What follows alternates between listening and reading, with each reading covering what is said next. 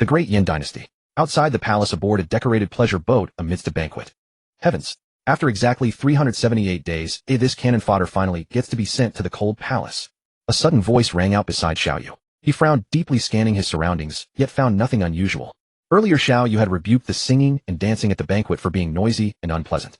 Now the dancers knelt motionless on the floor, and the consorts sat in silence. Meanwhile, the local officials who had tried to please him were trembling in fear. They could not understand why. The dancers they had chosen were charming and seductive with alluring eyes. Even if the emperor was not impressed, why was he angry?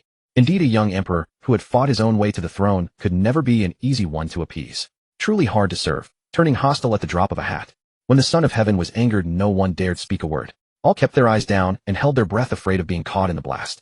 This year has been hard to endure. I've done every boring thing imaginable. I'm suffocating. But thankfully, the humiliation was not in vain. I've now saved up enough money to lie flat and idle for the rest of my life. The voice sounded again. Qianyue felt he was being toyed with, and a flicker of anger crossed the emperor's cold face.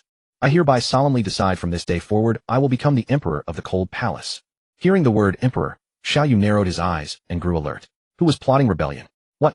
By the sound of it, it was a woman. Could it be that she planned to use the cold palace as a base to encircle the center and swallow the imperial city? Such a tactic was rather rare. After observing, Qianyue realized that although the voice was loud, the people below showed no reaction at all. If someone truly intended to rebel, they should not be so calm. It seemed only he could hear the strange voice. Who was playing tricks? Illusion? Or sorcery? How dare they act so brazenly before the emperor's southern tour returns to the capital? They must be tired of living. Soon the strange voice appeared again. I reckon that Qianyue should be falling into the water around now. After she is rescued, the tyrant will fall in love with her at first sight and immediately make her his imperial noble consort. What love at first sight? To be honest, it's just lust. From this we know, the tyrant is a lecher, no denying it. Qianyue pondered the words, a look of contempt in his eyes. He would never fall for some random woman who fell into the water. He wasn't that desperate. And make her imperial noble consort. Unless he was insane. No, even if he were insane, he would never do something so absurd. Qianyue sneered. If he were really that careless, he would never have come this far. Who is talking nonsense and even dares to call me a tyrant? Once I find out, I'll make her wish she were dead. Qianyue said gleefully in her heart. As a brainless cannon-fodder empress, it's my mission to advance the plot. As long as I point at the heroine and call her a vixen, I can enrage the tyrant and earn myself a place in the cold palace. Come on, heroine, come quickly. You appear, I exit. The sun is scorching today, even sharper than the tyrant's usual tongue. A perfect day to relocate to the cold palace, cannon-fodder. Empress. Having identified the target, Qianyue curled his lips coldly. So the one playing tricks was the empress beside him. She merely wanted to live in the cold palace, not rebel. Just now he had overestimated her. Indeed, the empress's intelligence was questionable. Her mind and body often seemed disconnected. Last time he passed by, he even saw her walking a tortoise in the courtyard. In Qianyue's impression, the empress was submissive, eccentric like solitude, and barely spoke. She hid from trouble, her courage smaller than a peanut. Qianyue looked at Qianyue, seeing her well-behaved and quiet like a soulless puppet. At that thought, suspicion arose. Could that inner voice truly have come from the timid wooden empress? The mental state she displayed had nothing in common with the strange female voice. The empress usually spoke softly and weakly, while that voice was exceptionally excited and restless. Qianyue sensed Qianyue staring at her and immediately raised a standard professional fake smile of a cannon-fodder character. Inwardly, she was frantic with disgust. Why are you looking at me? Before your stubborn little white flower arrives, I have no lines. What did that mean? Qianyue did not understand. Still looking. My face is stiff from smiling. You dead tyrant. You silly dog. Haven't you ever seen a beauty in 8 lifetimes? Qianyue grabbed Qianyue's chin with a dark expression, his eyes fixed on her lips. Were these lips dripping with poison? I never expected my little empress to have 2 faces. Outwardly obedient and timid, yet inwardly cursing worse than anyone. The incident was sudden, and Qianyue blinked, stunned. Did the tyrant take the wrong medicine today? Why is he pinching my chin for no reason?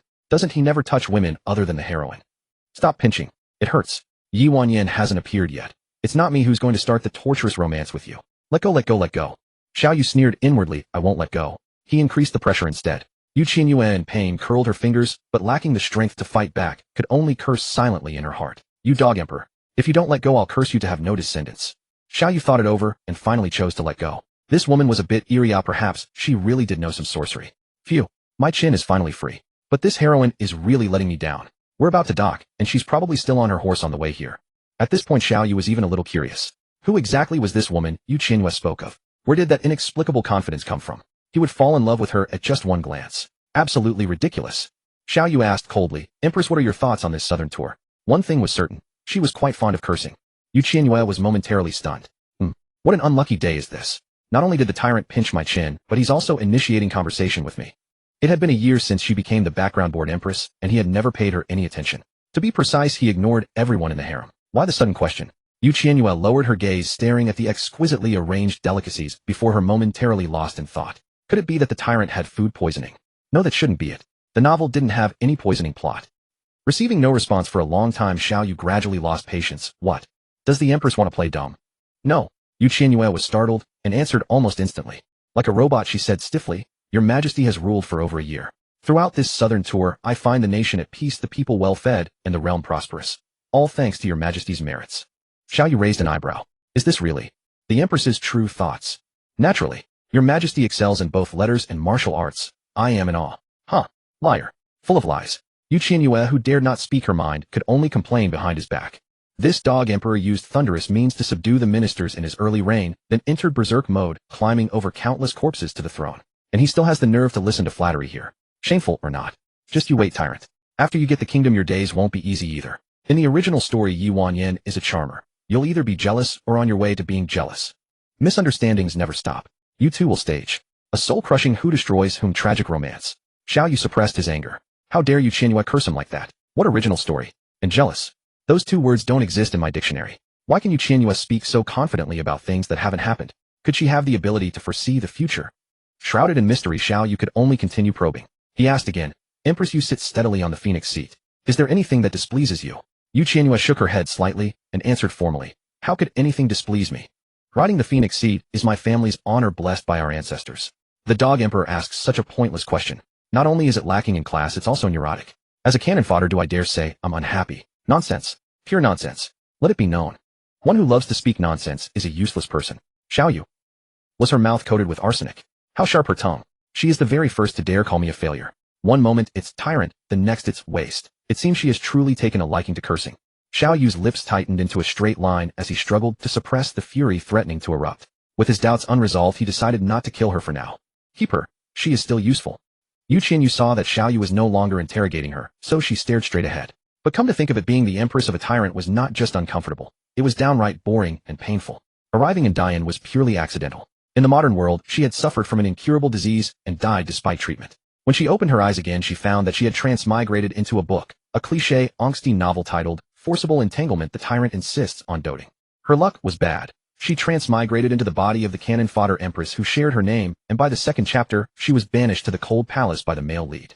For her transmigration brought both joy and worry. Joy, she had a healthy body with her health bar fully maxed. Worry, she would become a stepping stone on the protagonist's romantic path. After all, in these cliché, angsty novels, the heroine is a charmer who always attracts envy from supporting female characters, while the male lead is tsundere, a crazy, jealous monster.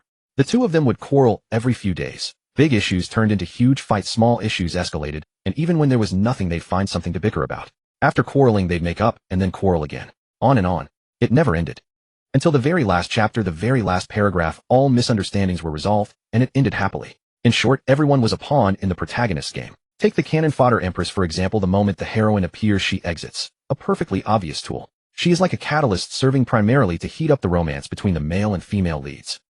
Qianyue's eyes darted around as she grew a bit impatient. What's going on? Why isn't the heroine appearing yet? I count the days on my fingers every day. I couldn't be wrong. The heroine is supposed to debut today. In the original story, on the eve of returning to the capital after the southern tour boat banquet, the heroine Qianyue fell into the water and was rescued. The tyrant fell in love at first sight and immediately made her a consort. As for the catalyst, ahem, the empress grew jealous, pointed angrily at Qianyue, and cursed her as a seductress who would bring ruin to the country and the people, corrupting the Sacred Heart. At that moment, everyone present was shocked. No one expected that the usually weak and submissive empress would suddenly go mad. The tyrant, in a fit of rage for his beauty, immediately banished the deranged empress to the cold palace. Upon reading this passage, Qianyue was dumbfounded. As expected of a cannon fodder, completely brainless. And the tool attribute was all too obvious. The exit was too perfunctory. Qianyue rubbed her knees, feeling completely relaxed. A hasty wrap-up is fine. At least my life won't be lost. There will be a begging for mercy scene later, which inevitably involves kneeling. Luckily, I prepared some bouncy knee pads in advance. Open book exam. I'm very at ease. The amount of information was overwhelming. Qianyue slightly sorted through his thoughts. Transmigration. Transmigrating into a book. She had read the original text and knew the plot. Could the book Qianyue mentioned be a storybook? Could it be that he himself was merely a fictional character? The situation was too absurd. Qianyue was half believing, half doubting. If it truly was a storybook, then the author had portrayed him as far too foolish. Flying into a rage over a woman. How could that be? The self that Qianyue described acted without any logic. Not like an emperor, but rather an imbecile. In Dian no one can sway my emotions. Not in the past, and never in the future. Now the situation is unstable. The Empress Dowager manipulates power, treacherous ministers lurk. I am already stretched thin. Any suspicious person will be thoroughly investigated. Huh. Love at first sight. What a ridiculous notion. I have fought through thorns and thistles, schemed for the throne, and stabilized the realm. Not to pursue some illusory love. Could the so-called plot be just Qianyue's imagination? Perhaps there is no such heroine at all. After all, this person has not yet appeared.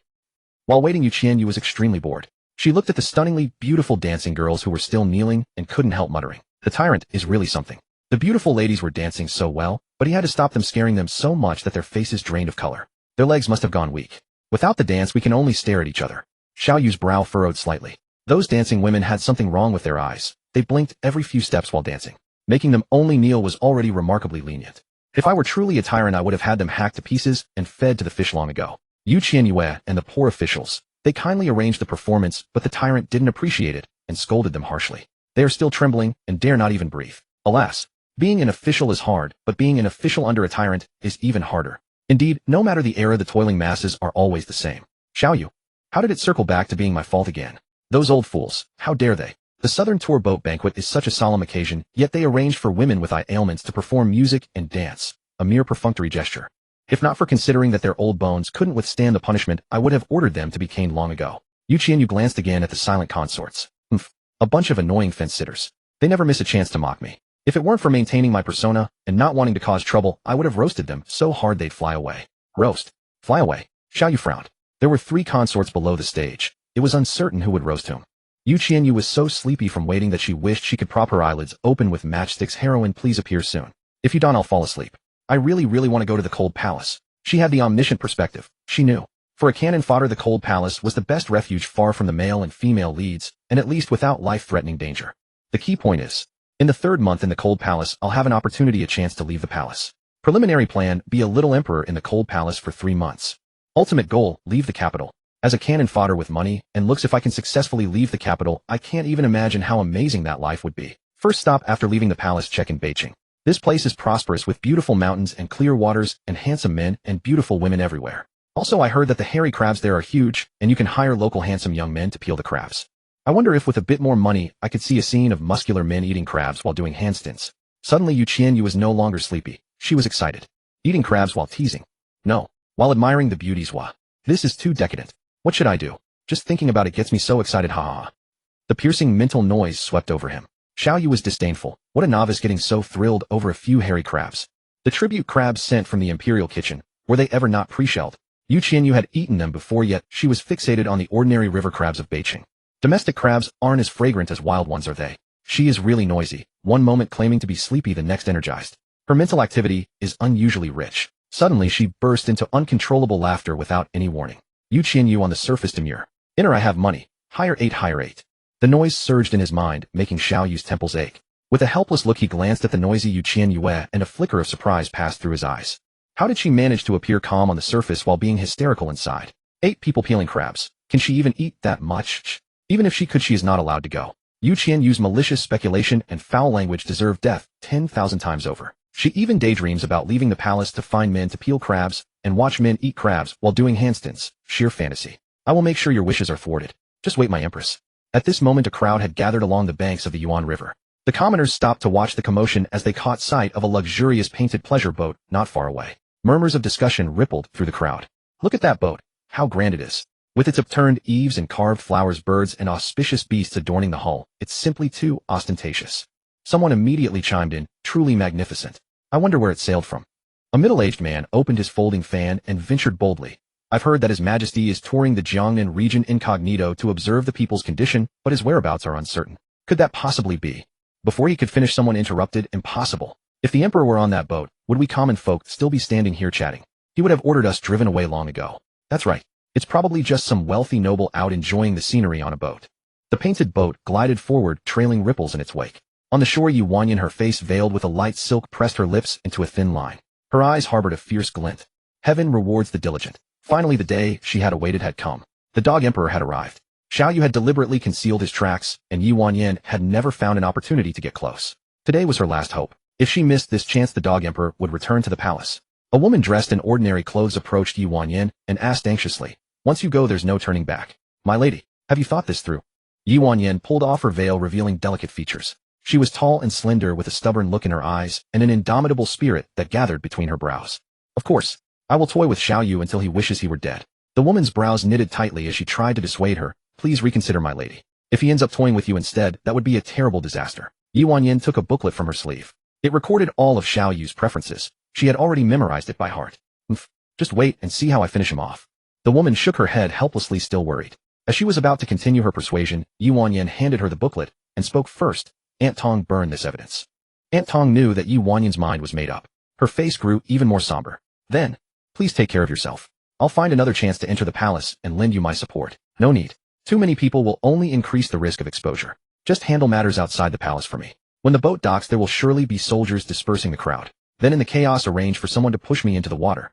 Aunt Tong knew that further persuasion was futile, so she held her tongue. Qianyue had been preparing for a long time. There was no way she would easily give up the chance to assassinate the dog emperor. But this mission might very well cost her her own purity. The unspeakable images that came to Aunt Tong's mind made her face turn ashen and cold sweat break out. If you two actually end up together, that would be a heinous scandal. An outrageous scandal. Qianyue took a deep breath, turned her head, and shot her a warning look. "Aunt Tong, you talk too much." "I understand. I'll go make the arrangements now." With that, Aunt Tong hurried away. The painted boat drew closer to the shore. Driven by curiosity, the commoners craned their necks to see who was on that boat, traveling in such a conspicuous manner, yet without a single leak of information. It was utterly mysterious. Just as they were getting excited, soldiers appeared around them. The leader Gu Liao stepped forward and barked, "Imperial tour. No loitering allowed." At the word Imperial, the onlookers ignored the soldiers' order to disperse and gasped, "Imperial? Could it really be His Majesty? You mean we're about to see the youngest emperor in the history of Great Yin?" Gu Liao was speechless. Was that the point? Did these people have no sense of propriety? Gu Liao frowned, about to speak, when his words were cut off by a shriek from a young maiden nearby. "Oh!" Xiao Tao grabbed her friend's hand and jumped for joy. "Mingzhu, did you read the Shun City Monthly Gazette a few days ago? His Majesty defeated all the monstrous talents and topped the Great Yin male beauty rankings." The girl named Mingzhu nodded frantically. I saw it. The portrait in it was so breathtakingly handsome that I drooled 2 buckets, no joke." Xiao Tao said. "At first I thought the great thief He would be number 1, but once His Majesty's portrait was published, it crushed everyone else." "Exactly. You voiced my thoughts perfectly." The 2 like-minded girls held hands, extremely excited. "I wonder if His Majesty really looks like the portrait in the Gazette." Gu Liao had happened to see the Shun City Monthly Gazette and said, "Honestly, it's not accurate enough. The paper was too coarse, which seriously downgraded His Majesty's looks." Xiao Tao was about to lose her mind. "What? Downgraded? Then how handsome must the real person be?" Mingzhu raised 3 fingers and declared solemnly, "I swear from the moment His Majesty appears until he leaves, I will not blink." Gu Liao. They actually wanted to catch a glimpse of the emperor's true face. Love-struck fools were common, but not fools who were reckless enough to risk their lives. Today he had encountered 2 such fools. Did the girls of Shun City think they had 9 lives? They were absolutely outspoken. Because the civilian beauty rankings had exposed His Majesty's true appearance, the emperor had specifically ordered that his itinerary be kept strictly confidential during the southern tour. Gu Liao and his men would time the dispersal of the crowd precisely to ensure the emperor's smooth passage. But the emperor had instructed them not to use force. Seeing the painted boat drawing closer to the shore, Gu Liao urged the people to leave again. Hey, that's enough. You 2 young ladies scram now." By this time, many had already started to leave. Xiao Tao and Mingzhu were genuinely curious. They pointed to a corner and said, "Guard brother will stay far away, just sneak a peek." "Don't be silly. If you disturb the imperial presence, you won't be able to bear the consequences." If they were mistaken for ill-intentioned assassins, they would lose their lives on the spot.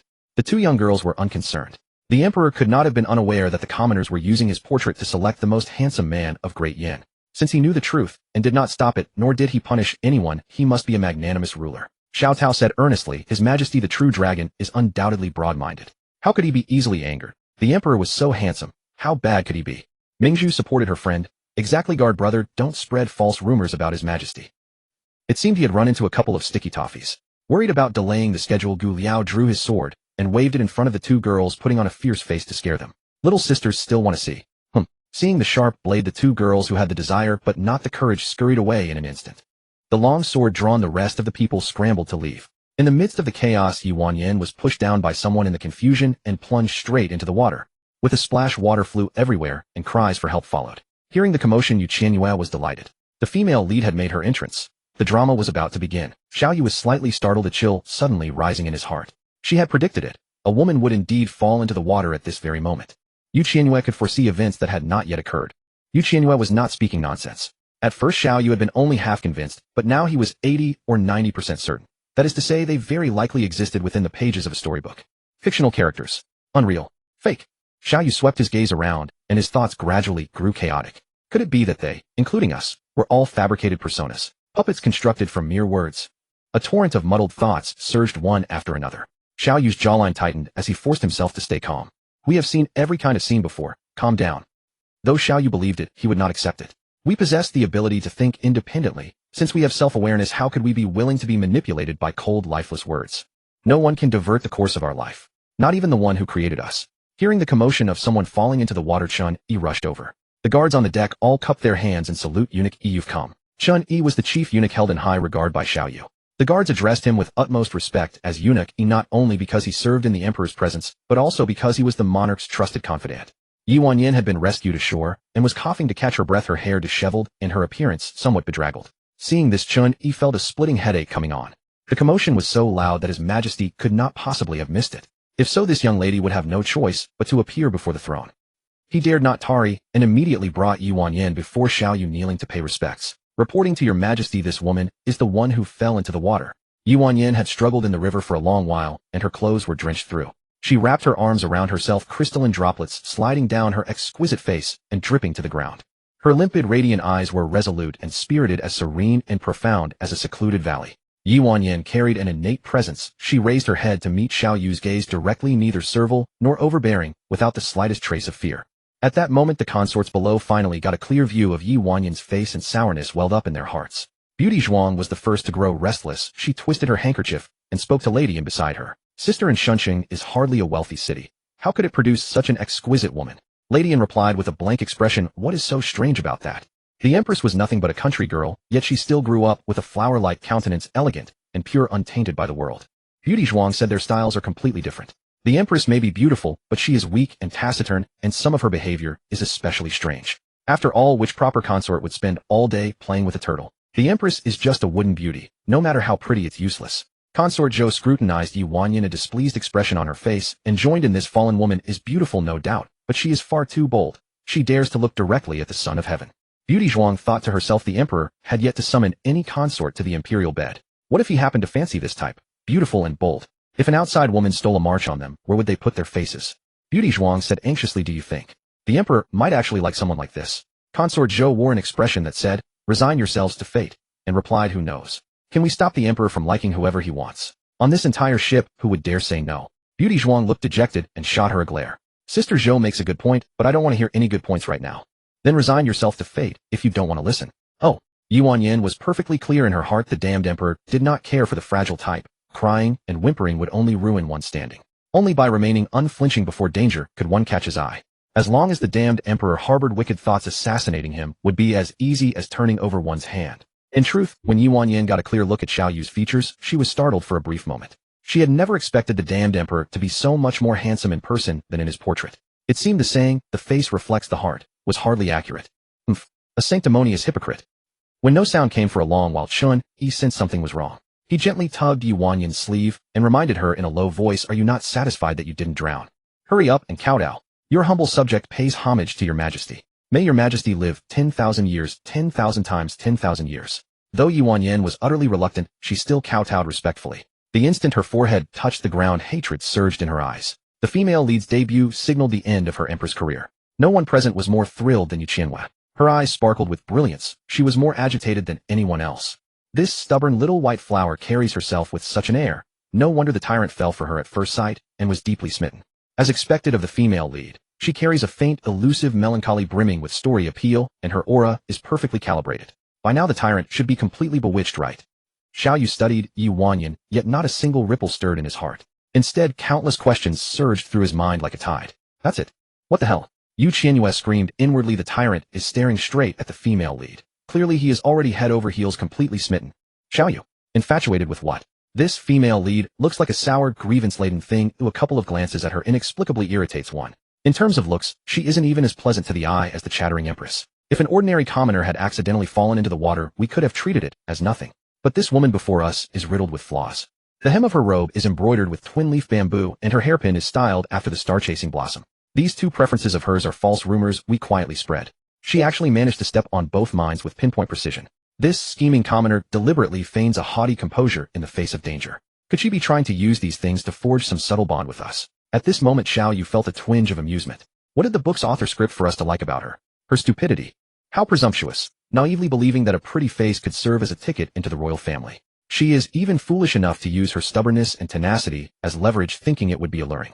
Absolutely ridiculous. In a situation like this, there are usually only two possibilities: either she seeks power, or she wants to take a life. Qianyue could be certain that he had no interest in this woman whatsoever. Making her a consort was absolutely out of the question. Perhaps the matter of falling into the water was just Qianyue being a blind cat that stumbled upon a dead rat. A lucky guess. Earlier he had heard her mention that the female lead seemed to be called Qianyue. One question would unravel the mystery. Clutching at a sliver of hope, Qianyue asked, "What is your name?" "Your humble subject is Qianyue." Qianyue. Damn it. The name actually matched. Qianyue, taking the initiative to ask her name, sent Qianyue into a frenzy of excitement. Indeed, in a melodramatic story, the male lead is drawn to the female lead for no reason at all. A single glance is all it takes. It seems the consort conferring scene is coming. Soon she would be banished to the cold palace.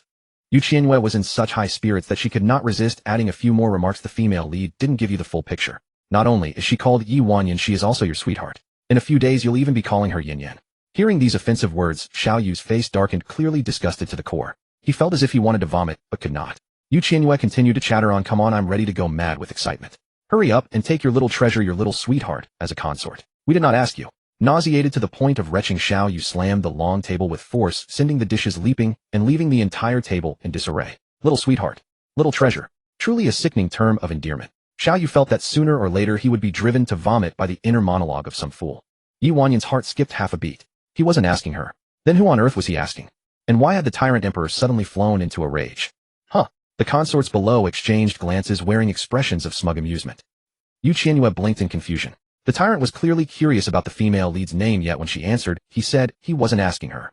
Was he possessed? Qianyue's face darkened. That remark had actually been directed at Qianyue. Time and again today, he had been driven to lose his composure by her inner thoughts.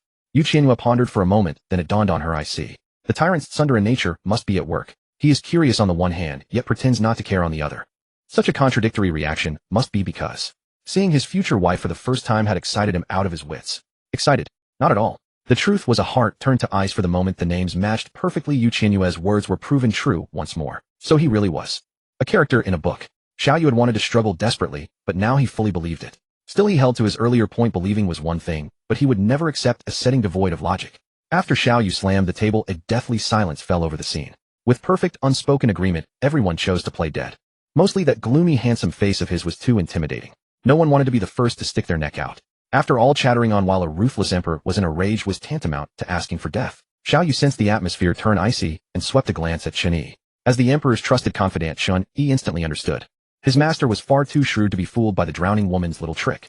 That woman had deliberately approached him with ulterior motives, and she absolutely could not be allowed to remain. Qianyue immediately acted as Qianyue's mouthpiece, turning to interrogate Qianyue. "Miss Yi, do you know the crime for disturbing the imperial presence?" Qianyue knitted her brows. Why did eunuch Yi suddenly jump out to cause trouble? The original text didn't have this. Could I have entered the wrong book? That can't be right. Most of it matches up. She thought again and understood. It's normal to have small interruptions along the way. The author couldn't possibly write down everything that happened within 24 hours. As long as the overall direction stays the same, I'll keep watching. Qianyue kowtowed once more and spoke with clear logic. "Your Majesty, I did not deliberately disturb your Majesty's peace. I was cruelly framed and unfortunately pushed into the water." Qianyue, no helping it. The female lead is a magnet for malice, especially prone to others' jealousy. Otherwise, how would she ever get the chance to meet the male lead? Tyrant, hurry up. Stop chatting. If you've fallen for her, then make her a consort and kiss her already. Qianyue. At that moment, he truly wanted to shut Qianyue's brazen mouth. No.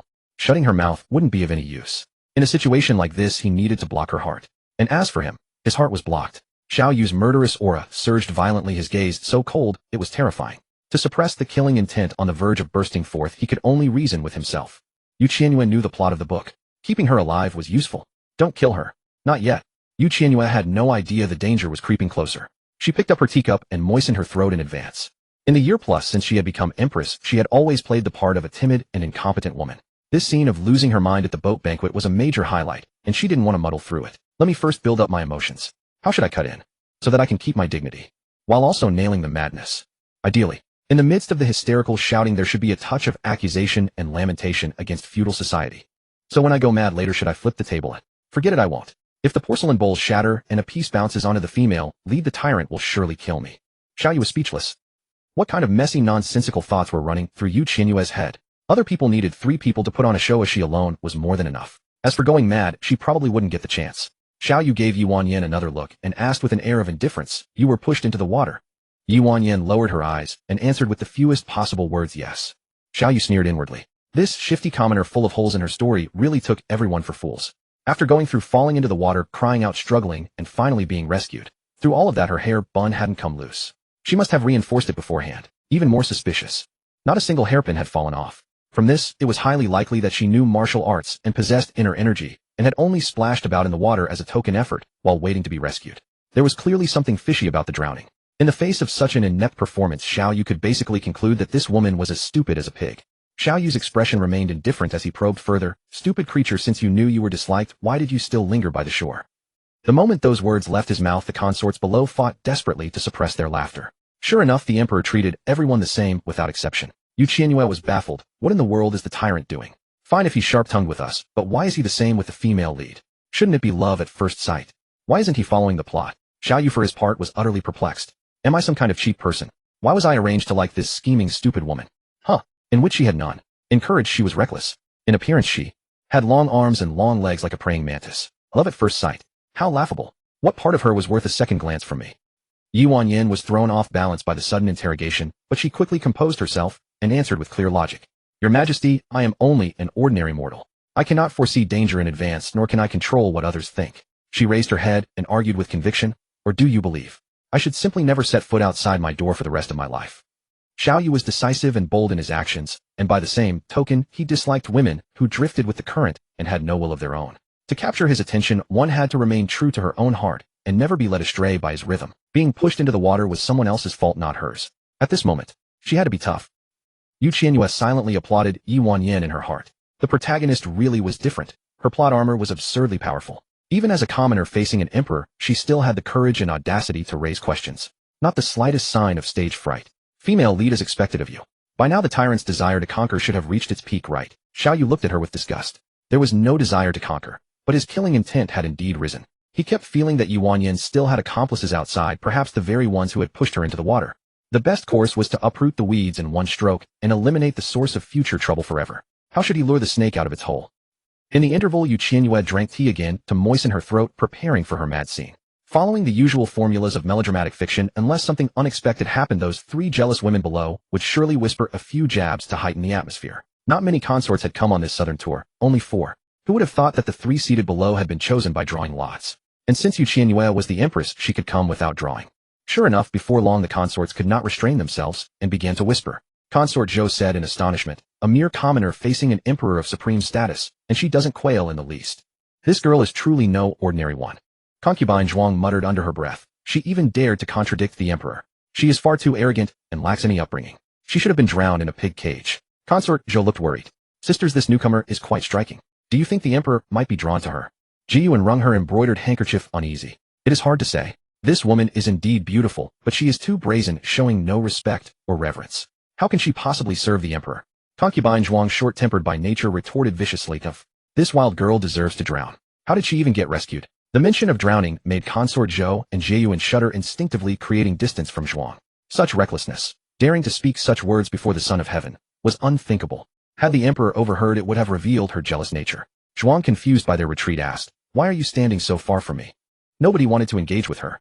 Qianyue shook her head, observing how the others' jealousy was building. They had no idea they were merely pawns, and the more they resented Qianyue, the more Xiaoyu would favor her. The tyrant's ears are sharp, he must have heard that. Seeing no response from Xiaoyu, Qianyue grew anxious. "This is moving too slowly. It is driving me mad. This male lead is useless. Can't he hurry up and secure that concubine title?" If she opposed Xiaoyu's decision to grant a concubine title in front of everyone, she could finally reach the cold palace she had been longing for. At this crucial moment, Qianyue was so frustrated she wanted to tear her hair out. It was torturous. "Help! The lines are right on the tip of my tongue. You damn tyrant, speak already." Xiaoyu frowned. She really was like a live duck being roasted alive, squawking incessantly without a moment's rest. The noise was grating on his nerves. Knowing Qianyue's impatience, Xiaoyu deliberately stayed silent. After all, as long as he did not speak, no one would dare to say anything. She was tormenting him with her noise, and he was tormenting her with his silence. When nothing happened, Qianyue clenched her fists, her brows knotted together. Yi Wanyan's heart pounded in her throat. The dog emperor's thoughts were unpredictable and difficult to fathom. At this critical moment, it was unwise for her to speak further. She would simply wait and see how things unfolded. The air around them fell deathly silent once more. Everyone waited for the Son of Heaven to declare his position, each secretly trying to divine his intentions. Qianyue tilted her head slightly and saw Xiaoyu leisurely sipping his tea, his expression utterly relaxed. What? Is there something wrong with this tyrant? That stubborn innocent girl is kneeling on the ground, and he still has the nerve to keep drinking. Is Xuanqing's terrible tea really that good? I will just keep drinking. Still drinking. I hope you choke to death. Xiaoyu fought hard to suppress his patience, his grip on the cup tightening. Qianyue could foresee events yet to unfold. Killing her would be a waste. As for her endless stream of curses, he would endure them for now. Did this tyrant die of thirst in his past life? Your destined partner is still kneeling. Aren't her knees hurting? Stop drinking. You deserve to suffer through that groveling storyline later. Your female lead has plenty of suitors. Keep being arrogant, and you will end up with no wife. Xiaoyu ignored Qianyue's muttering entirely and picked up his teacup again, sipping leisurely. He pondered how to handle Yi Wanyan, who remained kneeling on the ground. If he killed her outright, those unaware of the truth would likely accuse him of being heartless and cruel to his subjects. He had heard from Qianyue that since ascending the throne his reputation had been terrible, with rumors even claiming he killed his own father and brother. Qianyue was far too eager to enter the cold palace, watching Xiaoyu's every move every few seconds. Oh, did this despotic ruler die of thirst in a past life? Still drinking.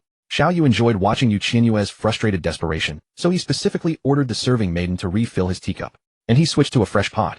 I hope it chokes you to death. Xiaoyu's hand paused. By refusing to take a stance, he aimed to provoke the noisy Qianyue, while also curious about what escape plan the kneeling mantis might devise. The plot had shifted, and Qianyue could not hold back any longer. Her panic was evident. No, I cannot just sit here and wait for death. If conditions are not favorable, I will create them. Either way, she must be sent to the cold palace today. Qianyue considered that following the script directly might provoke Xiaoyu, so she entered deep thought. How should I approach this? How do I trigger the tyrant's protective instincts toward the female lead? Honestly, this balance is tricky. If I go too soft, I will not reach the cold palace threshold, but if I push too hard, I risk my own life. Xiaoyu. He could tell she was plotting something. Why was he somewhat looking forward to it? He found himself wanting to see her plans backfire, watching her break down in frustration. That would be incredibly entertaining. What expression would she make if he killed the mantis? Qianyue glanced at Xiaoyu again and saw him staring intensely at Yi Wanyan, without blinking, his face grave. She rolled her eyes inwardly. Oh, Mr. Pretentious. You clearly only have eyes for the female lead, yet you are acting like you do not care at all. I really want to force you two to kiss. Xiaoyu's expression darkened instantly. Could this foolish woman stop filling her head with nonsense and stop trying to pair him with that stupid mantis? The urge to vomit returned, and Xiaoyu averted his gaze quietly, setting down his teacup. Suddenly an idea struck Qianyue. She could use the tyrant's intense gaze at his wife as her entry point and build a whole scheme around it. Time was short, so she acted immediately. Qianyue suddenly rose to her feet, her expression filled with grievance, her voice trembling slightly. Your Majesty, why do you stare at Miss Yi without blinking? Do you like her? This was meant to awaken his feelings for the female lead. Her accusatory voice shattered the silent atmosphere, and everyone present, except Xiaoyu, gasped in shock. Amid their astonishment, concubine Zhuang casually picked up a handful of spiced melon seeds, eager to watch the drama unfold. A cowardly empress publicly challenging the ruler of a nation. What kind of bizarre event was this? If the empress wanted to shorten her lifespan, there was no need to choose such a dramatic death. Before anyone could react, Qianyue raised her voice and declared, I am saying this today, Your Majesty. I will not permit you to look at her. The moment those two words left her lips, everyone gasped. The scene was every bit as terrifying as a ghost story. Fearing she would not be sent to the cold palace, Qianyue shifted from questioning to threatening. If Your Majesty so much as glances at Miss Yi again, I will immediately surrender my Empress seal and petition to retire to the cold palace myself. I shall never return. In an instant all eyes turned to Qianyue, their expressions filled with pity, as if she were mad. What an absurd threat. The emperor could look at whomever he pleased. She was nothing more than an unfavored empress with no backing, yet she dared to openly challenge him. It seemed the silly mad little empress would spend the rest of her days in the cold palace. Qianyue had been empress for over a year, and everyone in the palace knew. She was submissive and kept to herself. The usually invisible girl had suddenly stood up for herself, and perhaps the most surprised were the concubines who had never respected her. With a clatter, the melon seeds fell from concubine Zhuang's hand. She slowly came to her senses and asked consort Zhou beside her uncertainly, sister, was that the one who stood up really the empress? Consort Zhou swallowed hard. Yes, it was her. Qianyue's words precisely articulated Zhuang Marin's thoughts. In truth, she too wished Xiaoyu would not gaze at Yi Wanyan, yet she dared not voice it. Zhuang Marin's lips curled upward, her face beaming with joy. A reckless warrior charging forward with his future at stake has voiced the sentiments of all us sisters. What shall we do? It seems I've grown a little fond of the Empress. The Empress was not weak at all. When trouble arose, she truly stepped forward. Zhou Pin and Enjiu, upon hearing such presumptuous words, distanced themselves from Zhuang Marin, again speaking in unison, We have no such thoughts. Zhuang Marin pursed her lips. Those two hypocritical women. Since the Empress had risked her life to lead the charge, why begrudge a few words of praise? And Qianyue sensed the heavy atmosphere and shook her head helplessly. It seemed the central palace would soon change hands. The next Empress would likely be Qianfei, who relied on her illustrious family and was always arrogant and overbearing. Qianfei's luck was poor as she had failed to draw the lot for this southern tour and was not present. In truth, Qianyue preferred Qianyue as Empress over Qianfei, for although Qianyue held the title, she was but a figurehead. And Qianyue sighed. Does the Empress not know her own worth? She insists on openly defying His Majesty. The position of the central palace. Perhaps. Seeing her hesitate, Zhou Pin gave Qianyue a meaningful glance. Do you also think that one will be the next? Before Zhou Pin could finish, Qianyue nodded. Not to mention His Majesty looking at Miss Yi, even if he were to make her a consort, it's not for anyone else to gossip. The Empress is self-righteous, even threatening the cold palace. Isn't she just asking for trouble? Given His Majesty's temperament, deposing the Empress is inevitable. By family standing, it would naturally be Qianfei. Zhuang Marin cut in, sidling up to Zhou Pin. Sister Zhou, who is that one you speak of? Zhou Pin didn't want to deal with her, fearing she might blurt out something reckless. No one. Don't talk, my throat is dry. Zhuang Marin, oh. By now everyone's gaze had shifted away from Qianyue, and they were intensely curious about how Qianyue would handle the deranged Empress. After all, she had spoken insolently and breached decorum. Qianyue raised his hand, lazily pointing at Yi Wanyan, his tone languid. Since the Empress dislikes her, drag her away and behead her. Yi Wanyan had approached with ulterior motives, so killing her outright would be simplest. Qianyue couldn't be bothered to investigate. Qianyue's mind buzzed, and she nearly spat blood on the spot. Clutching her chest, she stared at Qianyue in disbelief. Is he out of his mind? He meets his first love and immediately orders her execution. The situation took an unexpected turn, veering off in a bizarre direction, and the onlookers were momentarily stunned.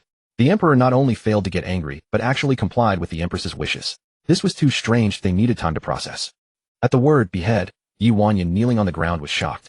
Beneath her sleeve, she crossed her thumb and index finger, secretly twisting 1,000 silk thread ready for any contingency. She truly hadn't anticipated Qianyue meddling, nor had she expected Qianyue to go along with her. This silent, unassuming little Empress had ruined her plans with a single utterance. But with so many people on the boat under everyone's watchful eyes, relying solely on hidden weapons to assassinate the Tyrant Emperor was a slim hope. Yi Wanyan's lips drooped, as she couldn't understand why things had turned out this way. Wasn't the Empress of the Central Palace supposed to be a mere decoration? Hadn't Qianyue always been indifferent to everyone in the harem? Could the previous information have been wrong? Her current identity was that of a commoner, a weak woman. She had merely fallen into the water. Why was Qianyue so quick to kill? If he suspected her identity, he should have investigated first, not ordered an immediate execution. Everything she had prepared was tailored to please him. Illogically, there was no reason for such a swift death sentence. Qianyue's actions completely threw Yi Wanyan's thoughts into disarray. In truth, with her martial arts skills and an accomplice waiting outside, she could have seized the chance to escape amid the chaos. But she refused to accept defeat. She was determined to gamble. Yi Wanyan did the opposite, stubbornly refusing to beg for mercy. Summoning her courage, she rose, her gaze resolute, her voice firm and powerful. Your Majesty demands my death, and I dare not object. I can only sigh and lament. The world is bleak, and the lowly are like ants. Merely disturbing the exalted means losing the right to live. Disaster. It had escalated to life and death. Qianyue's spine went cold. Damn it, I've made things worse, and pushed the female lead into a corner. Oh, why doesn't the tyrant follow the script? What do I do? What the hell do I do?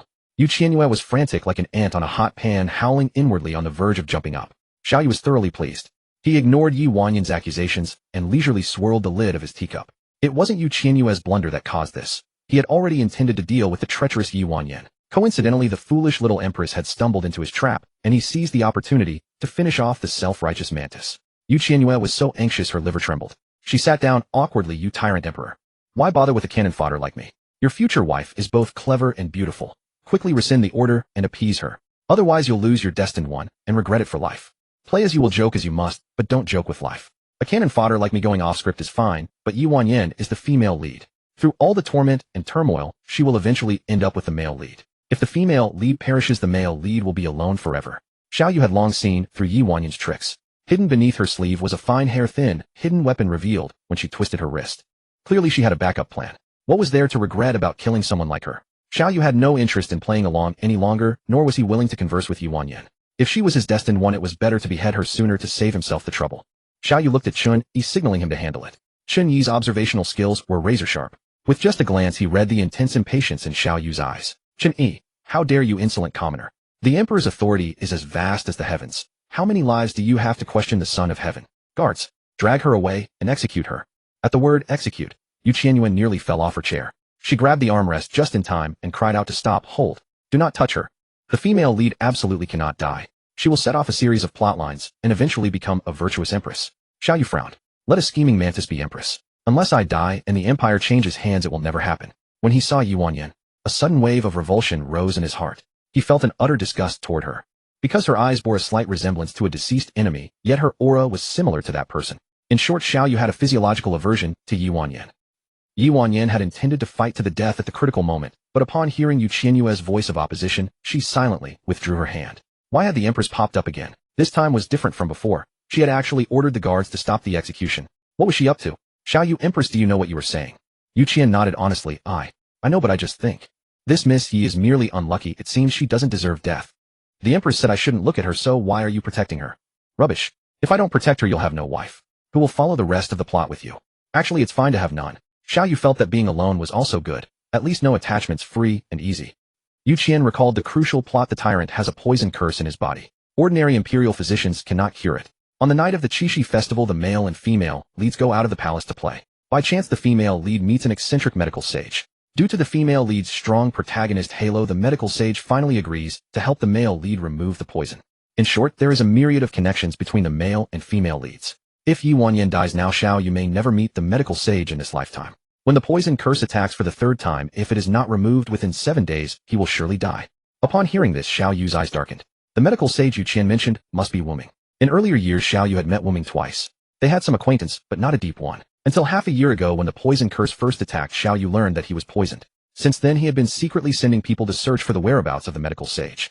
But the medical sage Wuming was skilled in disguise and never showed his true face. On both appearances, apart from his eyes, his other features were drastically changed. Moreover, he appeared and disappeared unpredictably, making it impossible to track him down.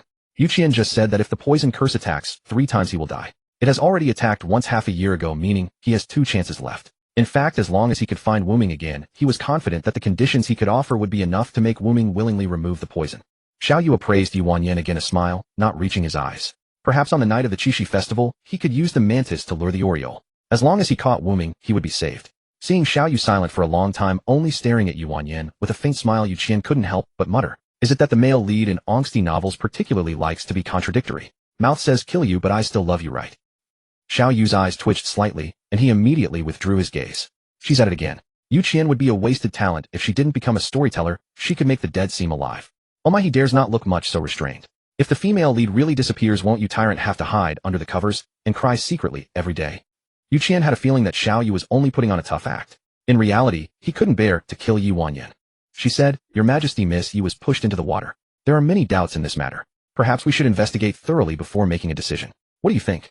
The urgent task was to keep the female lead alive first. Future matters could be decided later. Qianyue lowered her eyes, a hint of ruthlessness fleeting in them. The Empress was deliberately guiding Qianyue to investigate her identity. Fortunately, she had prepared in advance, otherwise her deliberate approach to the Tyrant Emperor would have been exposed. Qianyue, in the Empress's opinion, how should we handle this? Your Majesty, Miss Yi was framed for no reason. She is pitiful. None of this is her fault. Moreover, today is the 15th day of the month, and it is not suitable to kill. Qianyue, in the Empress's opinion, how should we handle this? Your Majesty, Miss Yi was framed for no reason. She is pitiful. None of this is her fault. Moreover, today is the 15th day of the month, and it is not suitable to kill. This. Has the sun risen from the west? Seeing Qianyue's confused look, Qianyue said in dissatisfaction, Qianyue, what are you dazed about? Yes, this servant obeys the decree. Qianyue knelt to receive the order, then instructed the guards to escort Qianyue away. Hearing this, the crowd remained baffled. The usually cold and autocratic emperor actually obeyed the Empress in everything. This was too unbelievable. Qianyue had already seen through everything. Tyrant, just keep pretending. Actually, you can't bear to let the female lead die. As soon as there's a graceful way out, you take it. One moment you want to kill her, the next you bring her back to the capital. Before you wouldn't even look at me. Now whatever I say you agree. You're a big hypocrite. Qianyue couldn't reveal the mind-reading matter, so he had to stay silent and let Qianyue imagine wildly. He originally intended to kill Qianyue, but unexpectedly discovered that she had other value, so he spared her life for now. Qianyue was also tired, so he waved his hand and said, Everyone withdraw. Qianyue arranged the return to the capital. Your servant, this official takes leave. The consorts and officials rose to bow and left in an orderly manner. After going around in circles, Qianyue felt she had wasted her efforts. She had just walked 2 steps, but unwilling to give up, turned back. No. My gold, silver, and valuables are all ready. How can I give up easily? I must be sent to the cold palace. Has the tyrant forgotten? Just now I was so insolent and unruly. He has no reason not to depose the Empress. Qianyue cleared her throat and reminded, Your Majesty, it seems I just threatened you. Qianyue, coincidentally, I want to hear threats today. The tyrant is crazy, thoroughly and completely crazy. But, crazy as he is, why won't he let me into the cold palace? If he doesn't depose me, how can he make room for the female lead? The plot had deviated from its original course.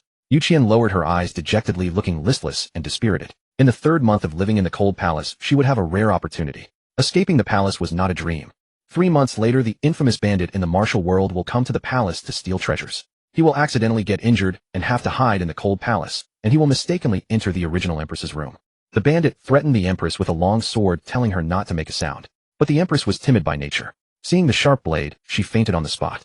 Seeing that she was useless, the bandit didn't kill her. He recuperated for 7 days, and then left. Qianyue planned to use the injury to make a deal with the bandit. I now know that the bandit will be injured by a tiger clamp. I have prepared top-grade wound medicine in advance. It can heal within a day at most. I can save him, but he must take me with him before he leaves. The bandit can enter and leave the palace without being detected by the patrolling guards. So bringing along a person should not be a problem. After all, I am just a nobody cannon fodder. Even if I disappear into thin air, the tyrant won't bother to look for me. From the moment Qianyue transmigrated, she had planned her escape route. Over the past year, while playing the role of a weak empress, she had been saving up a retirement fund for her escape. She quietly amassed wealth, and now she was already a little rich woman. Although it was painful to maintain the cowardly persona, every day Qianyue consoled herself, when the female lead appears, she will exit. As long as she persists in being a pushover, she will eventually get through. She firmly believed that her good days were ahead. I thought that if I endured for a year, I would have money and Qianyue would come. But today, Xiaoyu pondered Qianyue's words, his eyes darkening. The Empress had a good little scheme. She even knew to accumulate wealth in advance. Over the past year, Qianyue had forsaken cosmetics and luxurious silks, appearing daily with a plain face and simple attire. Now she realized that her allowance had likely been exchanged for cash. Xiaoyu gazed into Qianyue's bright phoenix eyes and momentarily lost himself. So the Empress's soft temper and lack of assertiveness were all an act. Her reticence, her lack of style, her unsociability, all feigned. She had planned to endure a year, then follow the book's plot into the cold palace. During that time, she had even saved a considerable sum of money, intending to join a band of thieves 3 months later and flee the capital. Having learned of Qianyue's secret intentions, Xiaoyu's face darkened and a murderous glint flickered in his deep eyes. From that day forth, he would launch a massive crackdown on bandits across the land. The imperial city's patrols were doubled. From now on, not even a male fly would be allowed to enter. A bold idea suddenly arose in Qianyue's mind. If I slap the tyrant right now, would he be so furious that he locks me in the cold palace? At that moment, Xiaoyu's gaze was icy cold. Qianyue was quite audacious in her thoughts, outwardly weak and docile, but inwardly bold and unruly. He had to admit her acting was superb. At least before this, Xiaoyu had only regarded her as a beautiful doll devoid of thought or soul. But the truth was far from that. Qianyue's endurance was extraordinary. She had feigned timidity for a whole year. If not for hearing her inner thoughts, Xiaoyu would have always believed his empress was a meek, docile, pretty rabbit. A rabbit wouldn't dare to think of slapping the emperor. If she dared to strike today, he would show her what it meant to cry out to heaven and earth with no response. Qianyue's heart trembled, truly frightened by Xiaoyu's gaze. The tyrant looks fierce, his words are always venomous, and they say, those with venomous tongues have unkind hearts. Forget it, one slap, and the cold palace might not be granted, but death would be certain. She still had 3 months to find another way to get herself thrown into the cold palace. She must not be impatient. Preserving her life was paramount. Now that Qianyue was in the dungeon, Xiaoyu would soon order an investigation into the drowning incident. But given his curiosity, he would certainly look into Qianyue's family background as well. I remember. In the very late parts of the story, the male lead learns of the female lead's tragic life and hardships, and is deeply moved with compassion. If he investigates her background early, the tyrant will certainly feel pity ahead of time. And when the tyrant begins to feel sympathy for the female lead, will just stir up trouble recklessly. With that, I'll surely end up in the cold palace smoothly. Xiaoyu sighed inwardly. If this were really a storybook, couldn't the plot be more reasonable? Qianyue kept calling him a tyrant. Since when did a tyrant ever pity someone's background?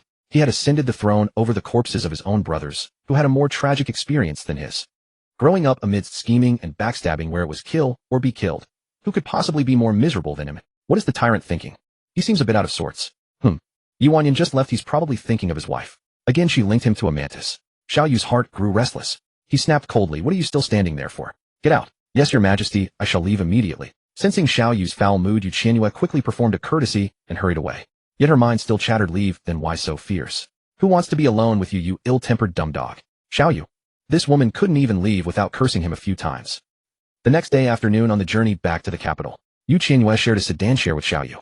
She had slept poorly last night and was now drowsy, but with the tyrant present, she dared not doze off. I didn't get sent to the cold palace yesterday, so I didn't eat enough dinner. In the middle of the night, I gnawed on 2 chicken legs and successfully kept myself awake all night. Then we set off early this morning, wishing I could just die of sleepiness. So sleepy, so sleepy. All because of that dog tyrant. Next time I'll secretly add mint powder to his dinner and let him experience the agony of insomnia. Qianyue. On the verge of nodding off, Qianyue forced herself awake, raised her hand to lift the silk curtain. The breeze brushed her face, gradually dispelling her drowsiness. She remained silent, quietly admiring the boundless scenery outside the carriage. Yet her inner thoughts thundered in Qianyue's head, nearly splitting it. In his 20 years of life, he had never encountered such a noisy woman whose ideas were so wild and bizarre. Seeing a wild fruit tree, I wish I could turn into a monkey, slap the tyrant twice, then whoosh up the tree, grab some fruit to munch on, casually flick the peels onto his face, and finally disappear into the monkey troop, perfectly hidden. Qianyue. Fine, he wouldn't argue with a fool. He would endure. Seeing an abandoned brick, I'd love to watch the tyrant split the brick with his bare hands then. He'd bleed to death from excessive blood loss. He endured again. Spotting a goat. What's with this goat? It has delicate features quite comparable to the tyrant.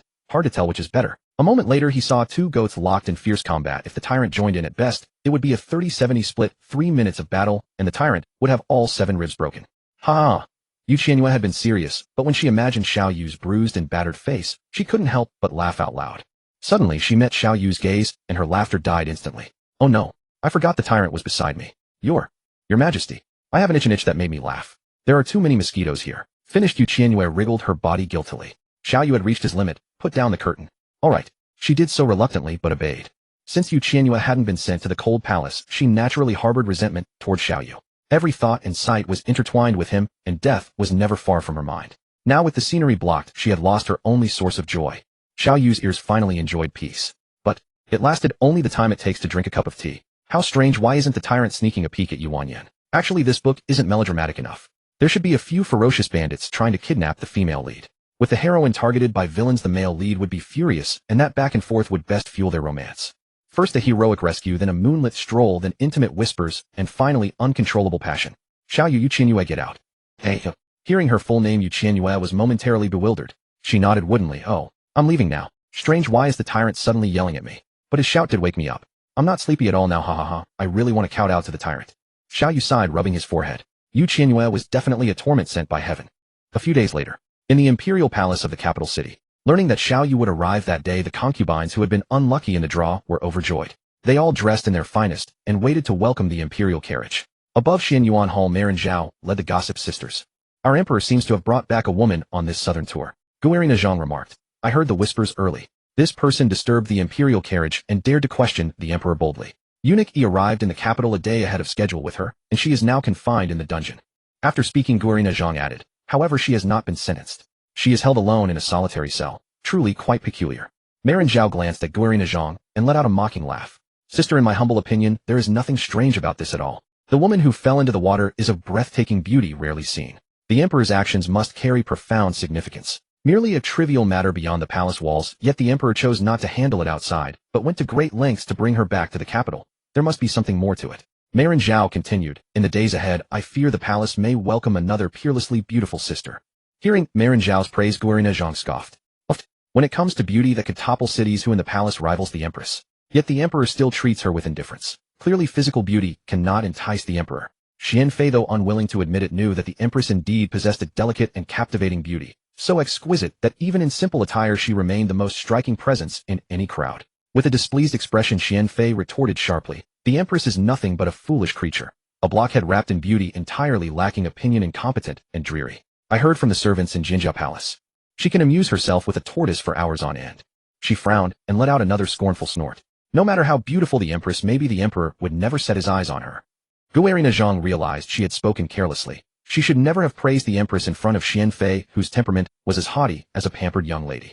Qianfei, resting on her noble birth, had long grown accustomed to domineering others with unbridled confidence. All the women in the inner palace yielded to her and indulged her simply because she was born to privilege. Her father, the Grand General, had secured victory after victory. Qianyue lowered her head, her tone obsequious. Your Majesty's words are most wise, Lady Qian. This humble one spoke out of turn. Among all the beauties of the harem, none surpass your celestial grace. Qianfei was quick to anger, yet easily placated. She offered a self-assured smile. At least you have the discernment to recognize it. The father of Shi Rushuan was the Grand General who had achieved illustrious military exploits, granting Qianfei an influence in the inner palace that surpassed even that of the Empress, who had risen from rustic origins. Marin Zhao, ever adept at reading the currents of the moment, eagerly curried favor. Who in the imperial palace does not know this? Sister Qianfei utterly eclipses the Empress in every regard. In my humble opinion, the Emperor's first night undoubtedly belonged to you. Qianyue said. We all bear titles derived from our surnames, yet only Lady Qianfei holds the unique distinction of receiving a title drawn from her given name, character Qian. This alone reveals the Emperor's special regard for you.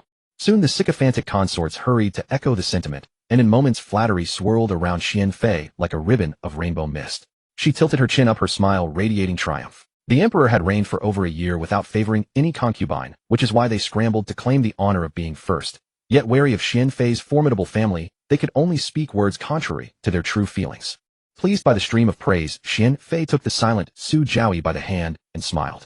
Qianyue is not but a country orphan girl who became Empress purely by chance. No matter how beautiful she may be, the Emperor's first knight could never have been hers. Correct, Qingqing. Su Jiaoyi nodded, slightly remaining silent. Su Qingzi and Shi Rushuan had been close companions since childhood. Though Qianfei was notoriously domineering, she treated Su Jiaoyi with unparalleled gentleness, always thinking of her when good fortune arose. The two shared a bond as close as sisters, leaving nothing unsaid between them. However, Su Jiaoyi was naturally gentle and spoke little. If the Empress was wooden beauty, no. 1, then Su Jiaoyi was undoubtedly no. 2. To avoid the awkward silence, Marin Zhao quickly chimed in. Lady Qianfei speaks truthfully. Alas, no matter how lovely one may be, it is of no use. The Emperor simply has no interest in those who are dull and uninteresting. Wishing to steer away from the topic of beauty, Guerina Zhang shifted the subject. This humble one heard the chattering junior eunuchs beside eunuch Yi mention that on the river banquet during the southern tour the Empress seemed to show signs of being possessed. Since the consorts who had gone along had not yet returned, Qianyue's bizarre remarks at the boat banquet had not spread. Yesterday Qianyue personally escorted Yi Wanyan back to the palace a day early, but he was tight-lipped and revealed little information. All they heard was that the Empress's behavior was abnormal, almost as if she were possessed. Consort Qian adjusted her tassel-adorned hair bun, the upturned corners of her eyes steeped in contempt. Qianyue, an Empress, is trampled on by the other consorts. In private, she doesn't even dare to use this palace in front of us. Isn't that already eerie enough? Does she still need to be possessed? These words amused everyone, even their personal maids couldn't restrain their laughter. An Empress with so little authority was simply unprecedented. Beauty Zhao chuckled behind her hand, and chimed in. Sister Consort Qian is absolutely right. There is nothing more bizarre under heaven than this. Ha ha ha. They laughed with unbridled delight. With a common target to mock, their petty rivalries vanished without a trace, and for a moment the scene became remarkably harmonious. In the distance, Qianyue knitted her brows. Although I don't know what they're talking about, this laughter is definitely not normal. Contemptuous faces, disdainful eyes, mockery. That's it. And 9 times out of 10, I'm the main subject. Qianyue. She certainly takes it lightly, still in the mood to jest. The Emperor has arrived. Hearing the eunuch's announcement, the consorts of every palace quickly composed themselves and respectfully welcomed the imperial presence. Your concubines pay respects to your majesty. May your majesty live 10,000 years. 10,000 times 10,000 years. Qianyue stepped closer for a look and sighed with regret at the consorts who were lovelier than flowers. Every one of them has a flower-like face. What a pity. They are also a pack of true cannon fodder. In the end, the male lead will disband the entire harem for the female lead, leaving not a single one. Qianyue did indeed want to disband the harem, but not for anyone else. For himself. Having climbed to the summit of power, was he supposed to share his bed with women he felt nothing for? He couldn't do that. But the situation was unstable. Before making any decision, he had to weigh it carefully and could not act rashly. Qianyue dismissed them with his usual cold attitude. Rise. All of you withdraw. Now Qianyue only wanted some peace. Within 10 feet of Qianyue, he could hear her inner thoughts. On the way back to the capital, she had nearly deafened him with her chatter. His ears were about to grow calluses. Beauty Zhao refused to leave just like that. She had waited the whole morning only to be told to withdraw.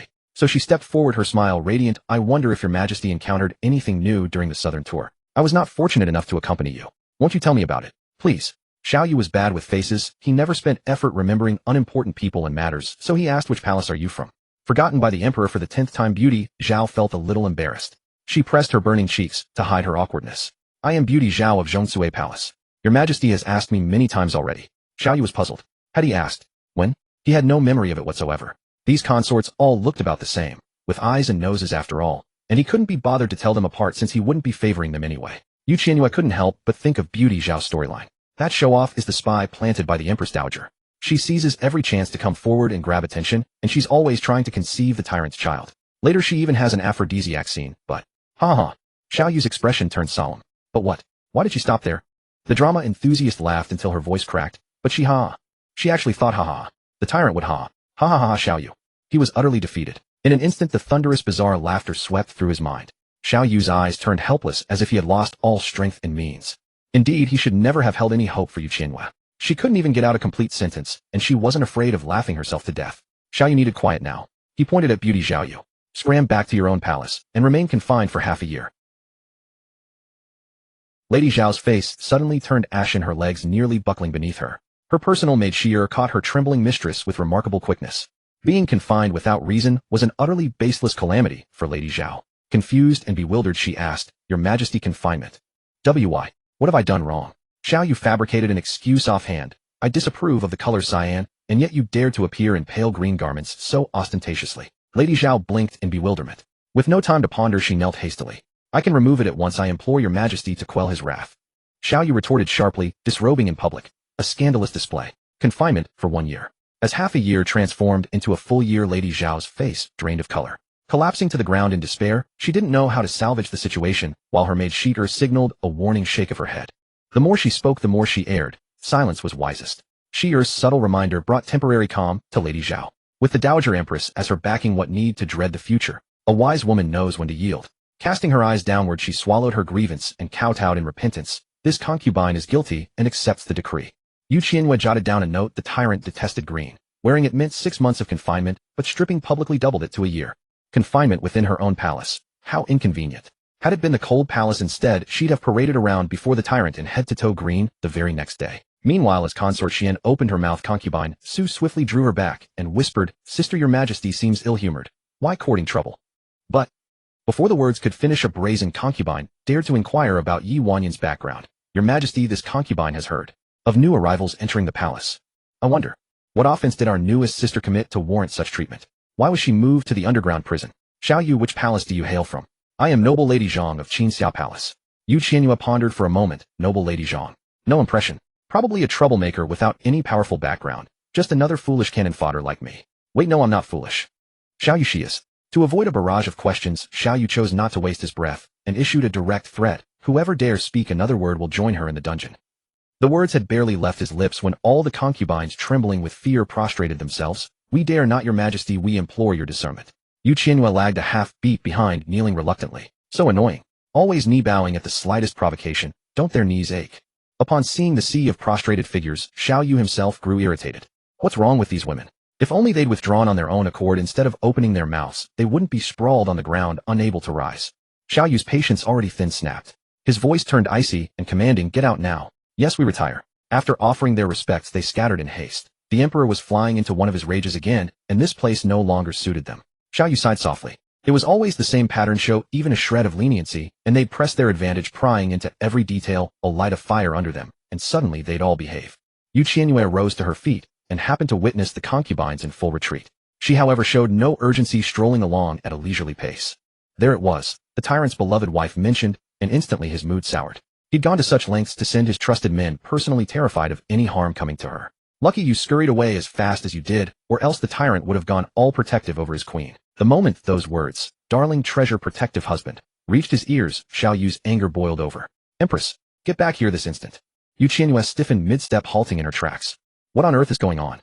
Rolling back and forth doesn't look good at all. I really want to return to the palace and visit Lightning Turtle. He's defeated all the other turtles, making him the smoothest to walk. It's been a while since I saw him, and honestly I kind of miss him. Her brows knitted together, her displeasure plain on her face. Why is the tyrant summoning me for no reason? He's always so fierce and I don't enjoy talking to him. As Qianyue turned around, she noticed Xiaoyu's expression was dark and menacing, tiny flames flickering in his black eyes. She paused, blinking in confusion. What's going on? Is he about to explode? Xiaoyu felt a knot of frustration in his chest. This woman had a knack for provoking him with every word. He stepped up to Qianyue, seized her chin, and looked down at her from above. For the first time, Qianyue was close enough to admire Xiaoyu's breathtakingly handsome features. Her breathing quickened, her pupils dilating. What's happening? Despite the tyrant being utterly terrifying from this angle, he looked incredibly handsome. Xiaoyu, huh? To distract herself, Qianyue lowered her gaze, and her pupils widened once more, entirely captivated by Xiaoyu's muscular chest. What a feast for the eyes. Even through the dragon robe, she could still make out. Quite impressive. Xiaoyu. Damn it. The overwhelming wave of masculine energy made her face burn. This damn tyrant really does embody the male lead archetype. Both his appearance and figure are top tier.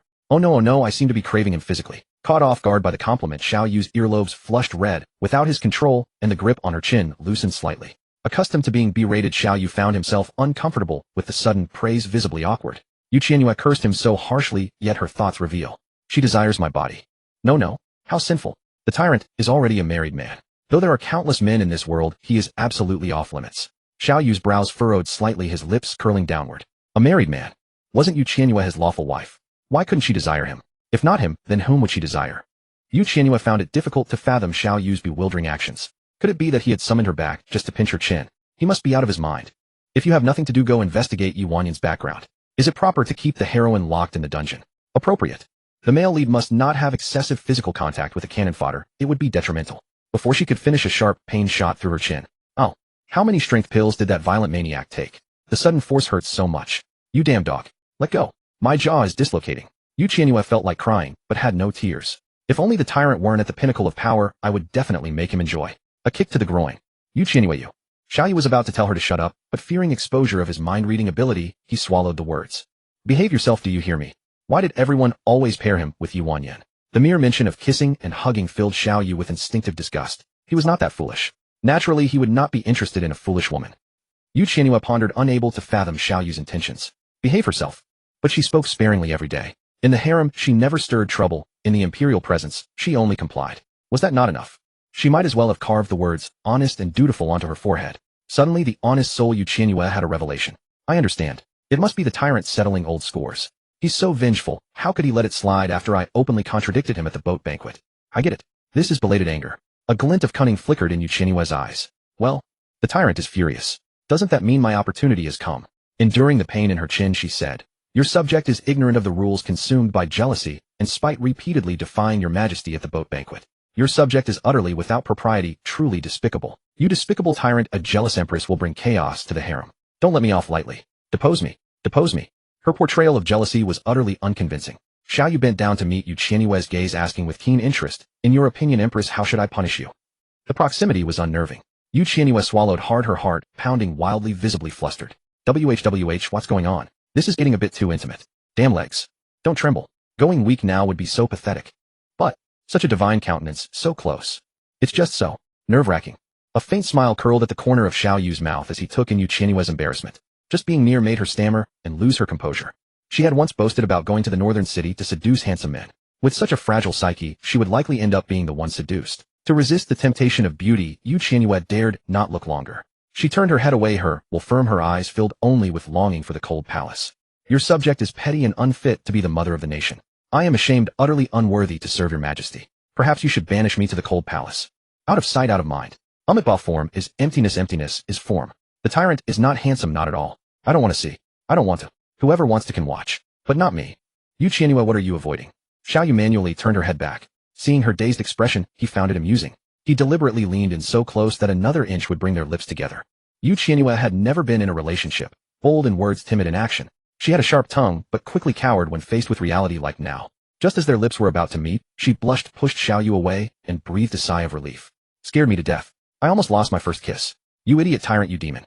If you want to talk, why come so close? Are you trying to seduce me? But his lips are so sensual. They must be nice to bite. Realizing how dangerous her thoughts were, Qianyue stepped back, twice, shook her head vigorously. Spit it out. Spit it out. I'm doomed. I feel like a perverted molester. The heroine is still in prison, and I am guilty. Deeply guilty. Unforgivable. Qianyue's mind was in chaos, but she shook her head wildly. Xiaoyu walked up to her and asked, Qianyue, what are you doing? Nothing. Xiaoyu feigned ignorance. Why do you keep shaking your head? Speak. Qianyue lowered her hands, pretending to be calm. I had a stiff neck last night, I'm working out the kinks. I see, Xiaoyu said meaningfully. I thought. The Empress dared not look at me. That's not true, I dare. Then look. Qianyue's face was full of resistance, her head still lowered. She was not in the right state today, as she should not look at that demon, or she would lose her mind. I command you to look. Xiaoyu's tone was firm. You dog tyrant think you can bully me because I died young and never had a man. Today I'll stand my ground. I won't look. Boldly she retorted, your subject refuses to look. If you have the power, banish me to the cold palace. Xiaoyu chuckled softly and called out to the maids waiting at a distance, guards. The head stewardess hurried forward, bowing respectfully. Your servant greets your majesty and her majesty the empress. What are your majesty's orders? The provocation had worked. Qianyue felt as if she saw the light of promotion as she looked up sharply, her anticipation at its peak. Escort the empress back to Jinjia Palace. With that, Xiaoyu strode away. There were court affairs to attend to today, he had no time to toy with her. No decree of deposition or cold palace exile came. Qianyue's face fell instantly. Staring at Xiaoyu's retreating figure, her expression was sorrowful. Seriously, he's not even angry. Has the tyrant changed his nature? She hung her head in dejection. Sigh. What should I do? To make him banish me to the cold palace. 3 months, it's actually fast. No, I absolutely cannot miss the wounded bandit. For Qianyue, who knew no martial arts, escaping the palace on her own was as difficult as ascending to heaven. Almost impossible. She could only seek help from others. Qianyue had not gone far, and could still hear Qianyue's thoughts. His muscles tensed, his gaze fierce. She still harbored the idea of leaving the palace with the bandit. Wishful thinking. He would immediately order Qianyue to launch a massive manhunt for the highwayman. Anyone daring to abduct his woman would meet only one end, death. At Jinjiao Palace. As soon as Qianyue returned, she sat at the table teasing the lightning turtle while reviewing the plot. After the southern tour, she had failed to reach the cold palace.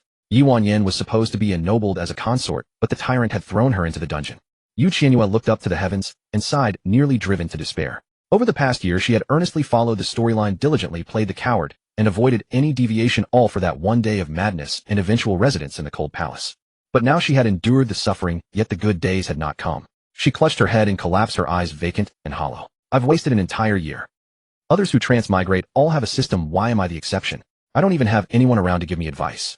The palace maid Hualing saw Qianyue muttering to herself again, her expression worried as she stepped forward and asked, Your Majesty. What are you saying? Nothing. Take the lightning turtle away. I'm not in the mood to play with it. Qianyue often talked to herself, and the servants of Jinjiao Palace were long used to it. Hualing didn't think much of it, gave an oh, and picked up the little turtle to put it back in the shallow water tank. At this moment, Qianyue rose with resolution. She decided that from now on she would no longer be a pushover. Within 3 months, she would by her own efforts get herself sent to the cold palace. However, ideals were full and plump while reality was skinny and bony. In an era where imperial power reigned supreme, a weak woman with no background found herself in a very passive position. Qianyue realized the problem and sat back down dejectedly, leaning against the rocking chair with a melancholy expression. First of all, her own safety was paramount. After all, she was not the female lead and had no protagonist halo. She was courting trouble, not courting death. This must be strictly distinguished. For example, speaking rudely to the tyrant was courting trouble. Punching and kicking the tyrant was courting death. Picking a fight with the female lead without causing actual harm counted as courting trouble. Making the female lead gravely injured was definitely courting death. Qianyue collapsed into the rocking chair and let out a long sigh. This is even harder than solving math problems. The balance is difficult to strike. One misstep, and I'll lose my life. She could only test the waters step by step. As long as she didn't commit a catastrophic offense, she wouldn't end up beheaded. At this moment, Hualing rushed in to report, her expression panicked. Your Majesty, stop talking to the air. Something big has happened. Qianyue said weakly. What is it? Baimarin from Consort Xian's palace is here again. Qianyue frowned. This Baimarin was Consort Xian's loyal lackey, mainly responsible for daily errands, and the epitome of a bully who used her master's power. Wasn't she sick recently? At noon in Qianyuan Hall, I didn't see her either. Come on, is she that dedicated? Delivering messages while ill. Qianyue had no time for her and waved her hand. Hualing, tell that idiot to get lost. I'm busy. She was already irritated. Why would she have time to see a cannon-fodder's lackey? Huh. The mistress who used to be submissive was now telling someone to get lost. Hualing was baffled. In the past, Her Majesty would have gone without a second word. Why is she so unusual today? Hualing looked up, scratched the back of her head, and said in confusion, The sun hasn't risen from the west. Just as she said that, Qianyue flicked her forehead. Dumb. There's no sun today at all. All right. Hualing nodded, still confused. Qianyue stood up, stretched, and prepared to go back to her palace for a nap. Sensing something wrong, Hualing quickly ran to Qianyue. Hualing, is there something else? Hualing gritted her molars, mustered courage, and tremblingly placed her hand on Qianyue's forehead. Your Majesty, forgive me. She muttered to herself, strange, not hot. Hualing hadn't gone on the southern tour, so naturally, she didn't know about Qianyue's drastic change in temperament. She still thought her mistress was the same submissive, timid person. Qianyue yawned, her eyes drowsy. I'm fine. Tell Baimarin to get lost immediately. I'm really sleepy and want to rest for a while. Your Majesty, To be safe, I'd better summon the imperial physician. Qianyue pulled Hualing back. I'm not sick. Listen carefully, from now on I won't indulge any of those women in the harem. Since she had decided to court trouble, she couldn't be afraid of offending people. If she managed the harem into a mess, perhaps the tyrant would get furious and depose her as empress. Hualing, but, you are very abnormal today. Before you were timid and didn't even dare to call yourself this palace in front of concubines. Now you're telling Baimarin to get lost. This is too strange. Your Majesty, have you been oppressed for too long and gone mad? Let's call the imperial physician. I'll go now. Not calling myself this palace is just my verbal habit. Except when she needed to be formal in front of Qianyue and the Empress Dowager, Qianyue was casual the rest of the time. Moreover, saying this palace, this, and this palace, that was tongue-twisting, so she simply omitted it. Over time, the various consorts all believed that Qianyue was timid and inexperienced, not daring to assert her status as empress. Hualing looked worried and reminded, Your Majesty, Baimarin is nothing to fear, but she is Consort Xian's lackey. Sure, Rushuan's father was a great general who held military power and was fighting at the front. Relying on her family background, Sure Rushuan overstepped Qianyue in everything and always suppressed her. In the harem, only two things mattered. One was the emperor's favor, the other was family background.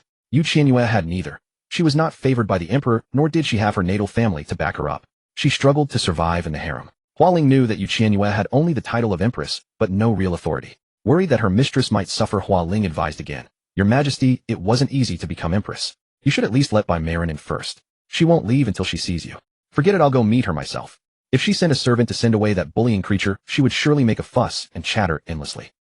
As soon as she reached the door, Qianyue saw the arrogant Bai Marin followed by 2 adult men. By the look of it, they were neither eunuchs nor guards. Qianyue went straight to the point. Say what you have to say, and then leave quickly. Zhuang Marin, who had also gone on the southern tour, was a big mouth.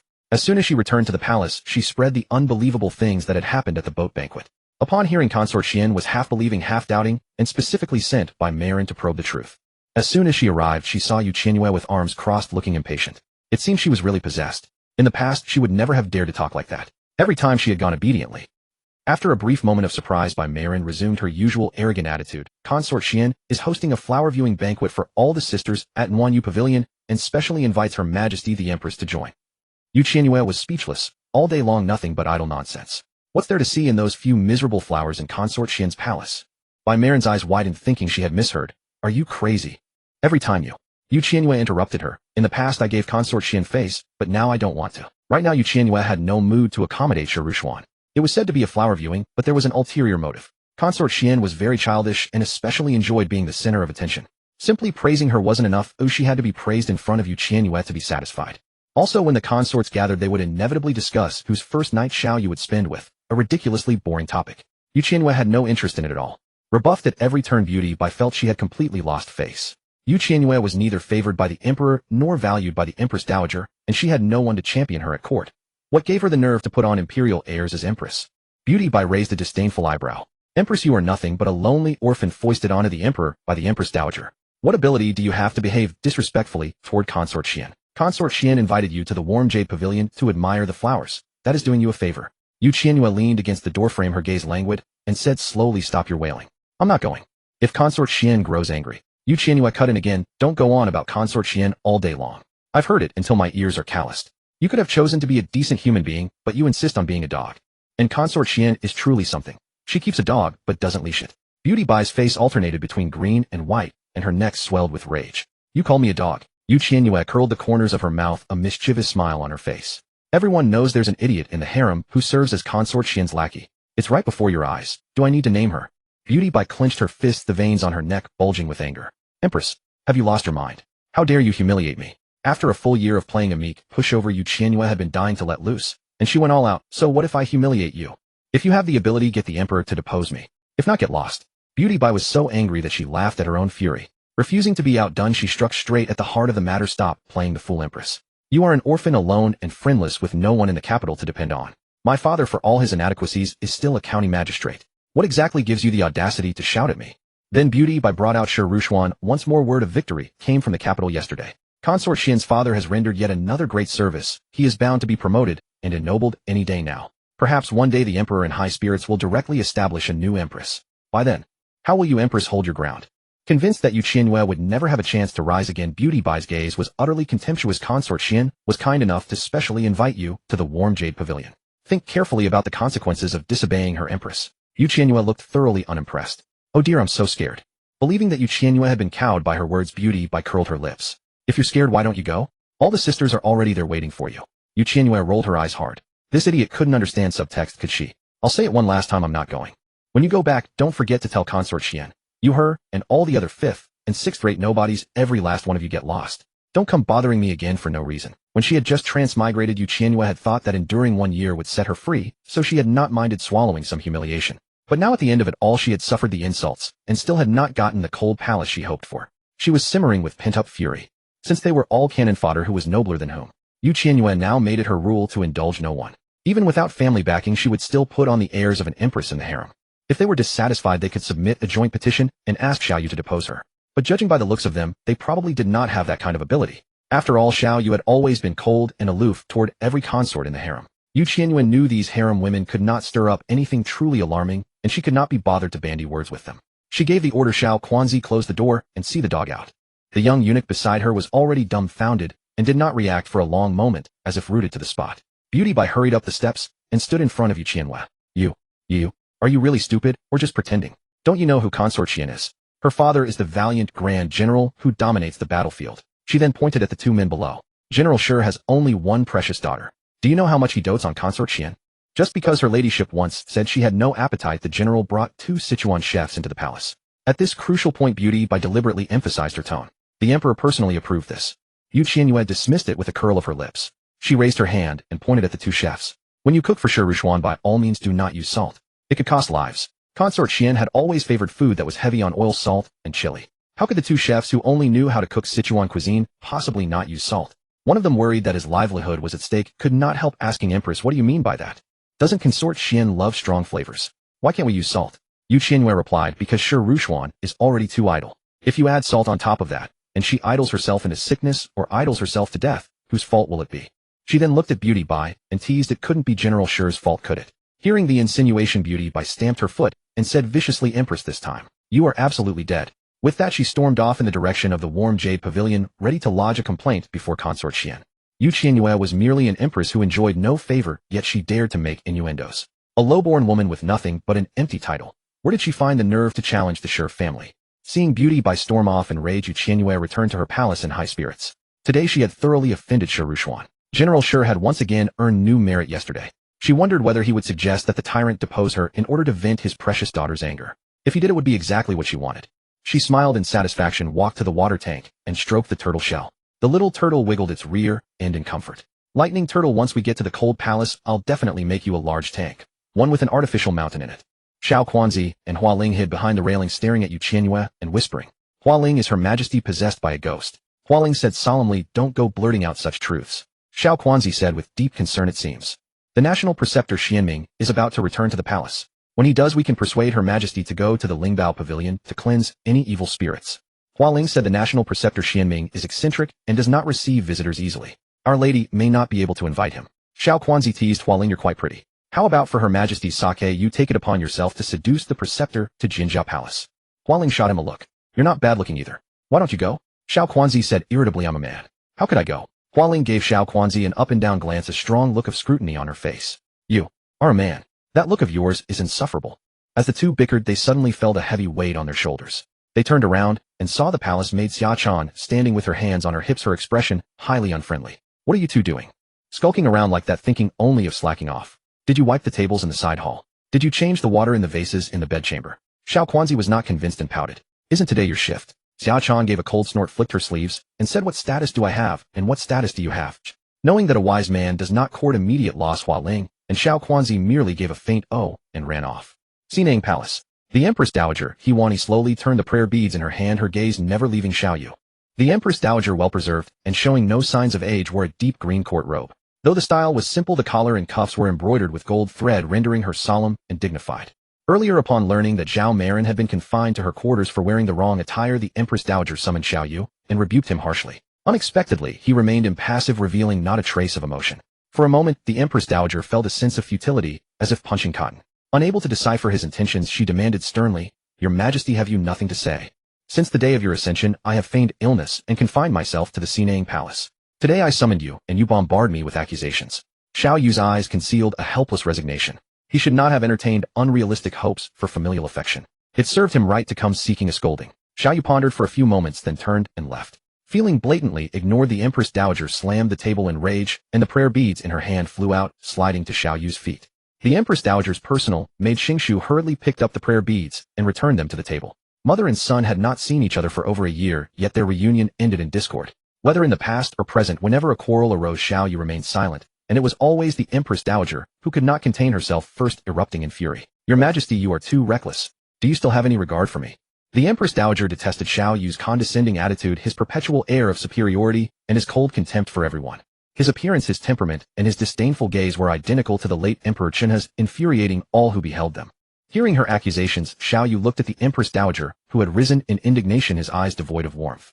Had it not been for the bond of blood, he would have sent her to the underworld long ago. The Empress Dowager pretended to be ill in the Sinang Palace, but in secret she was ingratiating herself with officials and expanding her influence. She even extended her reach into the imperial harem.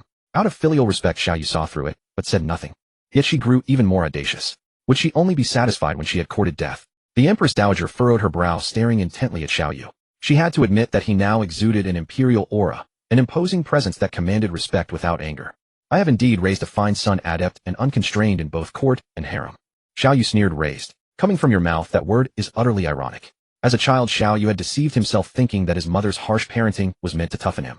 Her strictness in every matter was, he believed, a hope for his future success. He was the only child of his mother who had survived, so she must care deeply for him. It was just that her methods were wrong. Qianyue deceived himself for many years until he was 7. That year, his mother's elder sister Qianfei was ordered by the emperor to commit suicide for maintaining ties with an external minister. To preserve the royal family's dignity, the matter was handled in secret. Qianfei had given birth to 2 sons, the elder named Xiaowu, the younger Xiaoqi. The Empress Dowager knelt in the rain for an entire night, begging the emperor to allow her to adopt Qianfei's children. In the end, seeing her bleeding from kneeling, the emperor agreed. From then on, the Empress Dowager showered Xiaowu and Xiaoqi with utmost care. She remembered their favorite foods and dislikes, and even prepared gifts for their birthdays a month in advance. She would also check their homework assigned by the grand tutor, patiently guiding and encouraging them. As for himself, he had never received such treatment.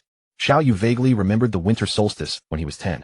The Empress Dowager was having a snowball fight with Xiaowu and Xiaoqi in the outer courtyard. Hearing their laughter, he wanted to join. But his mother refused with a stern face, turning away to build a snowman with them. That day the weather was cold, but Xiaoyu's heart was even colder. It was not just the snowball fight. He was also excluded from flying kites, solving riddles, and studying in the pavilion. After repeated rejections, Xiaoyu stopped asking. The joy belonged to others, and he was forever the one shut out. Later, as Xiaoyu grew older and his mind matured, he could no longer deceive himself. He had to admit that his mother was indeed partial to Xiaowu and Xiaoqi, an unreserved and undisguised favoritism. Xiaoyu could not understand. He was her only biological son, yet why had he never received a shred of care from her? The distinction between close and distant was inherently unsolvable. It took him a very long time to finally accept the reality. It was not that Xiaowu and Xiaoqi had stolen his mother's attention, but that her affection was never meant for him. Even if Qianfei had not died, his mother would not have flown kites or built snowmen with him. Since he had never received her nurturing, how could he speak of losing it? Once he understood this, Xiaoyu stopped dwelling on it. The turning point came a year ago. Xiaowu's ambition swelled. He learned in advance that Emperor Qianhe intended to pass the throne to Xiaoyu, so he conspired with the grand tutor to stage a coup. After Emperor Qianhe was forced to drink poison, Xiaoyu was summoned to the Yangxin Hall. The moment he stepped inside, the emperor died. Xiaowu struck first, surrounding the palace with troops and framing Xiaoyu for patricide. Facing the siege, Xiaoyu turned defeat into victory. But the more fiercely he fought, the more he seemed to confirm the fabricated crime.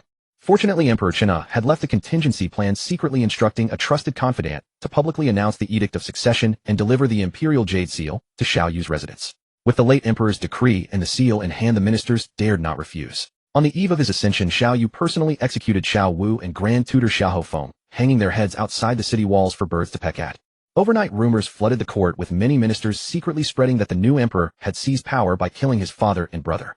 Even after Xiaowu's treason was confirmed, many ministers remained skeptical, because ever since Xiaoyu ascended the throne, the Empress Dowager had shut herself away, refusing to see anyone. Rumors circulated that the Empress Dowager, helpless in the face of her son's atrocities, could only feign illness and repent. She did not refute the rumors, as if tacitly confirming them. Later, when Xiaoyu investigated the source of the rumors, he discovered that the instigator was none other than the Empress Dowager herself. After this incident, Xiaoyu often wondered whether he was truly the Empress Dowager's biological son. But the results of his investigations always left him disappointed. He was indeed her flesh and blood, without a doubt. His biological mother. Detested was too mild. She hated him. Ever since he killed Xiaowu, the Empress Dowager's aversion had turned into hatred, to the point that she no longer bothered to feign civility. To be more precise, in Xiaoyu's 20 years of life, the Empress Dowager had never smiled at him, not even once. After he became emperor, she refused to see him altogether. Today, after feigning illness for over a year, the Empress Dowager summoned him over the matter of Zhao Marin's confinement and immediately launched into a scolding. What? Did she still think of him as a naive child to be manipulated? Xiaoyu composed himself. Is it not just a 1-year confinement for Zhao Marin? Such a trivial matter. Why must the Empress Dowager be so enraged? He stepped forward, his tone dripping with sarcasm. A foolish woman. What if I ordered her death? Would she dare disobey? Did Xiaoyu intend to execute concubine Zhao? The Empress Dowager clenched her palms, striving to maintain her composure as she quietly withdrew her gaze. Had Xiaoyu discovered something amiss with concubine Zhao? Impossible. Concubine Zhao hadn't done anything and was already placed under house arrest. There was no way to investigate. Probing tentatively, the Empress Dowager asked, "The emperor has grown increasingly irritable and volatile these days. Concubine Zhao merely wore a blue dress, and you would have her killed." "Of course," Xiaoyu replied. Chun-Yi bestowed a white silk cord upon concubine Zhao. Standing nearby, Chun-Yi found himself in a dilemma. Even as a trusted confidant, he could not fathom Xiaoyu's true intentions at the moment and dared not speak rashly. Was the emperor using concubine Zhao to provoke the Empress Dowager? Or did he genuinely intend to kill her? Bestowing death upon concubine Zhao merely for wearing the wrong attire, wasn't that too severe? The emperor was no tyrannical ruler who would treat human lives as worthless. Therefore should he proceed or not? A chill ran down Qianyue's spine. He trembled all over. Whatever, keep quiet first then kneel. That would be the safe course. Seeing Qianyue throw himself to the ground with a thud, Qianyue raised an eyebrow in confusion. Had his wits been crushed by a door? If he couldn't make up his mind, he could go kneel outside. Witnessing this, the Empress Dowager sat back, down her tense, nerves beginning to relax. Qianyue was Xiaoyu's favorite attendant, at the fact that he had heard the order but delayed sending the white silk cord to concubine Zhao indicated that Xiaoyu did not truly intend to kill. By the same logic, he didn't know concubine Zhao was her spy. Reassured, the Empress Dowager calmly retorted, "How unfortunate. I happen to be wearing a dark green palace gown today. Does it also offend the Emperor's eyes? Should I die as well? Whether the Empress Dowager lives or dies concerns me not. If you wish to die, do so far away from me. I am not Xiao Qianyue. I will not clean up your corpse." The Empress Dowager's face turned ashen, and in a fury she hurled her teacup. "You wretched creature. How dare you speak to me this way?" Knowing his mother best, Xiaoyu understood that the Empress Dowager was the type to push hard once given an inch. He must never indulge her. "What exactly do I dare not do? In other words, what can you threaten me with?" The Empress Dowager was left speechless. She truly posed no threat now, but perhaps she would in the future. Having just been embroiled in controversies of parricide and fratricide, Xiaoyu certainly would not bring himself to order the death of his own mother. She had plenty of time to scheme. "Emperor, if you are so capable, you might as well dispose of me directly, together with concubine Zhao. One white silk cord, how clean and convenient." Upon hearing this, Qianyue's expression suddenly changed. He wiped the cold sweat dripping from his forehead and buried his head even lower. This task was becoming increasingly difficult. Would the emperor in a moment of foolishness truly order him to deliver a white silk cord to the Empress Dowager? Then should he deliver it or not? It seemed he would be wrong no matter what he did. Heavenly gods, please don't let the emperor call on this servant. Don't call on this servant. The Empress Dowager was really something, always speaking without holding back. In fact, mother and son shared a common trait. They were both sharp-tongued.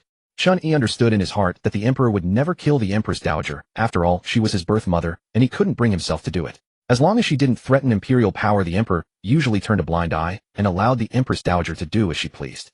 After a brief silence, Xiaoyu smiled faintly. "I know the Empress Dowager cannot bear to see me living comfortably. If the Empress Dowager were dead, she would not be able to watch me living freely and joyfully. That would be rather dull, wouldn't it? Beast. Wooer would never be so treasonous, nor would he dare speak ill of me." Mentioning Xiao Wu, who had rebelled, Xiaoyu's expression darkened further. His voice grew cold and harsh. "Then why doesn't the Empress Dowager go to the underworld to find him? If you wish to end your own life, I will certainly not stand in your way." He jeered. "I almost forgot. The Empress Dowager would rather pretend to be ill in Sinaying Palace than actually die." Caught out as she was, the Empress Dowager was furious. She suddenly rose to her feet, lost her balance, and stumbled a few steps. Xing Shu quickly stepped forward to steady her. Worried about the situation spiraling out of control, Xing Shu whispered a reminder. "Your Majesty, please do not put your cards on the table so recklessly. Provoking the emperor now would not be a wise move." "Your Majesty," Xing Shu then said respectfully to Xiaoyu, "when you ascended the throne a year ago, the Empress Dowager was indeed bedridden with illness. The reason she did not receive you was mainly out of concern that her illness might be transmitted to you. The Empress Dowager prayed to Buddha every day and spent her days praying for your peace and well-being." What a hypocritical excuse.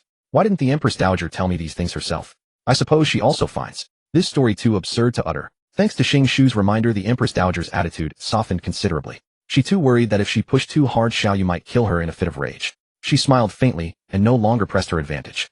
"Back then, I forcibly pushed upon the emperor, a village girl like you, Qianyue, with no family connections. I understand you may have held a grudge against me for that. But do not misinterpret my intentions. At that time, your influence was too great. Marrying a helpless orphan would have benefited you. However, things have changed since then. You are now capable of standing on your own. If your Majesty dislikes a pretty but empty-headed woman, simply depose her. Why harbor resentment against me?"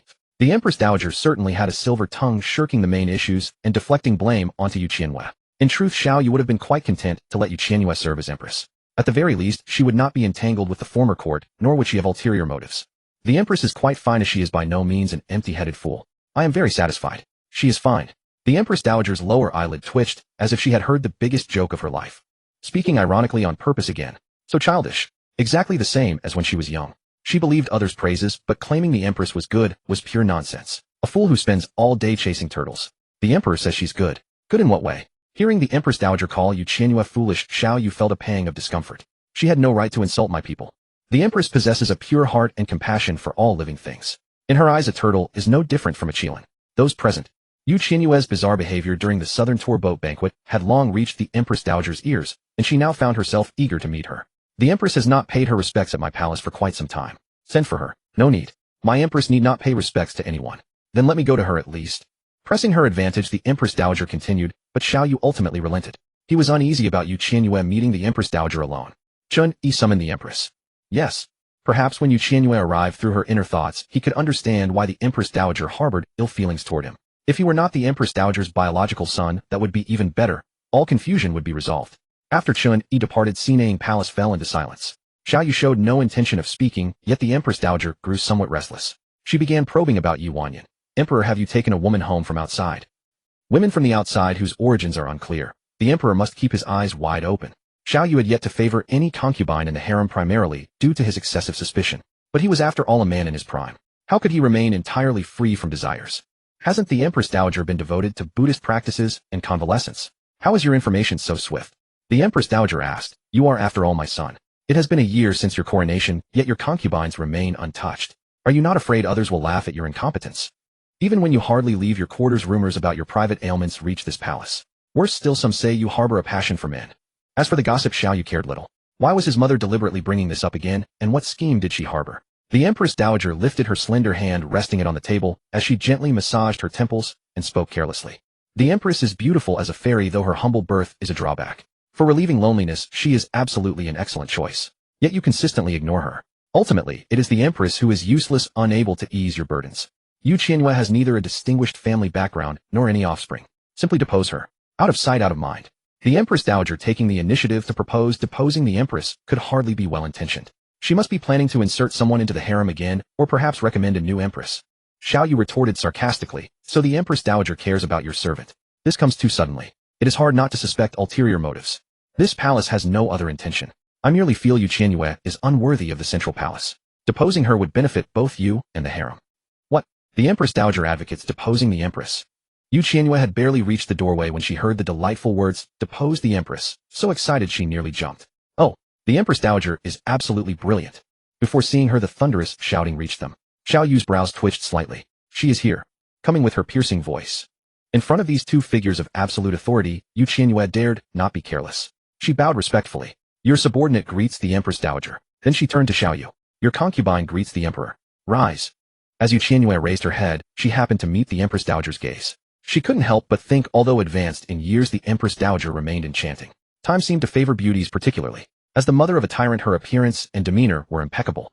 Qianyue sighed inwardly. Could they really be mother and son? He had harbored a sliver of hope, but upon hearing Qianyue's inner thoughts, his heart grew cold. The Empress Dowager had never approved of Qianyue. When she had originally arranged for Qianyue to become Xiaoyu's principal wife, her intent was to weaken his power. Now that Xiaoyu had been emperor for over a year, Qianyue had long lost her usefulness. A country girl with no backing should step aside.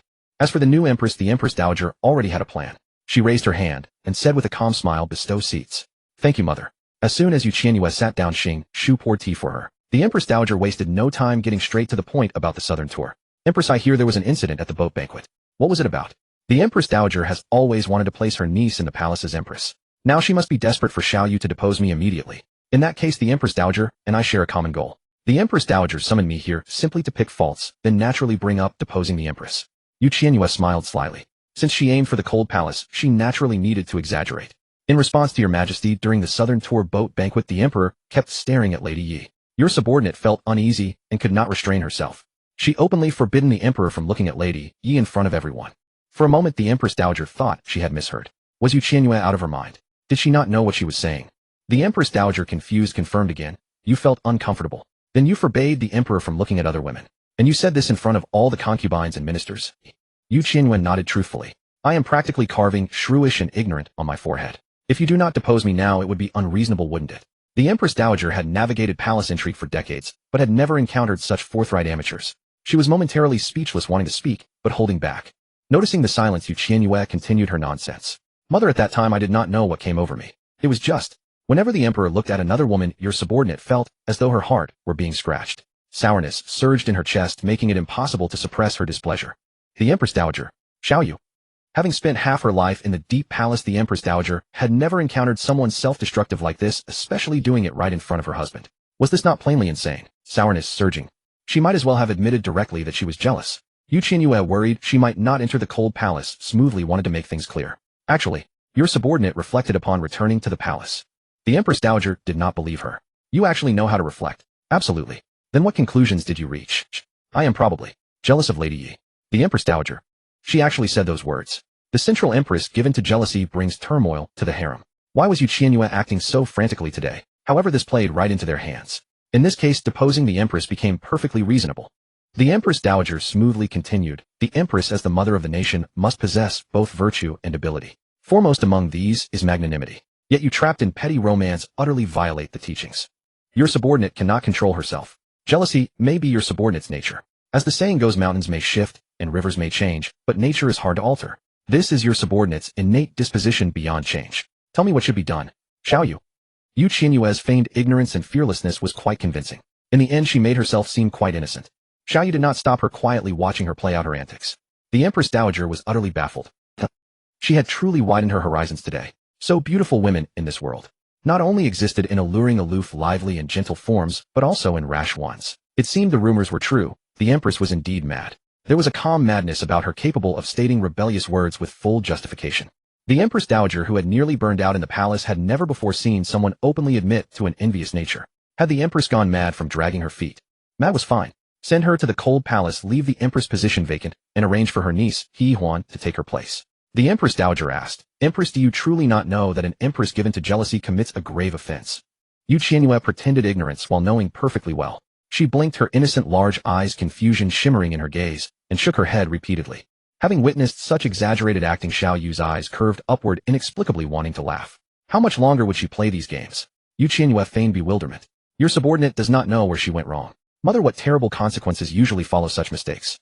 This part was played too convincingly. It felt as though she were about to petition to enter the cold palace herself. Qianyue's lips curled slightly, his smile reaching his eyes. Even he did not realize he had been amused by Qianyue. However, this scene was accurately captured by Qianyue. He had never before seen the emperor display such a pure smile. Although the empress's mind was not quite right, she certainly had the ability to cheer up the little bitter melon. The Empress Dowager did not care whether Qianyue was genuinely mad or feigning madness. She treated her as insane.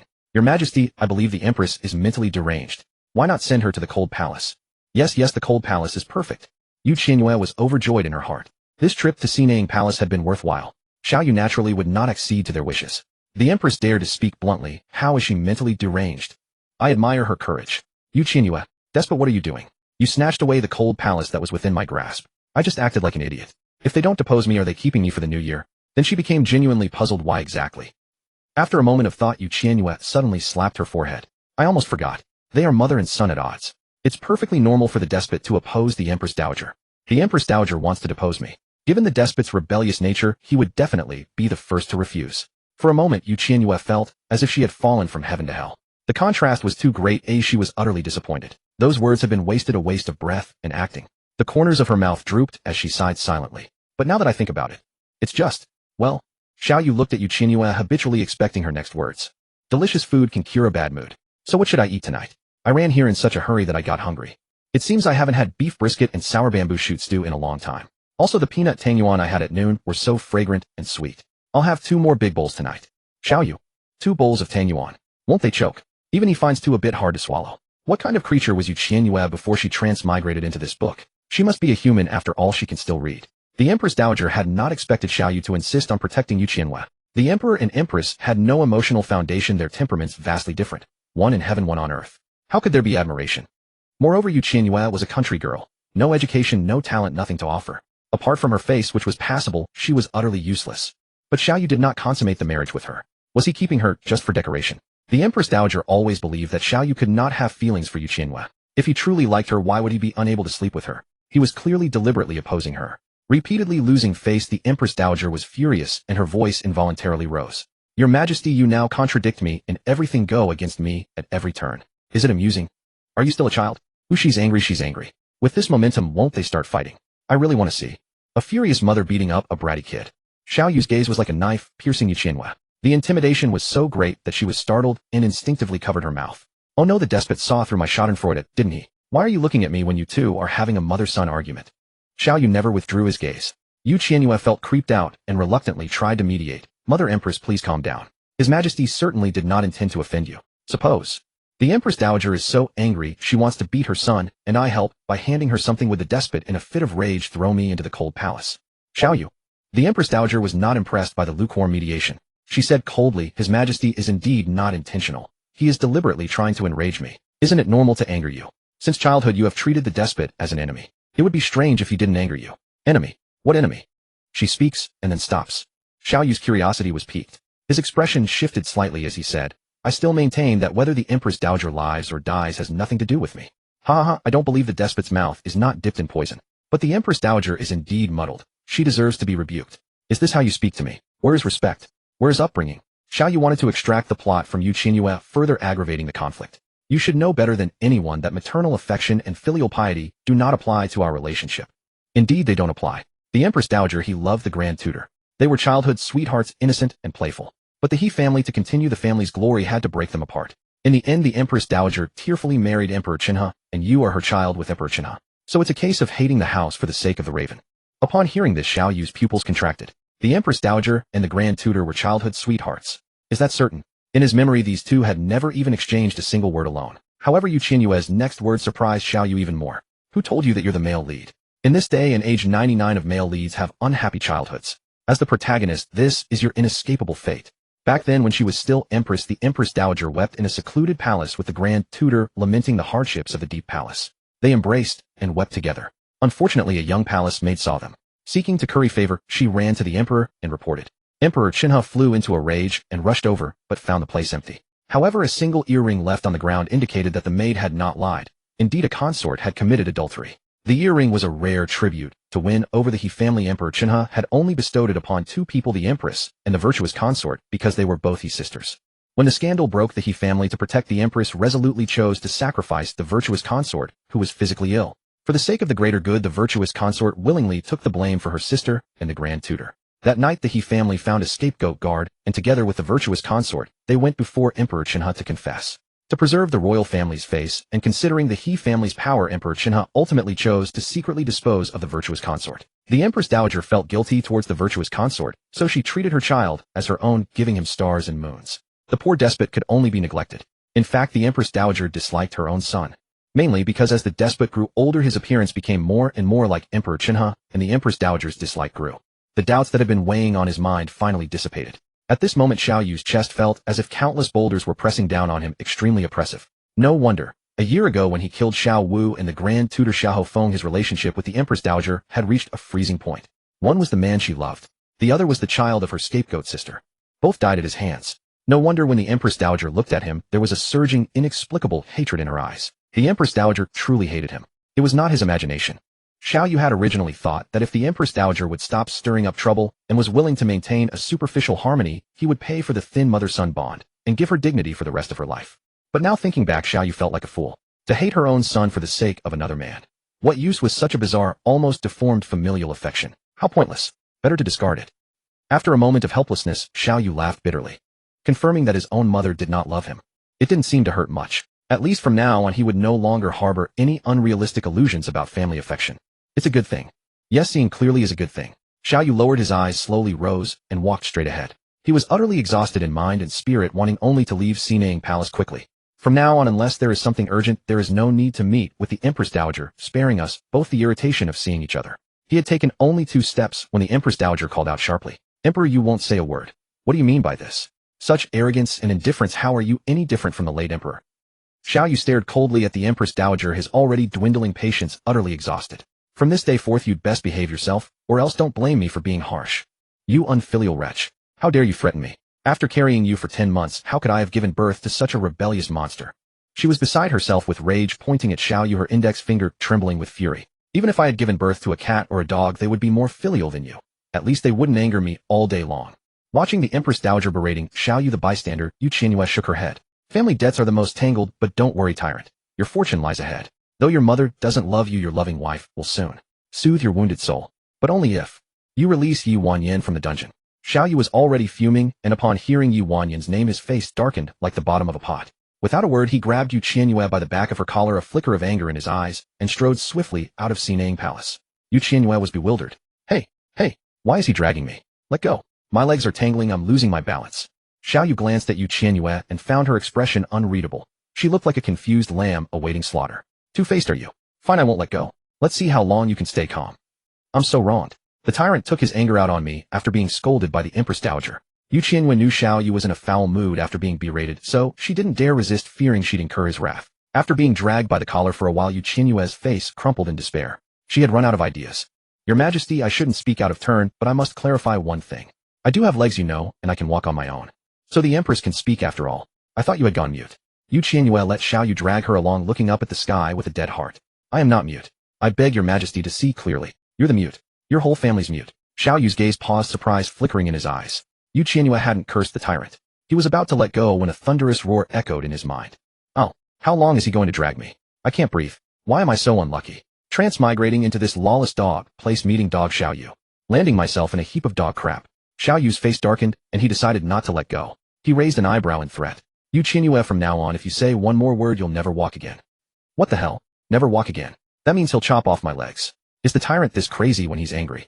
She immediately decided to postpone her plan to court death in the cold palace and suspend all reckless behavior today, lest she be accidentally killed by the moody Xiaoyu.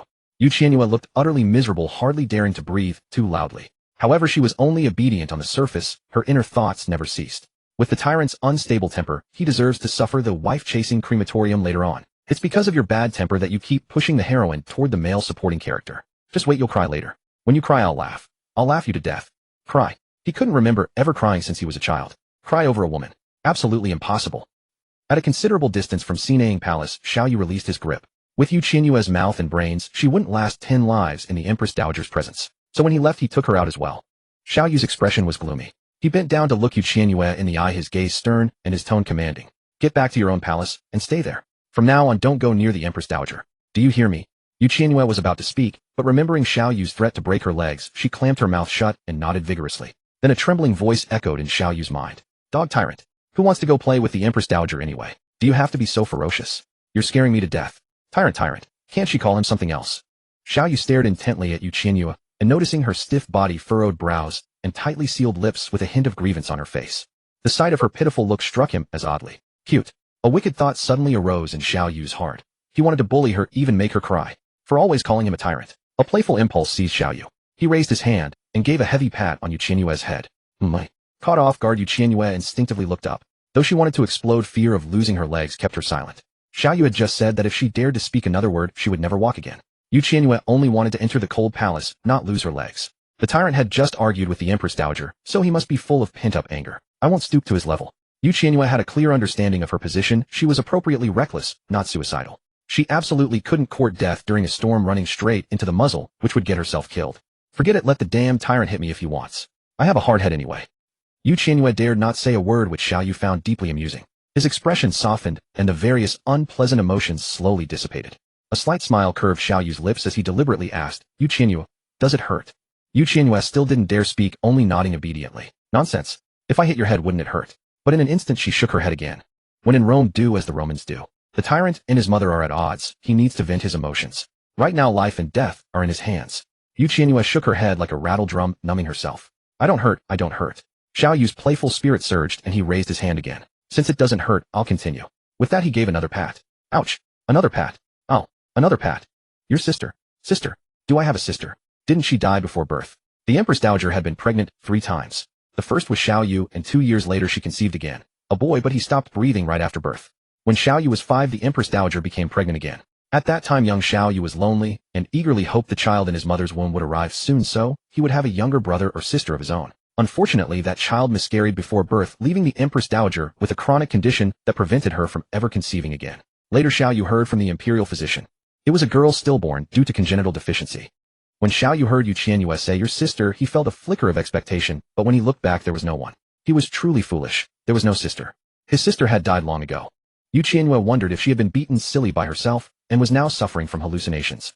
To verify her sanity, Xiaoyu patted her again, this time with greater force. Despicable tyrant. You scoundrel. Xiaoyu paused, hearing the tone. You scoundrel, and you bastard sounded more like curses. So he patted her 3 times in succession. Finally, unable to bear it any longer, Qianyue clutched her head and whined.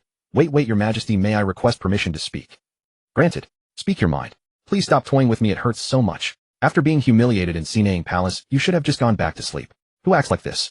If you're angry, go slap the Empress Dowager's head instead. That dog of a tyrant only bullies his defenseless wife.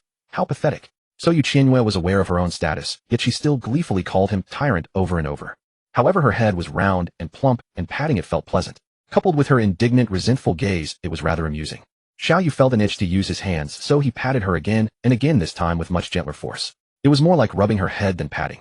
Qianyue's hairstyle was ruined and she was furious. Xiaoyu had had his fun and teased. Empress, is there anything you wish to say? Thank you, your majesty. Thank me, eh? Indeed, thank you for letting me witness the diversity of life. You vile man. You brute. Xiaoyu's face darkened. He raised his hand again, but this time he failed. Qianyue quickly crouched down, dodging with precision. He missed. Your majesty, I drank a whole pot of tea at noon. With all your patting, I can't hear the water sloshing. I can't let the tyrant ravage my head anymore. If I get a concussion, I can't even hold him accountable. Xiaoyu found Qianyue crouching on the ground, curled into a ball, oddly comical. His expression softened, and a fleeting smile crossed his face. The Empress is full of excuses. Qianyue quickly raised her hands in surrender. Actually, if your majesty enjoys patting heads, that's fine. Could you just use a little less force? If you break me, calling the imperial physician would be a waste of both manpower and money. Xiaoyu said, do I lack such petty cash? You dog? Is the point really about the money? Shouldn't it be about the person? Your majesty naturally doesn't lack money. I just worry that if you pat too hard you might sprain your wrist. I'm mainly concerned about you. Then Qianyue forced a fawning smile, fawningly obsequious. It's fine if you break me, but please take care not to hurt your hand. Coming out of Sinaying Palace, Xiaoyu had been feeling quite oppressed. But now seeing Qianyue's cowardly demeanor, he felt a lot lighter. Life no longer seemed as dull and tasteless as before. Xiaoyu pinched Qianyue's cheek, said nothing more, turned, and walked toward Qingyi Hall. Qianyue touched her face with one hand, and rubbed her head with the other, cursing Xiaoyu's back. Despicable tyrant, you have no sense of restraint. It hurts so much. I hope you fall flat on your face. It wasn't even that hard. How could she be so fragile? That big stupid dog. Has he even looked into Yi Wanyan's background? The female lead can't just stay in prison forever, can she? Hearing her mention the mantis again, Xiaoyu quickened his pace. As long as he kept a distance of 3 meters, he could no longer hear Qianyue's thoughts. Once Xiaoyu was far away, Qianyue suddenly stood up. A wave of dizziness hit her, and she sensed trouble. She rushed to the Imperial Medical Bureau. Oh no, heart palpitations and shortness of breath. Could she have been damaged by the tyrant's pats? In her previous life, Qianyue had poor health, suffering from a rare disease. She had barely ever left the hospital since childhood. Top medical experts had predicted she would live at most until 18. Sure enough, she died at 18. Now reborn, her health could not be ignored. That dog tyrant was formidable in martial arts. With all his patting, she might end up with problems. The more Qianyue thought about it, the more terrified she became. She quickened her pace and hurried to the Imperial Medical Bureau, demanding that the director Ji Tingxian take her pulse.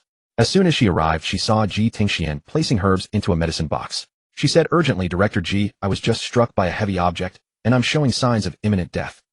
Ji Tingxian paused, silently sighing. Wasn't the daily health check enough? Why was the Empress causing trouble again? Qianyue recalled the descriptions of Xiaoyu's martial prowess in the novel, and her heart trembled. That guy could take on 10 opponents without breaking a sweat. As the male lead, all his stats were maxed out, making him terrifyingly strong. She puzzled, muttering to herself, strange, I clearly injured my head. Why am I feeling chest tightness and shortness of breath? Oh no, the symptoms are complicated. It must be hard to treat. Ji Tingxian simply couldn't fathom the Empress. If she feared death, how could she dare to openly defy the Emperor during the Southern Tour banquet? If she didn't fear death, why would a few coughs make her imagine a throat disease? He bowed with clasped hands. This old minister pays respects to Her Majesty the Empress. Director Ji, we're so familiar, let's skip the formalities. In her previous life, Qianyue had often dealt with white coats, so she instinctively trusted physicians. She sat down on her own, propping her chin with one hand, looking melancholy. Director Ji, I'm afraid my days are numbered. Xiaoyu's internal energy was formidable while she was a martial arts novice. She feared he might have inflicted some incurable internal injury. Ji Tingxian was speechless for a moment. This morning's health check showed the Empress's pulse was steady and without any issues. How could she be at death's door by afternoon? Seized by curiosity, Ji Tingxian took Qianyue's pulse and found nothing unusual. Your Majesty, you are fine. Director Ji, could it be that the condition is too complex to detect? In her previous life, her parents had told her that as a child she had been taken to countless hospitals, undergone numerous tests, and it took a whole year to finally determine the cause of her illness. Qianyue had post-early death syndrome and worried, Director Ji, could it be that I have an incurable disease? Ji Tingxian closed his eyes again, concentrating fully on the pulse. After a long while, he sighed deeply. A sigh from the director of the Imperial Medical Bureau. How serious must the illness be? Qianyue trembled. Director Ji, tell me honestly, how much longer do I have to live? I don't want to die. I haven't seen the sun of my 19th year. Director Ji suspected Qianyue was just bored. Helplessly he said, Your Majesty, please stop teasing this old minister. You are truly fine. Fine. Then why am I feeling tight in the chest and sweating constantly? What did Your Majesty eat for lunch? Tangyuan. They were delicious. Next time I'll bring some for you to try. Ji Tingxuan, with his white hair and beard, looked every bit an authoritative expert. Getting on good terms with the director of the Imperial Medical Bureau was a wise move. Having Tangyuan as a main course, Your Majesty might have choked. Just choking. Then why am I feeling anxious? Were you frightened just now? Qianyue thought of Xiaoyu and coughed lightly. Yes, I was chased by a dog and accidentally bumped my head against the wall. Your Majesty's body is in no danger. You simply tend to overthink and scare yourself. Really no problem. None. Relax, Your Majesty. You don't even need medicine. Just take 2 turns in the Imperial Garden, and you'll be fine.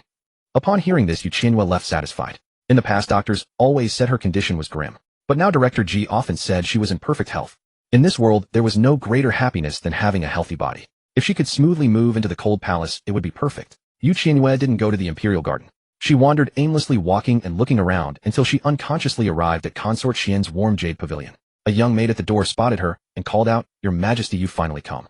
The consort is in a great rage. After speaking, she shouted towards the door, "Xiao Shuang, quickly go inform Her Highness that the Queen has arrived." Earlier, Lady Bai had been scolded by Qianyue, and unable to swallow her anger, she returned to Qianyue Pavilion and embellished the story while lodging a complaint. Consort Qian heard that Qianyue had mocked her for being idle and was furious. At that moment, the palace ladies were taking turns offering flattering words to soothe her. The peonies in Qianyue Pavilion were fragrant and lush, specially transported from Southport by General Shi to decorate the courtyard intended to pray for the prosperity of the palace. Consort Qian had originally planned to flaunt the peonies before Qianyue, but Lady Bai had not even called her over, and as a result she herself was ridiculed. Consort Qian broke off the most vibrant peony and threw it to the ground, saying, "Tell me, where does Qianyue get the audacity to mock me for being idle?" The consorts and ladies exchanged glances, shaking their heads and sighing. After coaxing her for so long, why was Consort Qian with her spoiled? And Qianyue nudged noble Lady Zhang's back with her elbow, signaling with her eyes for her to soothe Consort Qian, otherwise they would never be able to leave today. Just as noble Lady Zhang was about to speak, she saw the palace maid Xiao Shuang rushing in, slightly out of breath. "Your Highness, the Queen has arrived and is right outside the hall." Noble Lady Zhang's brow relaxed, and she smiled, saying, "Consort Qian, please don't be angry. How could the Queen dare to challenge you? See, she has come again, hasn't she?" Upon hearing that the Queen had arrived, the other consorts and ladies crowded around to soothe the furious Shi Rushuan. General Shi has rendered meritorious service in battle, and the Emperor holds him in high regard. What is the Queen compared to that? Where would she find the confidence to provoke you? Exactly, everyone in the harem knows that your status has long surpassed that of the helpless and incompetent Queen. Consort Qian curled her lips into a faint smile and lifted her chin slightly. The pent-up anger in her heart finally eased. Qianyue must have come to her senses and was coming to Qianyue Pavilion to apologize. She said slowly, "Let the Queen enter." "Yes, this servant will go and announce her." Xiao Shuang dared not delay and hurried to the door. She said to Qianyue in an arrogant tone, "Queen, please go in quickly. Don't keep Her Highness waiting." Qianyue was already annoyed and had no desire to involve herself with the other consorts who were also mere cannon fodder. She clapped her hands dismissively and said, "Let her wait if she wants. What does it have to do with me?" Xiao Shuang was startled by Qianyue's extraordinary change. At this time, who didn't know that General Shi had broken through the siege at the border and achieved great military feats? The Queen, a mere country orphan with no background, dared to speak so rudely. Xiao Shuang said, Do you know what you're saying? Disrespecting Consort Qian is disrespecting General Shi. Isn't she just relying on her father? What's there to be arrogant about? Shi Rushuan is still only a consort. It's clear that Xiaoyu doesn't hold the Shi family in high regard. No matter how brilliant General Shi is in battle, he is still a subject. A subject should behave like one. Qianyue's eyes were contemptuous. Respect? What respect? Is she the Queen, or am I a you? To not lose face, she put on the airs of the Empress. What, you? Are you the Queen, or am I? Why do you not bow before me? Xiao Shuang was choked. What was going on? The Queen was not like this before. I'm asking you a question. Have you lost your tongue? No. Xiao Shuang's eyes darted and her attitude clearly softened. I may not be able to act tough in front of Xiaoyu, but that doesn't mean I can in front of a minion. A lackey relying on his master's power. What right does he have to order people around? Next time you see me, perform 2 bows. And tell Consort Qian, who has nothing better to do, that if she's idle, she can count raisins. If she has real ability, she can go to the Emperor and lodge a complaint. Don't waste the whole day doing nothing but annoying people. As for those wretched flowers in Qianyue Pavilion, if she calls me to admire them again, I'll burn them all down. After saying this, Qianyue left without looking back, leaving Xiao Shuang standing alone in the wind, bewildered. Consort Qian waited for a long time, but Qianyue did not come. She intended to go and confront her, but as soon as she reached the main gate, she saw Qianyue's retreating figure. What happened? Why is the Queen leaving?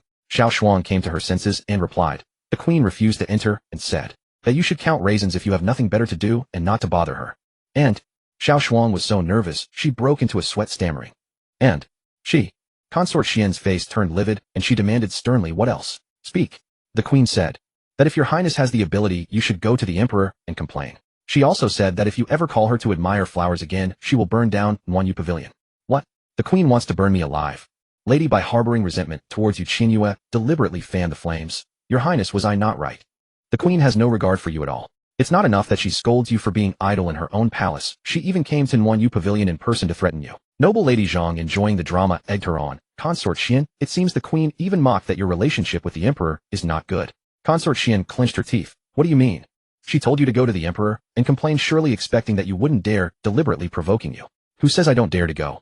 Consort Qian, quick to anger, took the bait. Noble Lady Zhang's red lips curled slightly as she walked up to her and said, Your Highness, don't be angry. After all, she is the queen. Let's just bear with it. Consort Qian was already blinded by immense rage. She clenched her fists and breathed heavily. My father has earned countless military merits. Why should I have to tolerate her? Someone, prepare the carriage to Changyi Hall. I'm going to see the emperor. Su Jiaoyi quickly grabbed the enraged Consort Qian. Sister, you absolutely must not. Why, oi? Su Jiaoyi said. At noon, a Lady Zhao was punished with house arrest for wearing the wrong clothes. This shows the emperor is in a bad mood. Why would you want to go to Changyi Hall and court trouble? General Shi has just achieved new merits. If you go to complain now, wouldn't the emperor mistakenly think that you are relying on your father to bully the queen? She paused and continued. If so, wouldn't that complicate matters? Consort Qian reconsidered and found it reasonable. If the emperor mistakenly thought she harbored ambitions for the queen's position, her father would also be implicated. Qingqing's words are reasonable. I won't go, but thinking of Qianyue's attitude, Consort Qian frowned again, but I really can't swallow this affront. Seeing that Consort Qian had calmed down, Su Jiaoyi pulled her back into Qianyue Pavilion. Sister, don't worry. There will be plenty of time. Consort Qian's anger flared quickly and subsided quickly. After all, there would be many opportunities to deal with the queen later. There was no need to rush. Time flew by, and in the blink of an eye 7 days had passed. In the morning, after finishing her breakfast, Qianyue came to the courtyard and sat on a rocking chair, swaying back and forth with a worried expression. 7 days had passed, and Yuanyin had still not been released by Xiaoyu. What was this all about? No, cannot sit and wait for death. The plot must return to normal. Many plotlines stem from the heroine. If the heroine stays in prison, this book will surely fall into chaos. Today she must go to Xiaoyu to find out the situation and probe his attitude towards Yuanyin. Qianyue carried a food box and went alone to Changyi Hall. She knew that Xiaoyu would definitely not drink the lotus seed porridge she brought. But she couldn't go empty-handed. To avoid waste, Qianyue deliberately brought leftover porridge from the previous night. It was a bit sour. I was about to throw it away. Changyi Hall. From afar, Qianyue could see the consorts waiting outside the hall, chatting and laughing. Among them, some carried food boxes, some held fruit platters, and others held bouquets of flowers. In short, there was everything to eat, drink, and admire. Tyrant, oh Tyrant, what virtues do you possess? Zhou Pin was the first to notice Qianyue and asked, The Empress has arrived. Should we pay our respects? Out of deference to being outside Changyi Hall, the consorts dared not appear too insolent. After all, the emperor was inside, so they had to maintain a pretense. They all turned to look at Qianyue, gave a perfunctory curtsy, and said, Pay respects. Then they resumed their own chatter, completely treating Qianyue as if she were invisible. Sure enough, the same perfunctory routine as usual. If not for being outside Changyi Hall, these people would probably have ignored her outright. Qianyue never forgot her plan to cause trouble in the cold palace. Her only thought now was stir up trouble. Stir up trouble. Stir up trouble. First, to avenge the grievances she had suffered before. Second, if she acted tough without real backing, she would certainly incur universal wrath. If all the consorts could unite to petition Xiaoyu to depose the empress, then she would have struck gold. Qianyue narrowed her eyes, the corners of her lips curling upward, contempt shining in her gaze. What fine ladies. Nothing special. No manners, no upbringing. Mock Zhang was the first to lose her composure. Empress, what do you mean? Can't you tell? I'm saying your parents failed to teach you. As a palace consort, you don't even understand the most basic etiquette, severely lacking in refinement. The curtsy just now had indeed been perfunctory. In the past, the empress would usually turn a blind eye. But today, what madness had seized her? A lone orphan without father or mother, yet she had the nerve to lecture others on family upbringing. Where did she get the audacity? This group of small fry remained silent for a long time. Qianyue stepped forward, slowly imitating Xiaoyu's tone when he issued threats, putting on a tough front without real backing. What? Each and every one of you, why are you playing dumb? And indeed, speaking in such a contemptuous tone was quite satisfying. With Consort Qian absent, the other consorts seemed to have lost their backbone, momentarily unsure how to respond. They didn't have a victorious father to back them up, so they couldn't be too reckless. After a long while, Marin steeled herself and stepped forward, grumbling. Empress, before you say anything, you'd better think about your own situation. Don't be so smug. With a trailblazer, others immediately chimed in. Zhang Guiran said, Exactly what right does the Empress have to take our words out of context and claim we lack refinement? And Qianyue said, The books we've read are certainly more than the Empress's. Zhou Pin said, I could recite the admonitions for women at the age of 8. Bai Marin said, not to be outdone, I did it at 6. Zhuang Marin said, I could embroider double-sided silk at 10. Zhang Guiran said, I could dance the sleeve dance at 9. Qianyue's mouth twitched slightly. She was talking about etiquette, but they veered off into talents, completely off topic. She really couldn't have a conversation with them, let alone stir up trouble. Bai Marin saw Qianyue yawning, clearly bored by the conversation. Someone like the Empress, she thought, probably only knew how to plant rice in the fields. Bai Marin lifted her chin, a hint of mockery in the corners of her eyes. All of us sisters have presentable talents. I wonder what the Empress excels at. Qianyue, I can't do anything, but I am the Empress. One sentence directly KO. Inside the hall, Xiaoyu was originally reviewing memorials. When he heard Qianyue's words, his gaze paused slightly, a hint of a smile playing on his lips. Was she always this unabashed? concise, and to the point. With just one sentence, she had silenced all the consorts. It seemed he didn't need to intervene. Qianyue noticed the faint smile on Xiaoyu's face and dared to speak up. Your Majesty, you've been reviewing memorials all night without sleep. You should rest. Are you the one who's tired? Qianyue, with dark circles under his eyes, shook his head. This servant is not tired. Xiaoyu said nothing more and picked up another memorial. More than half of these memorials praised Shi Yiyang for his valor and prowess, calling him an invincible general, the likes of which great Yin had not seen in a century. And whenever Shi Yiyang won a battle, he would secretly propose promoting Consort Xian's rank. His intentions were all too clear. Xiaoyu put down the memorial, looking slightly weary. This surprise attack, Shi Yiyang had won too easily. Was it due to his superior strategy, or had he already colluded with foreign powers? This question had kept Xiaoyu awake all night. Qianyue, has the spy lurking near Shi Yiyang sent any news to the capital? Your Majesty, there is none. No news meant Shi Yiyang's movements were all normal, but the calm was too perfect, and thus abnormal. Deploy more men to the military camp. Yes. At this moment, Consort Qian made her grand entrance. This morning she had personally prepared a famous dish from her hometown for Xiaoyu, but had been delayed midway, arriving late. From a distance, Consort Qian caught sight of Qianyue and couldn't help quickening her pace, afraid that she would run away like last time. Today she would absolutely humiliate her before everyone. Let her dare to put on airs as Empress again. Consort Qian looked Qianyue up and down, noticing the food box in her hand, and snorted, Empress, haven't you never sent food before? Why are you so eager to come today? The tyrant only ate what the heroine brought. With this free time she might as well sleep in the palace, but today she wanted to test the waters, so it wouldn't do to come empty-handed. You Qianyue, what business is it of yours? Do I need to report to you what I send? Who do you think you are? I am Shi Rushuan, the only female descendant in 3 generations of the Shi family. You Qianyue smiled. That smile to Consort Qian was full of provocation. Her face turned livid as she stepped closer to Yu Qianyue, her voice sharp. You country bumpkin, what do you know about precious ingredients? Xiao Shuang, bring her food box over for me to see. With that, Xiao Shuang reached out, but Yu Qianyue easily dodged and threatened Consort Qian. Shi Rushuan, show some respect. Don't force me to slap you in public. Slappy. Consort Qian seemed to have heard the biggest joke. She abruptly shoved the useless Xiao Shuang aside, her manner arrogant. Empress, you'd better think before you speak. I am not like you. Stop putting on your Empress airs in front of me. Yu Qianyue was about to speak when Consort Qian's lackey by Marin cut in. Consort Qian's father is on the front lines slaughtering enemies, unstoppable. Where's the Empress's father? What is he doing? Yu Qianyue glanced sideways at Bai Marin and decided to redirect the fire. In the underworld. If you want to go see him, just tell me, and I can send you off, free of charge. Bai Marin was choked. After Yu Qianyue went mad, her tongue had become sharp. Bai Marin, knowing she couldn't outtalk her, stepped back a little and whispered in Consort Qian's ear, Milady, don't forget that the Empress insulted you the other day in Qianyue Pavilion, calling you idle. Consort Qian certainly hadn't forgotten. That day she had been so angry she hadn't eaten a bite of dinner. Empress, who taught you to speak with such sarcasm? And you dare to imply that I'm idle? What do you mean? Yu Qianyue extended her index finger and wagged it left and right. I must correct one thing, I'm not just talking about you. I mean everyone present. You're all idle. Not a single one left out. She had offended everyone. Yu Qianyue successfully incited public anger. The women united, retreating behind Xian Fei to whisper among themselves. Their voices were neither too loud nor too soft, just loud enough for the person in question to hear clearly. The Empress truly comes from a humble background, wears the dignity befitting a mother of the nation. She treats a feather as a command arrow, thinking she's so capable. Exactly. Though none of us enjoys the Emperor's favor, we at least have our parents and elder brothers to rely on. What does the Empress have? How dare she speak to us like this?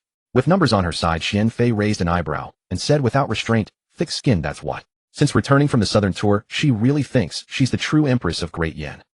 Yu Qianyue pointed around and said, are you done chirping? If you're really so idle with your mouths, go lick the chamber pot. The Empress, who had been bullied for years, suddenly found her voice, which naturally made them resentful. A figurehead Empress pushed forward by the Empress Dowager with no backing and only an empty title. What gave her the right to speak so arrogantly? Wasn't every one of them present the daughter of a court official with a family far more illustrious than hers? Zhang Gairan, standing beside Xian Fei, stepped forward and sneered. Now the Empress's tail is practically pointing to the sky. Please think carefully. Where does your confidence come from? Yu Qianyue looked at Zhang Gairan, lightly covering her nose and mouth. It seems you've already licked it. Your mouth is so foul. Zhang Gairan's expression faltered. I do not have halitosis. Yu Qianyue pinched her nose with a look of disgust. Fine, no you don't. You say no, then no. Yu Qianyue's exaggerated reaction made Zhang Gairan doubt herself. She extended her right hand and breathed into her palm. No smell. I never had it, Empress. Don't deliberately cover your nose to frame me. Yu Qianyue retched. Please stay away from me. Don't speak. I'm going to be sick. Zhang Gairan looked back, wanting to explain, but found that the other consorts had already distanced themselves from her. Being publicly accused of halitosis, she blushed with shame and was at a loss. If this news reached the Emperor's ears from now on, wouldn't she have no hope of being summoned to his bedchamber? Yu Qianyue didn't want to waste time entangled with the consorts outside the hall. She had a mission today, so she decided to clear the area first. She looked at the bewildered Zhang Guoran and asked, "What flower are you holding?" Yang. Many people had brought food and drink to Qingyi Hall. To show novelty, Zhang Guoran had specially sought out a rare flower with a unique fragrance, hoping to win Xiaoyu's attention. Qianyue improvised on the spot. The stamens of the Yang contain tiny insects. They secrete saliva that diffuses into the air and then silently seeps into the oral cavity. "So, you stink." "Really?" Zhang Guoran was so frightened she threw away the Yang. Of course, in severe cases the mouth even rots.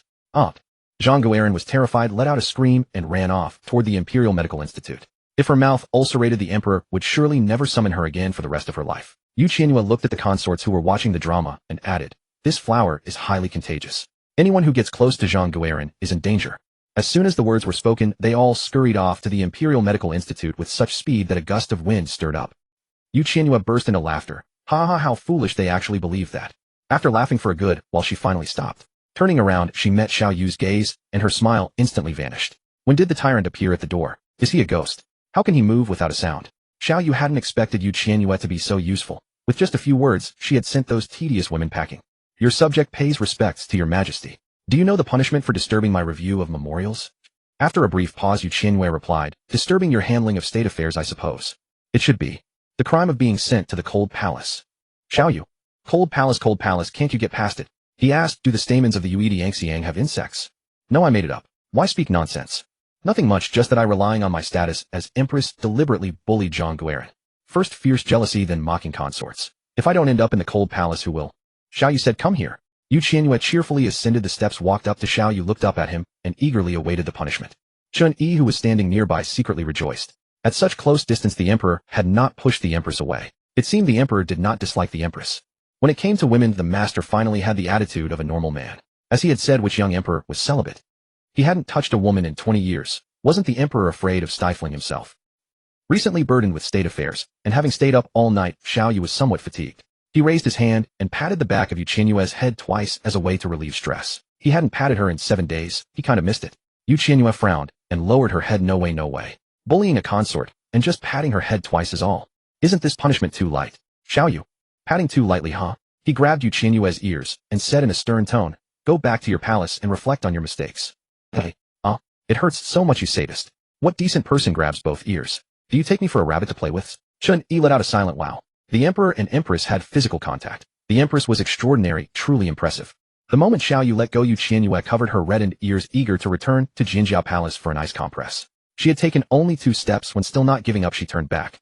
"Your Majesty, I have driven away all your consorts." It was utterly inconsiderate, showing no trace of imperial dignity. "How about I voluntarily go to the cold palace to reflect on my mistakes for half a year? Or even a lifetime?" Xiaoyu's eyes suddenly darkened. The moment he turned his wrist, Qianyue felt a dull ache in the back of her head and ears. "I'll immediately roll back to my palace to reflect. I take my leave." Xiaoyu noticed the food box in her hand and said, "You roll back here first." Qianyue slammed on the brakes and turned around abruptly. "What are you holding?" "Lotus seed porridge. Sour. I brought it along when I came to see you, since it's impolite to come empty-handed, especially for me to drink." Yes. But you surely wouldn't look at a cannon-fodder's porridge. You only eat what the heroine sends. Open it." "Huh. What's the tyrant up to now?" Qianyue hugged the food box tightly and stammered, "Your Majesty, perhaps you shouldn't drink it. The porridge has gone cold. By the way, what crime is it to offer the tyrant sour porridge? It shouldn't be a capital offense, right? Isn't the cold palace just around the corner? The tyrant takes 1 sip, he'll surely fly into a rage, and then..." Qianyue smiled slyly and said with ill intent, "Your Majesty, actually it tastes better when cold. Drink it. 1 sip will definitely get you high. I feel the cold palace is waving at me." Xiaoyu said, "You drink half a bowl first." Qianyue's eyes widened, her voice tight. "Why do I have to drink it?" Xiaoyu's gaze was filled with amusement, lingering on the curve of her lips. "To test for poison," he said teasingly. "There's no need to test half a bowl, is there? Then take 1 sip first. This porridge is spoiled. I don't want a single mouthful. Forget it. If I knock the bowl over, neither of us has to drink it." Qianyue smiled and nodded. "Fine, I'll try it, Your Majesty. I'll try it." Xiaoyu glanced at Chun-Yi, who stepped forward swiftly, took the food box from Qianyue's hands, and opened the lid. Caught in a dilemma, Qianyue steeled herself and picked up the lotus porridge. She stirred it twice with the spoon. Sensing the timing was right, she lowered her eyes and deliberately let her hand jerk, sending the glazed bowl slipping from her palm. But Xiaoyu caught it perfectly. Qianyue's eyes went wide. She felt as if struck by lightning, with needles prickling her back. She nearly lost her composure. Not a single drop spilled. Which circus did this tyrant come from? How could he catch it so accurately? Xiaoyu chuckled deeply. "Your hand slipped, Empress. I'll feed you. Qianyue, watching from the side, was utterly delighted. What a sublime imperial romance. Emperor and Empress, one heart brimming with joy. Qianyue looked as if life had lost all meaning and raised a hand to cover her mouth. Stop it, it stinks. What? Is the porridge poisoned? She shook her head and instinctively stepped back in resistance. The porridge isn't poisoned. You are. Qianyue had no intention of letting her off. He pressed forward step by step until Qianyue backed against the wall. Knowing there was no retreat, she wanted to cry, but had no tears. No. If you dare make me drink a single sip, I'll hate you for the rest of my life. Qianyue scooped up a spoonful and deliberately teased her. Could it be? This porridge really is poisoned. No. I swear, Your Majesty, it's absolutely not poisoned. Then open your mouth. Qianyue's eyes were resolute. She would rather die than drink, looking like a martyr about to face execution. If Your Majesty personally feeds me, I shouldn't refuse. It's just, I'm on my monthly cycle. I can't drink anything cold. Qianyue bent down, the amusement in his eyes growing stronger. I command you to open your mouth, he said, his tone heavier. Qianyue would rather die than yield. I can't open it even a little. You dare defy me? Is this tyrant insane? He forces me to drink porridge, then gets upset when I won't. Qianyue, opening my mouth is absolutely impossible. Perhaps you should just slap my face instead. I'd rather be beaten than drink that spoiled porridge. Qianyue. Qianyue was astonished. The Empress had quite a few tricks. She refused to be fed, and even volunteered to be slapped. Country folk really knew how to play. Prepared to die, Qianyue squeezed her eyes shut and thrust her face forward. No matter what happened today, even if she was beaten to death, she absolutely would not drink that porridge. Hit the left cheek. Please be gentle. Qianyue had no interest in hitting a woman, but he didn't want to admit he was letting Qianyue off easily. He deliberately let his hand slip, and the glazed bowl shattered across the floor.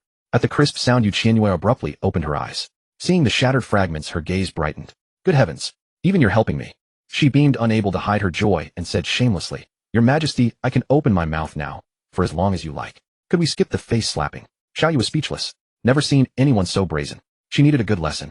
But he still had matters to attend to today, and no time to play with her. With a stern face, Qianyue grabbed Qianyue by the back of her collar, lifted her off the ground, and carried her down the steps.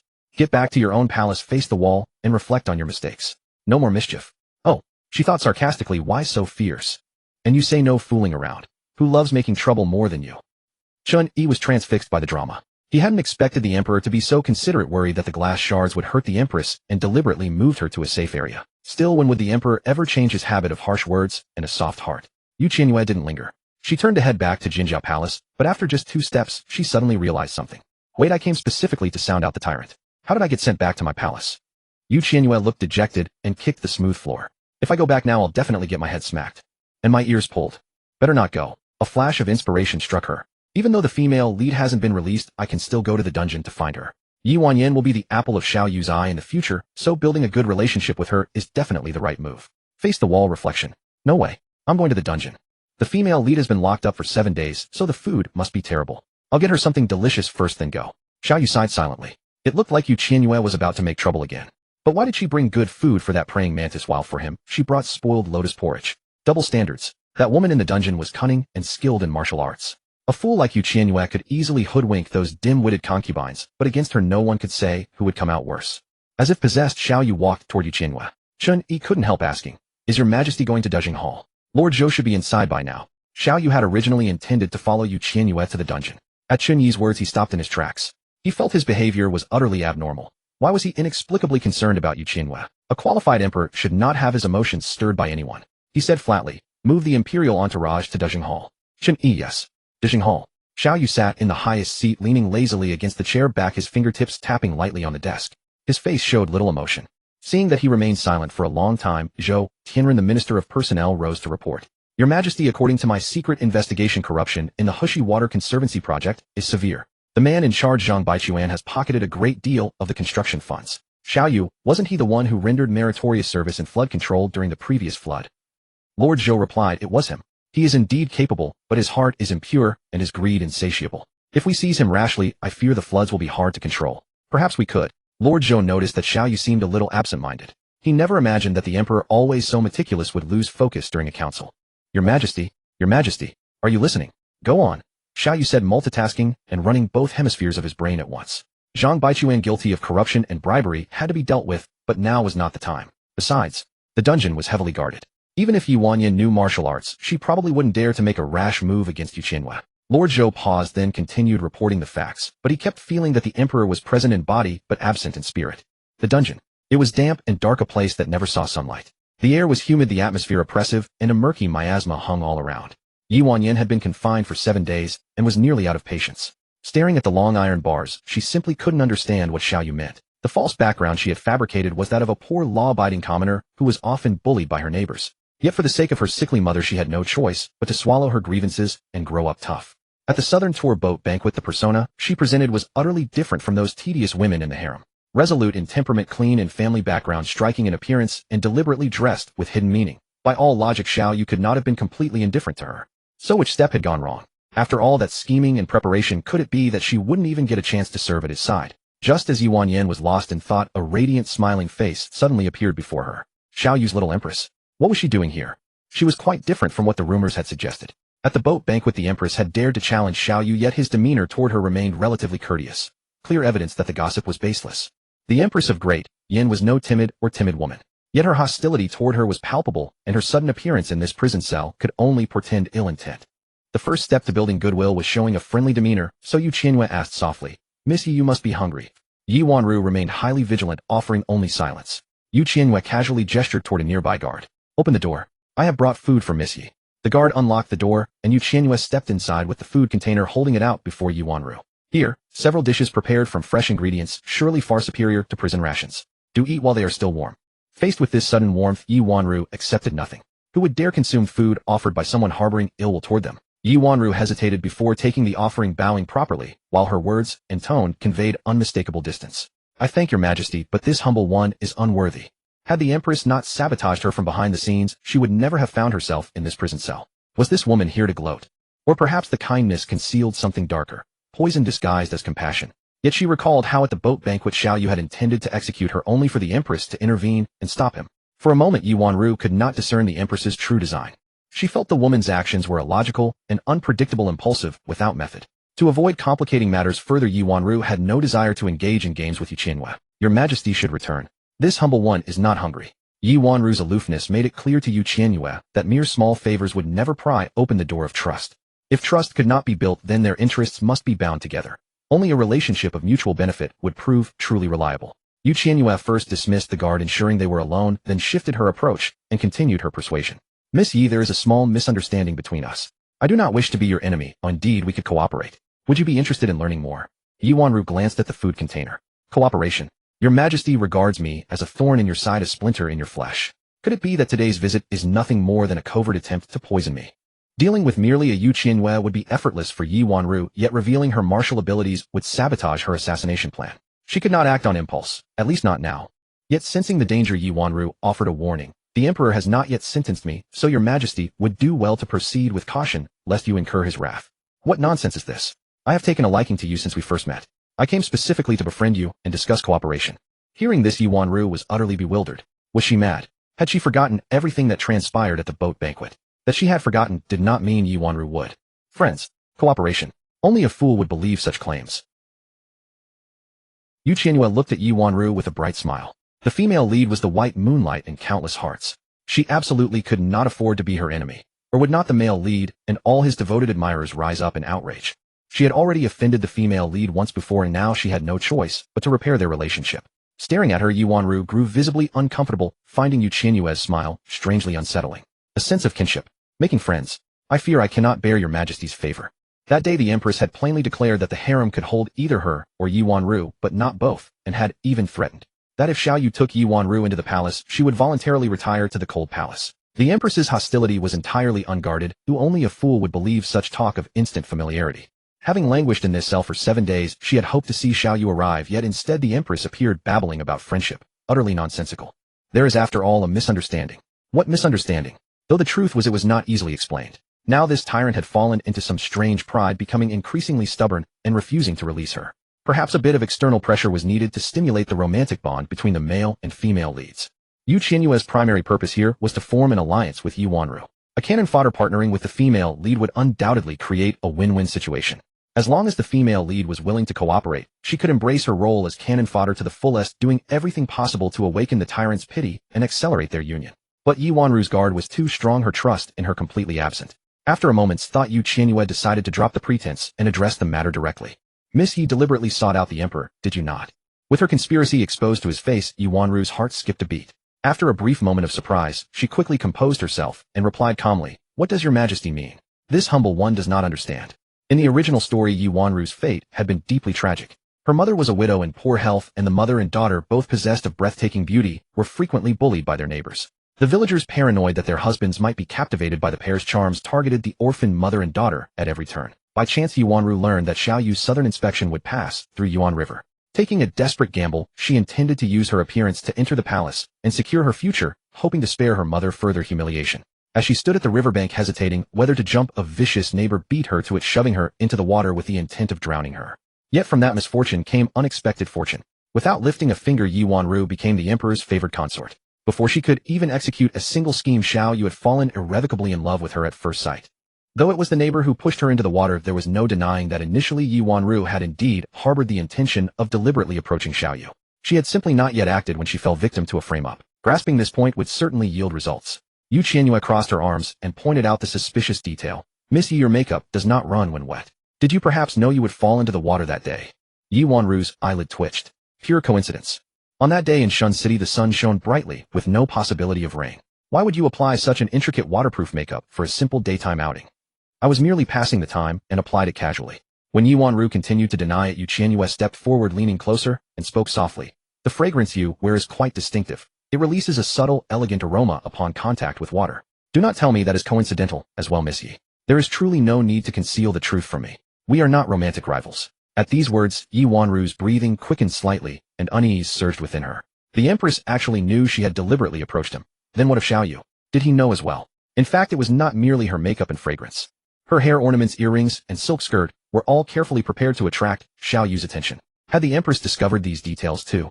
Murder flashed in Yuanru's eyes. Concealing her hands behind her back, she lightly rotated a hidden weapon beneath her sleeve, her voice cold as ice. "How do you know these things? Did you investigate me? What else have you uncovered?" Matters as trivial as makeup and fragrance could never be traced, yet the fact that she had transmigrated into a book could not be openly revealed to Yuanyan. To avoid saying too much and making mistakes, Qianyue could only attribute everything to intuition. "Why would I investigate you? These are all my guesses." Sometimes a woman's intuition is quite accurate. Knowing Yuanyan was nervous, Qianyue added, "Don't worry, His Majesty doesn't know about this, and I have no intention of telling him." Even if she told Qianyue, he might not believe it. Qianyue had no desire to wade into muddy waters. Yuanyan's tense nerves relaxed a little, and she lowered her voice to ask again, "Empress, what exactly do you want?" "Miss Yi, I want to help you leave the dungeon and help you achieve a happy union with His Majesty. I truly have no ill intentions. If I wanted to harm you, I would have already reported the suspicious details to His Majesty." To facilitate the assassination, Yuanyan indeed wanted to serve Qianyue closely. But Qianyue spoke of cooperation. What value could a mere prisoner have to offer? Since it's cooperation, what does the Empress wish to obtain from this humble subject? Qianyue curved her lips into a smile. "To be honest with you, I want to go to the Cold Palace, and you can definitely help me achieve that." "I don't understand." "Miss, he holds a special place in His Majesty's heart. As long as I oppose you at every turn, I can surely enter the Cold Palace at the fastest speed." Yuanyan was utterly confused. She was thrown into a tangled mess by Qianyue's inexplicable words and cut to the chase. "The Empress says this humble subject is special in His Majesty's heart." "Yes. Then why did he lock me in the dungeon?" Qianyue tapped her cheek, circled around Yuanyan, and analyzed. "Imagine yourself in his shoes. Suppose you were the Emperor." Yuanyan was momentarily stunned, a flicker of excitement shining in her eyes. Does the Empress think this humble subject could become the Emperor? Qianyue was speechless. Could the heroine possibly have aspirations to become a female emperor? She poked her forehead. "It's a hypothesis. I'm not asking you to rebel." "Oh, then please continue, Empress. Think about it. Suppose you were the Emperor. At a banquet, a graceful beauty accidentally fell into the water. You would naturally find it strange, wouldn't you? You'd have to investigate her background, right?" Yuanyan nodded and inquired indirectly. "That makes sense. Has His Majesty investigated thoroughly now?" Her background had been whitewashed and could withstand any investigation. The Empress had discovered clues through makeup and fragrance, but Qianyue, being a man, would never guess the subtle thoughts of a maiden.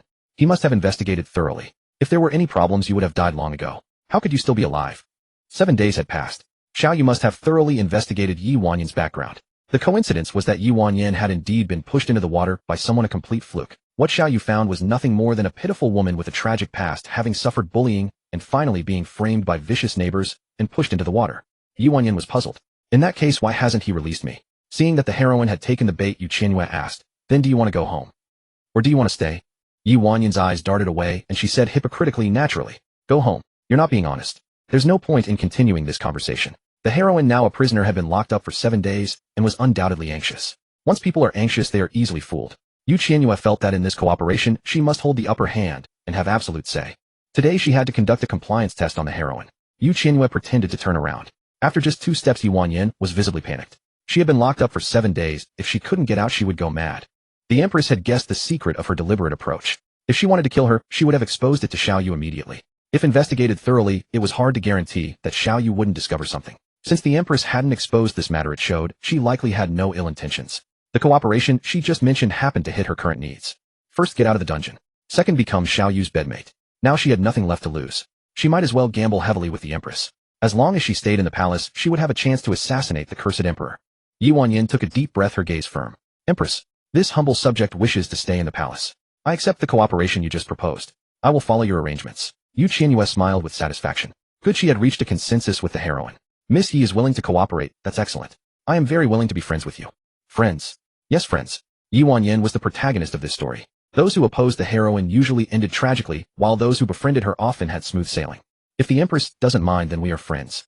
Qianyue now desperately wanted to escape her predicament through Qianyue. Qianyue had not shown up for a long time, and she didn't know how long she would stay in the dungeon. Anyway, she had no other choice now. However, she was curious about how Qianyue specifically wanted to cooperate. Empress cooperation requires mutual benefit. But I have nothing. What capital do I have to trade with you? Because His Majesty is interested in you. Is His Majesty really interested in me? You are the heroine with infinite glory, a real-life succubus of Dian. How could the male lead not love you? Qianyue nodded meaningfully. Of course. His setting is to love you. Qianyue became even more puzzled and asked again, what do you mean? You'll know later. Anyway, His Majesty is interested in you. If that's the case, then why won't His Majesty release me? And not even come to see me? This was what puzzled Qianyue the most. If the truth was as Qianyue said, then why was Qianyue still keeping her locked up? Actually, Qianyue was also puzzled about this. She rubbed her chin, pondered for a long time, and finally reached a self-consistent conclusion. His Majesty is tsundere. He must be trying to attract your attention. Qianyue had just arrived and happened to hear this sentence. His face instantly turned dark. He simply had no feelings for the mantis.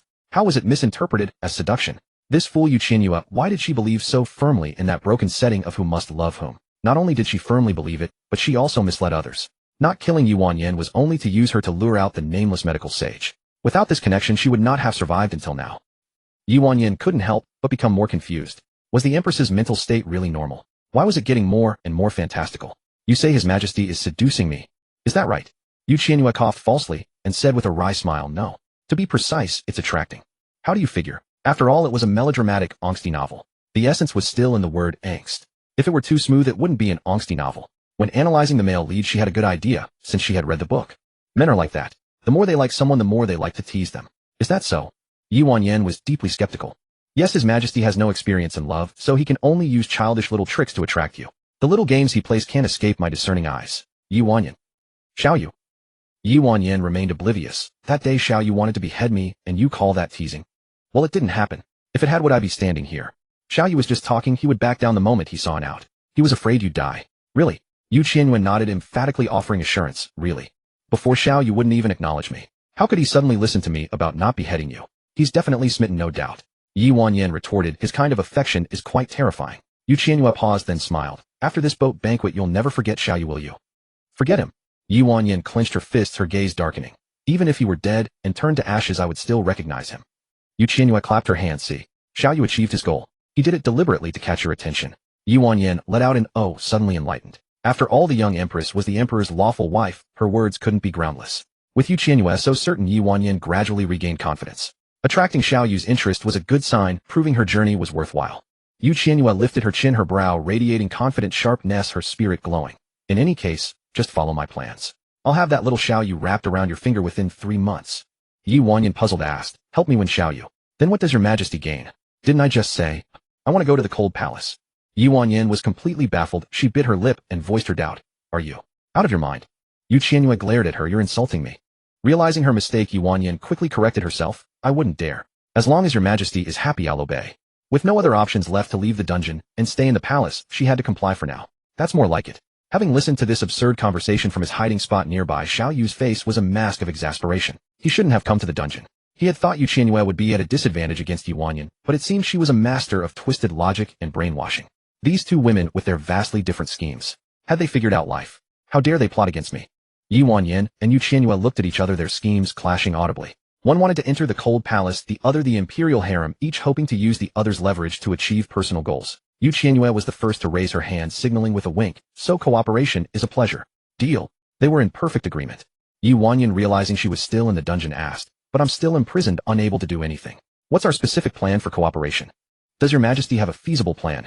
Leaving the dungeon was entirely up to Qianyue. Qianyue had no authority to release her. Qianyue sighed softly, her brow furrowed with worry. Qianyue fell into deep thought. She was right. The immediate priority was to get the heroine out of prison.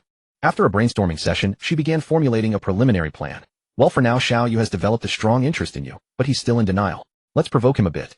Qianyue's eyes flickered with uncertainty. How exactly do we provoke him? Here's the plan. I'll play the villain, and you'll be the victim.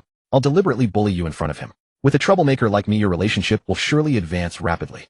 In even the most tragic stories, the male lead can't bear to see the heroine abused. The troublemaker's antics are a powerful catalyst for the main couple's emotional bond. From now on, she only needed to play the role of a qualified malicious cannon fodder. Qianyue was uncertain. Will this really work? It will definitely. When I bully you, in his eyes, it'll be the Empress being cruel, and you being pitiful. Trust me, it'll work like a charm. Qianyue remained hesitant. The young Empress didn't seem very bright. Could her plan really succeed? I have a feeling. This is a bit unreliable. Daring to doubt her who had the advantage of foresight, Qianyue put her hands on her hips. Should I leave then? Threatening to leave at the slightest disagreement. She was too impulsive, wasn't she? I'm leaving. Qianyue turned, pretending to walk away. For this cooperation to work, the heroine had to follow her lead completely, otherwise conflicting opinions would slow progress. She only had 3 months and couldn't afford to waste them. Qianyue moved swiftly, blocking Qianyue's path, her eyes urgent. Your Majesty, I think your words are absolutely right. She hadn't seen a fresh face in 7 days. What if Qianyue forgot about her? Then how would she ever get out? Your Majesty, please don't go. From now on I'll do as you say. Qianyue smiled with satisfaction. Then she took a box of rouge from her sleeve and said, come, lower your head. I'll give you a makeup job. In a moment you'll shout that I'm trying to beat you without reason. Qianyue will hear the commotion and come. When he sees your bruised face, he won't be able to help but feel sorry for you. Qianyue's brow furrowed, deeply bruised and swollen. You'll actually hit me. Qianyue took out a homemade brush and began painting carefully, fake beating. I'll use rouge to make it look like black and blue marks. No need for real violence. You're so beautiful, it would be a shame to damage that face. It was just acting, no need to suffer. Qianyue breathed a sigh of relief. Thank you, your Majesty. Qianyue's neck was getting sore from looking up. The heroine was 177 centimeters tall, while she herself was only 160 centimeters. Her arm was getting tired. You're welcome. You're so tall. Lower your head a bit more while I add some purple bruising. Qianyue smiled faintly, fully cooperating, bending down to meet Qianyue's eyes.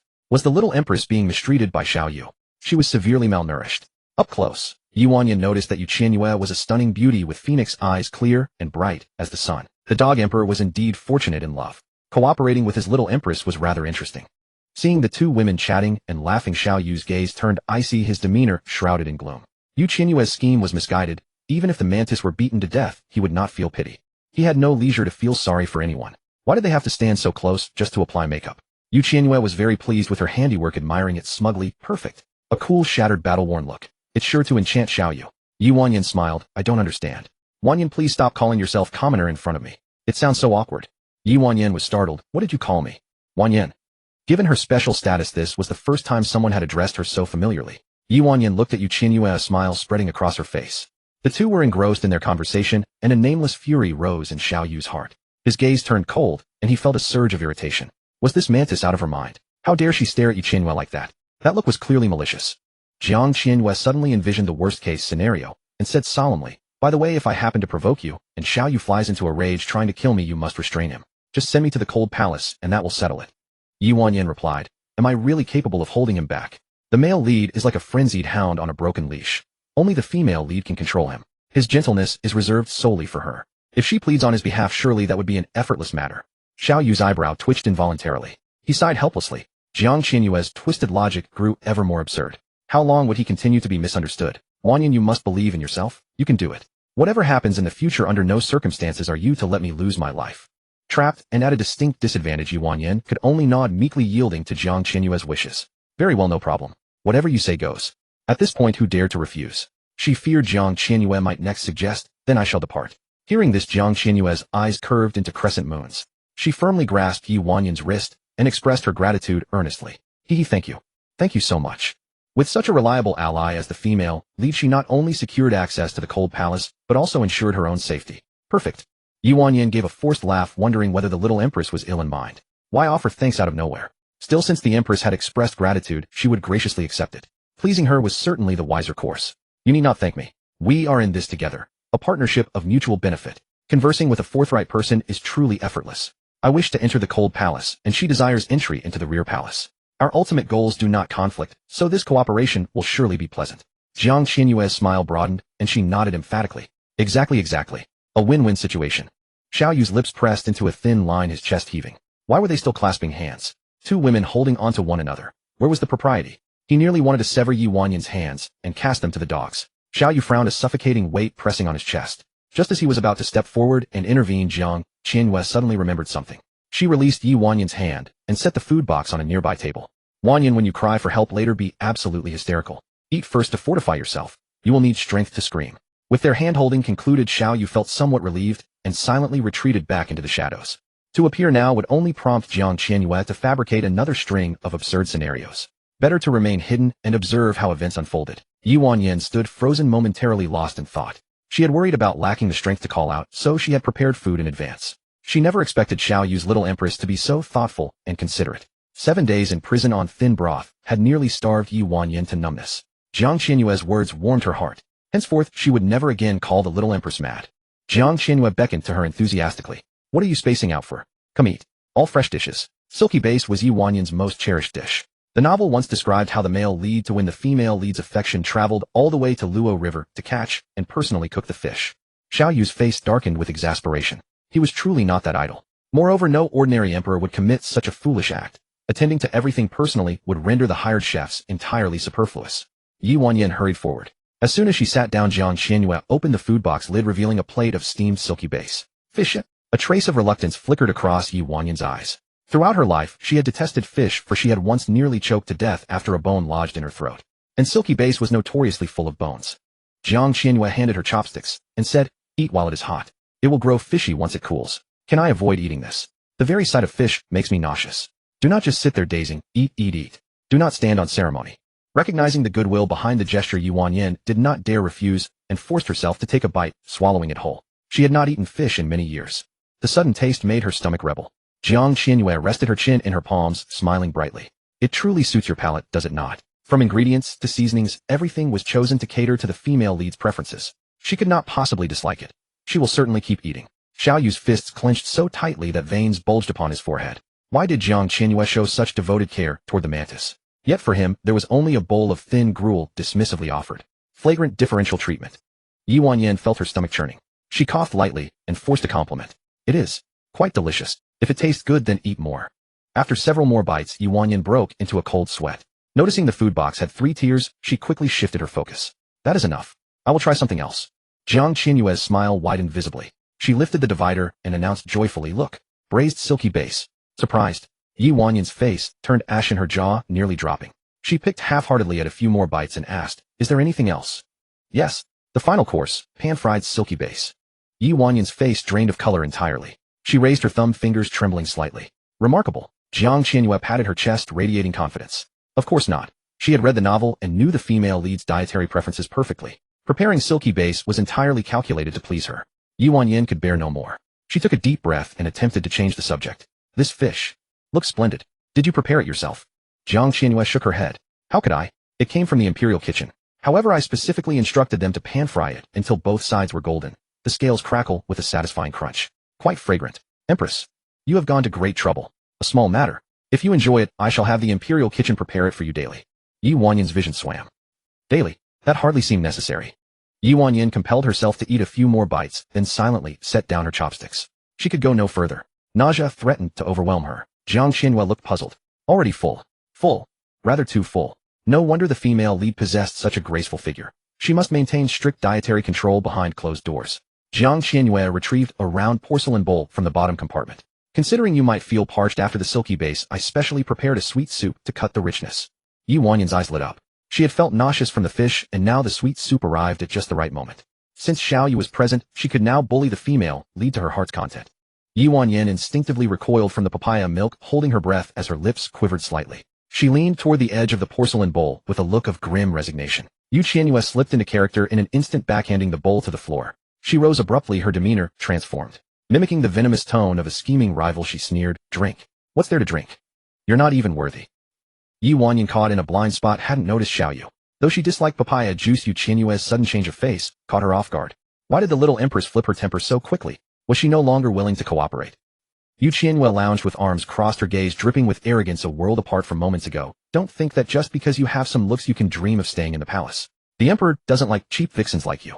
Qianyue pondered a few breaths, her brows knitting into a knot. Could it be that she had just been toyed with by the empress? Were all those words just lies? Sensing trouble, Qianyue also rose. Due to the considerable height difference, Qianyue tilted her head up and stamped her foot fiercely. What are you staring at? Stare again, and I'll gouge out your eyeballs and roll them like walnuts. Scared are you, Qianyue? Perhaps the little empress was a bit short. The threats that came out of her mouth surprisingly lacked any menace. The tyrant isn't cooperating. I'm about to gouge out eyes. Why hasn't he shown up? Could it be that verbal bullying isn't ruthless enough? Qianyue stood on tiptoe, raised her hand, and feigned ferocity. Vixen, believe me, I'll spin you like a top. Hands already up, you dog tyrant. Come and save the damsel in distress, or I won't know how to wrap this up. Qianyue remained unmoved, just quietly watching Qianyue's act. Was this even amusing? She actually stood on tiptoe to threaten someone. That's it. Why not continue? If you've got the guts, don't just bluff. Hit her directly. Qianyue noticed that Qianyue kept glancing furtively elsewhere. In an instant she understood why the little empress had suddenly changed character. The dog emperor is here. She's already playing the villain. Qianyue's hand hung in midair, unable to actually strike. She could only signal Qianyue with her eyes and whisper, quick, quick. Show your unyielding spirit. Qianyue quickly adjusted her demeanor and spoke with solemnity. Empress, the title of vixen is one I dare not accept. If you wish to kill or maim, do as you please, but please do not humiliate me. Qianyue seized the moment to withdraw her hand, a mocking smile curving her lips as she looked coldly at her. Oh, what a proud, unbending soul. You kneel before me. Empress, may I ask what crime I have committed to deserve such humiliation and persecution? Without any rehearsal, caught off guard by Qianyue's question, Qianyue choked. After a brief silence, she began to spout nonsense. Someone of your lowly birth should wallow in self-abasement, forever trapped in the mire of the bottom. Who gave you permission to rise unsullied from the mud? Who allowed you to be so arrogant? Her eyes narrowed, deliberately vicious, yet self-righteous. Against your backdrop, I am but a venomous, short-sighted woman crawling in the shadows. If I don't humiliate you, whom else should I humiliate? Qianyue's eyelids twitched wildly. Was this how you insulted someone? After hearing it, she didn't feel hurt at all. In fact, it was oddly comforting. Qianyue was momentarily at a loss for how to respond. Qianyue still hadn't come, and Qianyue grew impatient. I told you to leave. Did you hear me? Leave? Leave where? Qianyue looked bewildered. Without Qianyue's order, how could she dare to leave the dungeon? The guards outside were no pushovers. Realizing her slip of the tongue, Qianyue casually fiddled with the stray hair on her forehead and cleared her throat. Ahem, you misheard. I said kneel. Kneel now, hurry. I don't have all day. Qianyue bent her knees but kept her back straight. It seems the Empress of Dian can only use power to oppress commoners. Of course my hobby is bullying commoners, especially the pretty ones. Qianyue clenched her molars to keep from laughing. Empress, don't forget you were once a commoner too. Why must we be so cruel to each other? What? You want to follow my path? If you think that, you're mistaken. My journey has been arduous. Having been drenched by rain, I swore to tear apart every oil paper umbrella in Dian. You have no chance. You'll never become the next me, let alone replace me. Qianyue's lips twitched as she wanted to laugh, but it wasn't appropriate, so she struggled to suppress her mirth. Just wait. I won't let you off. As long as the emperor doesn't release you, I'll bully you and humiliate you every single day. I've said this much. Why hasn't the dog tyrant come to rescue the heroine? Could it be that verbal humiliation doesn't stir his pity? Looks like I need to pull out the big guns. Qianyue, is it? I'll soon instruct the guards to tickle the soles of your feet every day. If you dare so much as smile, you'll go without food for a day. I'll starve you. Qianyue nearly ground her molars to dust, her shoulders trembling as she held back laughter. She couldn't laugh, not now at least. Scared are you? If you beg for mercy now, I might consider arranging a midnight snack for you. Qianyue, her face flushed from suppressing laughter, refused sternly. I absolutely will not. Take your midnight snack and go far, far away. Shall you? One fool, one idiot. When would they stop making a scene? He wanted to leave, yet he worried. Qianyue was baffled. What's going on? Tickling feet means taking off shoes. The tyrant is unmoved. Isn't he a level 10 leg fetishist? The book says the dog tyrant loves caressing long legs. Hearing the offensive words, Qianyue instinctively felt nauseous. He wasn't interested in mantises. Not only that, he's especially rough. He ties people to the bed, tears off their skirts, and gropes. As he gropes, Qianyue's face darkened, losing his patience. Qianyue, shut your mouth. Upon hearing the belated reprimand, Qianyue's face lit up. The moment she mentioned tickling the heroine's jade-like feet, the male lead immediately jumped out to stop her. It seemed her judgment was right. The dog tyrant was at tsundere. He loved her without knowing it. But she had to see the act through. Qianyue spun around, sharply feigning panic, and tried to look as if she had been startled out of her wits. Your Majesty, why are you here? Qianyue sighed silently. Such a poor performance, so exaggerated it was painful to watch. Could she act any more fake? When Qianyue saw Qianyue's face, hatred surged in her eyes. To conceal it, she restrained her emotions, knelt, and bowed. Your subject pays respects to your Majesty. Qianyue looked at the bowing Yuanyin and spoke with feigned reverence. Your Majesty, I am not tormenting Miss Yi out of jealousy. Seeing the female lead's face bruised and battered, the tyrant must be heartbroken. Qianyue. Why hasn't the tyrant asked the heroine to rise and speak? I've already come up with a good excuse. Qianyue showed no reaction, his face betraying little emotion. Since the two of them were so fond of making a fuss, neither was allowed to rise. After a long while, Qianyue shifted her knees, slightly muttering inwardly, the stone bricks in this dungeon are so uneven. Kneeling here is killing me. Qianyue's expression softened, and he said helplessly, you may rise. He must have been out of his mind to come to the dungeon with Qianyue and listen to her wild nonsense. Qianyue had originally wanted to execute Yuanyin, but he needed her to lure out the nameless medical sage. That being the case, he could hardly avoid sparing her worthless life. For the time being, he would not kill her. However, Qianyue had no intention of taking Yuanyin into his harem. He found her deeply repulsive and had even less desire to be alone with her. But keeping Yuanyin locked in the dungeon forever was not fitting either, and in just over a month the Qiqiao festival would arrive. For a moment Qianyue was at a loss. He stared at the dazed Qianyue, and a plan struck him. Since that fool wanted so badly to keep the plot coherent, she would certainly find a way to keep the mantis around. The corners of Qianyue's lips lifted almost imperceptibly as a scheme took shape in his mind. Without a word, he turned and left. He firmly believed that Qianyue would definitely follow. The key figure had left without a single word, leaving Yuanyin and Qianyue exchanging glances, both puzzled and bemused.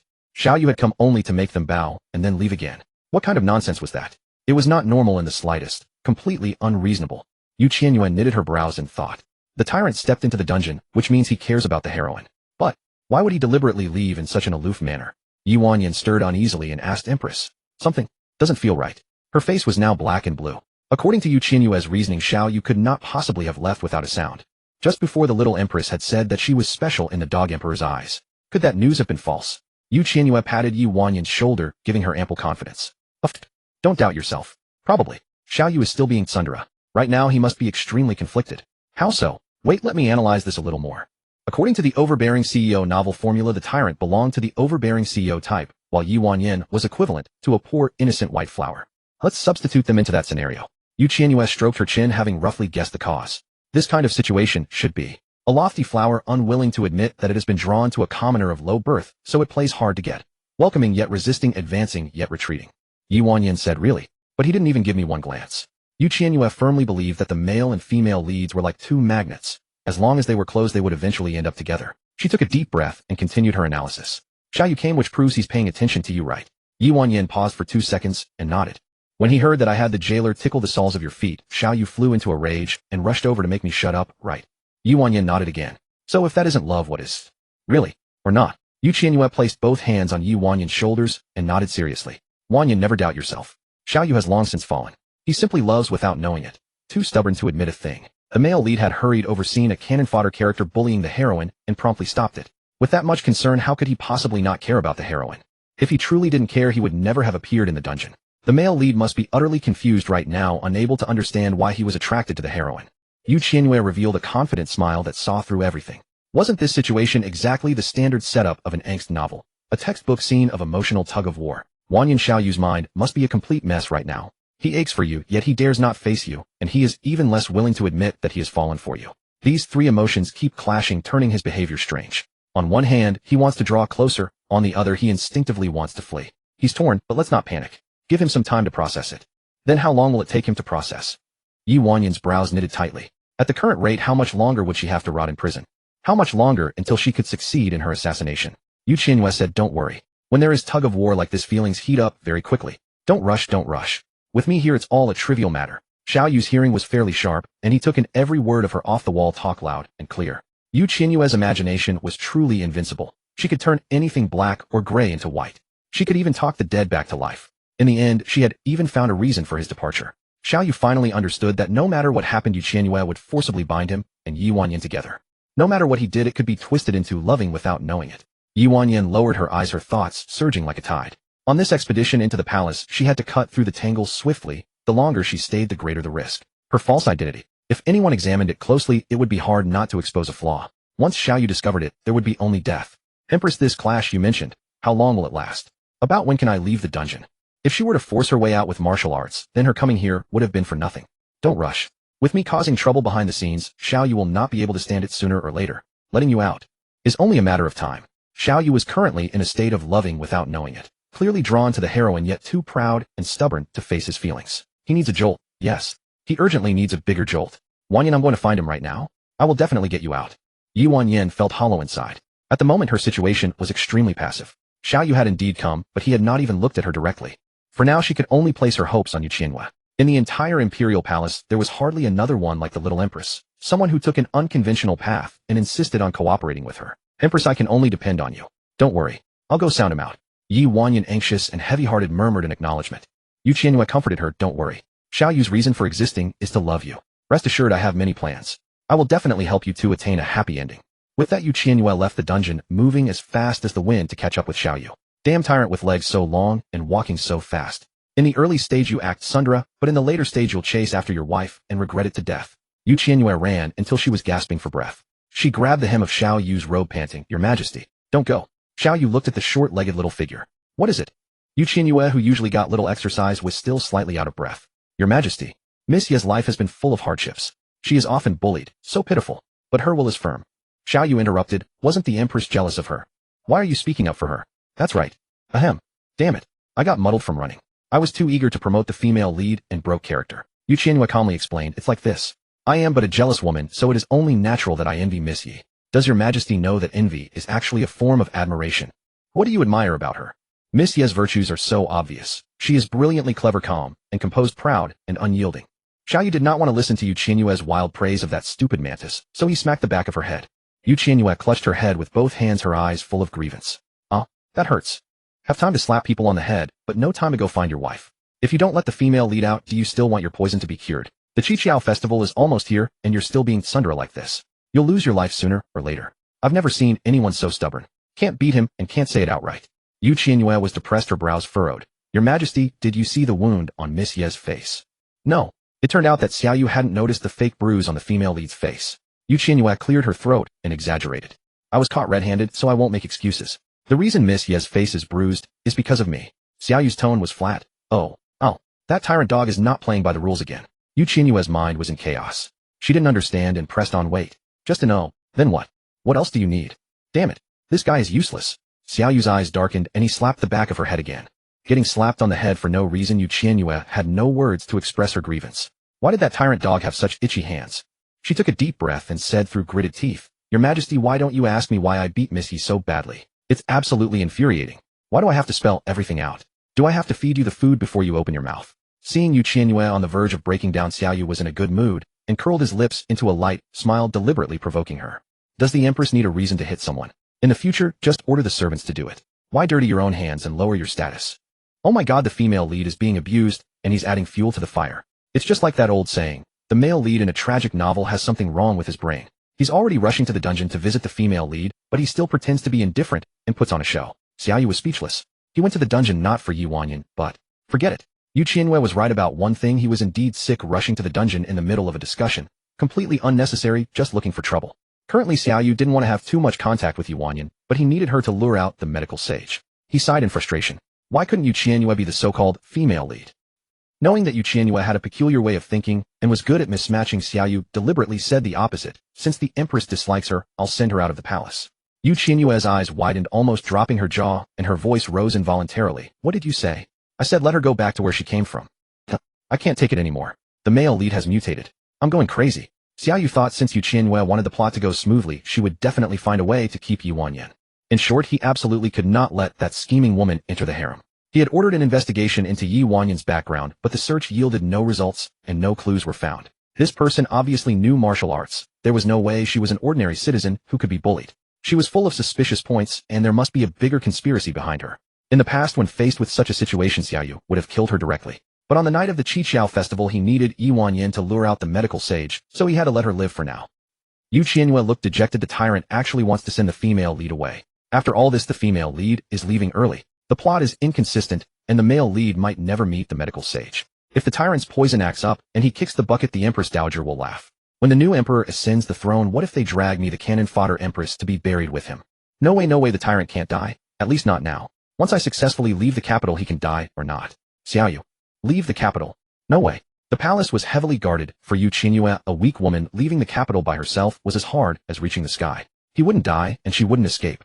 Qianyue, no longer caring about shattering her persona, earnestly advised, Your Majesty, please reconsider.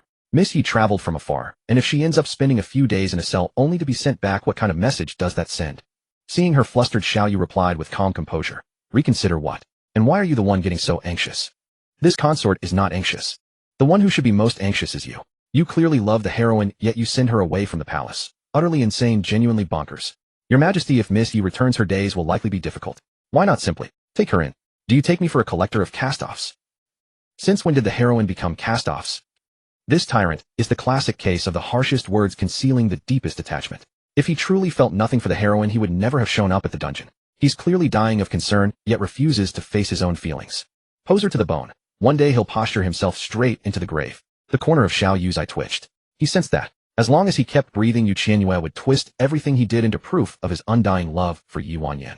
Just how exactly did this accursed book describe him? Toward Qianyue he had already displayed more than enough indifference, so why was Qianyue still clinging to certain absurd notions, as if they were gospel? She even racked her brains to rationalize every outlandish behavior of his. Qianyue, with the tyrant's incorrigible stubbornness and refusal to speak his heart, when on earth will he ever win the beauty's hand?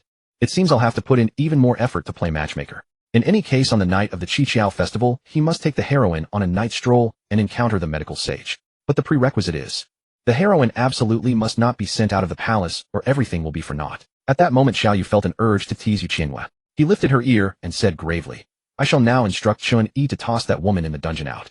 Qianyue was startled. Wait, are you being serious? Yes. Oh, Qianyue, you idiot. What possessed him all of a sudden? Seeing Qianyue puffed up with anger, yet too afraid to vent, Qianyue inexplicably felt like laughing. He continued to toy with her. I shall immediately issue the decree and have her driven out of the capital. The moment he finished speaking, Qianyue turned and headed toward the dungeon. Qianyue clenched her fists tightly and flailed punches and kicks at his retreating figure. Damn it. In all my life, I've never met such a self-contradictory and stubborn fool. Is your brain full of bubbles? If you like someone, why push her as far away as possible? You stupid tyrant, do you even want a wife anymore? Misunderstood by Qianyue as being in love with Qianyue, Qianyue felt inexplicably vexed and quickened his pace. What exactly must he do to change Qianyue's perception? He truly did not like Qianyue. After Qianyue walked far away, Qianyue realized he didn't seem to be joking and hastily chased after him. Your Majesty, wait for your consort. What is it now? The heroine cannot leave the capital. The Qianyue festival is almost here, so I must find some excuse to keep her here. Qianyue paused thoughtfully, then said, Your Majesty, how about this? Let Miss Yi temporarily serve as this consort's maidservant.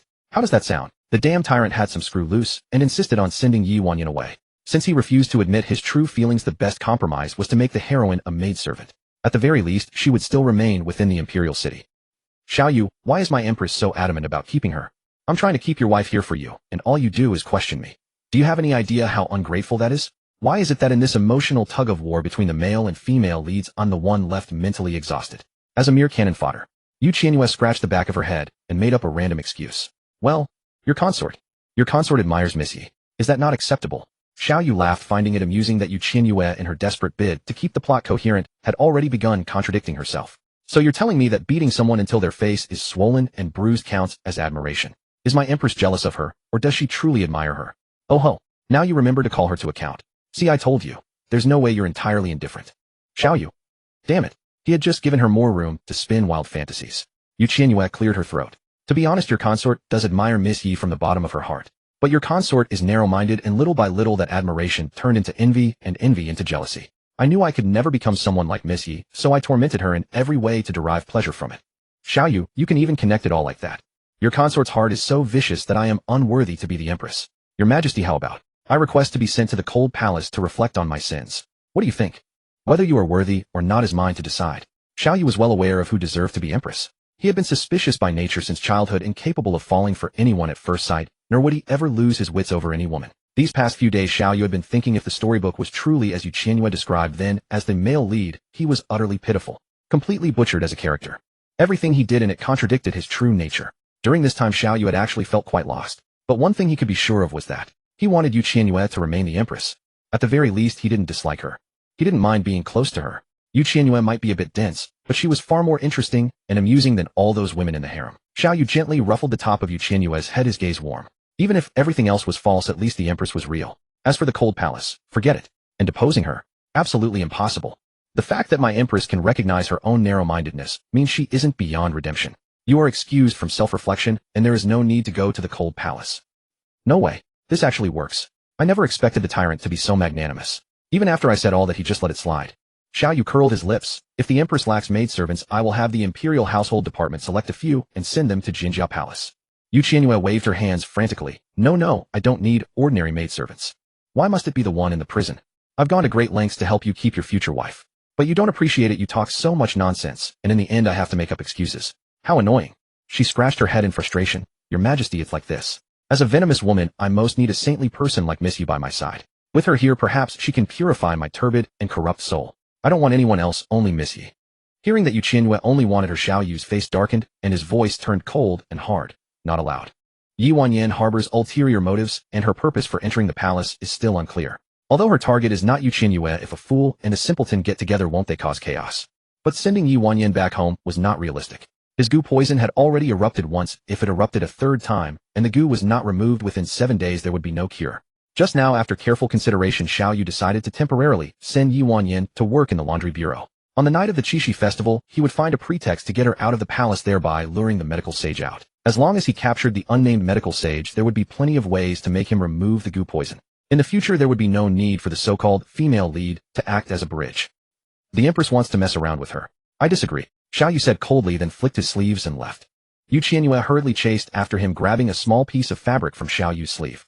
Your Majesty, please let Miss Yi be my maid. She was afraid that Xiaoyu would be stubborn and miss out on Yi Wanyan. If the female lead left, what would happen? If the male and female leads miss their destined union, this book will surely fall into chaos. Your Majesty, please, I beg you. Qianyue's tone was almost pleading. Xiaoyu saw her anxious and flustered, clearly uncomfortable, and hastily averted his gaze. Go ahead and make trouble. She tugged harder at the hem of his robe and tentatively asked in a soft voice, Your Majesty, then, is it okay or not? Damn it, she actually pulled that pathetic act. But ironically, he seemed to fall for that act. Whatever you want. Xiaoyu's heart skipped a few beats, and after dropping these words, he hurried away. He must be possessed to be unable to refuse her to comply with her, to indulge her mischief. Qianyue watched Xiaoyu's retreating figure, and the stone in her heart finally dropped. Haha, the female lead can stay. I told you, how could the tyrant really let the female lead leave the palace? Oh dear, this family will fall apart, without me sooner or later. You damn tyrant, one day, I will make you tear off your tsundere mask, and be submissive to the female lead. Qianyue rushed to the dungeon like the wind, eager to tell Yi Wanyan the good news. Dungeon. Yi Wanyan sat on a stool, resting her chin on one hand. She pondered for a long time, unable to figure out what Xiaoyu really thought of her.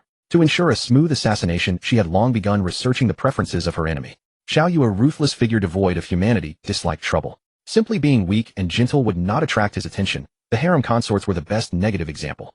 On the day she fell into the water, her makeup did not wash off, and her clothes were soaked with river water, thus giving her the enchanting appearance of a lotus emerging from the water.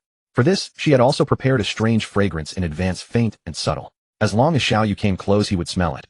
A peculiar scent that could make men irresistible. Unfortunately, Xiaoyu did not come into close contact with her. Besides, her attire and accessories were also distinctive. Logically, all the painstaking preparations should have piqued Xiaoyu's interest. Everything was ready, yet she didn't even have a chance to get close. Yi Wanyan clenched her palms, her body taut with tension. Had the young Empress misjudged the situation? It seemed she had not piqued Xiaoyu's interest. If he truly had feelings for her, why would he ignore her, completely treating her as if she were air? Yi Wanyan's eyelids twitched violently, sweat beading on her palms. Did that tyrant emperor truly favor women who were proud and assertive? If the intelligence was wrong, she would likely be trapped and die in this dungeon. If so, how could she carry out her assassination plan? Would all her efforts be in vain? Yi Wanyan subtly twisted her wrist, the hidden weapon beneath her sleeve emitting a faint glimmer. She knew well that once she used her internal energy to escape the dungeon, all her plans would be ruined. She hesitated, unable to make a decision. Using her beauty was the most effective way to get close to Xiaoyu at the moment. If she missed this opportunity, it would be difficult to enter the palace again. Should she use her internal energy? Yi Wanyan tightened her grip, her nails digging into her flesh, without feeling any pain. Just as she was tormented by indecision, a graceful figure came into view. Wanyan, you can get out. Qianyue practically ran over. Because she was in such a hurry, her face was flushed, and a broad smile lit up her brow. Hearing that she could leave, Yi Wanyan's pupils dilated. Having experienced great joy and sorrow in such a short time, her emotions were like a roller coaster, soaring and plunging. The news Qianyue brought was like a beam of light cutting through the fog ahead. She no longer had to risk using her internal energy to break out of the dungeon. The assassination plan could still proceed. Empress, is it true? Yi Wanyan asked urgently. Qianyue lifted her eyes to look at her, still slightly breathless. Of course, why would I lie to you for no reason? She added, but Xiaoyu is always unaware of his own heart. As for you, you'll start as my palace maid for now. Yi Wanyan pressed her lips together, lost in thought. Just now Qianyue had bullied her, though it was just an act, but that tyrant emperor had made her the Empress's maid. What did that mean? Empress, why did Xiaoyu suddenly make me your maid? Midway, It's too complicated to explain in a few words. I'll tell you later. In short, it's good that you can leave the dungeon. But even after leaving, it'll be hard to get close to Qianyue. Qianyue looked down, her eyelashes lowering, and asked, he probably doesn't like me, right? Impossible. Don't underestimate the bond between you two. Qianyue is secretly passionate. He just asked about the injury on your face. Really? According to the iron law of novels, once the male and female leads get close, they will be attracted to each other, bringing together two people who already have feelings for each other. Qianyue thought it was no big deal. She patted her chest and declared confidently, yes, Qianyue, to capture a secretly passionate man, you'll need to put in some effort. But don't worry, with me around, nothing will go wrong. Qianyue's words restored Qianyue's confidence. The current situation was not too bad. At least she could leave the dungeon, and with the young Empress's help later, take it one step at a time and wait for the right moment. Empress, once we're out, I'll follow your lead in everything. Do you have any plans for the next steps? Qianyue thought for a moment and analyzed. To deal with a secretly passionate man, you should go straight at him without hesitation. After all, straight shots have always beat secret passion. What do you mean? Qianyue didn't understand a word, but Qianyue's confident manner somehow made her feel that those words made sense. Before her death, Qianyue had read countless books and had a deep study of the CEO and sweet wife romance genre. No matter where she was, she could simply apply the formula. Qianyue rushed to the dungeon. Clearly, he has feelings for you. He's just too tsundere to admit it. Now you only need to do one thing. What is it? Seduce him openly and subtly make him lose control. In fact, if you can make him jealous, it will definitely be twice the result with half the effort. Jealous? I'm afraid that's hard to achieve. In the original novel, the heroine had a charm that attracted everyone.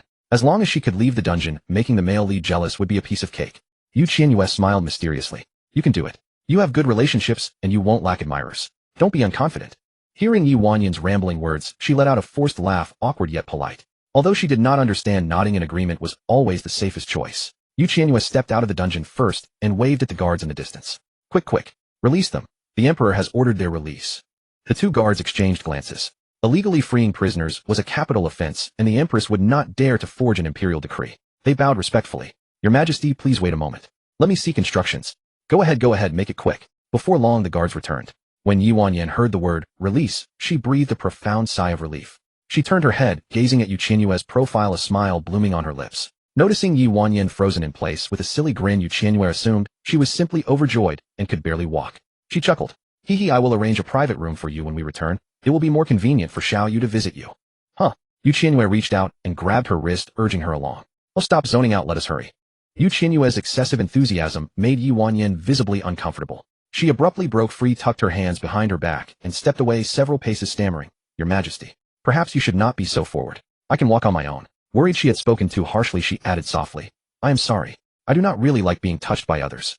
Qianyue withdrew her hand and awkwardly rubbed the tip of her nose. She had never imagined the female lead was so shy around members of the same sex in private. All right, I will not touch you. Let us go. Wait. Qianyue turned back to the table and quickly placed the unfinished shrewfish into the food container.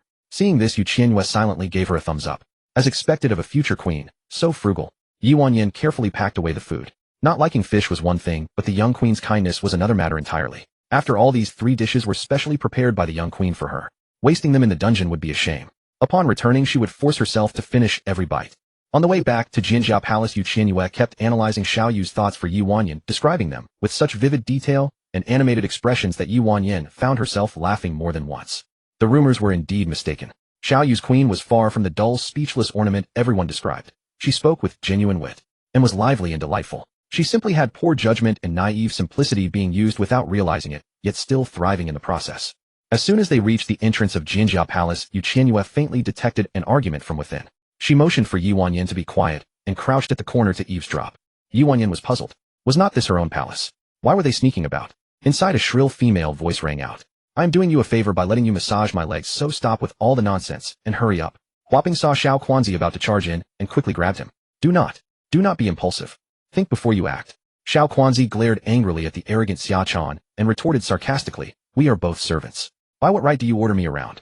Just because I have someone backing me, Xiachan said confidently. Qianyue had long harbored grievances against her. This woman relied on consort Xin's protection to act tyrannically day and night, her tail sticking straight up to the sky. Today he refused to swallow his anger. At worst, he would escalate the matter and fight until there was nothing left. Xiachan, you have always been lazy and slacked off, and everyone turned a blind eye. But now you have gone too far, acting like a master and putting on airs. Who has the patience to indulge your nonsense? So I am putting on airs, so what? Are you going to massage my legs or not? Do not push your luck. Huaping worried Qianyue would suffer, quickly stepped in to mediate. Sister Xiachan, if your legs are sore, I will massage them for you. There is no need to lose your temper. You are the only one who knows how to read the situation. Furious veins bulging on his neck, Xiao Quanzi blocked Huaping's path and said, "Are you stupid? First it is leg massages today, then back rubs tomorrow. She does not deserve your service. Do not go." Unfazed, Xiaochan stepped forward and threatened harshly. "Let me tell you Consort Qian is." But Qianyue cut her off coldly, her face dark. "Consort my ass." Qianyue's voice came from behind, startling Xiaochan so much that she spun around and stumbled backward several steps. Hua Ling and Xiao Quanzi both paused for a moment, then bowed. "This servant greets Her Imperial Majesty the Empress." Qianyue had appeared so suddenly that Xiaochan's heart was in disarray. She hesitated for half a beat before hastening to bow. "This servant greets Her Imperial Majesty the Empress." After finishing the bow, Xiaochan kept her head lowered, for she knew she was in the wrong regarding the earlier leg massaging incident. Yet as she thought it over, her courage returned. After all, her true patron was Consort Qian. Even the Empress would have to consider whose dog she was beating. She had her own excuses and feared no consequences.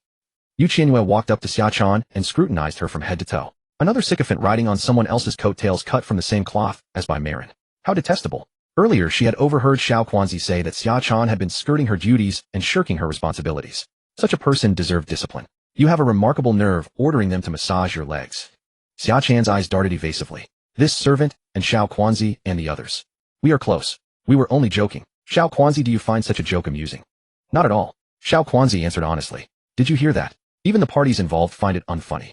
Qianyue kept a stern expression and took another step forward. Xiaochan's fingertips trembled as she involuntarily stepped back. What had happened? How had her once powerless empress become so formidable?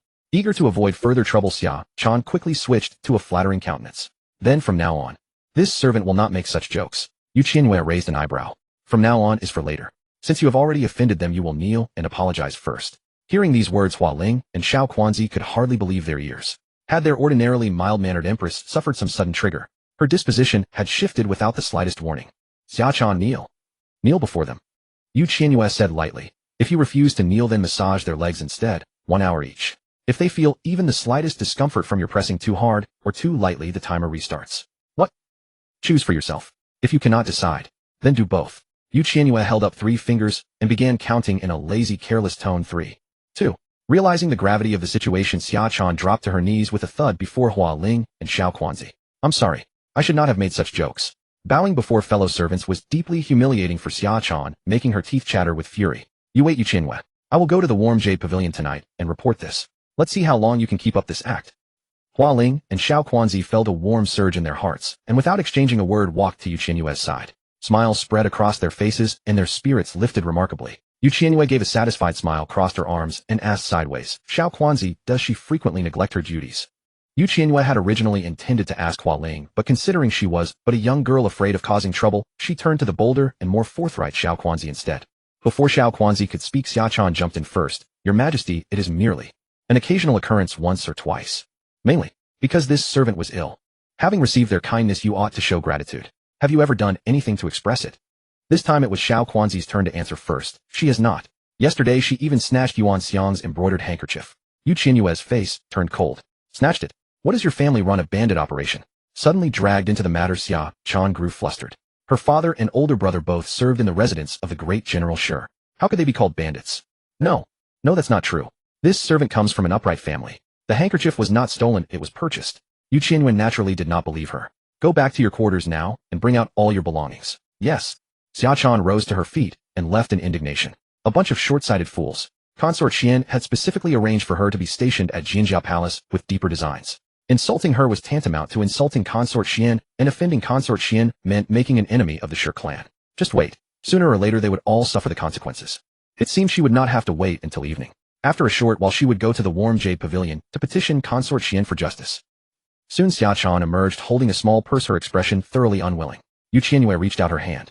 Xiaochan handed it over reluctantly. What was a worn-out handkerchief worth? And yet she had been ordered to empty out her entire savings. Qianyue weighed it in her palm. Quite heavy. Then she smiled faintly and handed the purse to Xiao Quanzi. Listen carefully. Whoever Xiaochan has wronged after verification will be compensated at market price 1 by 1. As for the remaining silver, distribute it among yourselves. Since she loves being idle so much, she should properly tighten her purse strings to show sincere apology. Xiaochan's face turned ashen with rage, her cheeks flushing crimson with fury. Seeing Xiaochan brought to heel, Xiao Quanzi was overjoyed. Yes, sir. This one will attend to it at once. Watching from a distance, Yi Wanyan's eyes revealed approval. The young empress was surprisingly thorough. Everyone received a share, not a single one left out. Xiao Quanzi ran there as fast as his legs could carry him. Xiaochan watched his retreating figure, reluctance spilling from her eyes. A year's hard-earned savings all gone down the drain. She clenched her back teeth, retracted her gaze, and fixed a furious stare on Qianyue, anger surging within her chest. Queen, just wait. I'll stir up trouble behind Consort Xian's back, and today's humiliation I will make you pay 100-fold someday. Having suffered the loss of her savings, Qianyue naturally understood that Xiaochan harbored deep resentment. With those glares that seemed capable of carving flesh, what right did a mere lackey have to act so arrogant? Qianyue said coldly, stop glaring. Go scrub the entire palace inside and out, or you shall have no supper. Xiaochan sneered, inwardly thinking the future belonged to whoever endured longest. Her voice hardened as she ground out her words, this servant obeys.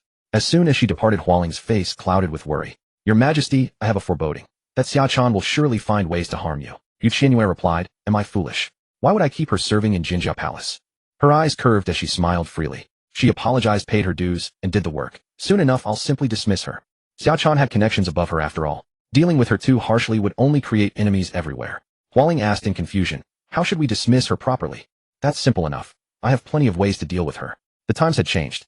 Qianyue no longer feared trouble. Determined to drive her away, she wondered what lack of methods she could possibly have. Hualing gazed at the confident and radiant Qianyue, momentarily spellbound. Her Majesty seemed more dazzling than ever before, no longer merely a beautiful vase. Hualing, what are you thinking? Majesty, I prefer the current you, confident and decisive. Previously you were always so cautious, afraid of this and that. It pained us to see a queen suffer such constraints. Qianyue asked thoughtfully, so when you suffered wrongs at Xiaochan's hands you never complained, simply swallowed your grievances in silence, correct? Xiaochan wouldn't dare go too far. We refrained from complaining mainly out of concern that you might offend Consort Qian. You've suffered injustice following me. Hualing shook her head vehemently. Not at all unfair. Before, although your nature was gentle and inexperienced, you were remarkably tolerant toward servants. Setting aside that nasty Xiaochan, our days were nothing short of joyful. In other palaces, everyone lived by their mistress's whims. She had a fellow townswoman serving in Beauty Zhao's palace, exhausted like a draft animal and scolded daily like a cur. How wretched could one be? Their queen was far superior, generous, accommodating, untroubled by trifles, and often joking with her servants. Qianyue pinched Hualing's cheek and made a solemn vow, rest assured I shall protect you henceforth. No second Xiaochan will ever appear in Jinjia Palace. Yes, this servant will forever follow you, Majesty. Suddenly Qianyue recalled Yi Wanyan, who had been left ignored. Pulling Hualing forward, she introduced her. Hualing, this is our newest maid. Her situation is quite special. She's a prospective concubine with a nominal position in Jinjia Palace, exempt from duties. What? Hualing didn't quite understand. To avoid being isolated, Yi Wanyan lowered her head and offered a friendly greeting. Miss Hualing, I am Yi Wanyan. I look forward to your guidance. What strange address was that? How distasteful, sending goosebumps cascading over Hualing. Before she could respond, Qianyue drew her to a corner. Hualing, miss, he has caught the Emperor's eye. Bullying her would invite misfortune. The Emperor favors her. Why place her in your quarters? This is difficult to explain. I'll elaborate later, though it may not make sense. Hualing seemed to grasp nothing, pausing for a moment before saying, I believe I understand now. Perhaps. The Emperor wishes to take her, but lacks justification, so he has her begin as your maid, facilitating a proper conferral of concubine rank later, yes. Qianyue murmured in understanding, so that's how it is. The protagonist feared scandal for the heroine and chose to proceed gradually, which explained why he hadn't immediately granted her concubine status. Good heavens, he loved her deeply. Why hadn't she considered this angle before? No wonder the tyrant agreed to let Yi Wanyan serve in Jinjia Palace. There was deeper purpose behind it. Qianyue gently patted Hualing's shoulder. Correct. That's precisely the situation, and you've summarized it all in one sentence, clever little Hualing. Hualing studied Yi Wanyan from head to toe, her brows furrowing. This woman stood tall, her features carrying an air of defiance and nobility, her demeanor utterly distinct from the typical palace consorts. She had to admit it was a rare and distinctive beauty. Hualing cautioned, Your Majesty, I will instruct the servants in Jinjia Palace to treat her as half a mistress. But you must never open your heart to her. Someday she will compete for the Emperor's favor. There's no need to compete. The Emperor is already captivated and will throw himself into her embrace voluntarily. Hualing protested, that doesn't make sense. The Emperor is not one who indulges in beauty. Otherwise, how could you still be untouched? Though Yi Wanyan possessed beauty, the Emperor was no wanton man. How could he fall instantly? Moreover, Yi Wanyan's gaze carried an edge of sharpness. After comparison, Hualing still found Qianyue's appearance more remarkable. After all, the title of most beautiful woman in the palace was well-deserved. Aside from her smaller chest, Her Majesty surpassed Miss Yi in every other aspect. Hualing fell into thought. So the Emperor preferred women with larger breasts. Majesty, in my hometown, they have a secret recipe for breast enhancement using kudzu root, red dates, longan. The conversation veered into absurdity. Qianyue, confused, interrupted, what nonsense is this? My figure is fine, thank you. Hualing glanced pointedly at a certain area and shook her head. You're smaller than even I am, let alone Miss Yi. Facing such blunt criticism, Qianyue instinctively covered herself, slightly flustered. What are you talking about? I just came of age. How could I possibly have abundant curves? I'm a year younger than you, Majesty. You're just precociously developed. Do you frequently drink? Whatever that breast-enhancing recipe is, I consumed it heavily as a child, but not anymore. Would you like to try it, Majesty? You might be pleasantly surprised. Qianyue had no strong opinions about her figure. Size didn't matter to her. Absolutely not. Too large, and clothing looks bulky. But what if the Emperor prefers larger? None of my concern. Will you still wish to serve him in bed? Qianyue shook her head with clear reluctance. The male lead's nature was to love the female lead, and she had no desire for intimacy with him. From a moderate distance, Qianyue had adjusted her inner energy to overhear every word of the mistress and maid's private conversation. A smile touched the corners of her eyes. She hadn't expected the young queen to be so approachable in private, laughing and chatting with her maid. Yet this confirmed one thing. She was not a willful or vicious person. Staying with her for now posed no mortal danger. That said, the young queen's bosom was indeed on the smaller side. Not exactly sexy, but endearing. In any case, she rather preferred her this way. Qianyue was in a state of utter turmoil, her palms oozing with dense beads of sweat, her mind already tangled beyond the ability to think of anything. She took a deep breath, stopped eavesdropping, and retreated to the side to calm her chaotic emotions. Hua Ling advised earnestly, Your Majesty, you must not entertain foolish thoughts. If you do not serve the Emperor in the bedchamber, will you not remain without a chance to rise? Qianyue was unconcerned. I've said it before. The Emperor will jump into Miss Ye's bowl himself. I'm simply not his dish. Hua Ling. Meanwhile, Yigonggong hurried over, his face beaming with joy, flaunting his bright white front teeth as he strode forward to pay his respects. Your slave pays respects to Her Majesty the Empress. The Emperor summons you to Dejing Hall. Hearing this, Qianyue smiled at Hua Ling and said, See, I told you the Emperor would jump in himself. He's so impatient. Hua Ling scratched the back of her head, puzzled. But the Emperor summoned you. This is what they call, the drinker's heart is not in the cup. Previously, Qianyue had never summoned any consort. As soon as Qianyue became her personal maid, he could not wait to summon her to Dejing Hall, his hidden intentions laid bare. The purpose could not be more obvious. Finally, the male and female leads had some decent progress. Qianyue let out a long sigh, filled with emotion. The tyrant has finally come to his senses. Upon hearing the word tyrant, Yigonggong's expression changed drastically, his smile abruptly cut short. Even if the Emperor treated the Empress specially, this title was too reckless and could not be used carelessly. Otherwise, it would surely endanger her life. Your Majesty, the words tyrant should not be spoken. In fact, Hua Ling was also terrified. She quickly explained, Yigonggong, the Empress just had a fall. The door accidentally hit her head. No, her head accidentally hit the door frame. The Empress is now dizzy, a bit out of it, and talking nonsense. Yigonggong said, This is the first time the Emperor has actively summoned a consort. Your Majesty, you must suppress your wildness and not miss this opportunity. Qianyue had served Xiaoyu for over a decade, and deeply felt that the Empress Dowager was partial. The Emperor's heart was bitter, with no one to confide in. If a pleasing beauty could accompany him, the little bitter gourd would no longer be alone. Qianyue, I understand. I'll go later. Yigonggong saw Qianyue's casual attire and shook his head. As the saying goes, clothes make the man, a horse needs a saddle. Dressing dazzlingly could add points. Tonight it would be best if the Emperor and Empress could produce a crown prince. Your slave will tell Your Majesty a secret. The Emperor just reprimanded a minister and is in a depressed mood. Your slave suggests you dress a bit more refreshingly. Thank you for the reminder, Gonggong. Xiaoyu's trusted confidant naturally needed to be won over. With his hidden help, she could surely extract all the tyrant's likes and dislikes. The male and female leads were in a period of emotional growth and could not afford any mistakes. Qianyue tactfully took out a banknote from her sleeve and handed it to Yigonggong. Gonggong, keep this. In the future, if the Emperor makes any moves, please guide me. No, this slave cannot accept. Yigonggong was being so roundabout. Qianyue took out another note and forced it into his hand. You must accept it. Really, I don't want it. Eunuch, how about you name a price? Your Majesty, this slave is an honest servant. No matter how Qianyue tried to push money, Qianyue refused to accept. The Emperor's active summons had already shown that the Empress was extraordinary. He was merely going with the flow and offering a well-intentioned reminder. There's no need for silver. I cannot accept rewards without merit. Your Majesty, you should serve the Emperor well. Qianyue, what? You really don't want it? Yigonggong waved his hand and smiled meaningfully. The Emperor had already given him enough. If he were caught accepting private gifts, there would surely be no good outcome. A few banknotes could bring catastrophic disaster. Why risk accepting them? He wasn't short of money anyway. After Yigonggong left, Hua Ling asked with a smile, Your Majesty, the Imperial Household Department recently sent a lotus-colored gold thread dress. It's very refreshing. Would you like to wear it to meet the Emperor? Qianyue stroked her chin and circled around Qianyue. The lotus color was a pale pink with a purple tint, fresh and elegant, very suitable for the occasion. Xiaoyu's sudden summons clearly had other intentions. He was after the female lead. The lotus-colored gold thread dress naturally had to be given to the female lead. However, Qianyue was too tall. Compared to her, Qianyue was more than a little shorter. The dress, made to her own measurements, definitely wouldn't fit Qianyue. One had to admit the heights of the male and female leads were quite compatible. For a woman like Qianyue, who was 177 centimeters, or a man under 190 centimeters, would indeed feel some pressure. The two of them were truly a match made in heaven. Hualing, are there any pink silk fabrics in the palace? Thinking that Qianyue didn't like the style of the lotus dress, Hualing quickly replied, yes, there is blue pink. Is that okay? That's the one. Go to the weaving bureau and call a few embroiderers. Have them bring their cutting tools to Jinzhou Palace. Hurry, hurry. All right. Hualing rushed to the weaving bureau in a flurry and soon returned with 3 embroiderers. Your slave Dan Yang, Shi Ke Yulan, pays respects to Her Majesty the Empress. Qianyue pointed at Qianyue and said, rise all of you. Take her measurements and use the blue-pink silk to cut a suitable skirt for her. Hualing was slightly stunned and asked quietly, Your Majesty, you are going to see the Emperor. Why are you making clothes for her? Qianyue replied dismissively, when you grow up you'll naturally understand. Hualing drooped her brows and eyes, her confusion written all over her face. The Empress was too generous, actually taking the initiative to let her rival shine. The embroiderers were skilled, and soon a complete powder blue dress was made. The size was perfect with a cinched waist. At first glance her curvaceous figure was fully displayed, and the color also complemented Qianyue's complexion. That's the right vibe, a stubborn little white flower.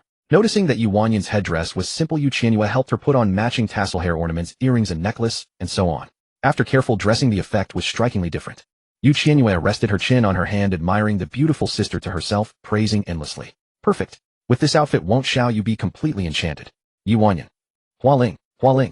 Is the Empress all right? Ever since her drastic change in temperament, her behavior has been very strange. She is the Emperor's legal wife after all. How could she diminish her own morale and boost her rival's prestige? For now Xiaoyu is still in the stage of being stubborn as a dead duck. But with a beauty and splendid attire he would surely be dazzled, his heart blossoming, his little deer bumping wildly inside. Qianyue looked into the bronze mirror, momentarily startled. Her complexion had become several shades fairer, and while her features were somewhat angular, Qianyue's touch had softened them considerably. Alluring and delicate with a captivating charm. Could this attire really enchant Xiaoyu? If she could get close to serve him, assassination would be much easier. Xiaoyu's martial arts were unfathomable, and his internal energy reserves unknown. To confront him head-on in his own territory was like an egg hurled against a stone. It would be far more effective to employ a femme fatale strategy. I hope he takes the bait. Hualing's expression was grave as she whispered in Qianyue's ear, Your Majesty the Emperor has finally summoned us. With Miss He dressed like this, all the limelight will be stolen from you.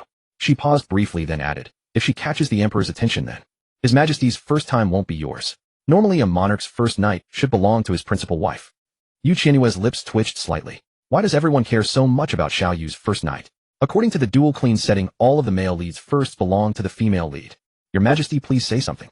Hualing was frantic with worry. Qianyue's expression remained calm. It's fine. If it's not fated for you, don't force it.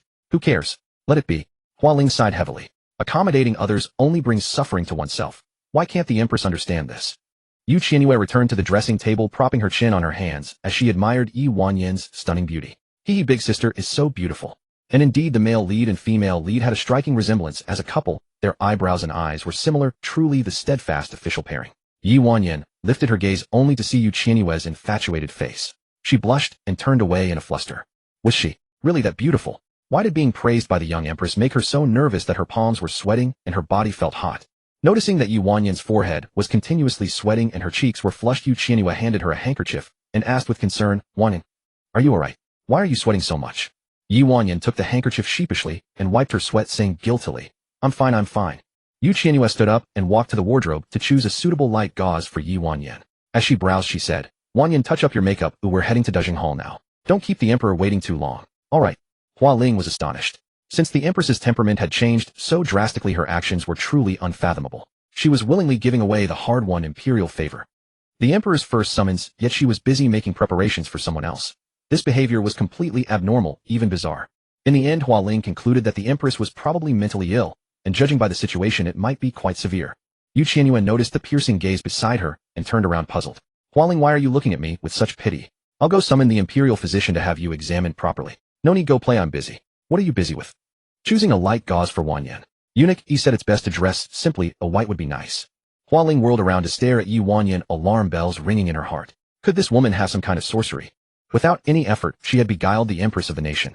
No, she couldn't sit idly by. The Xianming national preceptor was arriving in the capital today, and many palace maids and eunuchs were going to Chonghua Hall to pray for protection talismans. She would get one for the Empress to ward off evil spirits. Your Majesty, this servant has some matters to attend to. I'll take my leave. Go ahead. Qianyue and I will go to Dajing Hall together. On the way to Dajing Hall, Qianyue and Qianyue happened to encounter Eunuch Yi rushing over. Shun Yi saw Qianyue and didn't even have time to bow. Empress, you've been too slow. His Majesty has waited for you a full half hour. His face is green with anger. Qianyue thought to herself, with Yi Wanyan's dramatic transformation, no one would be more thrilled than Xiaoyu. No matter how angry he was, seeing his beloved wife would surely delight him. Eunuch E, rest assured. No matter how angry the Emperor is, he will calm down soon. Eunuch E was surprised. He hadn't expected the Empress to be so confident that she could appease the Emperor. Seeing that Qianyue hadn't changed her clothes and was still wearing the same outfit, he asked, "What exactly were you doing for this half hour? Why aren't you prepared at all?" After all, this summons had nothing to do with her. The female lead was the flower, and she was merely the green leaf. Eunuch E led the way, unable to resist, adding a few more warnings. "Your Majesty, the Emperor is in a bad mood right now. You must be extremely careful in serving him and comply with everything. If you rashly offend His Majesty, it will be no joke." Qianyue asked, "Why is he in a bad mood?" Eunuch E sighed lightly. "Men, you know, they have a few days each month when they're not themselves." "Oh." Suddenly Qianyue caught on and asked, "But how does a eunuch understand so much?" Eunuch E smiled mysteriously. "Secret? What secret? A secret means it's not to be told." That was completely redundant. Qianyue pursed her lips. So tight-lipped. Eunuch E gave a meaningful smile. "Of course. Once you become the Emperor's beloved, this servant will tell you everything without reservation." "Then I'm afraid there's no chance. Don't jump to conclusions too early." Yi Wanyan followed behind, staring at the back of Qianyue's head, a murderous intent stirring in her eyes. This eunuch was no true eunuch. He was Xiaoyu's personal guard, and his martial prowess was not to be underestimated. He pretended to be a eunuch only to hide his identity. When assassinating Xiaoyu, she would have to avoid this man. Just as they reached the entrance of Duzhing Hall, the three of them heard a loud crash from inside. Qianyue thought to herself, the tyrant sure has a temper. What is he doing in there? Eunuch Yi's expression changed abruptly. He told Qianyue to wait outside, while he went in first to assess the situation before summoning her. Through the crack in the door, Qianyue caught a glimpse of two ministers in robes kneeling inside, their heads bowed, not daring to breathe. Clearly they had just been reprimanded. They were being forced to kneel. Indeed, the original text had a kneeling punishment scene. General Shi had rendered meritorious service, and his colleagues were urging Xiaoyu to favor Shirushuan. Xiaoyu refused and flew into a great rage. Qianyue fell into recollection. This plot point seemed to be, after a long period of back and forth between the male and female leads, they entered a Cold War phase following a quarrel. Then some fearless person came to advise the Emperor to favor another concubine. It was at this point that the male and female leads had a huge fight. The second male lead took advantage of the situation, and the male lead became extremely jealous. Qianyue was lost in thought when she was suddenly pulled back to reality by a voice. "Hey, what are you thinking? Daydreaming?" Consort Qian Shirushuan walked up to Qianyue and asked arrogantly. Qianyue rolled her eyes. Why was Shirushuan here? However, they were both obstacles on the male and female lead's romantic path, and their endings were more or less the same. Consort Qian, relying on the support of her family, always popped up to assert her presence. At this moment, Xiaoyu was already furious over the minister's advice about consorts. If Consort Qian stepped into Duzhing Hall, now she would only be humiliating herself. Qianyue said, "Did the Emperor summon you? And you came running just like that?" Imperial Consort Qian said, "Whether or not to summon you is His Majesty's decision. I personally brewed this sweet soup. Whether to deliver it or not is my own choice." "Sweet soup?" Qianyue smiled. Could it be lily bulb sweet soup? She recalled a plotline where Imperial Consort Qian was set up by her close friend bringing the lily soup that Xiaoyu detested in an attempt to win his favor. The moment Xiaoyu caught the scent of lily blossoms, his face darkened instantly. He knocked the porcelain bowl to the ground and ordered Imperial Consort Qian to eat every single lily in the Imperial Garden. After that, she suffered food poisoning and lay in bed for 7 days. Qianyue stared at the food box in Imperial Consort Qian's hand and muttered, "So, is it really lily bulb sweet soup?" Imperial Consort Qian's expression shifted. She quickly hid the food box behind her. You have X-ray vision." Her Highness, Su had specifically told her that the Emperor adored lilies. This morning, Imperial Consort Qian ordered a young maid to pick fresh lilies and supervise the kitchen staff in brewing the soup, all to cater to his preferences. Now the entire Shi family hoped she could gain the Emperor's favor and solidify their position. At this critical moment, she absolutely could not fail, nor disappoint her father and elder brother. But keeping the lily sweet soup preparation so secret, how did Qianyue find out? Could it be that Qianyue Pavilion had her spy? Ha ha ha. Qianyue burst into laughter. It really is lily sweet soup. Ha ha. Imperial Consort Qian frowned, baffled by Qianyue's excitement. Are you crazy? It's just a bowl of soup. What's so funny? She shot Qianyue a glare and muttered under her breath, "Provincial petty-minded." The thought of Shirushuan soon having to eat every lily in the Imperial Garden and then suffering food poisoning made Qianyue unable to suppress her laughter. She laughed and laughed. Should I go watch the flower eating scene? Ha ha ha. Imperial Consort Qian was speechless. In 17 years of life, she had never seen such a lunatic. What was so funny? She glanced at the maid Yi Wanyan beside her, found the girl unfamiliar and her attire ostentatious, and barked, "What in the world are you wearing?" Yi Wanyan replied, "Reporting to your grace, it's clothing."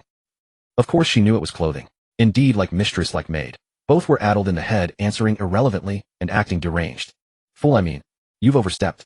Her Majesty the Empress permitted me to dress like this. Imperial Consort Qian looked displeased and asked, are you brainless? Your mistress is laughing like that. Why are you unmoved? Take the Empress to the Imperial Hospital at once, and have her properly treated. Qianyue stopped laughing, and waved her hand. All right, no more laughing. Imperial Consort Qian curled her lip in disgust, unwilling to argue further. I'm not wasting time on a lunatic like you. I'm going to see His Majesty. Qianyue pressed a hand on Imperial Consort Qian's shoulder, and pointed to the left. Look, 2 dogs are fighting. In the Imperial Palace. Dogs fighting.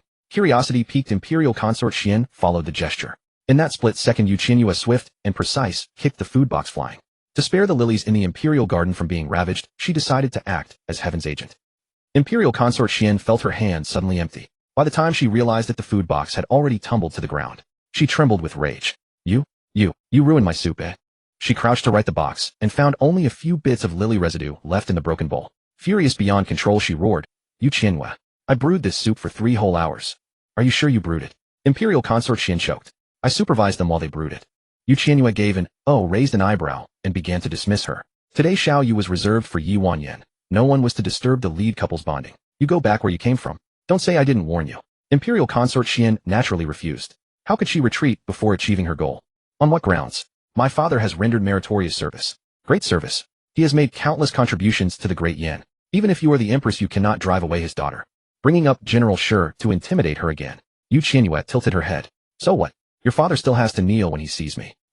Imperial Consort Qian's mind went blank for a moment. Qianyue talks about meritorious service and she brings up kneeling.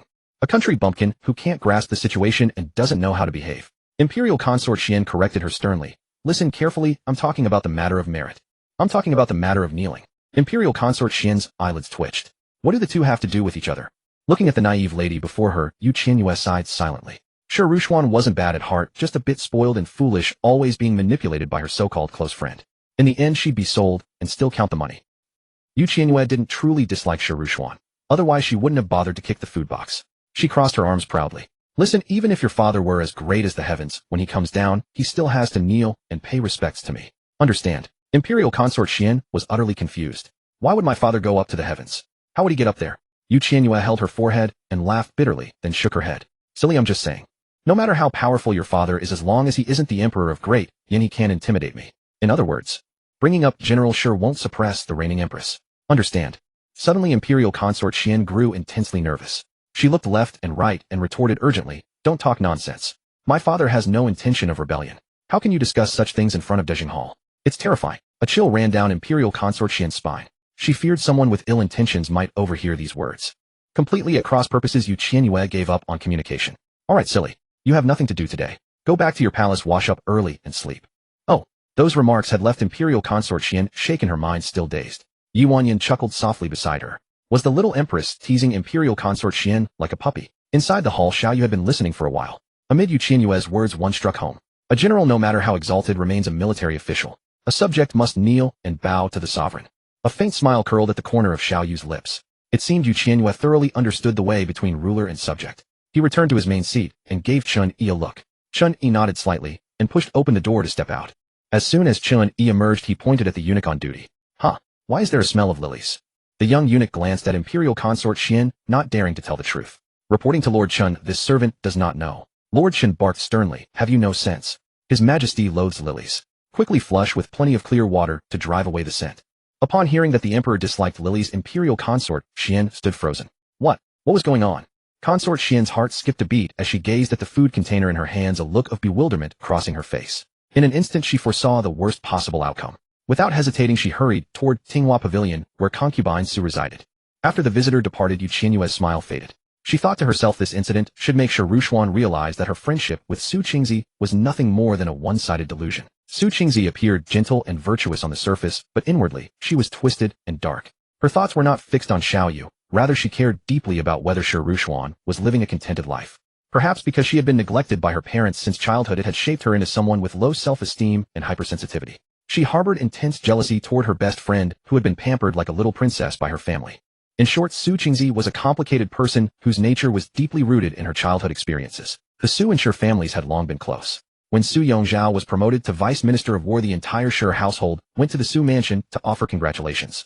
During the celebration feast, Su Qingzi accidentally shattered a teacup and was summoned by Su Yongzhao to a secluded woodshed for reprimand.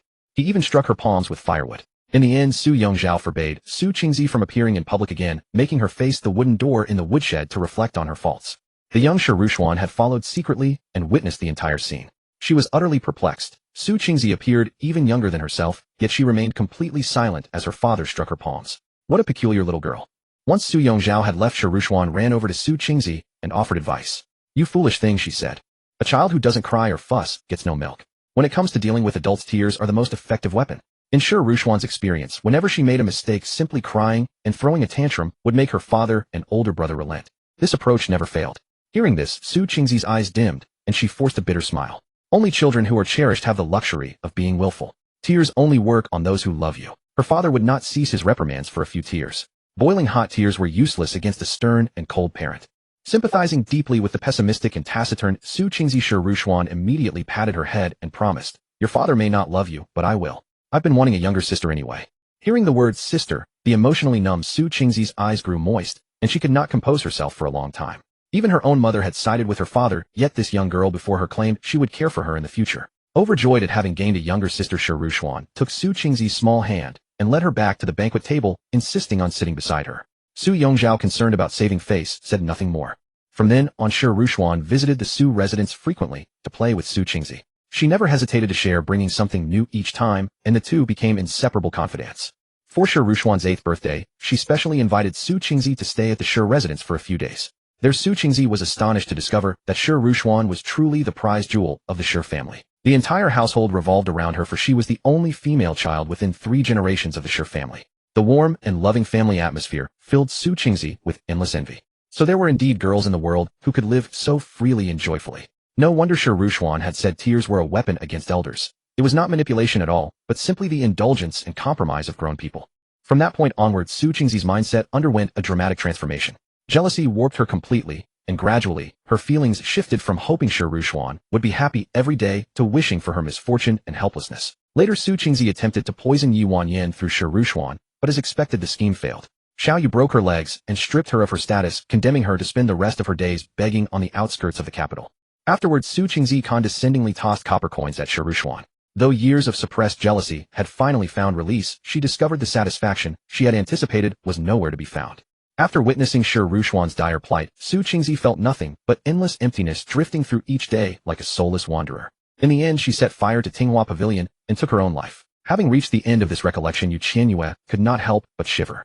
Concubine Su was truly insane, and consort Qian had suffered terribly from befriending such a duplicitous rival. Gongyi suddenly spoke, breaking Qianyue from her reverie. "Your Majesty the Empress, what are you lost in thought about? His Majesty requests your presence." Qianyue snapped back to reality, murmured her assent, and entered Dezhong Hall alongside Yuanyan.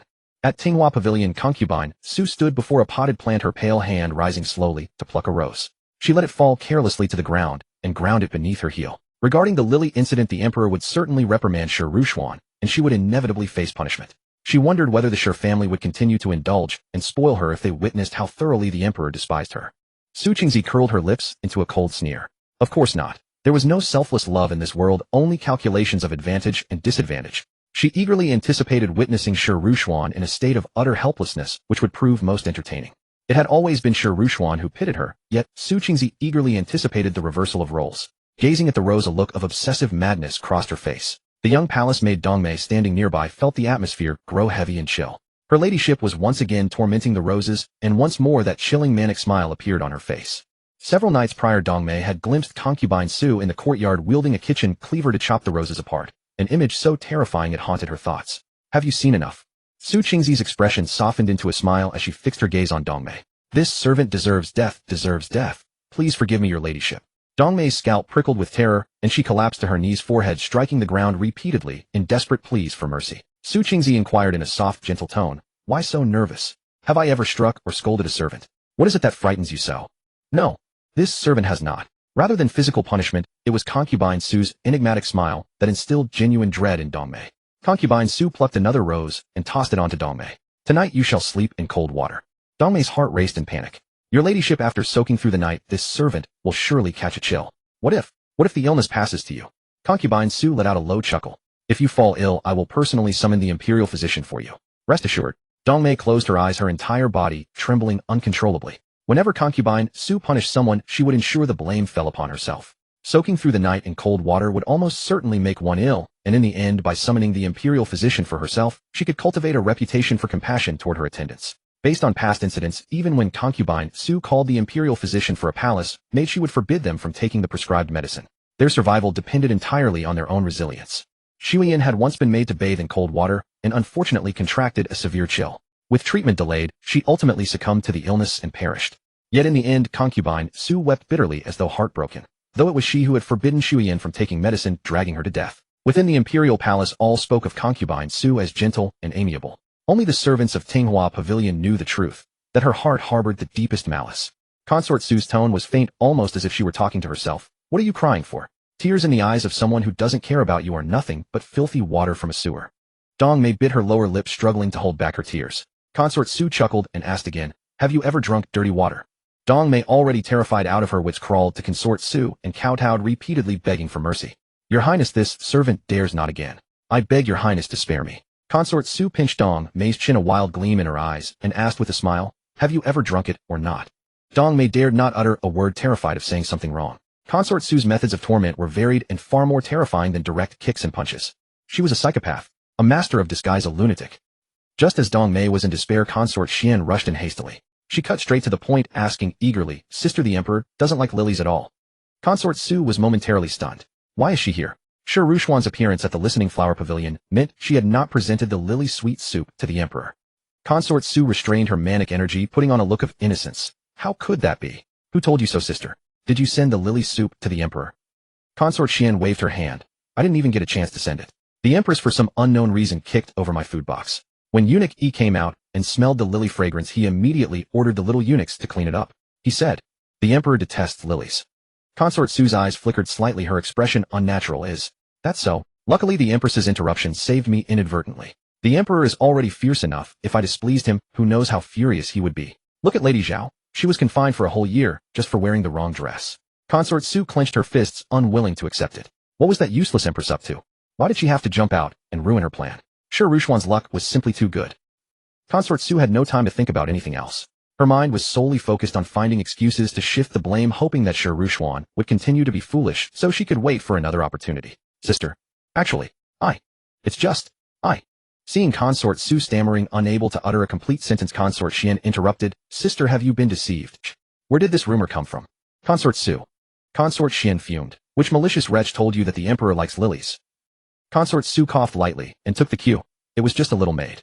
I happened to see her crying outside the imperial kitchen, and when I asked, I learned her family was short of money. I gave her a few taels of silver, and in return she told me this secret. Consort Qian, do you still remember what the maid looked like? I saw her briefly and have long forgotten. Consort Qian said nothing more. She paced in circles, her expression grave. Seeing this, Consort Su's heart grew uneasy. Her story was full of holes. Even if Shi Rushuan were the most foolish person, she probably wouldn't believe it. Damn it. Would she have to fall out with her today? Suddenly Consort Qian slapped her forehead. I see. Someone set you up.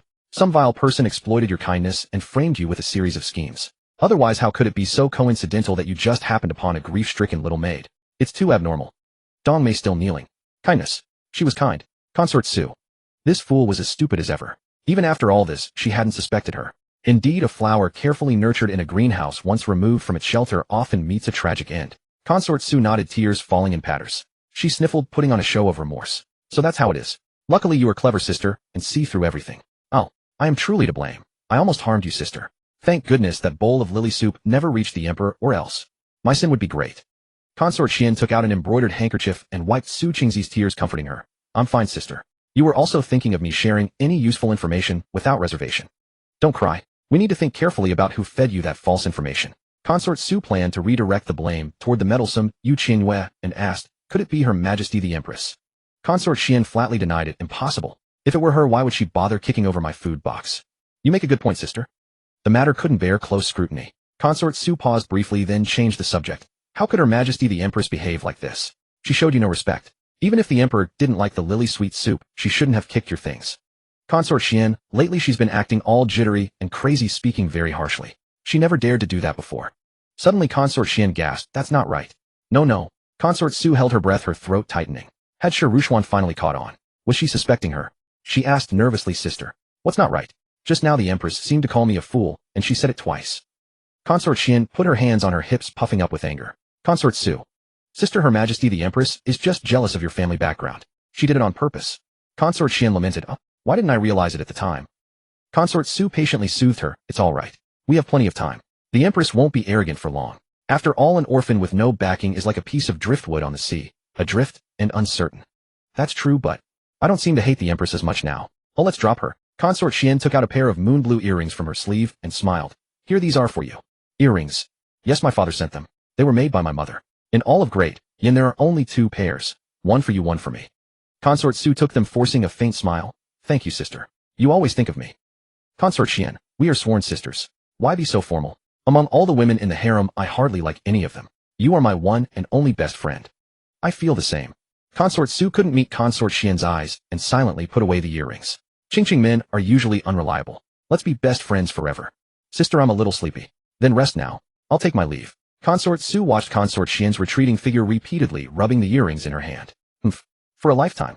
Who wants to live off your charity and pity forever? Dishing Hall. Qianyue took a seat below Yuanyin, standing by her side. The hall was deathly silent, and the atmosphere was extremely awkward, because in the vast hall 3 ministers were still kneeling.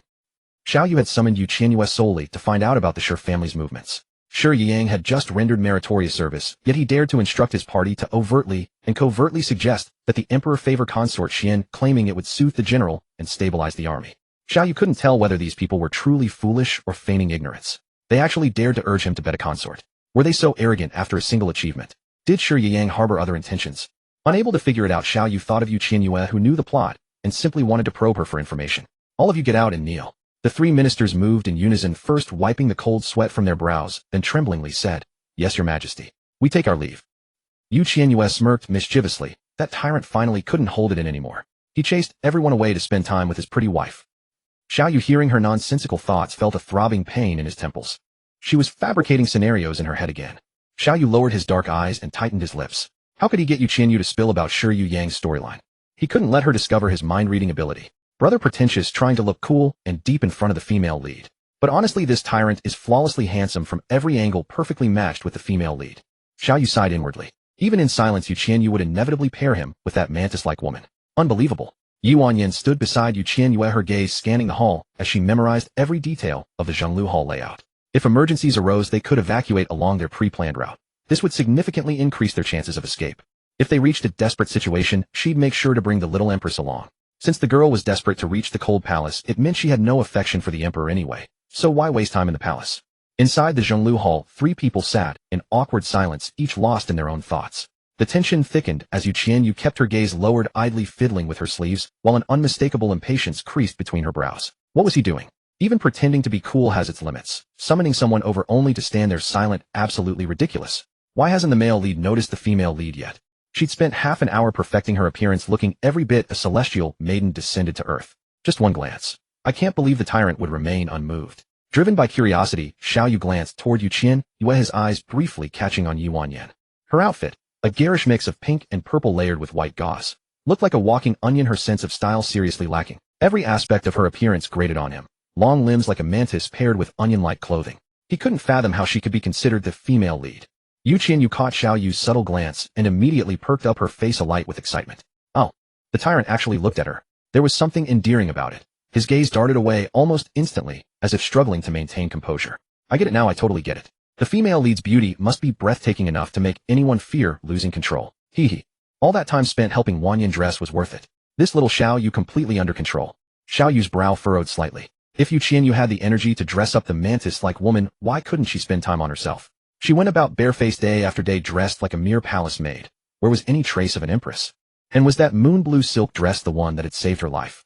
She still wore it, even when the hem had faded to white from washing. Too obvious, appearing far too often. Qianyue fell into thought, could my presence be interfering with their subtle exchanges? With that tyrant's stubbornly contradictory nature, they'd likely sit in silence until sunset. I need to find an excuse to create a private moment for the 2 leads. Qianyue glanced sideways at Yuanyin, giving her a meaningful look before covering her mouth with her hand and mouthing silently, "Sister, go after him. I'm making my exit first." A faint smile spread across Yuanyin's face. She wanted to cut through the complications just as badly, but the thought of dressing like a peacock to seduce the dog emperor made her stomach churn. Thankfully, Qianyue was nearby. If she felt nauseous, she could always look at the little empress to cleanse her eyes. Watching the mistress and maid whispering together so in sync, an inexplicable fire rose in Xiaoyu's chest. Whenever Yu Qianyue's attention rested on someone else, that flame burned even fiercer. Xiao Yu's expression grew dark and menacing, his voice cold and edged with accusation. Empress, what exactly are you trying to do? Flirting so brazenly. What propriety is this? How long must they whisper behind his back, as if he were dead? When Xiao Yu suddenly spoke, Yu Qianyue withdrew her gaze. She raised a hand to gently massage her temples for a few seconds, then let out another pained sigh, pausing before rising to offer a formal bow. Your Majesty. This concubine suffers from an excruciating headache, her mind clouded, and a queasy feeling welling in her stomach. This concubine's health fails her, and it would be inappropriate to serve you. In her opinion, perhaps it would be better to have Wang Yan attend to your Majesty instead. Xiao Yu watched Yu Qianyue's performance with quiet amusement. She even broke down her feigned illness into stages, building it up step by step, though her acting left much to be desired. Come to my side. Things were progressing well, and Yu Qianyue was thrilled internally, unable to resist a mental jab. Ha ha ha, look at that tyrant's eager little demeanor. Come to my side, Yu. Fortunately, she was ready to leave too. Before departing, she couldn't resist telling Yu Wanyan. Wanyan, his Majesty is calling you up. Serve him well. Yu Wanyan nodded, her fingers tracing the silk thread around her ring finger. Her calm, bright eyes concealed a lethal intensity. As long as she could share the imperial bed, her opportunity would arrive. As she took a step forward, Xiao Yu's voice rang out sharply to the fleeing figure. Empress, where do you think you're going? I ordered you here. Huh? Yu Qianyue came to an abrupt halt, whirling around in shock. Meanwhile, Yu Wanyan retreated to her original position with a grave expression. I'll say this one final time. Come here. She felt utterly hopeless. No way, no way. Is the tyrant sick in the head? What scheme is he cooking up this time? Yu Qianyue wanted to leave immediately, her face screaming resistance. Your Majesty, this concubine has a splitting headache. Truly. Xiao Yu interrupted. What's the rush? It hasn't split open yet, has it? Has this tyrant never read a book? Head splitting with pain is an idiom. It's just an exaggeration, not literal. Oh God, who's the ancient person here? Xiao Yu remained composed. He had read more books than she had consumed salt. Until your head splits open, Empress, you shall not take a single step outside the Zhonglu Hall. Damn, that dog-like tyrant, what a beast. Hearing this, Xiao Yu's eyes grew cold and dangerous. In all of Dayan, only Yu Qianyue dared to curse him like this and still draw breath. He might have spoken too soon. There was still the one from Sinang Palace to consider. The mention of birth mother filled Xiao Yu with disgust. Scouts reported that the Empress Dowager had urgently summoned Shao Qi back to the capital, no doubt plotting more schemes. One trouble unresolved, another arose. Everything was nothing but headaches. The longer he sat on this throne, the more absurd situations multiplied. One moment of carelessness, and he wouldn't even know how he died. The only empress he found tolerable constantly pushed him toward other women desperate to escape to the cold palace for solitude. Xiao Yu's gaze held a trace of weariness. Why couldn't anyone genuinely want to stay by his side? If no one came willingly, he would simply force them to stay. Yu Qianyue, come here. Face the consequences yourself if you refuse. He hadn't yet obtained the information he needed, so how could he possibly let her leave? Xiao Yu's tone brooked no argument, and Yu Qianyue reluctantly accepted her fate, climbing toward him with a furrowed brow. Don't think I don't know. You're using me to make the female lead jealous. You damn emperor, you really are a dog, insisting I become part of your romantic scheme. Need a sacrificial pawn to add flavor, is that it? Xiao Yu's eyes darkened further. What nonsense was that? He hadn't understood a single word. What kind of frivolous books did she read in her original world? Could it be that two people from different worlds truly stood so far apart? Xiao Yu no longer wished to listen to Yu Qianyue's rambling irrelevancies. He asked, do you know why I summoned you here? The female lead is now my maidservant. You can't wait to see her, but you're too stubborn to say it outright, so you deliberately summoned me to Dijing Hall. What a scheming, detestable man. But in this situation, I certainly can't answer truthfully. If I were to expose that little scheme of his in front of that proud, prickly tyrant, he'd explode. Yu Qianyue stood beside Xiao Yu, lowering her eyes and shaking her head. I do not know. A woman whose words belied her heart. Xiao Yu, never forgetting his original purpose, asked again, then do you know, Empress, why I made the ministers crawl out of the hall and kneel at length? I know even less.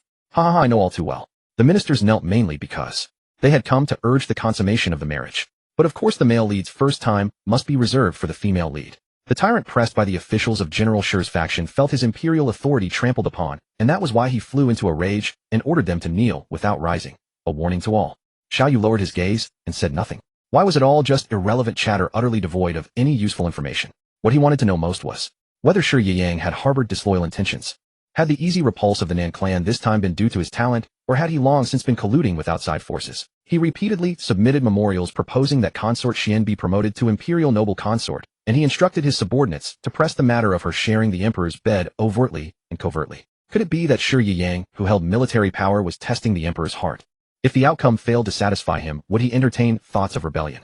If so, this man absolutely could not be kept. He must be eradicated root and branch.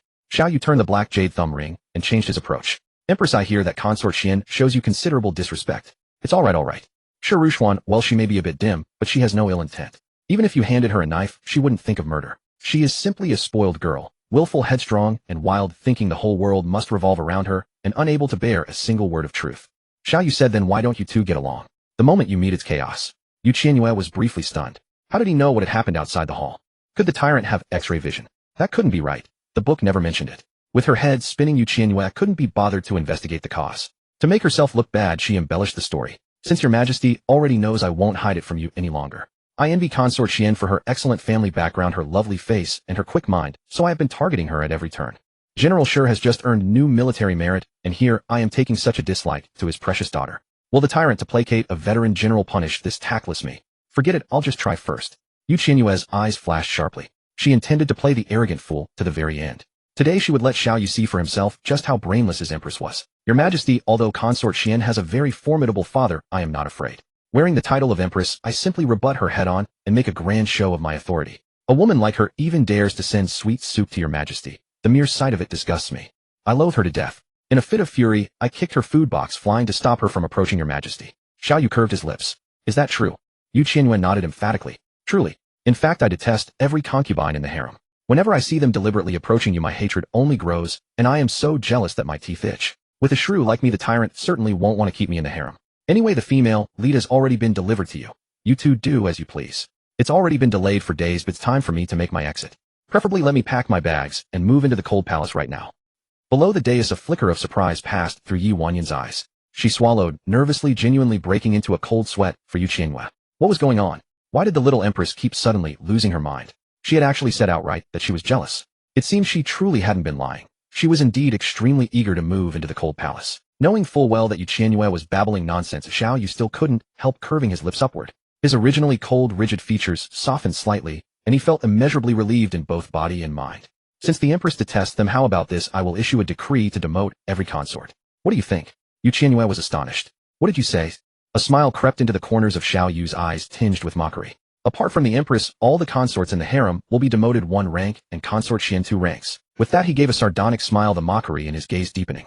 Not enough. Consort Qian displeased the Empress, so she will be directly demoted to a commoner. How about that? Qianyue felt as if she had been struck by lightning, her face full of disbelief. I had already been outrageous enough just now. Oh, I never expected the tyrant to be even more unhinged than me in private. What commoner? What? How about that? Is the tyrant insane? Why would he demote everyone's ranks for no reason? And he's demoting all of them at once. Right now, General Shi is risking his life on the battlefield to carve out a future, wanting nothing more than for his precious daughter to live at ease. But you, on the other hand, go and degrade consort Qian to a commoner. Isn't that chilling the heart of the general who commands military power? You'd better be careful. If you push people too far, they'll raise troops in rebellion. Seizing this useful information, Qianyue reined in his emotions and turned Qianyue's inner words over in his mind. Shi Yang. Risking his life to carve out a future. If pushed too far, he might rebel. This is to say, Shi Yang has not colluded with the enemy. The raid was indeed won through true ability. In that case, there was no need to keep such a close watch so as not to scare the snake by rustling the grass. At first, after long and fruitless inquiries, Qianyue had even thought the spies sent to the Nan clan had defected, which was why there was no progress. It seemed he had been overthinking. Cold sweat poured down Qianyue's back. The more she thought about it, the more something felt wrong. Strictly speaking, Qianyue could demote anyone's rank, and he could also reduce Shi Rushuan to a commoner. But he must not do it under my banner. By openly touching other people's cake, those women and the families behind them would eat me alive. At ordinary times, minor squabbles don't involve real interests. But once the bottom line is touched, a lone orphan girl like me is definitely finished. I only wanted to enter the cold palace. I didn't want to be hounded to death. Qianyue immediately softened. Your Majesty, please stop joking. This is not something to say carelessly. Don't do anything reckless for my sake. I'm scared. Seeing that Qianyue was thoroughly frightened, Qianyue's mischievous spirit surged, and he deliberately teased her to see if she would still dare to talk nonsense. Honestly, for my Empress, what would it matter even if I dismissed the entire harem? Though he was uttering sweet words, there was not a trace of affection in his eyes. Yi Wanyan understood at once. Qianyue was deliberately toying with Qianyue. The relations between the court and the harem were intricate and complex. Qianyue's foundation was not yet stable, so there was no way he would dismiss the harem at such a time. It defied common sense. Yi Wanyan clenched her fist, her disgust for Qianyue deepening further. That dog of an emperor was simply twisted deliberately, scaring the little Empress into shaking like a sieve. From the look of it, she had taken those words seriously.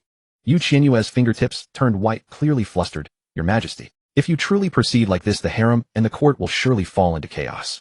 I implore you to think thrice. Qianyue narrowed his eyes. I am the son of heaven. If I dismiss the harem for the Empress who dares to object, let them come. I will deal with each one. Qianyue's heart sank. Yet she faintly sensed something odd. Drawing a deep breath, she forced herself to calm down. The plot has clearly deviated. It's impossible for the tyrant to dismiss the harem for me. Something is off. There must be a trap. The plot has clearly deviated. It's impossible for the tyrant to dismiss the harem for me. Something is off. There must be a trap. Sensing the anomaly, Qianyue's expression froze for a moment. After her chaotic thoughts settled, her mind raced, and she soon grasped the hidden truth. I understand. I understand.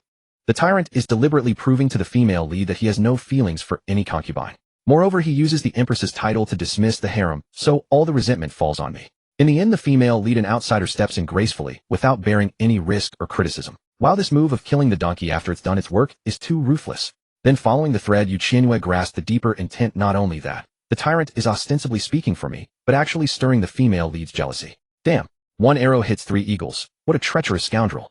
Qianyue was utterly speechless. Sometimes he truly wanted to pry open Qianyue's head to see what messy thoughts were inside. A few teasings and she'd spin it all the way to the clouds. One arrow hits 3 eagles. I think she's become a master of catching shadows, a demon of baseless assumptions, and an addict to suspicion.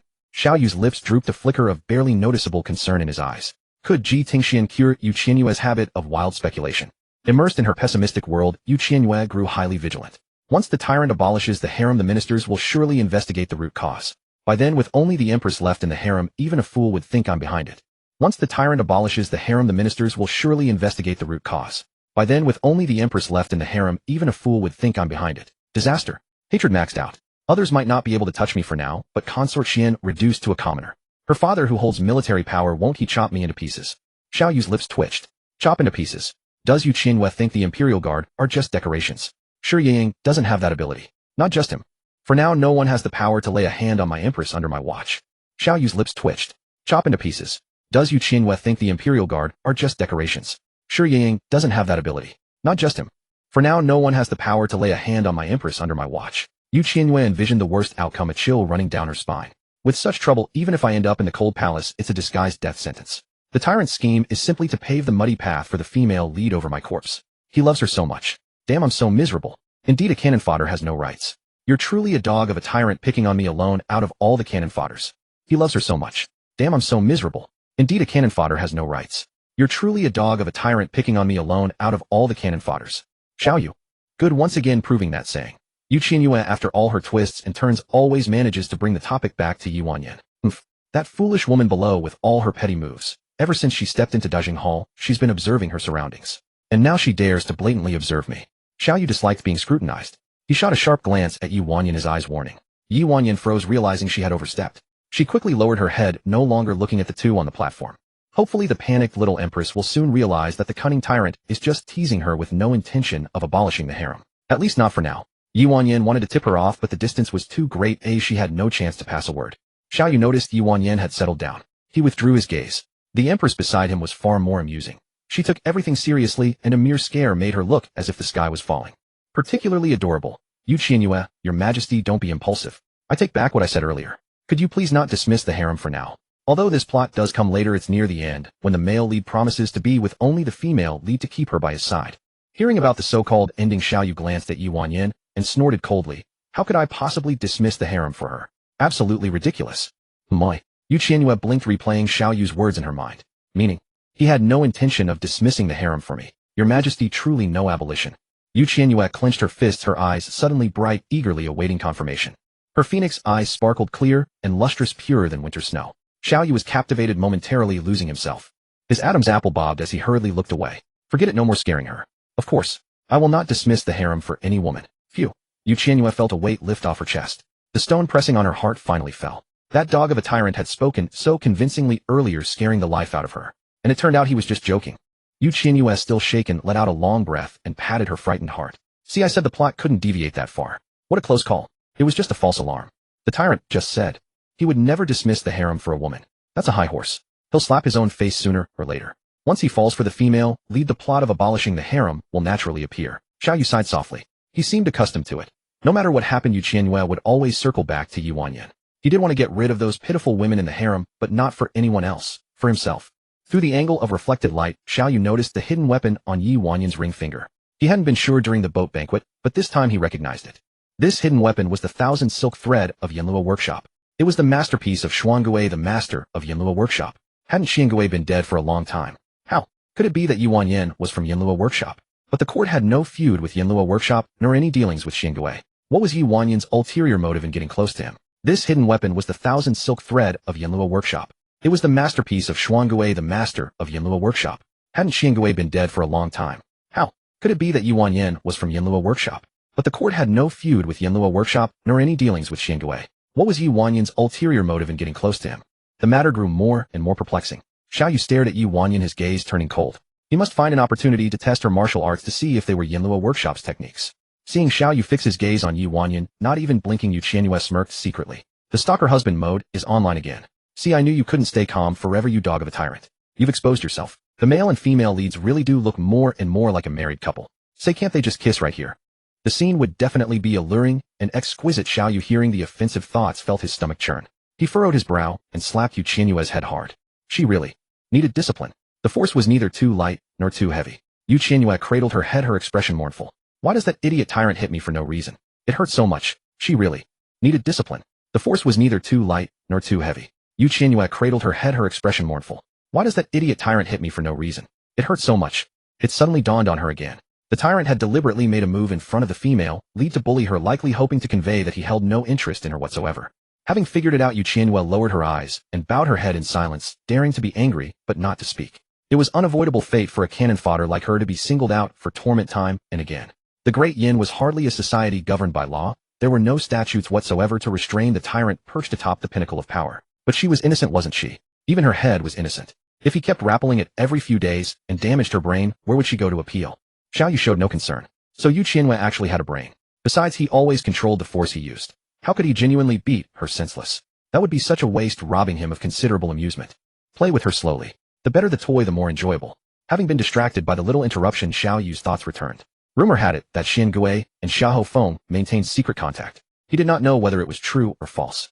This Yi Wanyan, her background was undoubtedly far from simple. Her identity must be investigated thoroughly, leaving not a single suspicious detail unchecked. Now Xiaoyu had already gleaned Shi Yang's true movements through Qianyue's inner thoughts. Currently, he still had other official business to attend to. There was no time for frivolity. Xiaoyu cast a prolonged glance at Qianyue, preparing to issue the dismissal. Yet his gaze faltered ever so slightly, his tone tinged with a trace of reluctance, so minute that even he failed to notice it. You? Return. Burdensome matters pressed upon him, suffocating his thoughts like storm clouds gathering overhead. Before she left, he wanted to ruffle her head one more time. Truthfully, interacting with her was rather stress-relieving. Though Qianyue's insults came in all shapes and sizes, those aimless ramblings did bit by bit gnaw away at Xiaoyu's isolation. Just as Xiaoyu raised his hand, Qianyue quickly covered her head and retreated several steps. By now she had developed PTSD. Seizing the moment, Qianyue hurried to bow and spoke first. Your Majesty, this concubine takes her leave. Immediately. Right now. The tyrant suddenly told me to leave without warning. This situation must mean he wants to be alone with the female lead, so he's eager to shoo me away. Oh, I wish I could weld the doors of Dajing Palace shut and let you two be alone together. Xiaoyu. To accommodate the tyrant's proud nature, perhaps I should give him an elegant way out lest he suddenly deviate from the script and delay the emotional progress. Qianyue offered a gentle smile and said considerately, Your Majesty must review memorials. Someone needs to grind the ink. Better leave Wanyan to attend to you. You damn tyrant, look how sensible and perceptive I'm being. You must be thrilled inside right now. Just the two of us, a beauty at your side, all sorts of tangled romance ahead. I absolutely cannot wait to watch. Xiaoyu replied coldly, not needed. Qianyue, hey, even pretending has its limits. Refusing to give up, she asked again, Your Majesty, could you reconsider? Having a maid at hand would make things much more convenient. According to the pairing principle, the female lead possesses a natural attraction to the male lead. It's just that. The male lead has somewhere along the line snapped out of alignment, stubbornly clinging to his tsundere persona. But ultimately the male lead is merely a paper figure assembled from countless labels. How could he ever break free from his initial setting? Therefore, the tyrant must be desperately wishing the female lead would stay. He's simply too stubborn to admit it. Misunderstood, Xiaoyu knitted his brows and his tone grew even colder. A dead person, however, may remain. Hearing those words, Qianyue's expression turned bewildered. For a moment she wondered if she had misheard. Your Majesty, what did you say? Xiaoyu did not explain immediately. Instead, he first grabbed the bewildered Qianyue by the collar. She was petite and slight, like an underdeveloped little rabbit. Although she had reached the age of 15, she remained so skinny. Had she never eaten her fill in the Jinjia Palace? The familiar sensation returned. Qianyue flailed her hands in protest. Hey, Your Majesty, please don't grab people by the collar. This concubine can barely breathe. Cough. Xiaoyu seemed unwilling to let go. Qianyue's heart turned cold. This is it. The tyrant is coming for her. Could he be trying to strangle her? She struggled desperately, her mouth never ceasing. Your Majesty, the Imperial Medical Bureau is quite far from Dajing Palace. If something were to happen, an emergency treatment couldn't arrive in time. You'd be without a queen. Wait a moment. If the queen dies, wouldn't that play right into the tyrant's hands? Damn it, things are going badly. The male lead has started tormenting the cannon fodder right in front of the female lead. Qianyue is a little fright enough to warrant a calming tea. Truly timid, yet she would still deliberately court death to enter the cold palace trembling with fear, even as she acts recklessly. What's so good about the cold palace? Qianyue lowered his head to glance at her, his gaze involuntarily fixating on the curve of Yuye's lips. His eyes gradually grew deep and thick, a possessive desire quietly rising within him. To live comfortably and safely rather than scheming to hide in the cold palace, it would be more direct to get close to him. As a sovereign who says what he means, Qianyue believed himself capable of building a fortress that would allow Yuye to live her ideal life. Yet she stubbornly believed in some broken setting. Having read her mind for some time now, Qianyue could basically determine that Yuye had no feelings for him at all, always remaining in a spectator mode. At this thought, Qianyue pressed his lips into a thin line, a sense of loss flooding his heart like a tide. What kind of man would a strange woman like Yuye actually like? Could he meet the standards? Qianyue realized he had strayed too far, his gaze dimmed, and he began to reflect on his own abnormal behavior. How strange. Why was he racking his brains over Yuye's thoughts and opinions? He even wanted to align himself with her expectations. Madness, utter madness. Only those in a subordinate position would hesitate and worry about gains and losses. If an emperor was reduced to being ruled by his emotions, that would be his most fatal weakness. Qianyue forced himself to stop these wild thoughts. It must be the mind reading that had disrupted his original equilibrium. In fact, there was no need to dwell on it too much. He was the emperor, the supreme ruler standing at the pinnacle. Regardless of what kind of man Yuye liked at this stage, she was the great Yin Empress's empress. That was enough. No one could take her away, and no one had the ability to do so. After coming to this realization, Qianyue stopped brooding. As he lowered his gaze, he noticed that Yuye was still crouching on the ground in a daze, showing no sign of getting up. He let out a low laugh, his tone lazy. Do you want me to make a nest for the empress right here? Yuye didn't understand. Make a nest? Seeing as you're reluctant to get up. No. Catching the undertone, Yuye shot up, patted the dust off her backside, and complained with a hint of resentment. This tyrant is sick, isn't he? Can't he speak properly without beating around the bush? People who don't say things directly usually have bad tempers. Poor female led. This tyrant is sick, isn't he? Can't he speak properly without beating around the bush? People who don't say things directly usually have bad tempers. Poor female led. After dusting herself off, Yuye noticed the Shangfang sword right in front of her quite close. She swallowed her saliva, instinctive fear gripping her. Your Majesty, why did you bring me here? To do what? Qianyue's playful mood arose. He gripped the sword handle adorned with a qilin pattern and said languidly, just now the Empress didn't understand what a dead person is, did she? I can enlighten you. The next second, with a slight effort from Qianyue, the sword was already unsheathed, so sharp that it reflected the light, gleaming brightly. Yuye gasped, her voice trembling slightly. I understand. Your Majesty, I understand. In her fear, she pressed down on Qianyue's hand and pushed the razor-sharp blade back into its sheath. Heavens! This thing is lethally sharp. What if the tyrant brandishes it in front of me? I'd be scared to death. That damn tyrant has no patience at all. I just asked a question because I didn't hear clearly, and he has to drag me in front of a sword to scare me. Qianyue was momentarily stunned, staring straight at the back of his hand. The lingering warmth and the lingering sensation of touch. This seemed to be the first time Yuye had voluntarily touched him. Her fingers were delicate, as small as she was, and soft as well. Yuye, however, didn't pay much attention to the hand contact. She looked at Qianyue, her face full of confusion. What was he doing? Staring blankly at the sword, completely out of it. It's obvious that the male lead in this book is really useless. The female lead is dressed so charmingly, yet he can resist looking at her. According to the original text, the male lead is a hidden pervert. Faced with a delicate little beauty, he should be itching to keep his eyes on her. According to the original text, the male lead is a hidden pervert. Faced with a delicate little beauty, he should be itching to keep his eyes on her. The tyrant's calmness is too abnormal, isn't it? Which step went wrong, causing him to have no interest in the female lead? Yuye imagined countless possibilities, and finally her gaze settled on a certain part of someone, revealing a probing look. Could the tyrant be? Not up to it. But he looks like he could be. Yuye, could the tyrant have some hidden ailment? Otherwise, how could he feel no lustful thoughts toward the female lead? According to the book, he fell in love at first sight. Qianyue's face darkened like the bottom of a pot. One day, I will make Yuye personally experience whether I have a hidden ailment or not. Such a simple truth. Why can't she understand? Obviously, he's not interested in a mantis, so he doesn't want to look at her. To be precise, at present, he has no interest in anyone in that regard. If he doesn't love, he can't sleep with them. To be precise, at present, he has no interest in anyone in that regard. If he doesn't love, he can't sleep with them. Moreover, it's not easy to fall in love with someone. Love at first sight couldn't happen to him, and being attracted by clothes and appearance was even less likely. How could a ruler of a nation easily open his heart? If this is really a script, couldn't they put some effort into character building? How could a suspicious person fall in love at first sight? At present, the state is unstable, power is not centralized. How could he have extra time for romance? A mountain of memorials remained unapproved, and many stubborn old ministers were growing increasingly audacious. He also had to listen to slander appropriately to balance the court. Furthermore, there was a flood in Hushi. Although the capable water control expert Zhang Baiquan was talented, he had embezzled a large amount of project funds. The emperor needed to devise a foolproof plan to make him spit out everything he had swallowed.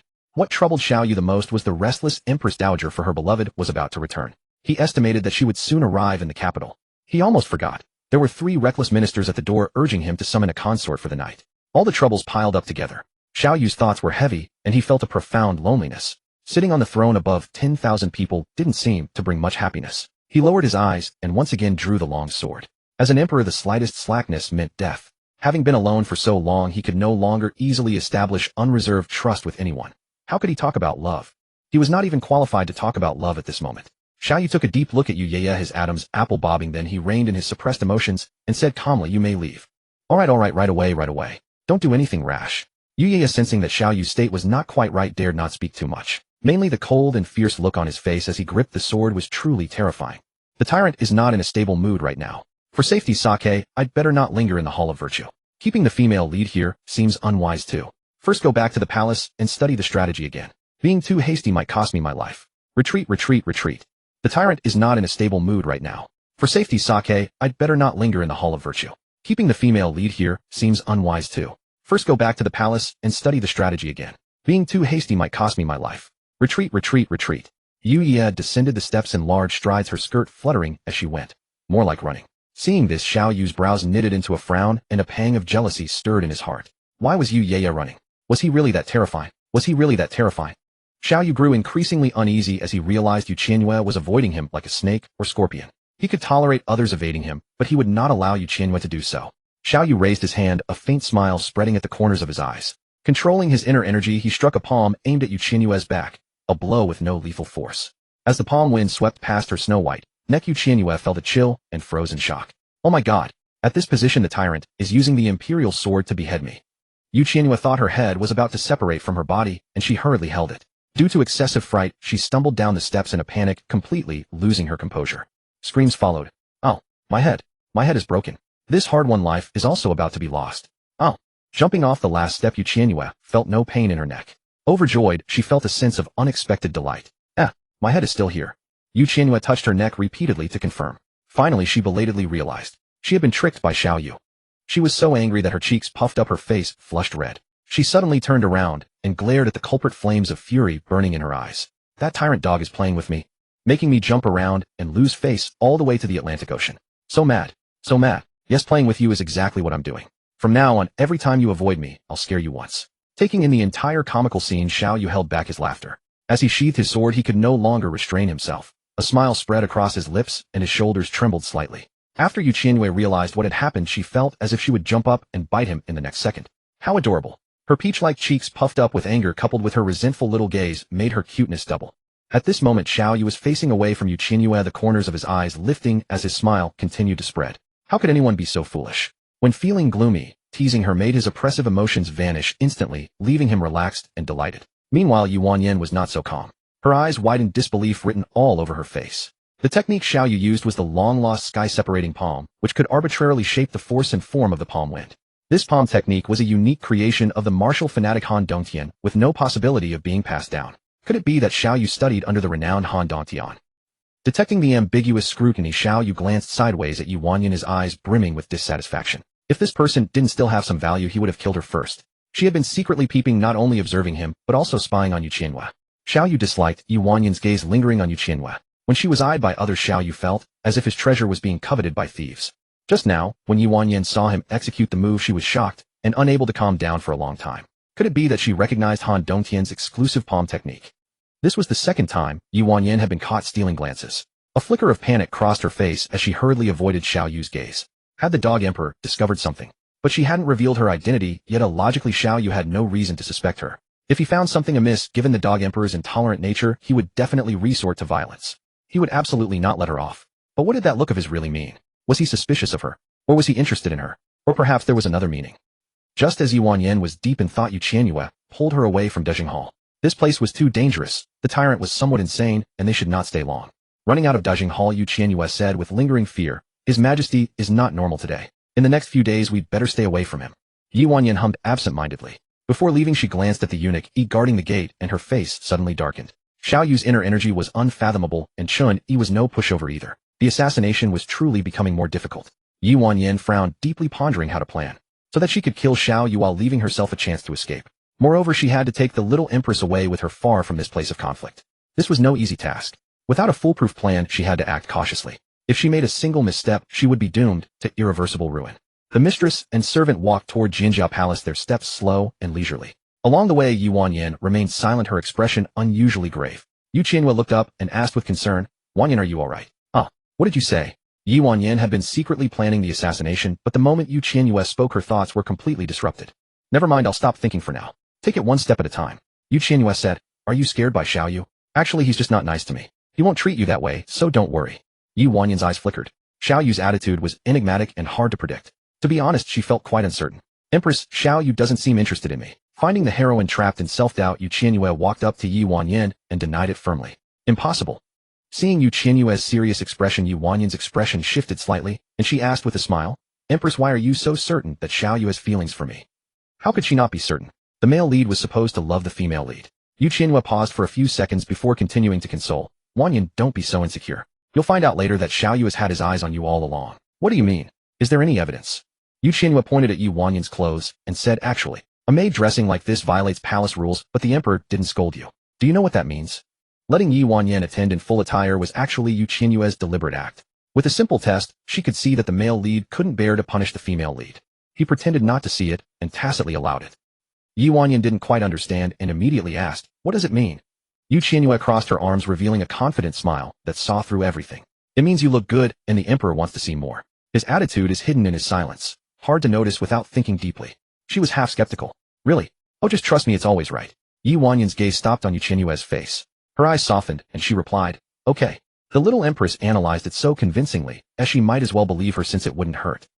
Suddenly thinking of something, Qianyue asked back, "You knew that maids are not allowed to overdress, yet you insisted on me wearing full attire. What if the emperor decides to punish me?" Qianyue, confident that she had the script in hand and was invincible, waved her hand and said, "It won't happen. Besides, even if something does go wrong, I will do my utmost to save you." Hearing the word save, Qianyue's pupils suddenly dilated. She stood frozen, her expression wooden. Qianyue, the female lead, after all, what major trouble could she encounter? Qianyue believed that Xiaoyu wouldn't truly lay a harsh hand on her. Even if he stubbornly insisted on punishment, it would be merely a symbolic gesture. Take the dungeon incident, for instance. Qianyue slightly lifted her chin, a confident gleam shimmering in her eyes. "Didn't I already save you once? Don't worry, I won't abandon you all." She forced a laugh, quickly stopping herself. What a troublesome love story.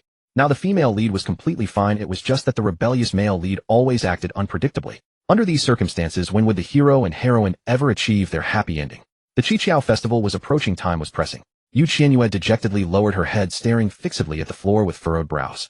No, I can't just sit idly by. The romance between the hero and heroine is progressing too slowly. I must stir up some trouble to boost their feelings. But the tyrant was stubbornly refusing to cooperate. How to deal with him? At this moment, Qianyue was still immersed in the previous words, which warmed her heart and made it hard to calm down. The little Empress actually said, "She wouldn't abandon me." "Wouldn't abandon me." Qianyue repeated this phrase in her heart, and at this moment, she forgot her hatred temporarily, setting aside the stone piled on her chest. In the dungeon, the little Empress had saved her once. If not for her appearance, she would probably still be stuck in prison. Qianyue looked at Qianyue, who was lowering her head in distress, and said solemnly, "Meeting you has been an unexpected joy of this journey." Suddenly hit with this, Qianyue looked up at her, a bit confused. "Thank you." Qianyue, gazing into Qianyue's phoenix eyes, said with a smile. Qianyue thought Qianyue was thanking her again for the dungeon incident, so she casually waved her hand. "You're welcome." As a cannon fodder to live comfortably, one must build a good relationship with the female lead. Establishing a revolutionary friendship with her would ensure an easier life ahead. Qianyue secretly rejoiced that fortunately she was not on the opposite side of the female lead. They exchanged a smile and continued walking toward Jinjiao Palace, when suddenly they heard arguing from the left side, a man and a woman. The words were mixed with sobbing. The man was crying. Qianyue was quick-witted and quick-handed. She pulled Qianyue, and they hid in the blind spot around the corner. Qianyue raised her index finger to her lips, making a shushing gesture to Qianyue, then poked her head out to eavesdrop. I seem to recognize one of them. She had seen that young eunuch a few times. He seemed to be called Xiao Hezi, the godson of Grand Eunuch Yi, and was assigned to serve in the Qingyi Hall, where Xiaoyu resided. Rumor had it that Xiao Hezi had lent a helping hand when Grand Eunuch Yi was in trouble. Although they were not father and son by blood, their bond was stronger than that of biological ones. Whenever Xiao Hezi made a small mistake, Grand Eunuch Yi would cover for him as a way to repay past kindness. Qianyue lightly tapped her cheek, recalling the content of the book. There was a plot where Xiao Hezi, just beginning to understand love, met someone unworthy and was deceived by the widely networking little maid Yuqin. She watched the young couple tugging at each other, keenly observing that the little maid looked impatient, while Xiao Hezi was clumsily trying to hold on. Could this be the breakup scene? In the original text, Xiao Hezi's role was moderate. Because the female lead had once comforted him after his heartbreak, he was quite grateful to her. Later the tyrant happened to see the female lead chatting warmly with Xiao Hezi and secretly became jealous. Xiao Hezi was a tool character, but an indispensable one since someone who could make the male lead jealous was very useful. Just a moment ago, I was saying the romance between the hero and heroine was developing slowly, and now a ready-made catalyst has come to us. If the tyrant happened to see the female lead chatting with Xiao Hezi, wouldn't he be jealous to death? After a few such encounters, the relationship between the hero and heroine would surely take a big leap forward. Qianyue turned her head and saw Qianyue laughing so slyly that she couldn't help but laugh along. Why are we hiding here? Qianyue show. Let's listen to what they're saying first. Xiao Hezi gently tugged at Yuqin's sleeve pitifully. Are you really choosing him over me? It was already clear enough, but the single-minded eunuch still wouldn't give up. Worried about being seen, Yuqin said, it's not convenient here. Let's talk at the crematorium. Act separately, don't stay too close to me. Alright. Yuqin left first, Xiao Hezi followed unhurriedly, and Qianyue and Qianyue stealthily followed them as well. The crematorium. Objects could only be burned during designated times. It was not the duty hour, so no palace staff were lingering there. The place was desolate and remote, filled with the pungent smell of burnt materials. Yuqin cut straight to the chase. Listen, you are a eunuch, I am a maid, we can never have a future. Xiao Hezi said urgently. Yes, we can, we will. Then tell me, how will you make it work? Is your thing still there? Yuqin, annoyed to death, directly reached out to pull at Xiao Hezi's pants. Xiao Hezi's face turned red, and he dodged frantically, stammering, You're an unmarried girl, don't pull my pants. It's against propriety. Yuqin sighed softly. Perhaps she shouldn't have provoked him in the first place. Now breaking up was as hard as ascending to heaven. Xiao Hezi, when we started dating, you didn't mind my eunuch status. Why did you suddenly change your mind? Yuqin rolled her eyes at him and sighed again. Xiao Hezi asked tentatively, Is it because yesterday I touched your face without your permission and made you angry? In the future, I will definitely ask for permission before touching you in the future. Can we not break up? Yuqin realized he was getting off track and said, Maidens can leave the palace to marry at 20. Recently, a fellow villager of mine passed the imperial examination and became a scholar. He sent someone to tell me that the day I leave the palace will be the day he marries me. Xiao Hezi's expression changed. The culprit behind the rift in their relationship was actually a worthless, sour scholar. He said disdainfully, a scholar is nothing. Yuqin widened her eyes and retorted through gritted teeth, Then why don't you go take the exam? You're even less than nothing. Thinking she was angry, Xiao Hezi's attitude softened significantly then. What was I during this time? You were unlucky. Yuqin wanted to cut the Gordian knot and continued. I saw that you were good-looking, treated me well, and had backing, so I was willing to be with you. But, you know I wanted to serve in Qingyi Hall, yet you haven't managed this small matter in half a year. When she learned that Xiao Hezi's godfather was Grand Eunuch Yi, Yuqin was thrilled. Grand Eunuch Yi was the emperor's trusted aide. She had intended to use Xiao Hezi as a stepping stone to get a position in Qingyi Hall. Unfortunately, Xiao Hezi was all show and no substance. Half a year had passed, and he still hadn't managed to transfer her out of the palace clothing bureau. Xiao Hezi revealed the truth. Yuqin, it's not that I don't want to help you. Serving in Qingyi Hall is too risky. The emperor is unpredictable, and his demands on the palace staff are almost perverse. If you can meet them, my main concern is that you might suffer hardships. Serving before the emperor requires utmost caution in listening, speaking, and acting. Even a slight misstep could lead to complete ruin. Xiao Hezi did not want Yuqin to take such a risk. Don't make it sound like the Imperial Wardrobe Bureau is any less harsh. I'm born to suffer, so why not strive to serve in the imperial presence? At least I could. See the Supreme Emperor. Yuqin believed her beauty was no less than that of some consorts, and she had the capital to gamble big. She had intended to use Xiao Hezi to get a position in the Qingyi Hall, so that over time, she could appear frequently before the emperor. With luck, she might transform from a humble maid into a phoenix. People strive upward just as water flows downward. Ambition is natural. Yuqin faced her own desires squarely and never concealed them. Even being the lowest-ranked consort would be better than being a maid. Yet after years in the palace, she had never even seen the emperor's face. How could she talk of turning her life around? Her status and abilities were far from the threshold of the Qingyi Hall, and Xiao Hezi lacked the powerful connections to transfer personnel. The path to becoming a consort was thus cut off. As she grew older, Yuqin's sense of crisis deepened. She worried mainly about an unsatisfactory marriage. Choosing the wrong husband would mean lifelong suffering. Since she had no chance to serve before the emperor, becoming the principal wife of a scholar seemed acceptable. At least she would have a stable support for the rest of her life. But she had to provoke the stubborn Xiao Hezi, who clung to her like a plaster that couldn't be shaken off. Seeing that time was running short, Yuqin spoke bluntly. Actually, I only considered you as a backup. If I couldn't find a better option, I would settle for you. But now that I have a good match, I will certainly abandon you. I must be responsible for my future. Since you claim to like me, you should offer your blessings instead of pestering me and making things difficult. Xiao Hezi was stunned, unwilling to accept reality. A backup. I'm just your second best choice. Yes. Then, did you ever have even a shred of true feelings for me? Yuqin's gaze was firm. None. Not a bit. I'm a low-ranking mate exhausted every day. How could I have the energy to open my heart to anyone? If I waste time on true feelings, I'll be old before I know it. While I'm still young, I'll choose the best option. Whoever has better conditions, I'll pick them. Xiao Hezi shook his head. But, Yuqin interrupted him. But what? I'll tell you honestly, I approached you to use you for a position in the Qingxi Hall. Half a year has passed, and you still can't meet my needs. In that case, what's the point of continuing? To quickly shake him off, she had to tell the truth. Yuqin was certain that Xiao Hezi wouldn't have the heart to hurt her, so she acted with impunity unbridled. The girl he loved had approached him with ulterior motives. She had no genuine feelings for him. With a crack, Xiao Hezi seemed to hear his heart breaking. It was his first heartbreak, and he burst into tears, hot tears streaming down like they cost nothing. Yuqin looked around feeling a little troubled. Luckily, she hadn't chosen Xiao Hezi in the end. If he couldn't even handle this small blow, what great things could he accomplish? Hey, stop howling. People will think I'm bullying you. Xiao Hezi wouldn't listen. He continued to grieve and wail. After half a year together, he had fallen deeply. Now being told that those sweet times were fake, Xiao Hezi couldn't accept it for the time being. Yuqin said, "Alright, stop crying. You're a man, why are you whimpering? Worse than a woman." Suddenly she smacked her forehead and corrected herself. "Silly me, I forgot. You're not a man after all." Xiao Hezi temporarily stopped his tears and asked with a sobbing voice, "That's Sour Scholar. What can he give you?" Yuqin replied, "His name isn't Sour. It's Fong. Scholar Fong is from my hometown. He's quite sincere. When my mother fell gravely ill, he didn't hesitate to take her to his home. He's also willing to make me his principal wife. In the future, he'll handle outside affairs, and I'll manage the household, bear children, and support my husband and teach the children." Xiao Hezi thought for a moment and said, "In that case, the Sour Scholar is indeed not bad." "Exactly. Am I foolish to choose a eunuch over him?" Yuqin, Actually, can you wait a little longer? Let me first consult my godfather, then I'll come back and tell you the truth. Even if you bring in your godfather, I won't change my mind. Just give up. Our fate is over. If you keep pestering, we'll become enemies." Although Eunuch E was Xiao Hezi's godfather, he couldn't even arrange a personnel transfer for his godson. This showed that their relationship was effectively useless. Now Xiao Hezi was utterly useless to her. As a clear-headed person, she should cut her losses and break off decisively. Yuqin was Xiao Hezi's ideal type. Though badly hurt, he still wanted to try to keep her. "Please reconsider for a few days. After all, we have so many beautiful memories. Can you bear to throw them away?" Beautiful memories. Are there any? Yuqin tried hard to recall, but found no memories worth cherishing. Xiao Hezi said, "Have you forgotten? We often went to the fireside when no one was around to roast sweet potatoes. Sometimes when you were in a good mood, I could even hold your hand. Whenever I sat beside you, I felt warm all over. These were beautiful memories."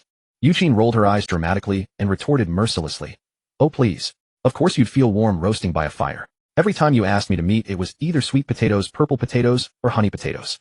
And you insisted on eating them at the fireside. In winter it was tolerable, but in summer it made me want to vomit and die from the heat." She took a deep breath and said through gritted teeth, "During the dog days of summer, didn't you notice I was constantly wiping sweat with a handkerchief? I thought you were moved to tears." Xiao Hezi continued to explain, "We bonded over sweet potatoes, and our first meeting was at the fireside. I deliberately collected all kinds of tubers thinking that eating them this way was very meaningful. Hey, from now on don't say you know me. Don't let it be known that we were involved. I'm afraid gossip might reach the scholar's ears and cause unnecessary misunderstandings." With that, Yuqin turned and left. Xiao Hezi shouted, "Where are you going? I still have 5 or 6 more to break up with one by one." "What? Outside the palace is one thing, but inside the palace besides me, you actually have others." Yuqin said lazily, "Plenty. I'm a poor weak woman. Without help I'd be stuck with hard bitter work. But you lot are utterly useless. As expected, eunuchs are unreliable, a waste of my feelings." With that, Yuqin quickened her pace. No matter how Xiao Hezi called after her, it was no use. Realizing there was no room to retain her, Xiao Hezi crouched in a corner, weeping heart-wrenchingly. Qianyue was getting a bit bored listening. This guy must be mentally ill. The woman was so resolute, yet he still couldn't get a clue. Crying like this, so pathetic. "Let's go." Qianyue was startled. "What do you mean, let's go? He's heartbroken. Aren't you going to comfort him?" According to the original text, in this scene where the young eunuch is dumped, Qianyue would step forward to comfort him. Xiao Hezi would be warmed, and from then on become a member of the female lead's team. With Xiao Hezi as a wingman, the feelings between the male and female leads quickly heated up. Qianyue said, "The woman's attitude was so cold, yet this guy still kisses her ass. Obviously he's beyond help. Why waste words?" If the little Empress were heartbroken, she would patiently comfort her. But for strangers, Qianyue couldn't be bothered. Qianyue thought, "Not. What's wrong with the female lead? Is she learning from the male lead to be abstract? Why is everyone not following the plot? If the plot is not followed, how will the romance develop later? Without surprises, the female lead will meet many key characters, one link after another. If ignored, the story definitely cannot proceed." Qianyue fixed her gaze on Qianyue's face, her expression unusually grave. Isn't the female lead supposed to be cold on the surface, but warm-hearted? Why would she ignore the heartbroken young eunuch? In the original text, she would have rushed over without a second thought. Could it be that the incident of the enfeoffment ceremony caused a change, leading the plot to deviate from its original course? One thing deviates, everything deviates. Over time, it will surely fall into chaos. No. The The female lead cannot imitate the male lead, she must follow the plot normally, or she will definitely miss various opportunities. It was getting late, and Qianyue had no intention of lingering at the fire scene, as she urgently wanted to return and secretly practice martial arts. She had just witnessed Qianyue's Tian palm in the Dajing Hall. This palm technique was profound and unfathomable, doubling her pressure. She could not waste any more time to succeed in the assassination. She must train diligently, not a moment to slack off. As Qianyue turned around, Qianyue grabbed her. Hey, are you really leaving? Xiao Hezi is crying like this, you can't ignore him. You must comfort him. Why, oi? Qianyue was puzzled. A young eunuch's broken heart. What did that have to do with her? She was not a living bodhisattva, nor did she have the leisure to enlighten an insignificant person. Qianyue's eyes flickered, somewhat troubled. She couldn't tell the female lead that in the future when you chat and laugh with Xiao Hezi, it will make the male lead jealous, right? Saying that would certainly expose her identity as a transmigrator. Qianyue thought it over and changed her approach. Wanyan, think about it.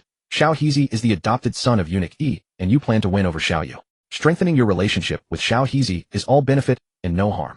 Wanyan's eyes widened with disbelief. What? His godfather is eunuch Yi? Qianyue nodded. Yes, didn't you know? How could I have known? That's right. The banquet and feastment ceremony had gone wrong. The female lead was not yet the imperial noble consort, so naturally, she didn't know the relationship between Xiao Hezi and eunuch Yi. Qianyue paused and asked then, do you still want to go comfort him? Building a connection with Xiao Hezi would allow her to climb up the ladder, to obtain the daily schedule of his godfather eunuch Yi. To assassinate the damned Emperor Chun Yi could not be ignored either. Qianyue curled her lips into a faint smile, then changed her attitude. I must go. If he's crying so miserably, and we sneak away, that would be too unkind. Don't worry. I'm best at enlightening this kind of muddle-headed weird eunuch. The female lead really changed her tune every moment. Qianyue felt something was off, but she didn't dwell on it. As long as the female lead followed the original plot, nothing else mattered. Moreover, she planned to add fuel to the fire, helping the female lead establish a friendly relationship with Xiao Hezi as quickly as possible. Wanyan, in a moment, I'll be the one to strike him down, and you comfort him earnestly. That will achieve twice the result with half the effort. All right. Qianyue aimed at Xiao Hezi, revealing a determined smile, as excited as a hunter spotting prey. As long as she won over Xiao Hezi, it would be equivalent to holding a handle against Qianyue. Moreover, Xiao Hezi served in the Qingyi Hall where Xiaoyu resided, so he must know many undisclosed secrets. After getting familiar with him, she could slowly extract information. The two exchanged a nod and walked slowly toward Xiao Hezi. At this moment, Xiao Hezi had already set up a long wooden stick to roast sweet potatoes. He was squatting on the ground, fanning the fire while wiping his tears. Suddenly, a blue and a purple long skirt appeared before him. Xiao Hezi thought it was a young palace maid from the fire scene and looked up accordingly. When he recognized the arrivals, he was stunned. Why was the Empress here? Xiao Hezi was about to rise and bow, but Qianyue stopped him. You've just been dumped. Today I specially exempt you from all formalities. Treat me as an ordinary palace maid, no need to be restrained. Thank you, Your Highness. Embarrassed that his shameful matter was discovered, Xiao Hezi restrained his sorrow. You both know about Qianyue abandoning me. They both nodded, expressing deep sympathy. Ah, how embarrassing. I might as well jump into the fire. Qianyue worried that Xiao Hezi might do something foolish and was about to reach out to stop him, but then she had a second thought. This didn't seem like something a side character should do. She quickly withdrew her hand and signaled to Qianyue, whispering, the task of admonishing is yours to do. Now they would play the roles of good cop and bad cop, letting Xiao Hezi be warmed by the female lead's care, thereby consolidating their network. Qianyue crouched down, poked the fire with a forked branch, and mercilessly struck. You're not a sweet potato, why would you jump into the fire for no reason? Face reality. Even if you burn yourself to a crisp, Qianyue won't come back. These words were like a sharp knife piercing Xiao Hezi's shattered heart. He was utterly despondent and muttered to himself, so, I'm not even worth a rotten sweet potato. Qianyue walked over beside Xiao Hezi, patted his shoulder, and gently comforted him. Cheer up. She approached you with ulterior motives, if she was using you. She's not worth your attachment. Forget her quickly. Xiao Hezi suddenly became agitated. She had true feelings for me. You don't understand at all. I do understand. He looked at Qianyue and fired off 3 soul-searching questions. Have you ever been in a relationship? How many? Have you ever had a deeply memorable romantic experience? Qianyue was choked, honestly shaking her head. Burdened by vengeance, she had no time for romance. Her past emotional world was a blank slate. Xiao Hezi said, you're pretending to understand when you don't. You simply don't know what love is. Qianyue.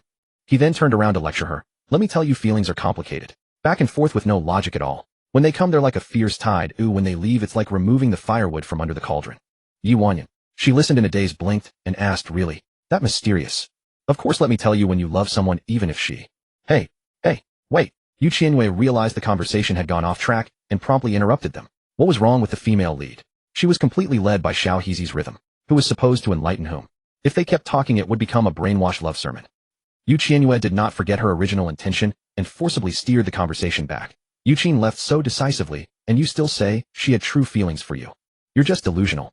Xiao Hezi refused to accept reality, only finding sweetness in the shards of glass. She was deceiving me. Not only me, but herself as well. How could Yuqin possibly like that pedantic scholar, and not me? Didn't you notice? When she left there was hesitation in her eyes, a hint of reluctance in her peripheral vision, mixed with a trace of lingering attachment. Her footsteps told me she still loves me. Qianyue was utterly confused. She walked to Qianyue's side and whispered, "Is he mentally ill? He said a whole bunch of things, and I didn't understand a single word. How am I supposed to comfort him? Just improvise. You can do it. Go for it." Qianyue was the female lead. She had a protagonist's halo. Qianyue believed she would surely come up with a way. Qianyue sighed softly. While considering that Xiao Hezi was a servant of the imperial court, she would put in a bit more effort. She asked, "So, what are your plans next?" "I want to take the fragrant sweet potatoes to find her," trying to evoke fond memories. Xiao Hezi pointed at the sweet potato on the stick, his eyes growing dreamy. "Back then, I ate it with my left hand and held her hand with my right. I naively believed that, as long as I held her hand, I could win her heart." Qianyue couldn't listen anymore. In the end, she was a thousand-armed guanyin. This sentence abruptly pulled Xiao Hezi back to reality. He blushed and retorted, "It's only 5 or 6 in the palace and 1 outside the palace. How is that a thousand-armed guanyin?" Seeing Qianyue struggling to hold back laughter, Qianyue whispered a reminder. "What's going on? Didn't we agree that I would strike and you would comfort? Go ahead." Having spoken, Qianyue locked eyes with Xiao Hezi opposite her and cruelly revealed the truth. "Stop dancing around the subject. You've been played." Xiao Hezi buried his face in his palms. "Please stop." He had barely managed to convince himself otherwise, but every word Qianyue uttered struck directly at his heart, leaving him no room for self-deception. "My heart. It hurts." Seeing the timing was ripe, Qianyue comforted him. "Being cheated on is hardly the end of the world. At least, the memories between you two are real, aren't they?" Touché. Xiao Hezi's mood slightly improved. "You make a valid point. Tell me, why am I so miserable? I can't even keep my own woman loyal. I'm a complete failure as a person." Qianyue nodded in agreement. "Actually, you're not too bad off. At the very least, you recognize your failure, which means your self-awareness is quite clear." Exactly. Qianyue nodded enthusiastically, thoroughly agreeing. Qianyue took a deep breath and nudged her with her elbow. What was going on? How had this turned into a 2-on-1 takedown? Qianyue snapped out of it and launched into a barrage of praise. "You're not that much of a failure. Look at you. Magnanimous and all-encompassing. Even though you're a eunuch, you still carry yourself with dignity." Xiao Hezi scratched the back of his head, his eye twitching slightly. "Dignity? I meant you still have charm." Qianyue corrected herself. "Then since I have so many virtues, why did Yuqin reject me for that scholarly twit? Is she crazy?" Qianyue twirled a lock of hair at her chest, delivering her verdict steadily. "Isn't that perfectly normal? She's pursuing imperial examinations, you're roasting sweet potatoes. If I were in her shoes, I'd choose him too." Upon hearing this, Xiao Hezi's face immediately fell. He overturned the law. "You're too harsh. I quit roasting sweet potatoes, alright. This has shattered my pride." Back facing them, Xiao Hezi's expression utterly despondent, he poked at the soil with a twig, looking thoroughly broken. From now on, he would quit all things sweet potato. Qianyue barely held herself together, biting her lower lip to suppress the urge to laugh. Qianyue nudged her. "Go on, this is a great opportunity to soothe his wounded heart." Qianyue deliberately drove the point home. With the female lead offering even a few words of comfort, now his favorability would surely skyrocket. Qianyue's mind went blank. She pinched her thigh, fighting back laughter. "I think I should go laugh in the corner first." Qianyue clenched her fists, disgusted by her lack of initiative. "You're not allowed to laugh. Don't drop the ball at a critical moment. Go spread some warmth." "Ha!" A clear, hearty laugh rang out from behind. All three by the fire froze simultaneously and turned toward the sound in unison. Xiao Qi had been eavesdropping for quite some time and could no longer contain himself. "Ha ha ha, she's pursuing honor while you roast sweet potatoes." That little palace maid had a sharp tongue. Xiao Hezi knew Xiao Qi's identity and quickly composed himself. Her Majesty the Empress might not keep formalities, but His Highness Prince Qi certainly would. He bowed respectfully. "This servant greets. No need to bow, no need for any formalities. I despise restraint." Self-styled this king, Qianyue sized up Xiao Qi from head to toe, piecing together his identity. She ran through her memories, but found no trace of him. Whoever this man was, he was striking. Eyebrows like ink-washed silk, an air of noble nonchalance. A face you wouldn't forget at first glance. She had been Empress for a year. How had she never seen him before? Strange. Just which prince was he? Qianyue walked over to Xiao Hezi and whispered in his ear. "Who is he? Why haven't I seen him before?" Xiao Hezi replied quietly. "He is His Highness Prince Qi. He left the palace 3 years ago to travel incognito. You wouldn't have seen him." Prince Qi. So he was Xiao Qi after all. Qianyue quickly searched the relevant plot. Xiao Qi was one of the Empress Dowager's adopted sons. Feeling guilty toward her late elder sister consort Xian after her death, the Empress Dowager had taken in both of her children.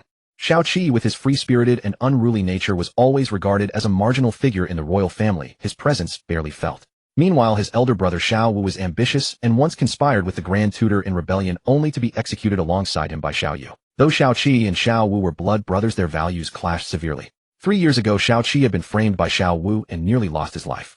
To ensure his safety, he had requested permission to travel abroad and had been gone ever since.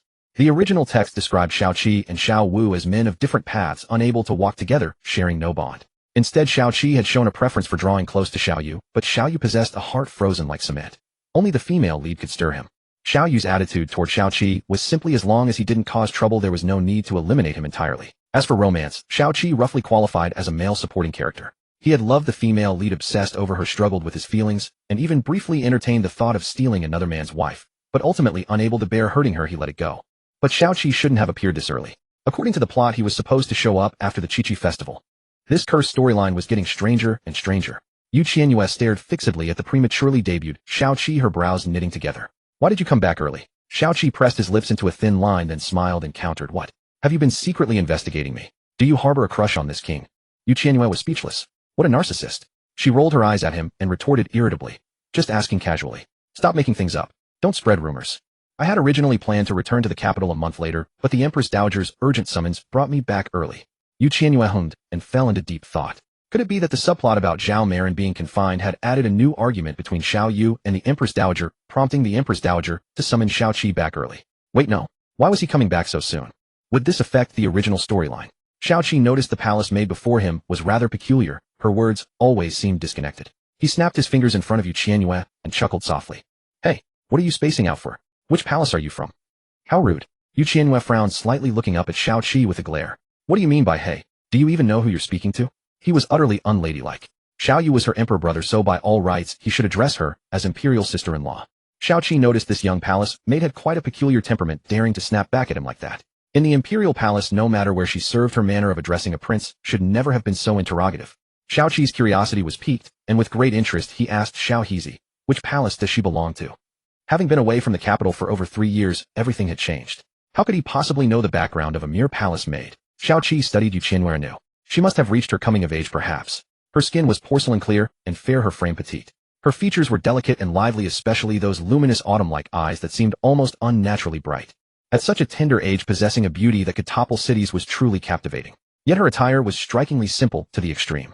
There was hardly any adornment in her hair, her earrings were utterly plain, her moon-blue dress had faded slightly, and the patterns were outdated styles long gone from fashion. And yet on her even such an ordinary garment appeared fresh and elegant, carrying a unique charm. Indeed, a stunning face could carry the heavens. Possessing such a heavenly countenance, she could wear a sackcloth and still look magnificent.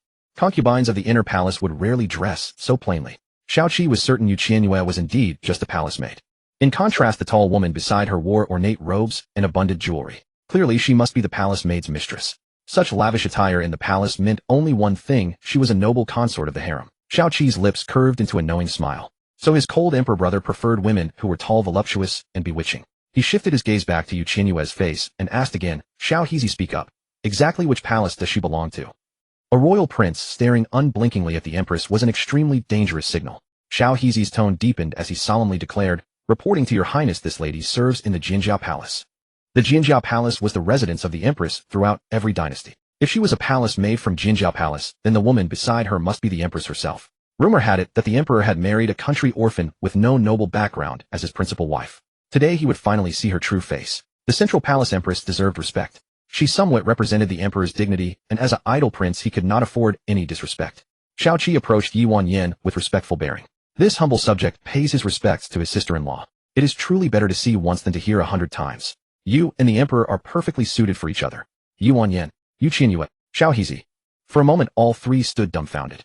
Qianyue couldn't help but muse inwardly. Qianyue, as the female lead of this story, truly carried herself with the dignity befitting a mother of the nation. She admired her profoundly. This cannon fodder was completely conquered. Qianyue was the first to recover. Just as she was about to explain, a shrill eunuch's voice cut in. Your Highness Prince Qi, upon entering the palace, you must first report to the virtuous government hall for an audience. Why have you come to a fire scene? From a distance Xiao Luzi ran while shouting. You must hurry. How can you keep the emperor waiting? After 3 years apart, Her Imperial Majesty the Dowager Empress has long been awaiting your return. No matter how late after seeing the emperor, you must also visit the Sinang Palace. This servant begs you. Please stop wandering about. Xiaoqi rubbed his temples, his head aching from the relentless nagging. I know my own measures. Stop shouting. Are you reciting scriptures? Today's itinerary was indeed packed, and lingering at the fire scene was inadvisable. Before leaving, Xiaoqi snapped his fingers at Qianyue once more. When I have free time I'll come find you to play. After saying this, he brazenly winked at Qianyue, flashing a roguish smile. Witnessing this, Xiao Hezi gasped, sharply biting his finger in fright as his legs trembled uncontrollably. How terrifying. The real-life version of a dashing prince flirting with a charming empress. Fortunately, the emperor was not present or the scene would surely have spiraled out of control. Yi Wanyan's beautiful eyes narrowed, her contempt and disdain nearly overflowing. What a shameless peacock, daring to provoke without even knowing the other party's identity. Ridiculous man.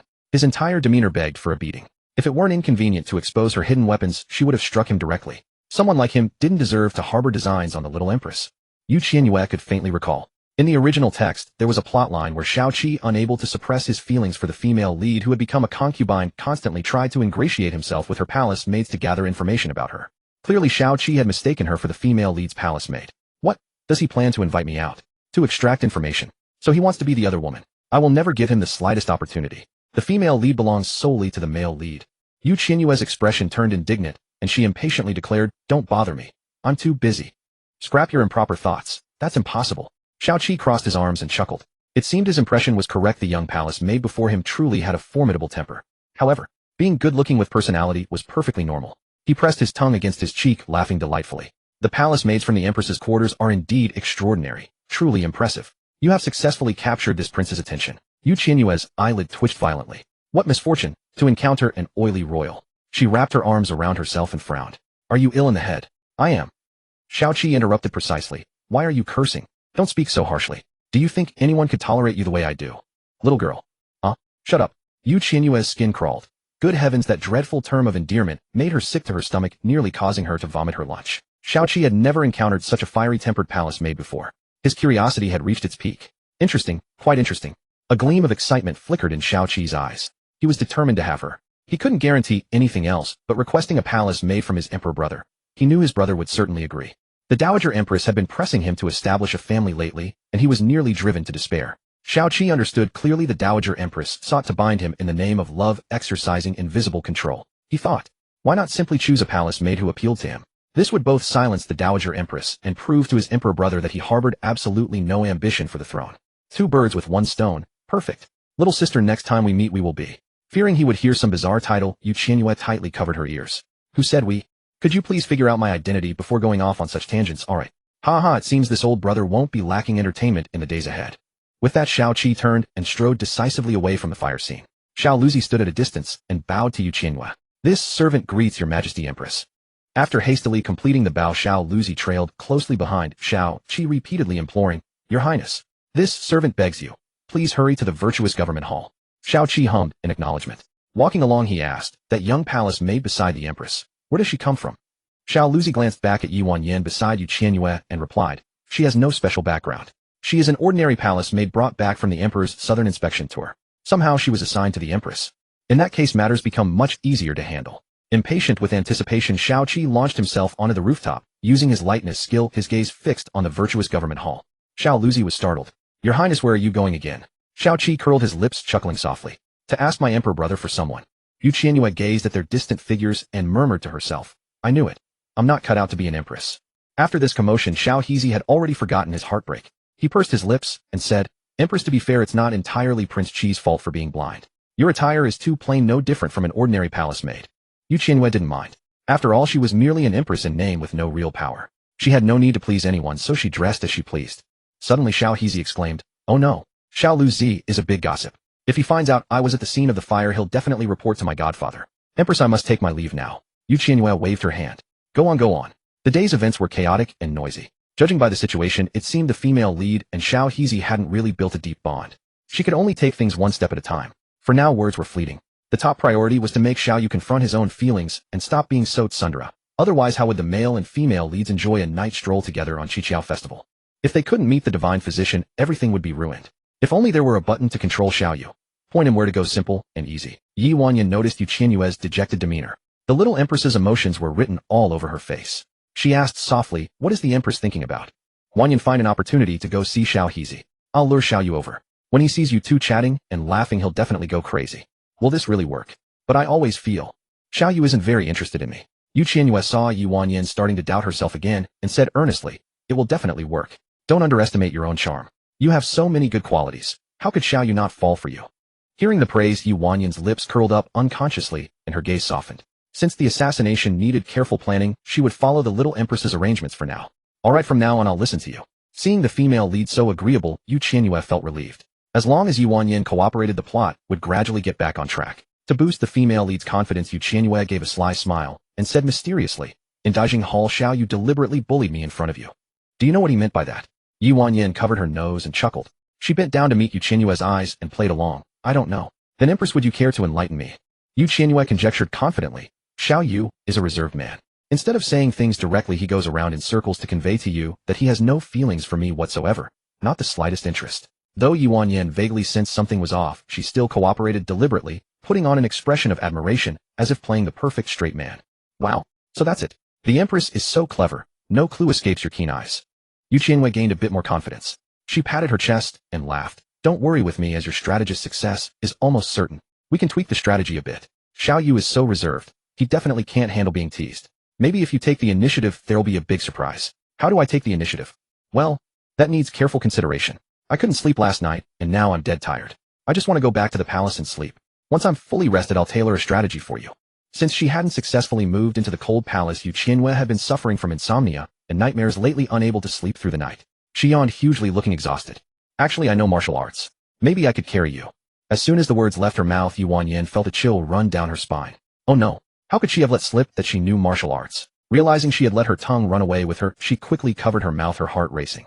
Qianyue, still yawning, hadn't caught what Qianyue said. She rubbed her drowsy eyes and asked him, "What did you say?" "Nothing. Let me escort you back to the palace." "No need, I'll run back." Qianyue followed behind, Qianyue still shaken. She had let her guard down too much around the little Empress. Luckily, the Empress was too carefree to have heard clearly, otherwise her false identity might have been exposed. As soon as she returned to Jinjiao Palace, Qianyue rushed into the bedchamber, kicked off her shoes without looking, and burrowed into the quilt, falling asleep instantly. Seeing this, Qianyue asked Hualing with a smile, "Is she always like this?" Hualing chuckled too. "Yes, whenever the Empress says she's sleepy, she really is sleepy." Qianyue walked over to the corner to pick up the shoes, placed them by the bed, and before leaving carefully tucked the quilt around Qianyue to keep her from catching cold. Gazing at the sleeping Empress, Qianyue momentarily lost her focus, and her ears uncontrollably turned red. She was so small and soft, like a sticky little kitten. If one day she revealed her true identity, would the little Empress? Realizing her thoughts were wandering, Qianyue clenched her fists and shook her head. Revenge was not yet accomplished. How could she let emotions interfere? Don't say it. At least not until the assassination succeeds. Hualing asked in confusion, "Sister Qianyue, what are you doing?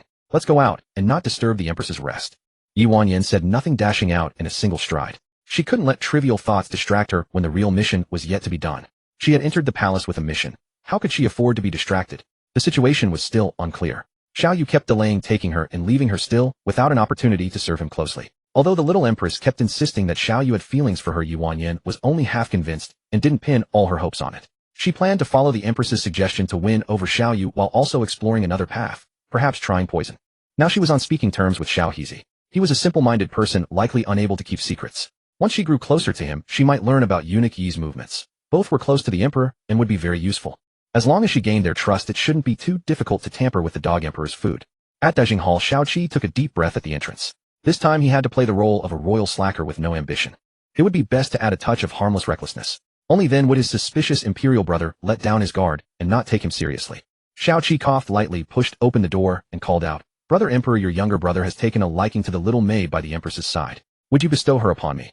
The hall was utterly still when a sudden shout shattered the tranquility. Xiaoyu did not even lift his gaze. His eyes remained fixed upon the memorials before him. Xiaoqi was at least a prince. The moment he returned to the capital and made such a fuss over a palace maid, utterly disgraceful. His loud call went entirely unanswered. Flouted so openly, Xiaoqi naturally rubbed the tip of his nose, showing not the slightest embarrassment. He seemed long accustomed to Xiaoyu's indifference. His imperial brother had always been cold since childhood. Ignoring others was simply the norm. Xiaoqi reigned in his boisterous demeanor and respectfully performed the full kowtow. Today was, after all, his first audience with the new emperor. Proper courtesy had to be observed. After all, whether he could live comfortably henceforth lay entirely in the hands of the Emperor of the Yan. "This humble subject greets the Son of Heaven. May your Majesty live 10,000 years. Rise," Xiaoyu said, his expression placid, betraying neither warmth nor displeasure. The atmosphere turned ice cold. The very air in the hall grew stagnant and heavy. Xiaoqi could read it plainly. Xiaoyu had no desire to engage with him. Not once did he lift his head, remaining as aloof and indifferent as ever. It seemed as though nothing in this world could stir his emotions. Xiaoqi glanced about, lost in thought. How on earth did an introverted man like his imperial brother manage himself among women? With that disposition of his, he'd likely freeze the ladies right where they stood. Oh, it must be so difficult for those delicate and lovely consorts in the inner palace. destined to such an austere and reclusive sovereign. Shaking himself from his reverie, Xiao Qi cleared his throat and settled himself into the master's armchair on the left. Cooling his ardor somewhat, Xiao Qi realized that demanding a palace made the instant he walked in had been rather forceful, perhaps even too hasty. A glimmer flickered in his eyes as he resolved to first ease the tension within the hall, waiting for a more opportune moment to petition Qianyue for that peevish little palace maid. Xiao Qi, by nature incapable of sitting still, soon began surreptitiously sizing up the young sovereign perched above him. He had matured and grown more contained in the 3 years since the aura of majesty that required no anger to command respect radiated from him. He was the very picture of a divinely chosen emperor. That Xiaowu would lose was a foregone conclusion. He had never been Xiaoyu's match. Without the Empress Dowager's desperate interventions, how many times would he not have turned disaster into deliverance? The Empress Dowager's doting affection was in truth a double-edged sword, unbridled spoiling only served to embolden evildoers. Just a year prior, Xiaowu had been so reckless as to conspire with the Grand Tutor in rebellion. For such brazen defiance, even if the Empress Dowager possessed heavenly prowess, she could not have saved him. Winner takes all, the vanquished loses all, and now everything had settled like dust. Xiaoyu was already the sovereign above all people, while he himself, bound by blood to Xiaowu, found his position dreadfully precarious. His pressing priority was to make his political allegiance known to the new ruler. Xiao Qi curled his lips into a smile that bordered on obsequious. Imperial brother, I knew all along you would triumph. In these 3 years apart you have grown even more steady and poised, mighty and imposing, dashing and elegant. Such flattery held no sway over Xiaoyu. Instead he questioned coldly, is Xiaowu not your own elder brother? And yet you so eagerly anticipate his downfall. Xiao Qi feigned nonchalance, casually crossing one leg over the other, and spoke as though it were nothing. 3 years prior, Xiaowu had attempted to frame Xiaoyu, going so far as to use his own younger brother as bait. He had poisoned Xiao Qi's food, intending for Xiaoyu to bear the blame. Xiaowu had planned to sacrifice his life to take down a formidable rival. At this memory, a faint bitter smile touched Xiao Qi's lips. He had regarded him as a true elder brother, yet his own blood had treated him as a mere pawn. How bitterly ironic. Fortunately, Xiaoyu had uncovered Xiao Wu's conspiracy. The poison ingested had not reached a lethal dose, sparing him from immediate death. At that time, Xiaoyu held irrefutable proof of Xiao Wu's treachery, yet the Empress Dowager, without regard for truth or justice, blindly took her favored son's side and demanded Xiaoyu suppress the matter. For a time the three stood in deadlock. To be so calculatedly targeted, could he let it pass so easily? As Xiaoyu, rising to his feet with purpose, prepared to depart, the Empress Dowager in her desperation knelt before him and begged him to spare Xiao Wu. She declared she would offer her own life in exchange. This stance struck Xiaoyu like a thunderbolt. How absurd it was. His birth mother blindly covering for her adopted son, turning her back on her own flesh and blood, even wielding her life as a weapon to force his capitulation. Xiaoyu had witnessed a spectacle of manufactured grief. What a nurturing mother willing to lay down her life. His face darkened, he overturned the porcelain vial in his grasp, and withdrew alone, swallowing his bitterness.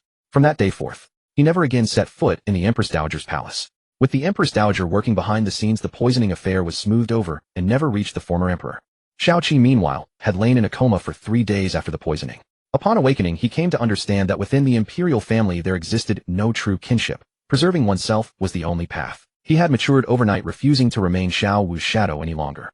Taking the initiative, he severed ties with his elder brother and petitioned for permission to travel beyond the palace, seeking solely to distance himself from strife. The Empress Dowager, learning of Xiao Qi's betrayal by Xiao Wu, felt both pain and sorrow. Though reluctant to part with him, she did not forcibly detain him.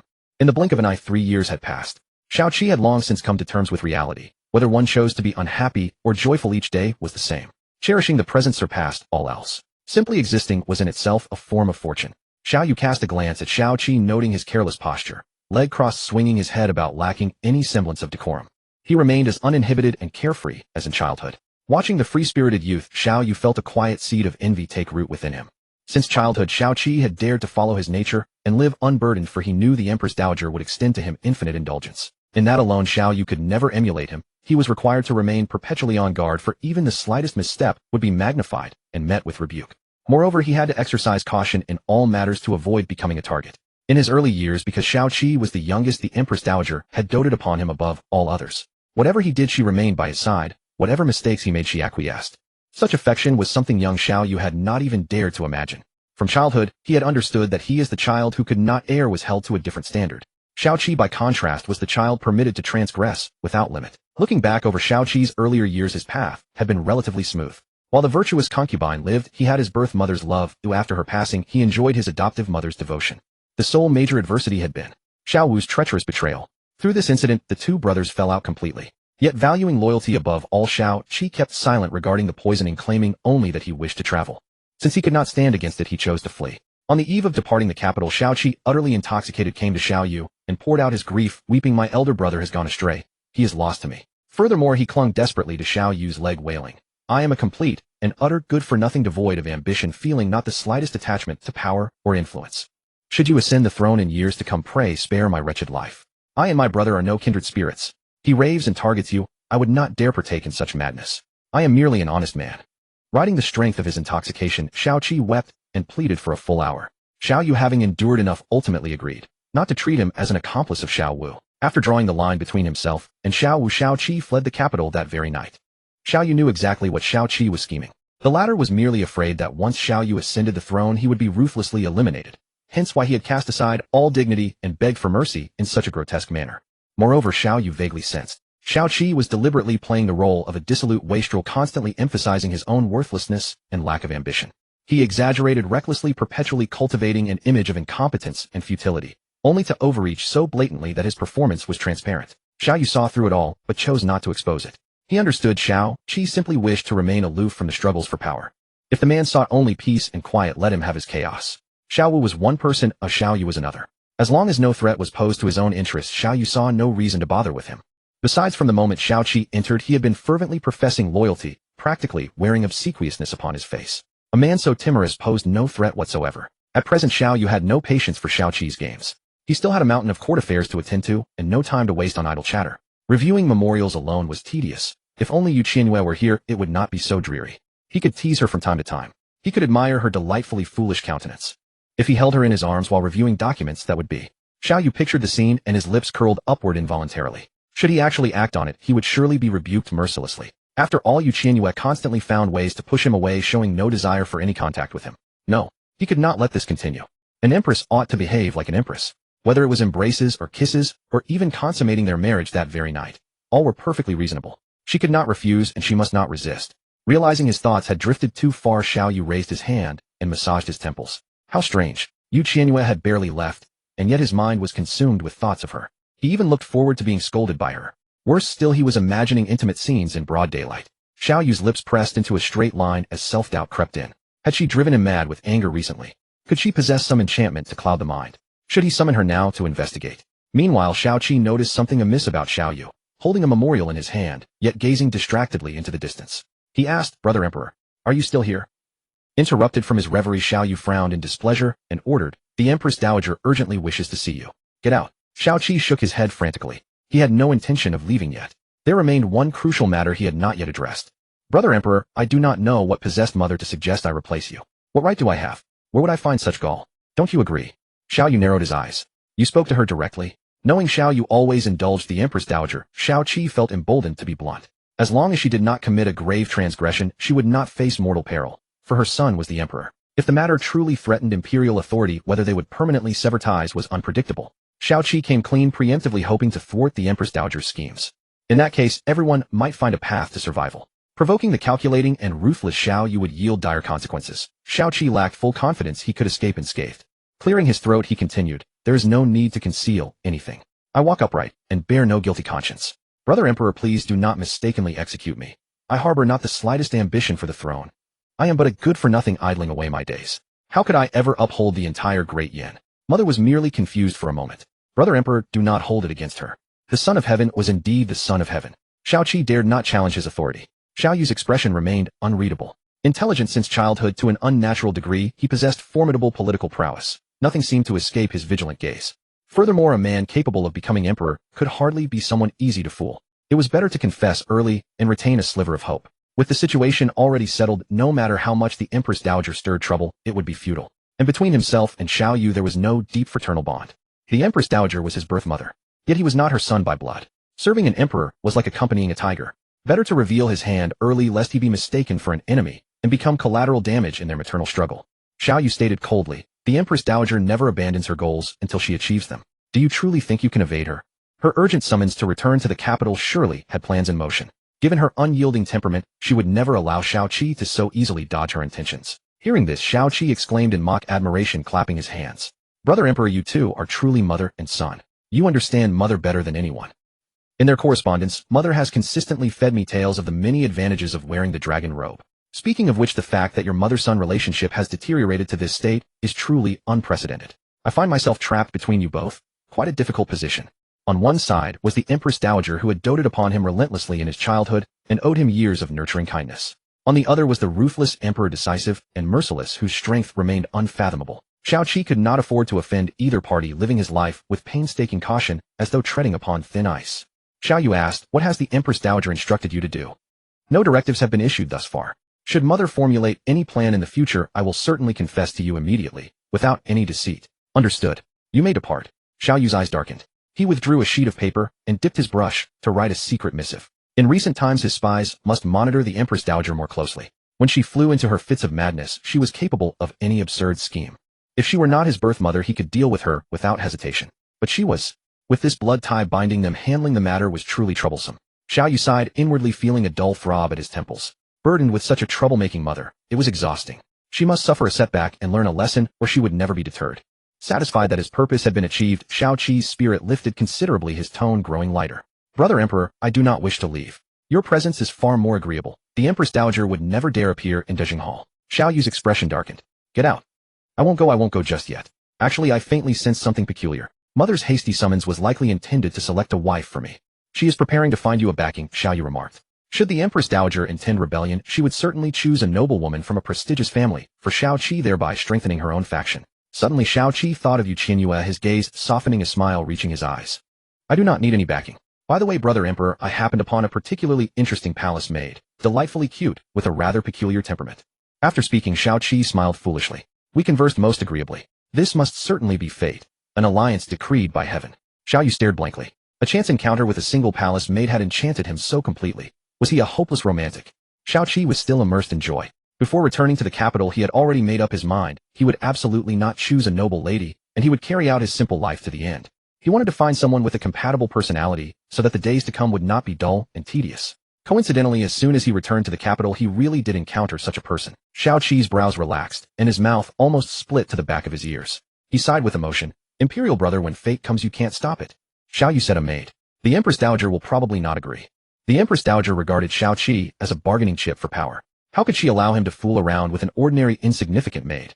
Qianyue had been away from the capital for 3 years. His power had long dissipated, and he had no one to rely on in the court. At present, if he chose to marry into a powerful family, he could rapidly expand his influence with remarkable results. According to the Empress Dowager's intentions, she would carefully select a princess with a prominent family background for Qianyue, then seize the opportunity to win over people's hearts, achieving the capital to harvest power.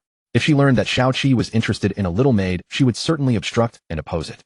Qianyue rested his chin on one hand, a trace of sorrow gathering between his brows. Of course he knew that the Empress Dowager's hurdle was not easy to overcome, but if you don't try, how can you know if it's feasible? The Empress Dowager had always indulged him in everything since he was a child. At worst, he could slowly wear her down. Once he compromised and married the daughter of some minister, troubles would come one after another endlessly.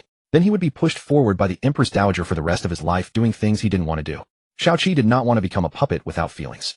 He was even more unwilling to let the Empress Dowager control his life. Mother has raised me, and my opinion is certainly important. Other matters can be discussed, but when it comes to marriage, I must follow my true heart. Qianyue knew very well that some things could not be compromised. Once he yielded, the consequences would be endless. Suppose he obediently married a young lady from a prestigious family, that would be equivalent to binding himself to the entire family. Even if he kept to himself and did not want to stir up trouble with the Empress Dowager's ability to create momentum, he would sooner or later be pushed to the center of the vortex by an invisible hand. When that time came, it would be too late to regret. Qianyue's gaze was unwavering, his attitude resolute. Compatibility and temperament is the most important, family background is secondary. I am in a special situation and am not suited for marriage with a noble lady, otherwise troubles would be endless. Imperial brother, I took a liking to that little maid at first sight. She has a sharp tongue and is bold and fearless. I always feel that with her around, the days ahead won't be too dull. Qianyue lowered his eyes. Took a liking at first sight. Could it be that love at first sight really exists? But at first glance, infatuation ultimately comes down to looks. Can one determine their heart based solely on a face? It sounded quite absurd. Qianyue said, from stranger to familiarity requires a process. Aren't you being too hasty? Could it be that you're using the maid as a pretext to avoid the Empress Dowager selecting a consort for you? Qianyue gave a light cough. Not entirely, Imperial brother. I truly have a good impression of her. Since I'm interested, I'll try to get in touch. If I don't take the initiative, how can sparks fly? Besides, she's so adorable. Falling in love with her should be only a matter of time. Such high praise for a maid. Qianyue still didn't understand and asked, which palace is she from? Qianyue raised his voice, Jinjiao Palace. The Empress. Could it be that Qianyue had already seen Qianyue? Where did they meet? What did they talk about? How long did they talk? Was there anyone else nearby? Qianyue stroked his black, jade thumb ring, his gaze deep and gloomy. The thought that Qianyue's eyes might have lingered on Qianyue made his heart inexplicably stifled. He should have been there. But Qianyue had taken a fancy to a little maid, not the little empress. Thinking of this, Qianyue felt a little less uncomfortable. Lately, Qianyue had been close to Yuanyan. Could the little maid Qianyue mentioned be her? That shouldn't be. Qianyue described the maid as cute. Where on the mantis's body was there any trace of cuteness? From the description, it definitely wasn't her. Qianyue said, there are so many maids in the empress's palace. Which one exactly do you want? Little Lu had already told him the basic situation. Qianyue's face showed Qianyue's features, and his tone was extremely certain. Who else could it be? It's the one you brought back from the southern tour. The especially pretty one.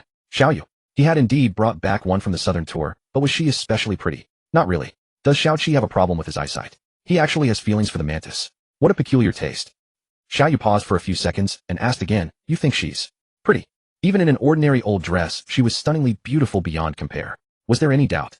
Qianyue nodded frantically. He retorted eagerly, Imperial brother, isn't she good looking?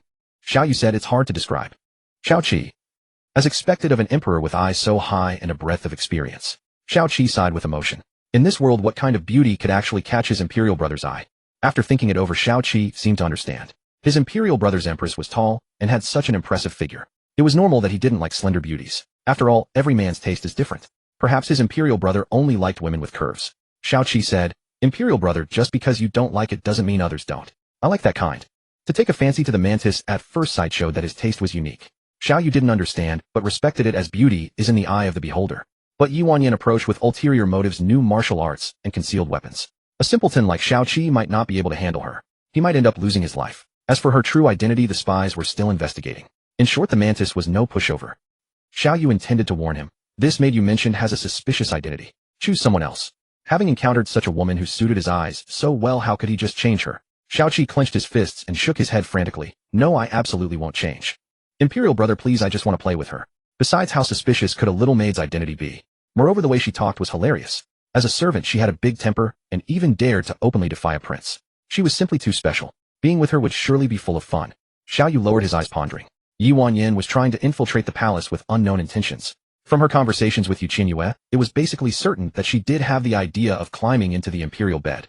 For example, today Qianyue had dressed her up in a flashy manner and brought her to Dajing Hall to attract attention. Qianyue added, this person has the ambition to cling to the powerful. Just because she wanted to climb the social ladder, she was considered suspicious. Qianyue didn't think so. He gave a thumbs up, his eyes full of approval. That's great. It shows she's not content with the status quo and has ambition. I like this kind of assertive beauty. How rare is that? Qianyue. He was genuinely speechless for a moment. It seemed that Qianyue not only had issues with his eyesight, but also with his mind. Tofu had brains, but he of all people did not. Qianyue, what I mean is, her intentions are impure. Women, after all, if their intentions were too pure, they would be uninteresting, easily seen through at a glance. Qianyue's eyes sparkled, unable to contain his excitement. How wonderful. Mystery is precisely what we have now. Your humble brother enjoys groping in the dark. It's the most thrilling of all. Had he been kicked in the head by every donkey in the Great Yin? Qianyue was silent for a moment, then warned again. She knows martial arts. Contact with her will be fraught with danger.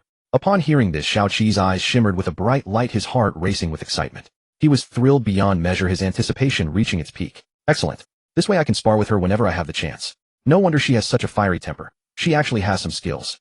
Qianyue's eyes were blazing, his excitement overflowing. Elder brother, your humble brother's martial arts are not weak. With her we can surely trade blows evenly. When the little darling strikes with a punch, my heart would probably soften. Qianyue's gaze turned dreamy. As the saying goes, hitting is affection, scolding is love.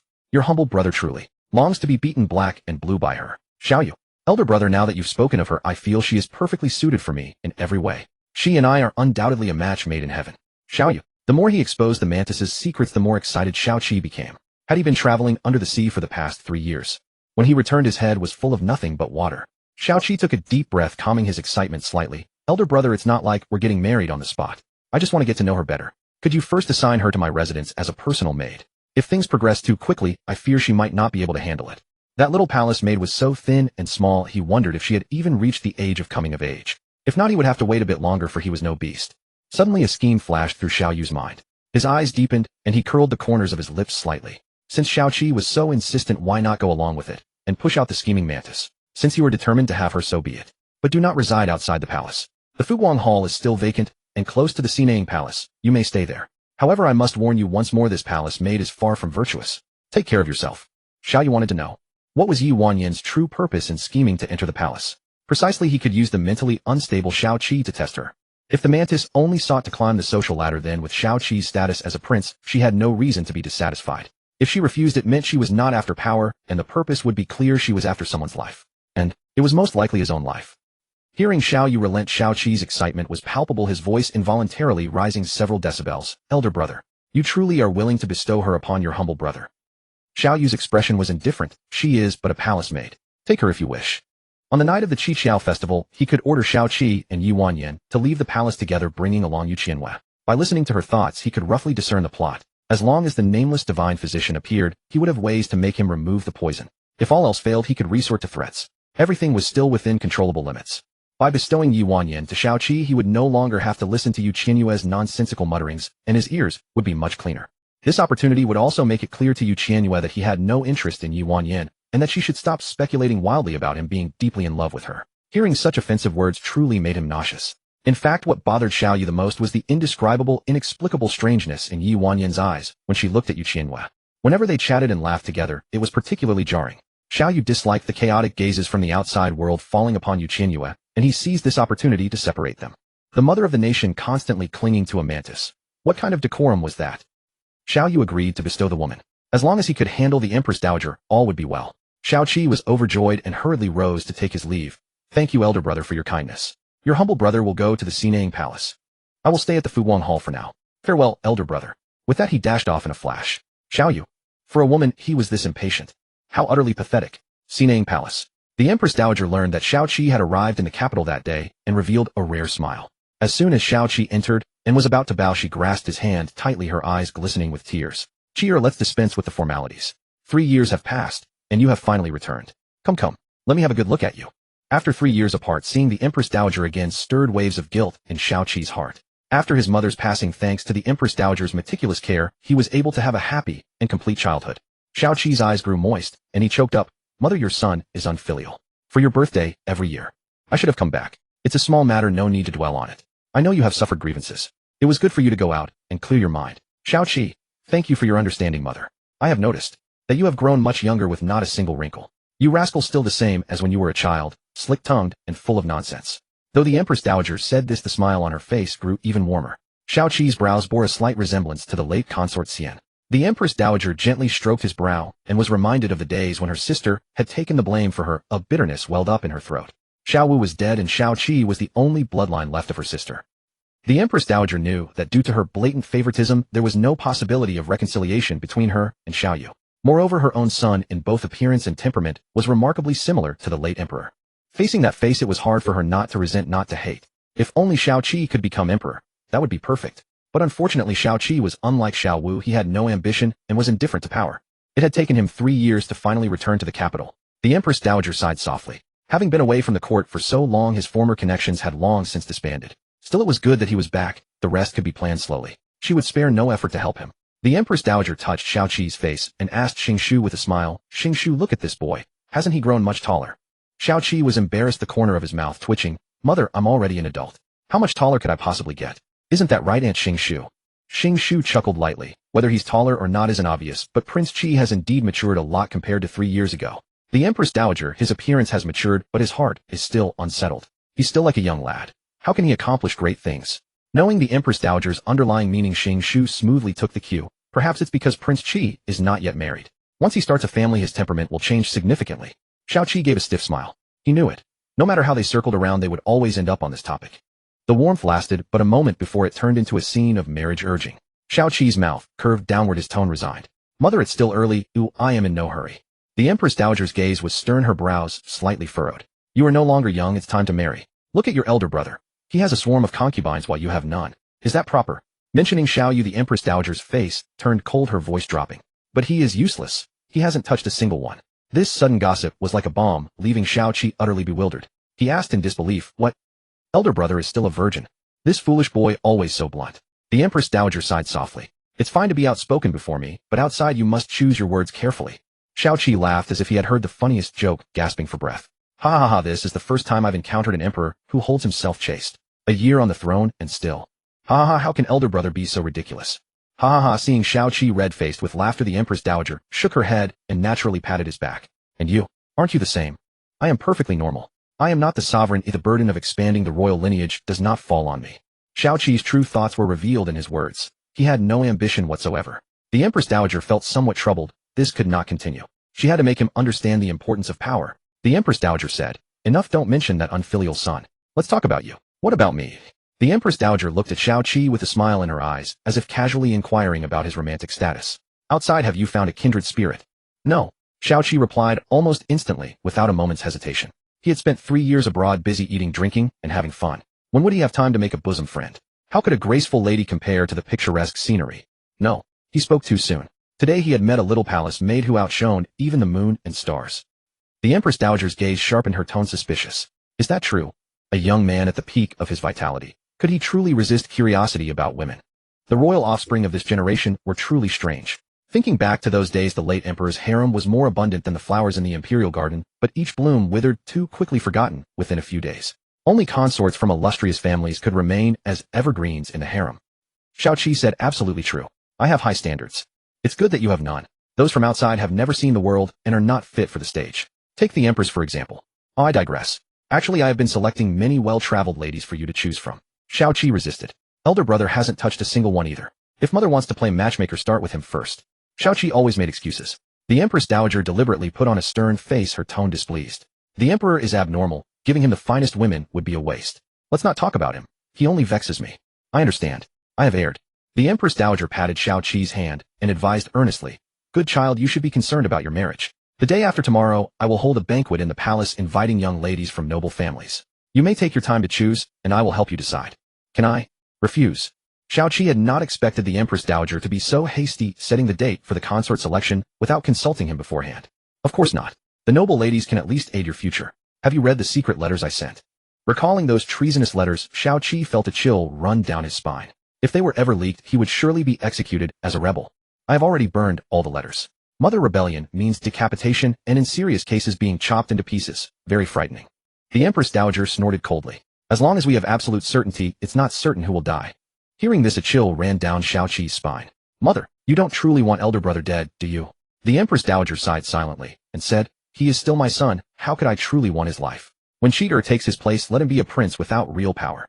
Qi was speechless. The Empress Dowager's logic was truly bizarre. She could speak of such an outrageous matter so lightly. A young emperor abdicating to become a prince. Such a preposterous event has never been heard of since ancient times. It hasn't happened before, but it will from now on. The Empress Dowager said it with utter confidence. He who holds power holds the right to speak. That is an eternal iron law. Throughout history, dynastic changes have been countless. The weak cannot hold the realm. It is no wonder the strong seize it. Besides, if he is unwilling, we can give him a sum of money and let him roam freely among the mountains and rivers. In short, just don't let him linger before my eyes."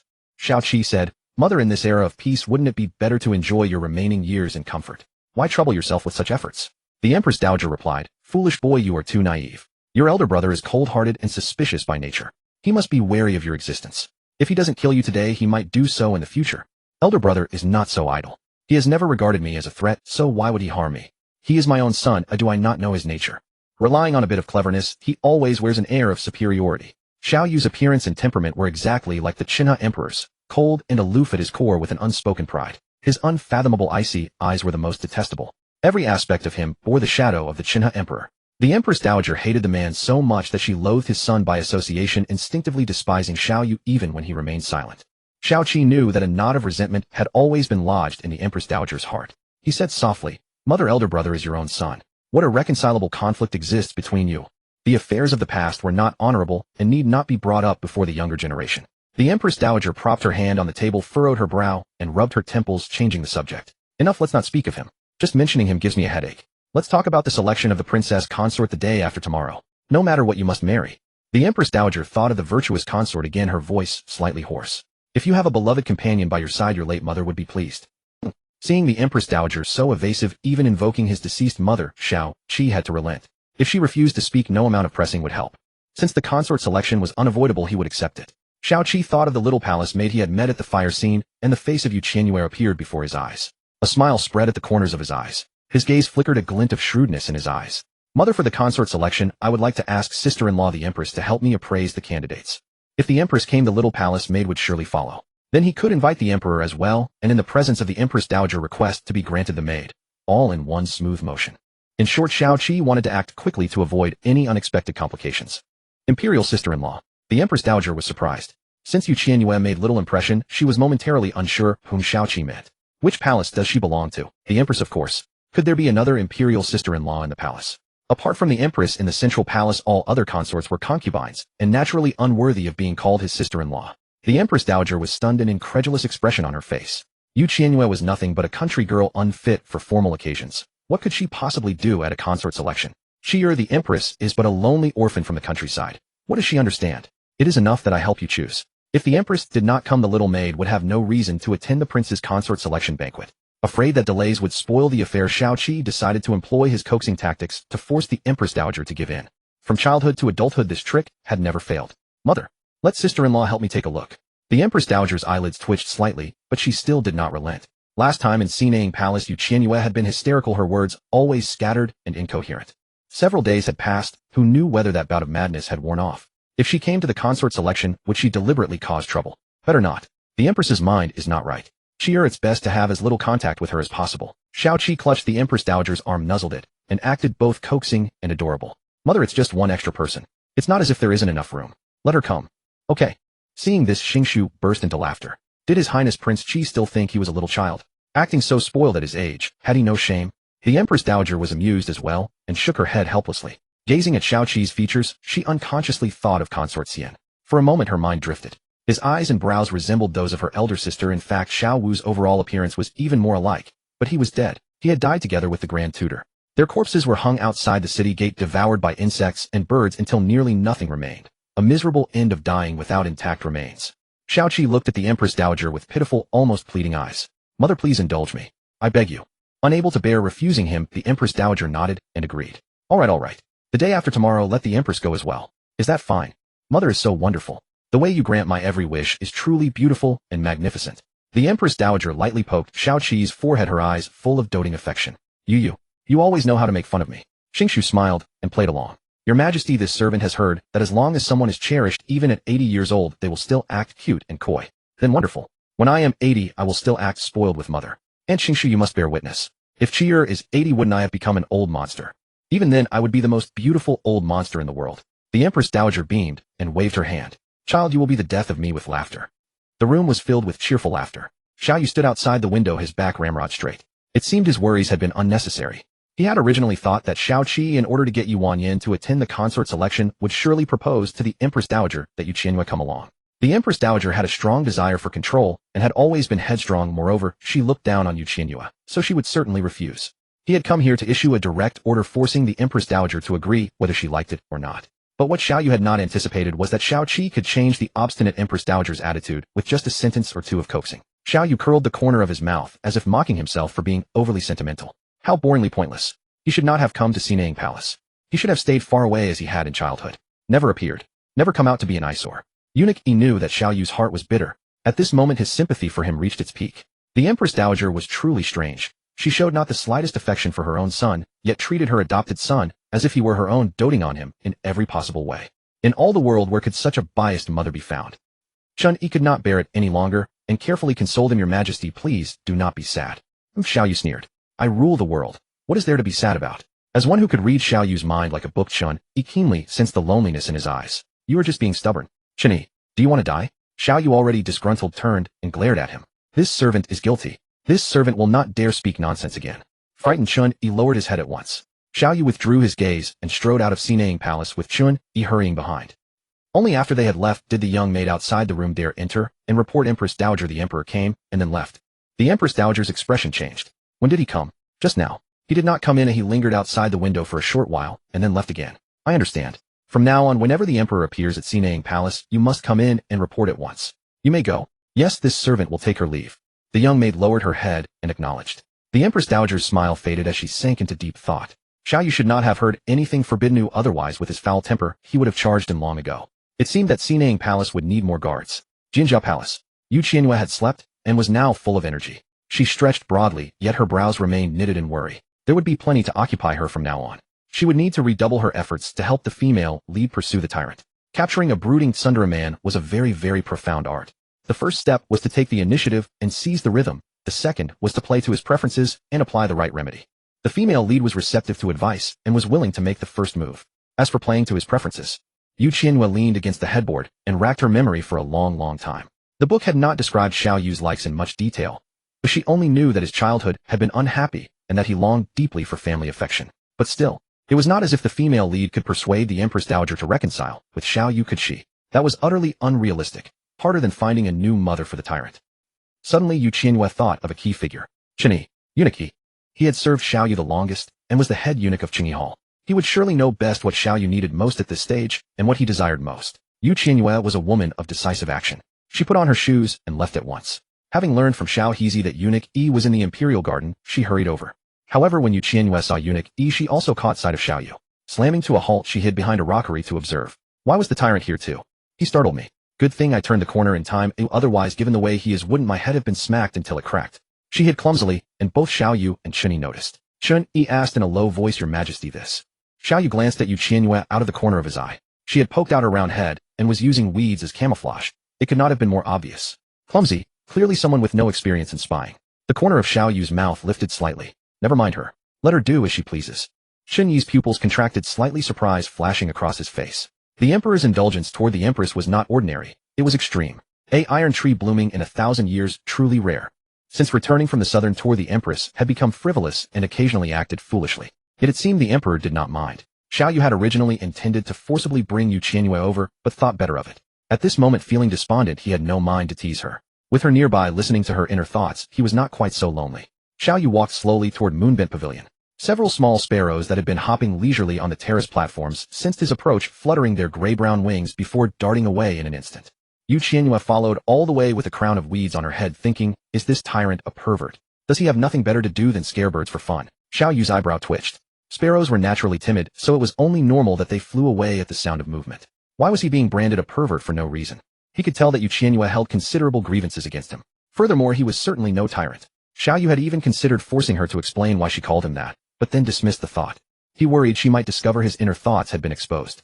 Xiaoyu withdrew his thoughts and lifted his gaze slightly. In Yin, there was a custom on the 24th day of each month young monks from Huga Temple would be invited into the palace to offer blessings. Talismans for favorable weather and timely rains were tied to kites and launched high into the sky, carried by the gentle breeze, to every corner of Yin. From Moonbent Pavilion in the Imperial Garden, the view was clearest. Having grown up without strict supervision, Xiaoyu made it a monthly ritual to come here and watch, as if making amends for the shortcomings of his childhood. In his youth, whenever the weather was fine, the Empress Dowager would fly kites together with Xiao Qi and Xiao Wu, chasing and playing. Young Xiaoyu longed to join in, but was repeatedly rejected with coldness by the Empress Dowager. With his requests ignored time and again, young Xiaoyu gradually stopped asking. The outcome was always the same, so why put himself out there to be disliked? Slowly he spoke less and less, becoming the kind of person others described as reclusive. By chance, little Xiaoyu had once come to Moonbent Pavilion and was drawn to the prayer kites. From then on he arrived as scheduled. When the auspicious hour arrived, the prayer kites came out one after another. Xiaoyu tilted his head slightly upward, gazing at the kites fluttering in the sky, as though he had stepped into them himself, lost in thought. Qianyue's attention was entirely fixed on Xiaoyu's face. She paused slightly. Wait, is the tyrant smiling? Actually, when he smiles, he looks quite handsome. Though not yet old, he always carried himself with that pretentious maturity. How much better he looked when he smiled, radiating youthfulness and handsomeness beyond measure. At the word handsome, Xiaoyu's ears grew slightly warm. Over this period, he had been cursed at by Qianyue until he lost his temper. An unexpected compliment from her always left him inexplicably uncomfortable. His body would heat up rapidly, completely beyond his control. He didn't react when she scolded him, yet felt uneasy when she praised him. It was damn strange. Was he perhaps developing a masochistic tendency? Qianyue frowned him. It seems the tyrant can't move. Does he really want to play with kites? Xiaoyu. Wait. How could someone so clueless figure that out? To admit it honestly, he did want to since childhood even. But there was no one to play with him. Now at 20 years old, a ruler of a nation chasing a kite would look utterly ridiculous. Xiaoyu carried too much weight. He believed adults should act like adults, resolutely refusing to play. Only childish youngsters could be obsessed with kites. He had already passed his coming-of-age ceremony. Observing from a distance was sufficient. Just as he was about to leave, he heard Qianyue's thoughts again. By the way, with the tyrant's so perky backside, if he were to pull the kite and run, would it bounce up and down? Ha ha ha. Qianyue imagined it, and instantly developed a creepily affectionate expression, barely holding back her drool. He must be so sexy. Realizing how grotesquely perverted she was being, Qianyue raised her hand and patted her impure mind, falling into self-reflection. Good heavens, I'm really hungry. Daring to lust after anything. So, I'm even more perverted than the tyrant. Sexy. Before anything was even removed, how could Qianyue know whether his figure was sexy or not? She called herself perverted, so what was that little mind of hers thinking? How far had she gotten in her imagination? Was he even still wearing clothes? After a brief pause, Qianyue felt he had been openly teased. His ears grew increasingly hot and red, and his body began to undergo subtle changes. Startled, he strode away as though fleeing in disgrace. I'm not coming back, and I'm not watching those damn kites anymore. Upon seeing this, Qianyue hurried to follow. After just 2 steps, he sensed the strange change in Qianyue's demeanor. This was disastrous. Was the emperor about to catch fire? He was practically smoking. Thinking that Qianyue's poison had flared up, Qianyue's face was filled with worry. Your Majesty. Why is your face redder than a monkey's? No. What I meant was, are you unwell? Get lost. Don't follow me. A flush of embarrassment crossed Qianyue's face as he quickened his pace. He desperately needed to soak in ice water. Qianyue stopped in place, scratching the back of his head in confusion. The emperor had grown angry without any warning. Still, his childlike heart remained unchanged. He came to watch the kites every month. The day before yesterday, he had even watched crickets fighting under a big tree with great interest. In truth, the ruthless emperor spoken of by the ministers was rather childish in private, fond of pretending to be profound and convincing at it. Indeed, few people could understand the emperor's other side. Seeing Qianyue alone, Qianyue threw down the weeds and hurried forward. Eunuch, what are you doing here? What a coincidence. Qianyue couldn't suppress his laughter. It wasn't a coincidence at all. He had spotted her long ago with weeds on her head and sneaking about. This servant pays respects to your Majesty the Empress. Wait, why are you laughing when you're supposed to be paying respects? Qianyue replied, nothing, your Majesty the Empress. What brings you here? Qianyue cleared her throat twice. I just happened to pass by and noticed His Majesty seemed somewhat off. Has he encountered any troubling matters lately? Qianyue was no fool. He naturally knew that Qianyue treated Qianyue differently and turned a blind eye to her following him. What a special existence. In the future, if the emperor had a confidant by his side, he wouldn't be so miserable. Qianyue decided to fan the flames and exaggerated, your Majesty. To be honest, His Majesty has not been in good spirits lately. He then emphasized once more, to be precise, His Majesty has never been in good spirits. Would you like to know the reason? Qianyue already knew the reason. The female lead's appearance should have healed the male lead beautifully, yet he pushed her away. Happiness came knocking, but Qianyue had locked the door. No wonder he felt unhappy. In the end, she, the cannon-fodder, was still expected to gather intelligence and help the female lead cater to his preferences, making it easier to conquer him. Qianyue asked Eunuch, you serve near the emperor and must know him best. At this stage, what should I do to please him? Give me some guidance. Qianyue raised his eyebrows and smiled meaningfully. What? Your Majesty wishes to curry favor with the emperor. Qianyue came primarily to scheme for Qianyue. She first inquired about the situation from Qianyue, then formulated a strategy. The main goal was to have the heroine warm the hero's heart. As long as a bond formed between them, the next time she arranged for the heroine to chat cheerfully with Qianyue would become fiercely jealous. Once he was jealous, the feelings between the hero and heroine would rapidly heat up. On the Qianyue festival, the two of them would go on a night stroll together and encounter the medical sage. Qianyue wanted to extract information from Qianyue, who was an old hand by Xiaoyu's side and must know everything. Eunuch Chen, think about it. If His Majesty is happy, we all have an easier time. Otherwise, he always wears a sour face and is furious. How frightening. Qianyue wholeheartedly agreed. Lately, he had been scolded frequently without any warning. If the young empress could make the emperor happy, then as the chief eunuch, his days would be much more comfortable. Qianyue had always acted according to the person. If faced with a consort Xiaoyu was not interested in, he would simply ignore her. Based on his recent observations, Qianyue could clearly sense that the empress held a special place in the emperor's heart, so he could offer a few pointers. Your Majesty, this servant will tell you a secret. His Majesty has never once celebrated his birthday. Qianyue said, didn't he say he didn't want to celebrate? The original text described the tyrant as being calm and reserved from childhood, mature beyond his years, and never caring about birthdays. Moreover, his birth date had always been a mystery unknown to anyone in the harem. Qianyue, who understood Xiaoyu better than anyone, directly revealed the truth. Your Majesty does not know the real situation. From childhood to adulthood, the Empress Dowager never intended to celebrate His Majesty's birthday, and His Majesty, being too proud, insisted stubbornly that he disliked the commotion. He looked left and right, then whispered. Actually, when His Majesty was a child, he would watch the Empress Dowager celebrating birthdays for Xiao Wu and Xiao Qi with great envy. Qianyue suddenly realized. Oh, I understand. It's that His Majesty wants to celebrate his birthday, but no one celebrated it for him, so he deliberately said it was boring, and he didn't want to. Yes, that's the situation. So Xiaoyu had been this twisted since childhood. The original text seemed not to describe his childhood in much detail, only that he was not favored by his birth mother, leading to his withdrawn personality. Qianyue asked again. Eunuch Chen, why did His Majesty come to the Imperial Garden to watch kites? What is the reason? Actually, it's that when His Majesty was young, he wanted to fly kites, but the Empress Dowager forbade him, scolding him for indulging in frivolous pursuits. So, whenever His Majesty sees a kite, he can't help but stop and watch. Qianyue stroked her chin. It seemed she had asked the right person. Qianyue knew all about Xiaoyu's childhood regrets. A person's childhood deficiencies might take a lifetime to heal. After hearing this, Qianyue found that Xiaoyu was not as invulnerable as she had imagined. Eunuch Chen, a kite is not a precious item. Since His Majesty wants to play, why doesn't he try it himself?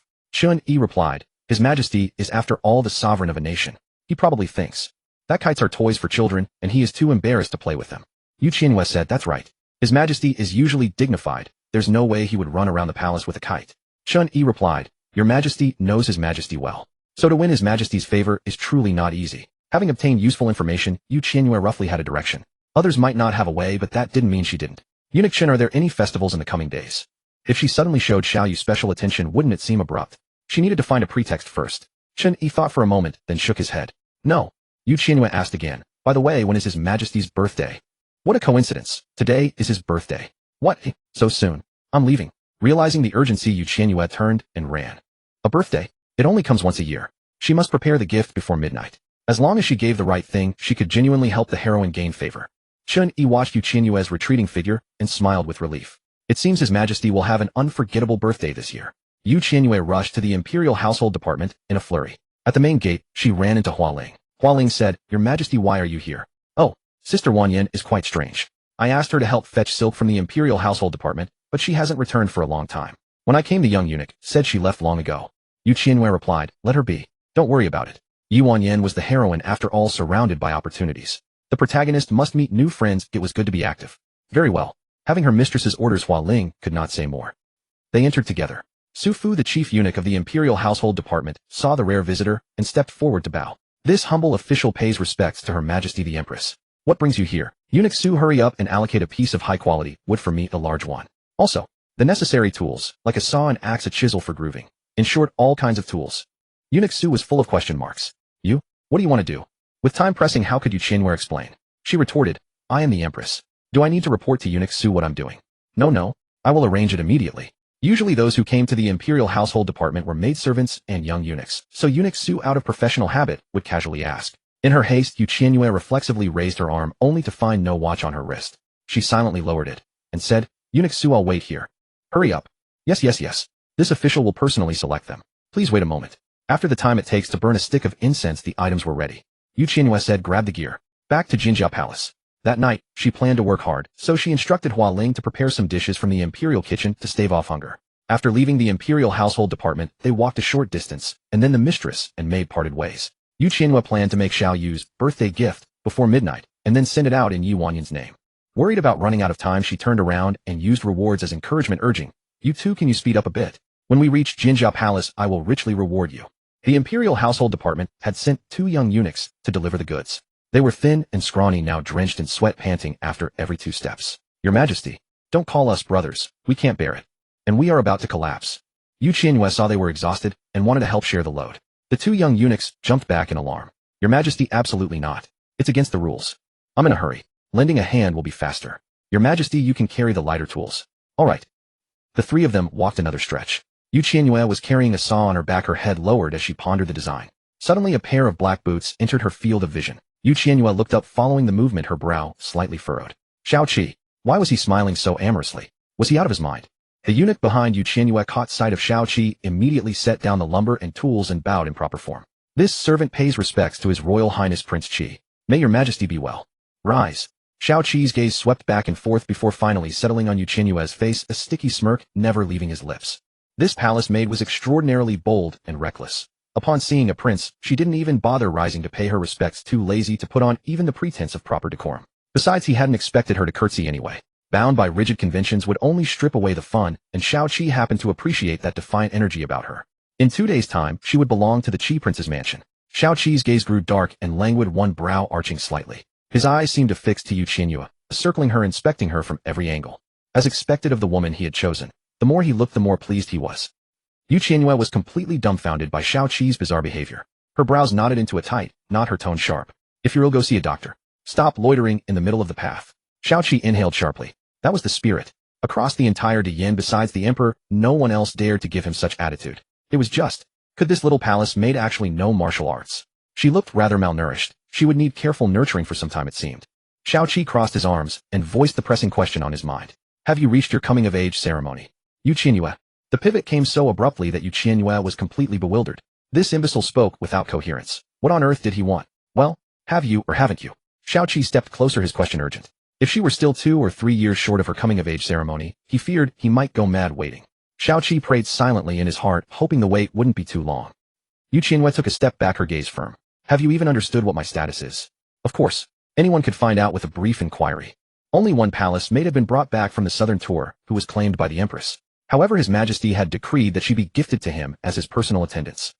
Qianyue's brow twitched. How could Xiaoqi know her identity, yet still behave so disrespectfully unwilling to even call her royal sister-in-law? When he mistook Qianyue for the Empress, he immediately called her sister-in-law. This kid was a blatant hypocrite. Qianyue pondered for a moment and then seemed to understand. Oh, I get it now. He only acknowledges the female lead as a sister-in-law. As for me, a cannon-fodder character, he wouldn't deign to address me. Such blatant favoritism, outrageous. A foreboding sense rose in Xiaoqi's heart. She remained silent for so long. Could it be that she was too young to admit it? You haven't answered this, prince, yet. Have you come of age or not? Qianyue nodded. But in an instant she countered, what does that have to do with you? Xiaoqi suddenly spun around his back to Qianyue, his hands clenched into fists as he fought to contain his excitement for 3 full seconds. Wonderful. She wasn't a child. Progress could be accelerated. Xiaoqi took a deep breath to calm his excitement, then turned around with feigned nonchalance, his gaze still burning intensely. It's fine. As long as you've come of age. This prince was merely concerned about you being a minor. Qianyue, what nonsense was this? Did he mean he couldn't speak to minors?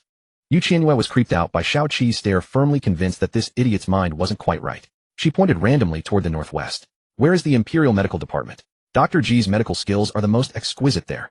Xiaoqi grinned crookedly. Don't worry. This prince is in excellent health. No need to worry too much about me. As for you, however, you should let Dr. G examine you properly. Qianyue listened, utterly perplexed. Realizing far too much time had already been wasted, she pointed at Xiaoqi's nose, her face cold. Are you crazy? Scram away and play somewhere else. Stop bothering me. Mad in manner, incoherent in speech. No wonder the female lead chose the male lead instead of him. It was entirely logical. Being rebuked to his face while pointed at the nose, Xiaoqi's mouth nearly stretched to his ears. Clearly he had enjoyed every word. Fortunately, His Majesty didn't favor this type. Otherwise he wouldn't have had the chance to swoop in. A hot-tempered little palace maid. Rare in 100 years. Xiaoqi glanced sideways at the young eunuch, then asked Qianyue with a smile, You've just come out of the Directorate of Palace Affairs. She still carried a saw on her back. Judging by the circumstances, she must have collected her supplies from the Directorate and was now heading toward Jinjiao Palace. Qianyue sighed helplessly. If you have something to say, just say it directly. I'm busy. Xiaoqi noticed those 2 eunuchs struggling under the weight, panting heavily after lifting only a few items. To prove his robust health, he eagerly volunteered. Need any help? This prince is worth 2, no? Worth 10. At this point, Qianyue felt nothing but irritation whenever she saw Xiaoqi. She shook her head vigorously and refused sternly, no need. Just don't block the path. Move along. Speaking to this prince in such a manner truly breaks his heart. What if I insist on helping? What will you do? Xiaoqi wore an audacious expression, unbothered. Worst case. We'll settle it before the emperor. Such a trivial matter. Did she really need to rouse the entire court to seek judgment from Xiaoyu? Qianyue could only sweat at the brow. How could she have encountered such a lunatic? Simply a scoundrel. Suddenly remembering that Xiaoqi knew martial arts and since considerable time had already been lost on the journey, and he insisted on helping.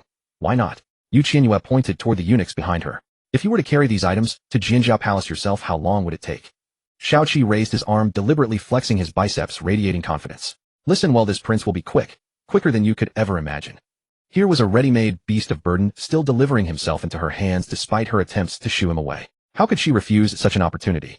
Since Xiaoqi had strength to spare, he might as well serve as a laborer. Fine, then you carry them. Qianyue gestured to the eunuchs. Hand the items over to Prince Qi. You two may return first. Yes, ma'am. The eunuchs had longed to be dismissed. Together those items weighed an enormous amount. It was their very first day on the job, yet they had been bullied by senior officials from the directorate and assigned menial labor. Fortunately, they had encountered Prince Qi, who seemingly sought hardships for no reason. Xiaoqi pushed his jaw forward, a devilish grin spreading across his face. You certainly know how to command this prince, don't you? Wasn't it you who insisted on helping? Besides, he was a foolish younger brother. Might as well make use of him while it lasted. Xiaoqi accepted the lumber and various tools from the eunuchs without the slightest difficulty. They felt an immense weight lift from their shoulders, kowtowing repeatedly in gratitude before bolting away at top speed. Xiaoqi then casually took the wooden saw from Qianyue's back, raising an eyebrow as he looked at her. Well, how about that? Wasn't this prince generous?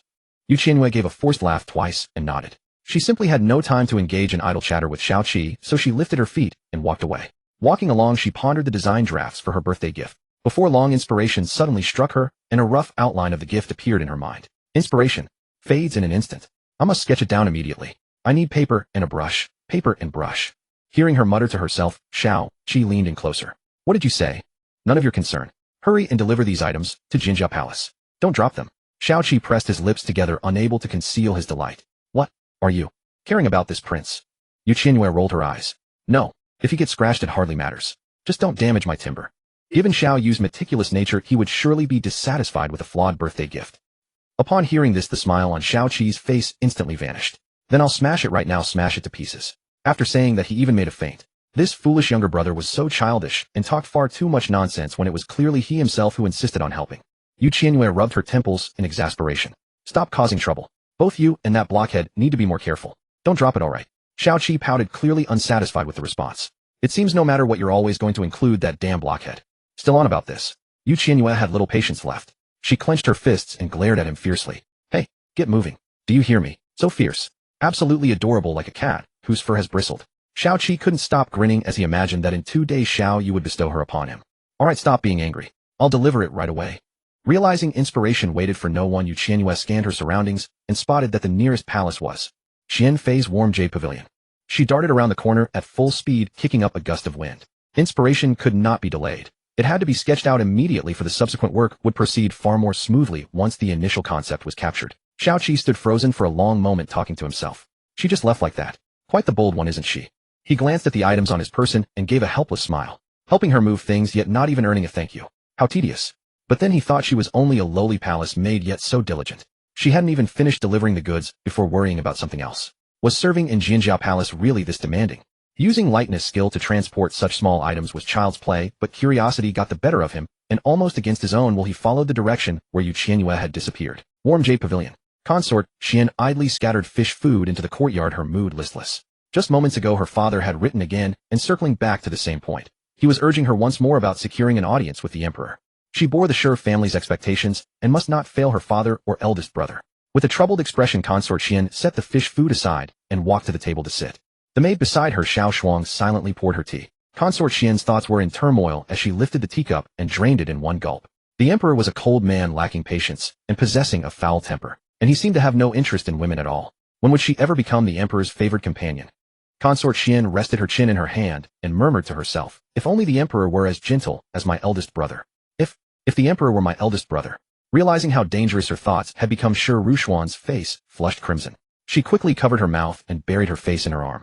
From the moment she was born, there was no possibility between her and her eldest brother. It was hopeless from the start. Whether she entered the palace as a consort or not, she and her eldest brother were a knot that could never be untied. Sure Rushuan tilted her head slightly, her eyes glistening with unshed tears as she sighed over life's unpredictability and how dissatisfaction was merely the norm of existence. Qianyue appeared, suddenly disrupting Sure Rushuan's reverie. She composed herself, straightened her posture, and asked Empress, "What brings you here? I need to speak with you. Last time when you delivered the lily soup, didn't you call me a fool? And that was twice." Qianyue nodded truthfully. "Yes, a fool. Do you have paper and brush? It's an emergency." Sure Rushuan pointed toward the Mingyuan Hall on the left. "The study has them. Let me borrow them." "Absolutely not." Sure Rushuan rose to her feet, hands on her hips in refusal. "No lending. Why should I lend them to you? If you won't lend them, that's fine. I'll take them myself."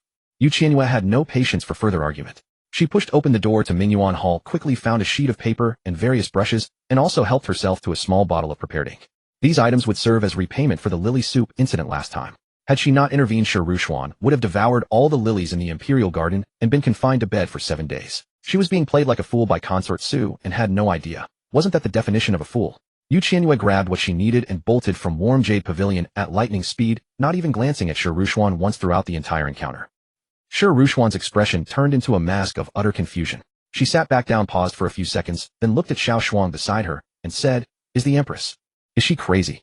Appearing out of nowhere, grabbing paper and brushes, then vanishing just as suddenly. Such baffling behavior. Xiao Shuang nodded vigorously. "She certainly doesn't seem right. I suppose she's been spending too much time walking turtles. And lost her mind in the process. She asked to borrow from me, I refused, and she took it by force. That should count as robbery, right?" "Exactly. It's outright home invasion robbery. Your Highness the Empress is clearly taking advantage of her status to bully you." Sure Rushuan's face fell. A country orphan really does know how to cause trouble. I was foolish to tell her where the paper and brushes were. Then she realized with a start, did the Empress just call me a fool again? Xiao Shuang's eyes darted around nervously before she slowly raised one finger. Only once. Sure Rushuan slumped over the table in frustration. Damn it. She's already gone, and I should have shouted back right then. Qianyue stepped out of Warm Jade Pavilion and found a quiet corner to sketch carefully. Tonight she planned to craft a small rotating kite for Xiaoyu. Xiaoyu has been a lonely, pitiful thing since childhood. If time permits, I'll add some cats and dogs to it as well. I'll add some flowers and plants around the edges, whatever makes it lively and cheerful. It'll be more interesting with both motion and stillness. Why not just? What are you muttering to yourself? Qianyue stood behind Qianyue curiously asking. So the crown prince was right after all. She was indeed complicated, and certain behaviors were quite suspicious. Qianyue was startled, and turned to see Qianyue sighing deeply while pressing her hand to her forehead. Why are you still here? Hurry and deliver the goods, don't waste time. What are you holding in your hand? Are you delivering it or not? If not, I'll find someone else. Don't be so fierce, I'll deliver it. Tell me what you've drawn in 2 days. Qianyue paid him no mind, and continued sketching, recording every small detail. Her train of thought had been interrupted by the sudden fright. Suffering repeated neglect, Qianyue grew somewhat distressed, his tone tinged with inexplicable grievance. Why are you ignoring me again? Pay attention to me. I'm busy in 2 days. Besides, it's inappropriate for us to keep meeting. Rumors would spread. If the Empress and the Prince were seen associating too closely, someone malicious could use it against her, and no amount of explanation would clear her name. Qianyue responded, I see no issue with it. Besides, why should we care what others say? Hearing this, Qianyue was taken aback. The brush slipped from her fingers and fell to the ground with a clatter. She urgently retorted, who is we, with you? Qianyue leaned, slightly puzzled by Qianyue's resistance. Wasn't it a good thing for a palace maid to be involved with a prince? If she formed a connection with him, she would never have to serve others again. What exactly are you so nervous about? How could I not be nervous when you speak such reckless words? Qianyue pondered for a moment. Could it be that the little maid was worried about following him without a proper title, inviting gossip behind her back? He hadn't expected her to have such principles. What's there to fear? Even if the sky falls, this prince will hold it up. Qianyue let out a derisive laugh, a faint trace of contempt flickering in her eyes. Say that again, when you stand taller than the emperor. Qianyue choked on her words. She was insinuating that he was short. Though reluctant to admit it, his imperial brother was indeed taller than him. Qianyue's momentum deflated, and he muttered under his breath, what use is imperial brother's height? He's colder than an ice block. Qianyue's mind had already wandered to the paper of the spinning kite. Perhaps adding color would make it more vivid, right? Die. She was a woman of action, acting on a whim. She tightened her grip on the paper and was ready to leave on the spot. Qianyue leaped in front of Qianyue, blocking her path. His curiosity piqued. What exactly are you so busy with? Do you need my help? No need. Qianyue brushed him aside and took a different route. Relying on his light-footed skill, Qianyue leaped in front of her again. You must tell me today, or you're not allowed to leave. Why does it have to be today? What are you afraid you won't live until tomorrow? Get lost. Interrupted repeatedly, Qianyue's anger flared, and her voice unconsciously rose several decibels. She had many ideas now, but time was short. She dodged around Qianyue and vanished in a flash. Qianyue stood still, stunned for a moment, then burst out laughing. He gazed in the direction Qianyue had gone, but did not pursue her. It seemed that disturbing her work had truly angered her. In 2 days, whether she had free time or not, they would meet again at the consort selection banquet. There was no need to rush. By the time Qianyue returned to Jinjia Palace with the dye, the lumber, and other tools had already been delivered safely. Qianyue had been reliable enough not to delay her matters. Qianyue ordered the servants to carry the items to the West Hall. As the sunset quietly descended, dusk began to fall. She had an early dinner to replenish her energy, then clutching her design drafts, she plunged into the West Hall, immersing herself in making the spinning kite. At the beginning of the hour of Su Yiwanyan hurried toward Jinjia Palace. Today she had snatched a moment to slip out of the palace and visited Yanluo Fong, bringing back many good things convenient for assassination. Once she found an opportunity to strike, the dog emperor would surely die without a burial place. Yi Wanyan's mind conjured the face of Xiaoyu, her complexion dark, overwhelming hatred entwining her heart, like vines, her body trembling uncontrollably. She was determined to take his life, steal his wife, nail the dog emperor forever to the pillar of shame, making him a laughingstock for generations, and leaving an eternal infamy. Yi Wanyan's features twisted slightly, her eyes nearly splitting. In her excessive agitation, the wound on her ankle split open again. She leaned against the wall, groaning in pain. On her way back to the palace, she had been followed by unidentified men in black. To shake them off, her leg was unfortunately struck by a poison needle. Worried that staying away from the palace too long would arouse Qianyue's suspicion, Yi Wanyan had not had time to treat the wound and rushed straight to Jinjia Palace. Hualing told her that Qianyue was in the West Hall. Enduring the sharp pain in her leg, she pushed open the door, and a wave of grassy fragrance, light and sweet, greeted her. The floor was a mess with pieces of wood scattered here and there in various shapes. Qianyue sat on the ground, holding a carving knife, her sleeves rolled up as she buried herself in her work. Fine wood shavings hung in the air. Yi Wanyan gently covered her nose and mouth. Empress, what are you doing? Qianyue holding a detail knife carved while recalling Xiaoyu's appearance. Her hands never paused as she said, today is Xiaoyu's birthday. I'm making him a gift, and I'll give it to him in your name. Yi Wanyan, huh? It's to help you build a subtle bond. I found out what Xiaoyu longs for most right now, so I'm catering to his taste and making him a spinning kite. If Xiaoyu saw a birthday gift tailor-made for him, wouldn't he be at least a little happy? Even a trace of joy would make this gift worthwhile. Qianyue showed Yi Wanyan the wooden figurine, her eyes curving into crescents as she smiled. Wanyan, look, doesn't it resemble that insufferable Xiaoyu? Let me tell you, he always has that arrogant look, as if he's displeased with everyone. These very eyes. I spent ages carving them with a trimming knife. Hearing the complaint, Yi Wanyan let out a laugh. The wooden figure Qianyue had made was lifelike, its expression vivid, truly a miniature version of the dog emperor. It's quite similar, but why only the upper half? Hehe, because I plan to attach 2 separate legs so it can swing and look lively. Qianyue walked over and crouched beside Qianyue, her gaze softening. Being with the little empress seemed to slowly dissipate her oppressive, gloomy mood, replaced by a long-lost sense of ease. Qianyue reached out and removed a long wood shaving from Qianyue's head. Noticing her messy hair, her smile grew wider. Why not just pick a precious item and send it off? Why bother doing it yourself, getting all dusty and disheveled, looking so wretched? The dog emperor was truly blessed to receive a handmade birthday gift from the little empress. Qianyue asked casually, "Where did you go today?" Qianyue's eyes flickered as she tried to speak calmly. "Just wandered around to familiarize myself with the palace." Qianyue hummed in acknowledgement and said nothing more. Just a hum. No follow-up. Had she been gone so long, and the little empress didn't have the slightest suspicion? Qianyue continued working with focused eyes. "I plan to make a big tree as the main body with a disc embedded in the trunk at the base. Pulling the rope will make the disc spin around the tree. And the wooden figure of Qianyue holding a kite will turn and turn along with it endlessly." According to eunuch Qianyue, for the sake of his dignity, would never run around the palace with a kite, so it was better to simulate the scene and make up for his childhood regret. Qianyue was filled with envy. What a special gift. She wished she could have one too. She then pointed at the little cats and dogs nearby. "And those, they're hidden Easter eggs. I'll tell you about them at the end. But it's not easy to make. It'll take a long time to finish, and then I have to polish it. Why don't you just got back, go rest? Don't wait for me here. Don't send me away. Let me stay and help you." Qianyue said, No. Don't let the mess on the floor fool you. Everything has its place. If you join in, it'll only slow us down. I have to deliver it before midnight, or it'll be too late. Alright, I'll listen to you. Now the poison at Qianyue's ankle seemed to be spreading. The pain was intense and cold sweat broke out on her back. The wound appeared to be festering. Qianyue didn't force herself. She said, "Alright," and returned to her own room to rest. At the hour of high, Qianyue finally finished making the spinning kite. She took off her gloves, lay flat on the ground, and stretched with a big yawn. This thing she would probably only make it once in her lifetime. Busy back and forth, it was utterly exhausting. Her hands ached, her eyes ached, her back ached, every part ached. To make Qianyue a satisfying birthday gift, she was nearly drained of her vital energy. After resting for a moment, Qianyue called Hualing, and together they went to Qianyue's doorstep. She gently knocked on the door. "Huanyun, get up, let's go to Qingyi Hall to find Qianyue." Qianyue was meditating in her room continuously, using her inner power to force the poison out of her leg. But the toxicity was fierce, and it simply could not be expelled smoothly. Sweat kept rolling down her forehead. Hearing Qianyue's voice, Qianyue quickly put on her shoes and socks, but after just 2 steps she collapsed to the ground due to exhaustion. Qianyue heard the sound and sensed something wrong. She pushed the door open directly and found Qianyue had fallen. She and Hualing quickly stepped forward, helped her up, and sat her on the bed. Qianyue asked with concern, "Are you all right?" "Nothing." Feeling Qianyue's arm burning hot, Qianyue raised her hand and placed it on her forehead, exclaiming, "Heavens, you are so hot." Hualing said, "Sister Huanyun, your face is so red and swollen like it's congested."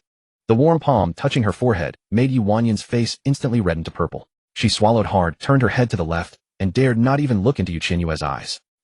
I forgot to cover myself while sleeping and caught a chill. My body became uncontrollably hot. Don't worry, I'll rest for the night and be fine tomorrow morning." Being in a high fever state, what if it burns out her brain? Relying on self-healing was too risky, and Qianyue disagreed. "If you're sick, you should see a doctor. There's no reason to tough it out. I'll send for Imperial Physician G. You need to take medicine. We can't be careless." "No need." Qianyue clenched her fists nervously. Imperial Physician G was the head of the Imperial Medical Institute, highly skilled. If he took her pulse, the injury on her leg would definitely not be concealed. If the news reached Qianyue's ears, the consequences would be unimaginable. Hualing said, "But what if her brain gets burned? My country cousin became an idiot because of febrile seizures." Qianyue said, "To be safe, let's just take a look." Strongly refusing to see a doctor might arouse their suspicion. Qianyue's gaze deepened as she thought of an old acquaintance in the Imperial Medical Institute. Why not invite Imperial Physician Zhou? I heard from other maids that he is the most kind when treating servants. Imperial Physician Zhou was acquainted with Aunt Tong. Giving him some silver to help conceal the leg injury should not be a problem. If it were Imperial Physician G, even mountains of gold and silver would be useless. Alright, let's call Imperial Physician Zhou. Qianyue's tense string relaxed. The little empress truly trusted and indulged her without reservation. No matter what she said, she believed it. Qianyue said, "For delivering the gift, you don't need to come. Hualing and I will go together." With Qianyue not present, she could have eunuch deliver the spinning kite on her behalf, hand it over, and leave, and just slip a small note with her name. "Tonight, let the tyrant know what it means that hearts are connected." Go ahead." Qianyue nodded. She couldn't even walk now, let alone go to Qingyi Hall. "Take good care and rest. I'm leaving." The moment Qianyue turned around, Qianyue called out to her in time, her voice slightly hoarse, "Empress, thank you. Always without any guard against me. Never asking why, even indulging me in every way. You're welcome." Qianyue waved casually, secretly pleased. Having the heroine's gratitude, life would surely be smooth sailing from now on. If the heroine and hero were to achieve a happy ending someday, perhaps the hero in his joy might grant her amnesty and let her leave the palace. After Qianyue left, Yuanyan lowered her eyes, a sense of guilt rising, and she fell into self-blame. I'm sorry for always deceiving you and using your trust. When my revenge succeeds, I will repay you with everything I have. The spinning kite was quite heavy, so Qianyue ordered Xiao Quanzi and Xiao Yingzi to carry it together to Qingyi Hall. As for her, she pulled Hualing along, chatting and laughing just to pass the time. Seeing Qianyue in a good mood, Hualing smiled and asked, Your Majesty, are you this happy to see the Emperor? Just SOSO. You almost jumped up. Qianyue coughed falsely. Strange. Why am I so excited? Hualing then said, Your Majesty, have you noticed any changes in Sister Yuanxiang recently? After thinking carefully, Qianyue found nothing unusual. What changes? Hualing whispered, her chest, it's a whole size bigger. The breast-enhancing secret recipe from my hometown, amazing, right? Your Majesty, why not try? What if the Emperor prefers big ones? Qianyue's mouth twitched. Didn't I say last time? No need. Why are you worrying about this? Hualing always thought that men's nature was all the same. First look at the face, then at the figure. Her Majesty's face was nearly perfect, but her figure was a bit lacking. If she became fuller, the Emperor would surely be captivated every night. In short, she must not let the voluptuous Sister Wanyan steal a march on her. The Emperor's first time should belong to the Empress. That way the Empress would no longer hold an empty title in the harem. Your Majesty, I think it's just. Qianyue covered her ears and quickened her steps. Not listening. Qingyi Hall. Chun-Yi had been waiting outside the door. When he saw Qianyue's figure, he hurriedly bowed. Empress, you finally arrived. This servant will announce you immediately. Qianyue said, No need to announce, it's a bit too late. In the dark and windy night, I don't want to spread rumors with the tyrant. Hearing this, Xiaoyu inside the hall frowned displeased. Such disdain for us. Other concubines would be eager to step into Qingyi Hall, but she directly refused without a moment's thought. He really wanted to grab Qianyue and bring her in to bully her severely. From now on, every time she resisted, he would teach her a lesson. Qianyue pointed at the spinning kite in the eunuch's hand and said this. Please have eunuch E deliver it to the Emperor. The birthday gift was covered by a red cloth. Chun-Yi was very curious and asked a bit too much. What is this? Did you make it? Qianyue shook her head. Of course not. Someone begged me to deliver it on their behalf. Anyway, the Emperor will understand when he sees it. Hualing didn't want Qianyue's credit to be stolen and said urgently, What are you saying? It was clearly Your Majesty. Qianyue quickly covered Hualing's mouth, chuckled dryly, and denied outright. It's not me, impossible. I'm clumsy with my hands. It takes me an hour to thread a needle. Although I made the tyrant's birthday gift to promote the romantic development between the hero and heroine, of course I can't admit it. Luckily I was quick and didn't let Hualing tell the truth. Xiaoyu was slightly stunned. She made a birthday gift for us. Xiaoyu's mind went blank for an instant. Never in his life from childhood to adulthood had he ever received a gift. For when he was young, the Empress Dowager had no intention of celebrating his birthday, and he, too proud to show vulnerability, declared that he disliked festivities and firmly refused to observe his own birth anniversary. After ascending the throne, both ministers and consorts were remarkably taciturn, never daring to take the initiative. Xiaoyu assumed today would be. Little did he expect. This year brought an unexpected joy. Why had Qianyue suddenly taken it into her head to give him a birthday gift? Could it be that she harbored feelings for him? Yet from the whispers he had overheard, it seemed to be another scheme of hers to play matchmaker between him and the mantis. But that was of no consequence. What mattered was that Qianyue had made it herself with her own hands. She had made it for him, the only one of its kind in all of Great Yin. Xiaoyu's anticipation was at its peak. Being the first time, he also felt a touch of inexplicable nervousness. His entire body stiffened as if struck by a thunderbolt, frozen in place like a statue cast in human form. At that moment, Xiaoyu was both exhilarated and tense, his emotions surging violently. He struggled to convince himself to remain calm. After all, it was just a gift, nothing to make a fuss over. But he simply could not remain calm. The thought that it was made by Qianyue's own hands set his blood boiling. He yearned to pull her into his arms, and Chun-Yi pursed his lips, a half-smile playing on his face, wearing a teasing expression that said he knew it all, but chose not to speak. The Empress was truly peculiar. She had gone to great lengths to prepare the gift, yet refused to admit it. The young folks these days always love to play the game of cover-up, such a playful lot. But still, the little bitter gourd would surely be overjoyed to receive a birthday gift for the first time. Perhaps he would even be moved to produce a little crown prince on the spot. Qianyue was unsettled by Eunuch Yi's enigmatic smile. Rubbing her hands together, she tried to argue. Eunuch Yi, please stop smiling. It really wasn't me. Eunuch Yi replied. Very well, it wasn't you. Your servant will deliver the item inside. Please wait a moment, Your Highness. Perhaps His Majesty will summon you. Your Highness, the Qingyi Hall has hot water available all day. Eunuch Yi smiled meaningfully. Qianyue was at a loss for words. What kind of living standard is this at Qingyi Hall? Not even tea, just hot water to drink. Is this proper hospitality? Is it appropriate? Xiaoyu. He could tell as she was utterly clueless. Hot water was meant for drinking. Eunuch Yi thought that the atmosphere tonight was perfect. If the Emperor and Empress were to consummate their marriage, it would be nothing short of a great joy. After all, the Emperor was a normal man, yet he had consistently refused to summon consorts to attend him at night. The gossip outside had already grown quite unpleasant. Some even spread rumors that he suffered from unspeakable ailments. If the Empress were to stay overnight at Qingyi Hall, such slander would be dispelled once and for all. Eunuch Yi, Your Highness, your servant will go in and announce you immediately. Very soon. Realizing she might be summoned, Qianyue faked a yawn. I'll skip the water, I'm terribly sleepy. I'll take my leave now. Being in the same room as that tyrant, wouldn't my head be split open? And I might even be scared out of my wits. Remember that palm strike of his in Dujing Hall? It was more terrifying than seeing a ghost. Time to flee, time to flee. With that, Qianyue hurriedly pulled Hua Ling and left Qingqi Hall. Huh, Your Highness. Are you serious? You're even running. Eunuch Yi was utterly baffled by the scene. Heaving a sigh, he took the spinning kite from Xiao Quanzi and Xiao Yingzi. It seemed that after tonight the emperor would still be a virgin. Knowing that Qianyue had left, Xiao Yu felt a strong sense of disappointment. It seemed she did not wish to be alone with him. She had run off faster than a rabbit. He should have dragged her in earlier. Knock, knock, knock. Hearing the knock, Xiao Yu retreated to his desk and sat down, pretending to be writing a confidential letter. Chun Yi, Your Majesty, the Empress has a gift for you. Enter. Chun Yi pushed the door open and while reporting the situation embellished slightly. Your Majesty, the Empress learned from your servant that today is your Majesty's birthday and she insisted on giving a gift. I couldn't stop her. To maintain his usual stern and aloof persona, Xiao Yu did not lift his head, continuing to write in a casual tone. I dislike festivities and have decreed that my birthday shall not be observed. Chun Yi lowered his head, rolling his eyes dramatically, and silently grumbled, Your Majesty, just keep up the act. 11 years ago today, when you were only 9, you sneaked into the imperial kitchen alone, made yourself a bowl of longevity noodles, and ate them by yourself. It was probably so unpalatable that it took you half an hour to finish, and you downed a whole pitcher of water. Finally, you stared at the empty bowl and asked, why don't you wish me a happy birthday? At that time, Chun Yi's sympathy for the young Xiao Yu reached its peak, but he dared not rush out to comfort him. Though the little master sometimes behaved childishly, he most often displayed a ruthlessness beyond his years. Chun Yi's assessment of the youthful Xiao Yu was too proud to show weakness, fond of pretending not to care, and especially keen on acting cool. If he were to expose the little master's embarrassing moments, given his tsundere nature, he would surely be in for trouble. Chun Yi feigned distress. Then how should your servant handle Her Highness's gift? It would hardly be proper to throw it away, would it? Who would dare throw it away? He would have their head.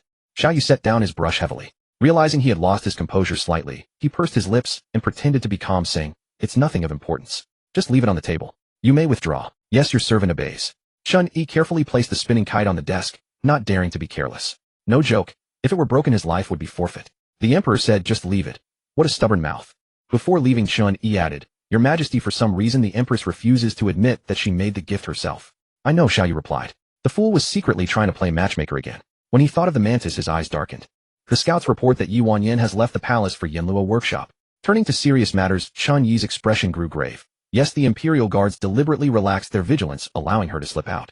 On the way to Yanluo workshop, a woman spoke with her for quite some time. What identity? An ordinary village woman, but your servant doubts it. She was clearly very familiar with the roads of the capital. Xiao Yu narrowed his eyes. What about the test of Yi Wanyan's martial arts? She possesses extremely profound internal energy and hides 1,000 silk thread, but her techniques are disorderly, and it is unknown which school she belongs to. On her return to the palace, the assassins your servant arranged stabbed her ankle with a poison needle. Going alone to Yanluo workshop and hiding 1,000 silk thread. Naturally, Xiao Yu connected Yi Wanyan with Qianyue, the master of Yanluo workshop. Investigate thoroughly the relationship between Qianyue and her. Your Majesty, Qianyue died 3 years ago. It will take some time to investigate. Xiao Yu nodded slightly. Yanluo workshop specialized in crafting various hidden weapons and selling them at high prices for profit. The master Qianyue had been ill for years, and it was rumored that before his death he had been training a new disciple to inherit his legacy. But he had an unwritten rule. He absolutely refused to accept female disciples. So what was Yi Wanyan's identity that she could freely enter and exit Yanluo workshop? Qianyue's daughter. Or his granddaughter. But the court and the Yama pavilion have always been non-interfering. If Yi Wanyan truly entered the palace to claim a life, there must be a reason, right? Xiao Yu could never fathom her motive for entering the palace. At present, the only one who would wish him ill. Could it be that person from the Sinang palace? That shouldn't be. The Empress Dowager lacks the intellect for such machinations if she wishes to stir up trouble, but lacks the ability to create momentum, always floundering about aimlessly. Perhaps the day after tomorrow during Shao Qi's consort selection banquet, we can test the Empress Dowager's attitude towards the mantis. Xiao Yu said, there's no need to investigate the relationship between Yi Wanyan and Qianyue. It's meaningless. Focus on finding out who Qianyue was close to before his death. Your servant obeys, your servant takes his leave. As soon as Chun Yi left, Xiao Yu could no longer remain calm. He strode over to the table and eagerly pulled aside the cloth curtain. A lush green tree. Under the tree stood a little wooden figurine. How ugly. The expression made it seem not very happy. Xiao Yu studied it for a long time, inexplicably feeling a sense of déjà vu. Wait, could it possibly be him? Xiao Yu's eyes twitched. He was reluctant to admit that in Yu Qianyue's eyes he was so fierce. Should he be a bit gentler in the future? But whenever he heard Yu Qianyue's reckless matchmaking thoughts, he couldn't help but get angry. And once angry, he felt especially like teasing her. Xiao Yu noticed a note hanging on the tree, took it down, and opened it. Instructions for the spinning kite. Before starting, ensure it is upright and balanced. First pull out the tension rope, then release your hand, and press the green button to unlock the hidden feature. Warning: wooden product, keep away from fire. Below there was a line of small text. Your Majesty, I Qianyue have been blessed by your imperial grace to remain in the palace. Having no way to repay you, I specially present this gift hoping to bring a smile to your face. Qianyue said, deliberately having someone else take credit for the work. It seems you're really trying hard to push me together with the mantis. I'll go against your wishes. I decide who I like, not some damned setting. He burned the paper and followed the steps. He pulled out the tension rope, then released it.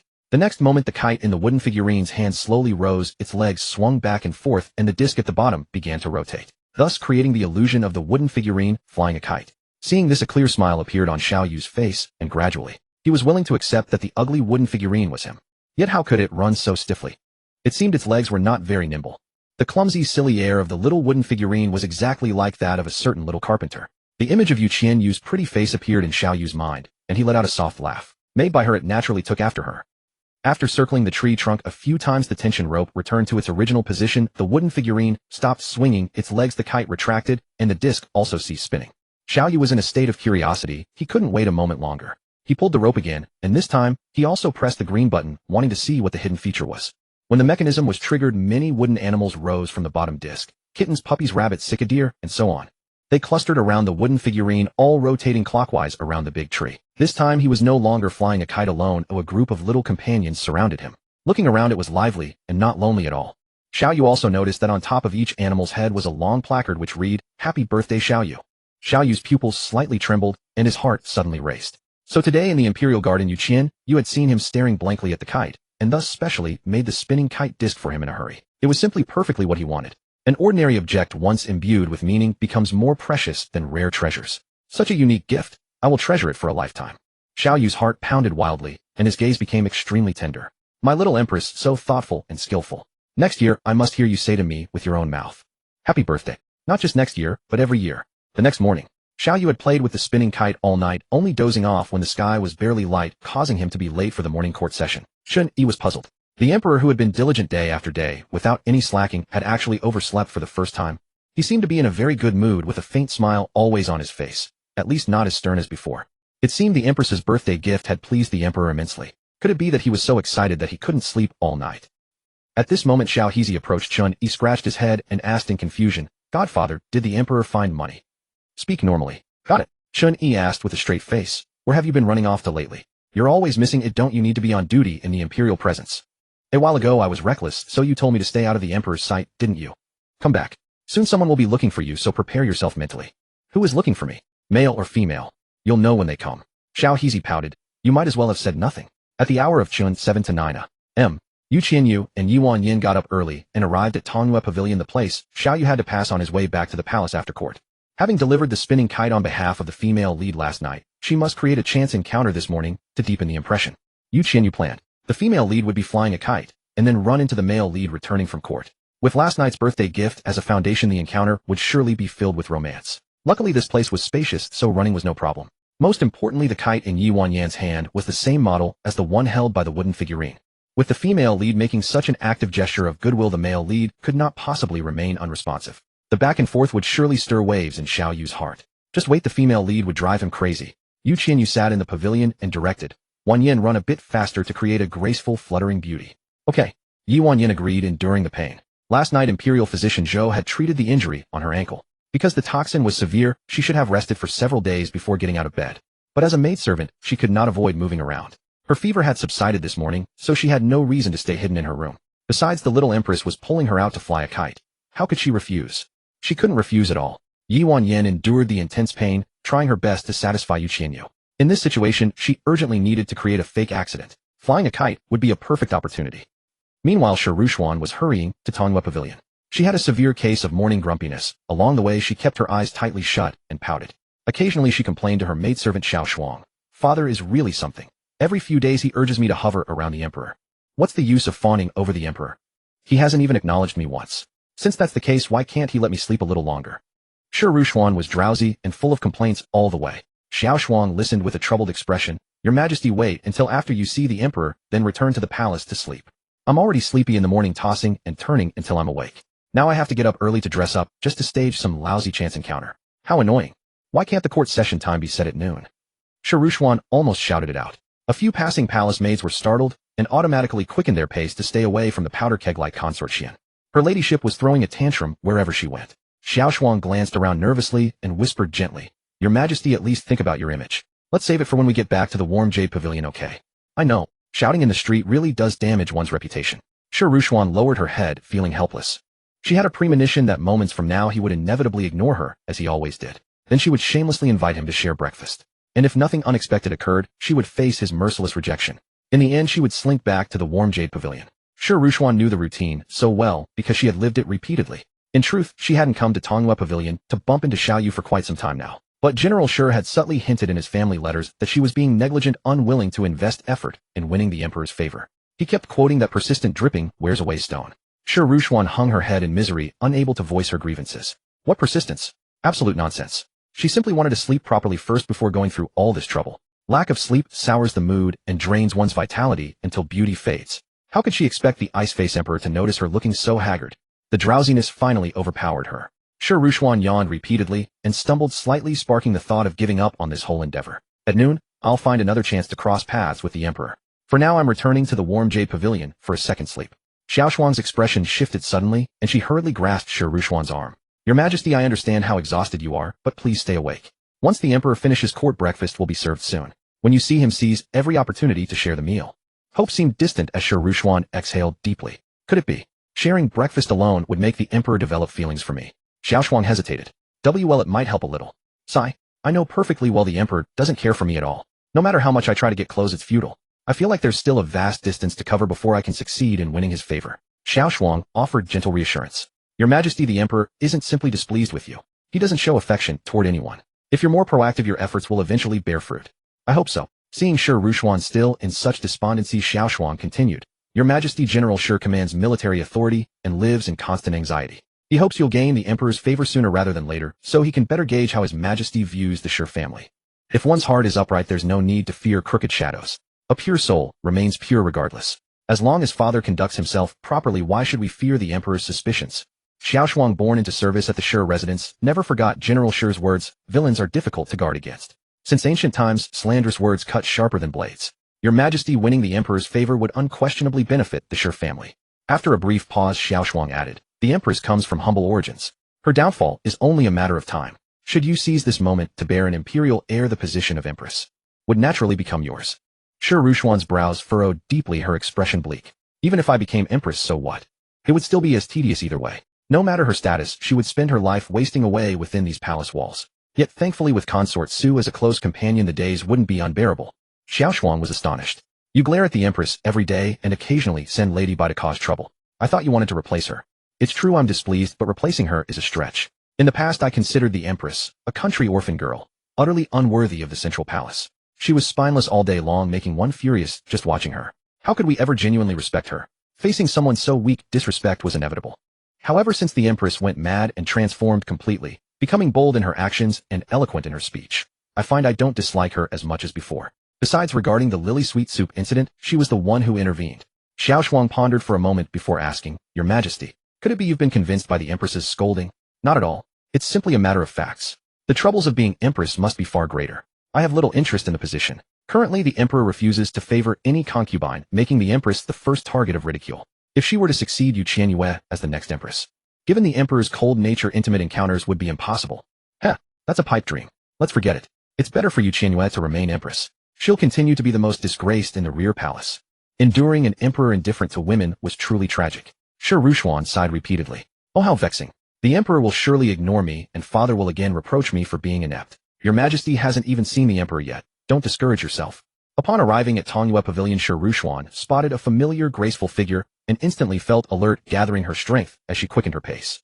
Empress, why are you here? Seeing Shi Rushuan, Qianyue grew agitated. This was troubling. With her present, the protagonist's chance encounter plan would surely falter. Qianyue crossed her arms defiantly. Don't dare question me. Return to where you came from. First come, first served, understand? Shi Rushuan sneered in response. I'm not leaving, not leaving. How dare I leave when I have every right to be here? She chattered incessantly like a sparrow, giving Qianyue a splitting headache. Truthfully, Shi Rushuan's mind was no more complex than a paramecium. How could she quickly dismiss her? Empress, what brings you to Qianyue Pavilion? Shi Rushuan studied Qianyue carefully, strongly suspecting she was here for the same calculated encounter. If that was the case, then she certainly couldn't leave. She had to compete and see which one the emperor would actually acknowledge. Qianyue noticed the unexpected visitors in the pavilion and stopped running quietly, gathering her kite string. Seeing the protagonist halt, Qianyue's brows knitted tightly. The tyrant must be finishing court soon. She needed to send consort Qian away quickly, or it would disrupt the romantic connection between the leads. Xiaoyu's heart sank in the distance. She was at it again. What feelings could he possibly communicate with a praying mantis? More like communicating with his own empress. At that moment, Eunuch Yi approached Xiaoyu and reported, "Your Majesty, the state preceptor wishes to see you. He is currently at Dejing Hall." Originally, Xiaoyu had planned to capture Qianyue for breakfast together and use the opportunity to bond. But upon hearing about the state preceptor's matter, he abandoned the thought. Several days prior, he had ordered state preceptor Xianming to return to the palace specifically to inquire about matters of mind reading. Xiaoyu's primary concern was whether Qianyue, as an outsider, might suddenly vanish one day. And if she did, where would he ever find her again? Was her lifespan the same as an ordinary person's? Qianyue finally acknowledged her identity as Empress. "My lord." She was waiting for her husband. Or rather, she was waiting for me. Qianyue turned to Shirushuan and retorted, "And you?" "The same. I too am waiting for my lord," Shirushuan shot back defiantly. They were all competing on equal footing. Why should it be her who departed? Xiaoyu frowned in displeasure, shouting wildly. Who was her husband? The fish had taken the bait. A cunning glint flashed across Qianyue's eyes as she widened her phoenix-like gaze, feigning astonishment. "What? You have a husband as well?" At this point, Shirushuan had not yet grasped the gravity of the situation and nodded without hesitation. "Of course. What's all the fuss about?" Qianyue raised an eyebrow, revealing a touch of triumph and mockery. "I am the Empress, and my husband is naturally the Emperor. You, a concubine, also have a husband. What's the matter? Did you slip and reveal an affair?" At the word adultery, Shirushuan was struck as if by lightning and nearly lost her footing. So this was the trap she had been set into. Xiao Shuang swiftly caught the swaying Shirushuan and said, "There is nothing to such talk, your majesty, please remain calm." Shirushuan took a deep breath and pressed her hand against her wildly pounding heart. "Stop talking nonsense. I have not committed adultery. When I said husband, I meant the emperor." Qianyue wore an irritated expression and argued fiercely. "You are not the empress, so what are you shouting about? The emperor can only be my husband. My husband. My husband. Empress, you are deliberately provoking me with your status." Qianyue placed her hands on her hips, looking utterly self-assured. "So what if I am provoking you? My husband, my husband, my husband." With each repetition of husband, Xiaoyu felt his face flush and his heart race uncontrollably, his lips refusing to stop curling upward. Forget it. She could stay. Let Qianyue continue. He enjoyed listening. Have her call out more. Goaded to the brink of collapse, Shirushuan's neck veins bulged. She clenched her fists tightly and declared defiantly, "I don't care. The emperor is also my husband. Do as you please. From now on, you will not refer to my husband as your husband in my presence. Do you understand?" Shirushuan's face flushed crimson with rage. Her competitive spirit flaring, she raised her voice to bolster her courage. "I will shout it. If you have the nerve, go ahead and strike me." Qianyue, watching from the side, her eyes flickering, suddenly conceived a plan. Turning to Shirushuan, who teetered on the edge of breakdown, she said, "Consort Qian, it seems you are aiming for the position of Empress." Shirushuan retorted, "Nonsense. I have not. Where do you get the audacity to slander me?" Qianyue snorted coldly. It is not unlikely that after General Shi has repeatedly earned merit, Consort Qian has begun harboring ambitions to replace her. Might I ask, is this still under General Shi's instruction? Bringing up Shi Yang had struck at Shirushuan's deepest sore spot. She charged toward Qianyue, fury consuming her. "You vile woman, spouting baseless accusations. Is General Shi someone you dare mention?" Qianyue showed no sign of restraint. Gripping Shirushuan's wrist tightly, she deliberately provoked her further. "Then, dare you confront the emperor alongside me? What manner of person are you daring to pull at my garments?" In a fit of rage, Shirushuan forcefully threw Qianyue off. Seizing the once-in-a-lifetime opportunity, Qianyue sneered inwardly. Using force to counter force, she feigned stumbling backward into the rockery behind her. As she fell, she used her inner energy to shake the stones. The fractured rock split in two and landed squarely upon her ankle, the very spot wounded by the poisoned needle. "Ah!" Qianyue let out a muffled cry of pain, sweat beading on her forehead, her face turning pale as snow. Upon witnessing this, both Qianyue and Shirushuan were startled simultaneously. Qianyue asked with concern, "Wanyan, are you all right?" "I am fine. Your Majesty need not worry." Having achieved her objective, Qianyue's heart settled at last. She no longer needed to hide her injury. Qianyue noticed the bloodstain on the ground, and her pupils quivered. Such a profusion of blood. How could you be unhurt? You must be in tremendous pain. Shirushuan stood frozen, bewildered. What was happening? She had barely pushed with any force. How could it have grown so severe as to bleed? "I merely gave a light push. You yourself failed to steady your footing. Moreover, you slandered me first. Spare the pitiful act." Enduring the pain, Qianyue knelt and apologized. "Earlier your servant spoke most indiscreetly. Please forgive me, Consort Qian."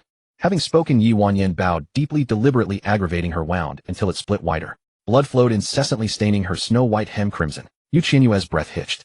This was far too severe. Though given the massive stone that had fallen, no blood would have been unnatural. Shirushuan's expression softened. "What good is admitting fault now? It is too late. Stop moving about. Whatever the case, this is entirely your doing, nothing to do with me. Disrupted by the interlude, Shirushuan bit down hard on her lip, striding forward with determination, eager to put distance between herself and this troubled ground. Simply ridiculous. From now on she would consult the almanac before stepping outdoors. Qianyue called to Shirushuan, "Hey, do not forget to summon the imperial physicians. We shall wait at Tonghua Pavilion." Understood. Yi Wanyan's gaze sharpened. "Your Majesty, might I request Dr. Zhou? He knows my constitution best." Qianyue nodded and shouted again to Shirushuan, "Be sure to summon Dr. Zhou." Understood. Such demanding requests. How tiresome. Shirushuan covered her ears and hurried away, while Xiao Shuang followed close behind, sighing repeatedly. What kind of affair was this? After all this commotion, they had not even caught a glimpse of the emperor. Qianyue helped Yi Wanyan into the pavilion and seated her, her eyes filled with concern. "Wanyan, does it hurt badly?" Being shown care, Yi Wanyan secretly rejoiced. Determined not to betray herself, she carefully adopted a pitiful countenance. "Your Majesty, it hurts unbearably." Never mind, never mind. You will not die from it. Might it leave a lasting disability? What a powerful protagonist, Halo. Could such misfortune befall her? It must be a false alarm. Nothing serious. Qianyue softly reassured her. "Rest assured it will not. Trust me, it will be fine. Stop worrying yourself. The imperial physician will arrive shortly." Yi Wanyan murmured her acknowledgement, her smile reaching her eyes. Pressing her warm cheek, she said, "With your comfort, it seems the pain has dulled somewhat. Is it really that miraculous?" "Indeed. If you could comfort me a few more words, would you?" "Qianyue, this is purely psychological influence. A few words alone. How could they possibly halt pain?" Xiao Yu's eyes held a trace of cold anger. This manipulative serpent was deliberately orchestrating schemes to win sympathy. She did it deliberately, attempting to conceal the injury between her legs. A cunning and deceitful woman putting on a pitiful act. Only Qianyue, so foolish and naive, was being used without even realizing it. Comfort her. More like helping someone count the coins after being sold out. Xiao Yu's jaw tightened, his gaze darkening as he struggled to restrain the urge to rush forward and slit Yi Wanya's throat. Unfortunately, at this moment he could not make a move. On the evening of the Qiqiao festival, only if Tang Lang appeared could the nameless medical saint be drawn out. If he exposed her schemes now, the situation would spiral completely out of control. Is this how the Empress governs the inner palace? The Empress Dowager, supported by Xing Shu, slowly made her way toward Tonghua Pavilion. Her expression was ice-cold, radiating an aura of authority. Just moments ago, the Empress Dowager had watched coldly from the sidelines for a long time, sneering at the Empress's jealousy and squabbles with the concubines. In broad daylight, flaunting her husband so openly, it was utterly disgraceful. An unexpected guest had arrived. Qianyue's delicate brows furrowed slightly. Just as one teacher rival had vanished, a stern Empress Dowager appeared. What terribly unlucky day was this? She pouted, then moved to bow respectfully. "This concubine greets Mother Empress." Yi Wanya glanced at the Empress Dowager, around 40 years of age, dressed in a deep purple phoenix patterned palace gown, exuding an aggressively imposing presence, her every feature oozing arrogance. It was no secret that the Empress Dowager held deep dissatisfaction toward the young Empress. And not just dissatisfaction, open unmasked loathing. It was also rumored that the Empress Dowager despised the Dog Emperor as well. The mother and son had been at odds for years, secretly waging an intense power struggle. What a family of perverts. Yi Wanya gradually pulled her thoughts back, enduring the pain in her injured foot, as she walked to Qianyue's side and bowed. "This servant pays respects to your Majesty, the Empress Dowager." The Empress Dowager completely ignored Yi Wanya, her gaze fixed steadily on Qianyue's face, eyes full of contempt. She truly could not understand. On tomorrow's Imperial Consort Selection Banquet, why had Shao Qi insisted on having this rustic girl assist with the proceedings? Absurd. What did she know? Qianyue was merely a country orphan girl, unrefined, untalented, and shamelessly jealous and ignorant. Beyond her pretty face, she had nothing worth presenting to the world. A beautiful vase with no substance, absolutely unsuitable for important occasions. Yet Shao Qi had begged incessantly, and she could hardly go back on her word. Just thinking about Qianyue appearing at tomorrow's Consort Selection Banquet was enough to make the Empress Dowager's frustration boil over. How could an empress who squabbled endlessly with her concubines ever be fit to grace a formal occasion? Don't drag the entire banquet down to your level. The Empress Dowager gave a cold smile, openly quarreling with concubines in broad daylight. Is this the composure befitting the mother of the nation? Qianyue had no desire to dance to the Empress Dowager's tune. This woman held deep prejudice against her. Facing such a stubborn old fool, constant pleasing would only invite further scorn. She might as well just give up pretending. After all, the Empress Dowager couldn't do anything to her. Pissing her off further. Luck being on her side, she might even get a complimentary trip to the cold palace. Qianyue cleared her throat and spoke lightly. "Mother Empress, this concubine has always been narrow-minded and petty, if some habits are hard to break." The Empress Dowager choked on her words. What on earth did Qianyue think she was entitled to? Pointed out a problem, and instead of apologizing, she dared to talk back. She was outrageously arrogant. The Empress Dowager sneered. "An empress raised in some backwater place truly is fearless and shameless. I see you take pride in your misconduct." Qianyue smiled faintly, her eyes gleaming with sincerity. "Mother Empress, I'm sorry. I must correct you on one point. Actually, in my hometown, the birds They do leave droppings. Qianyue's lips involuntarily curved upward. So this trivial matter was within his Empress's capability after all. He had originally thought she would be completely suppressed by the Empress Dowager, but she dared to fight back. Excellent. She was not the type to suffer injustices meekly. The Empress Dowager's brows rose sharply, displeasure evident. Empress, you dare to talk back to me. Qianyue wore an expression of utter sincerity, not talking back, Your Majesty, simply stating facts. If you refuse to believe me, I can order someone to capture a few birds from my hometown and bring them to the palace for you to observe. How they eat, drink, relieve themselves, and sleep. The Empress Dowager. She actually laughed. It seemed when one was utterly speechless, laughter was the only possible response. Qianyue continued to torment her. Mother Empress, it's true. They relieve themselves several times a day. I'm not lying to you. Veins pulsed on the Empress Dowager's forehead. In all her life, she had never encountered such an oblivious fool who couldn't grasp the simplest point. She no longer wanted to hear the word relieve, so she shifted her gaze to Qianyue. When the Empress Dowager noticed that Qianyue's attire was more splendid than her mistress's, anger surged within her. A mere maid dressed so flamboyantly, utterly lacking in decorum and rules. If the Empress would not discipline her, then she would. The Empress Dowager felt a sense of helpless futility, dealing with Qianyue like punching cotton. Focusing her anger, she redirected her fire toward Qianyue, a lowly servant dressing so ostentatiously and provocatively. What kind of propriety is this? Qianyue lowered his eyes. The Empress Dowager had a point. Tangling dressed like a peacock all day long, looking absurd and out of place. Qianyue spent endless effort making her look pretty every day, yet never bothered to dress herself, always maintaining a plain watercom style. If one didn't know better, they'd think she was in mourning for the emperor. His Empress was delicate and lively in beauty. Someday he would forcibly make her wear a dress that suited her. The Empress Dowager spoke. Qingshu, the Empress clearly lacks the ability to control her subordinates. Take her to Sinang Palace. I shall personally discipline her as a lesson for the Empress. Yes, Your Majesty. Qianyue stepped in front of Qianyue and said, Hold on, Mother Empress. This concubine specifically permitted her to dress this way. Moreover, Your Majesty, the Emperor is aware of this matter and never objected. Qianyue paused, glancing at the Empress who had come to her rescue. Her heart softened. Was this what it felt like to have someone back you up? How wonderful. Hearing this, the Empress Dowager's expression darkened, her breathing growing heavier. Qianyue had some nerve, actually invoking Qianyue to counter her authority. Empress, just who do you think you are daring to talk back to me again and again? A mere orphan girl with no backing. Only a tool she had used to dilute Qianyue's political influence. How dare she openly defy her? She truly deserved a lesson. The Empress Dowager's eyes sharpened, laced with menace. Qingshu, take the Empress to me. Who dares lay a hand on her? Try it.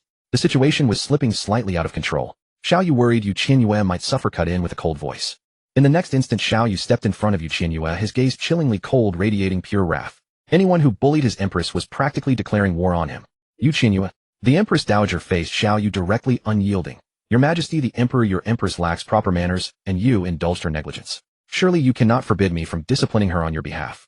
Qianyue curled his lips. My Empress's lack of manners is something I have indulged. Does the Empress Dowager have any objections? Qianyue maintained a calm exterior, but within she was cheering wildly. The Tyrant just stood up to the Empress Dowager for her. She had won effortlessly. I was originally worried things would spiral out of control, but the Tyrant suddenly appeared to rescue the situation. How satisfying, incredibly satisfying, from now on. No, I've already started changing my opinion of Qianyue. I solemnly decide not to call him the Tyrant anymore today. Qianyue. Listening to her tone, she was truly delighted. So excited just because she didn't call him a tyrant for one day. Winning Qianyue's favor was even harder than governing the country. The Empress Dowager's body stiffened slightly, never expecting Qianyue to be so partial to Qianyue. Could it be that he was deliberately being contrary again? Intentionally making her look bad, wasn't he? The Empress born of humble origins has grown wild. The Emperor not only fails to discipline her, but indulges her, raising her to be lawless and disrespectful of elders. To have such a foolish person as the mother of the nation, are you not afraid of being ridiculed by the world? Qianyue shrugged nonchalantly. My Empress like myself need not defer to anyone. Why should we fear the world's judgment? Whoever is dissatisfied with the Empress step forward and argue. I am always ready to listen. Qianyue left the Empress Dowager no face. She was furious, but found it hard to vent, so she swallowed her anger. Now the Emperor's wings had grown, and he was no longer a child to be manipulated. His protection of Qianyue was nothing more than a deliberate attempt to embarrass her. The Empress Dowager pressed her lips tightly, falling silent for a long while. Her strong-willed nature would not allow her to concede so quickly. Since the Empress could not be touched for now, she would set her sights on her maidservant. Its main purpose was to serve as a warning to others. The Empress Dowager once again aimed her spear at Qianyue. A maidservant dressed in such an audacious manner is overstepping her bounds. If left unchecked today, she will only grow bolder. If all the palace maids follow suit, will this not encourage improper conduct? She snorted, her tone dripping with sarcasm. The Empress is scatterbrained, and the Emperor is willing to dote on her. I have no words. But this palace maid, I will take her away to uphold the palace rules. Qianyue gasped. Why was the Empress Dowager so fixated on Qianyue? There was no grievance between them at all. No. Once the heroine is taken away by the Empress Dowager, she will be skinned alive, even if she survives. Qianyue understood that the Empress Dowager's attack on Yin was meant to pressure Qianyue. He intended to continue backing his little wife, for in great Yin no one had the right to dictate to Qianyue. What the Empress's maidservant wears or adorns is entirely up to the Empress. No one is allowed to interfere, including you. Hearing this, Qianyue's phoenix eyes sparkled. Wow. Qianyue is so handsome. A double-edged remark. On the surface speaking for me, but actually backing Yin. Oh dear. The male lead finally can't sit still. It seems the heroine will have freedom of dress from now on. Actually, compared to this, directly making her a consort would be simpler and more straightforward, saving me the trouble of playing matchmaker. Qianyue sighed inwardly. I married a block of wood. Wooden beyond words. Every word was for her, yet she always misunderstood. Qianyue's temples throbbed with pain, and he desperately wanted to clear his name.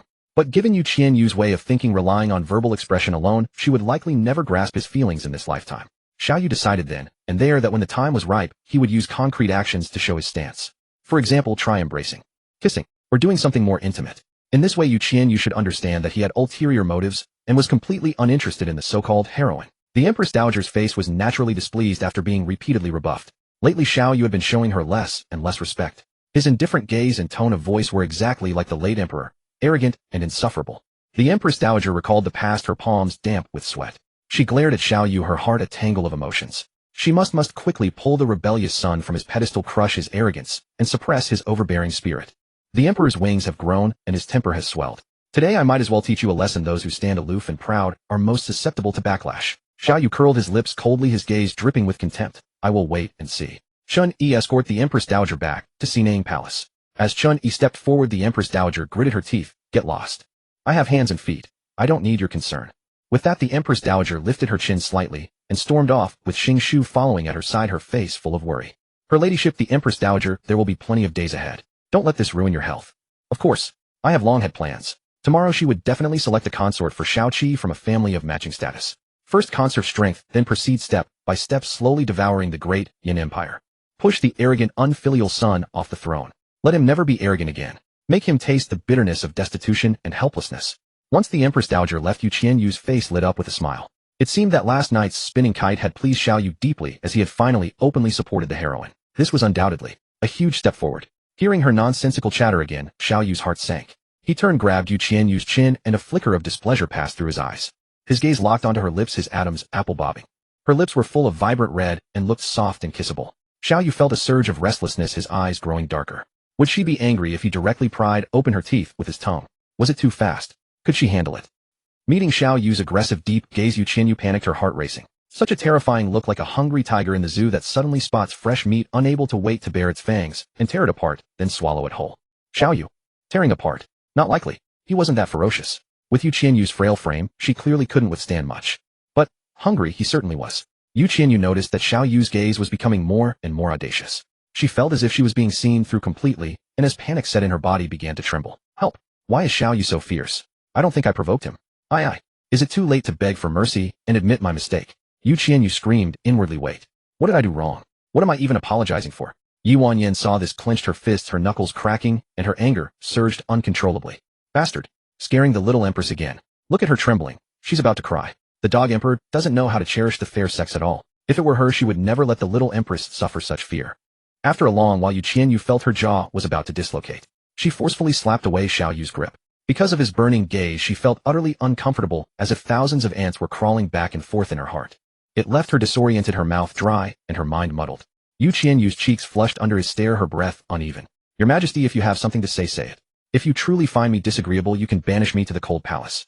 If I am guilty, let the law punish me, not torture me with this weird, almost perverse gaze. Xiaoyu felt exasperated. Could Qianyue really still harbored delusional hopes of going to the cold palace? Suddenly, he remembered the state preceptor who had been waiting patiently at Dujing Hall for quite some time. Forget it. The queen was so dense that just a few more glances from him would send her trembling like a sieve. If he pressed too hard, it might backfire. In the future, he would have plenty of time to play with her slowly. Before leaving, Xiaoyu couldn't resist giving Qianyue's stubborn head a pat. Throughout the entire encounter, he hadn't once glanced in Wanyan's direction. Evidently, she held no interest for him whatsoever. How could Qianyue fail to grasp such an obvious truth? She would rather trust words on paper than accept what her own eyes had witnessed. So hopeless. Xiaoyu spoke in a low tone, his voice heavy with reprimand. Return to the palace and reflect on everything that transpired this morning. Do you understand? Qianyue clasped her head in her hands, her gaze laden with silent reproach, and murmured, Oh, very well. As long as he doesn't stare at me incessantly, I can accept anything.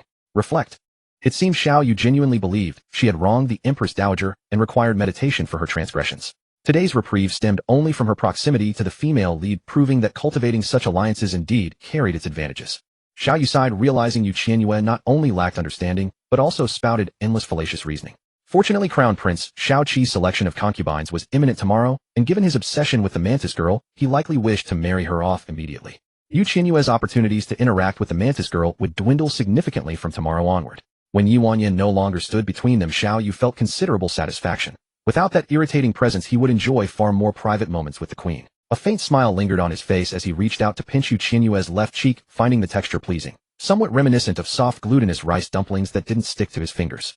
Qianyue's smile deepened as he worked both hands simultaneously, kneading her cheeks back and forth, while pulling various comical expressions. Qianyue, if you want to knead dough, go to the imperial kitchen. Why torture my face instead? Qianyue remained silent, continuing his relentless kneading until Qianyue's cheeks flushed crimson, at which point he finally relented and stepped away. How silly. How amusing. I'll be doing this again. Qianyue watched Qianyue's retreating figure with a scowl. First he treats my head like a punching bag, slapping it whenever he feels like it, then he treats my face like Play-Doh, molding it this way and that. Is he crazy or what? Qianyue's series of abnormal behaviors aroused Yuanyin's keen suspicion.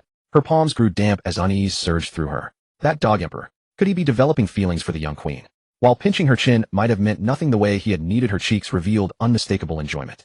Yuanyin sensed something troubling beneath the surface. Xiaoyu's attitude toward Qianyue seemed far from innocent. No, the young queen must not be ruined by that dog emperor. A sense of foreboding gripped Yuanyin. Going forward, she would need to redouble her efforts in captivating Xiaoyu to redirect his attention elsewhere. And beyond that, what exactly did Qianyue feel for him? Yuanyin's expression grew grave as she asked softly, Your Majesty the Queen, did the emperor frighten you?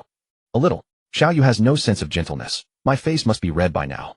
Qianyue pressed her aching cheeks, her tone laced with complaint. Yuanyin drew a heavy breath and ventured, He's just a rude man, isn't he? Very unpleasant, no. Qianyue nodded emphatically. Exactly. But don't worry, Xiaoyu is only rough with me. He wouldn't dare bully you like that.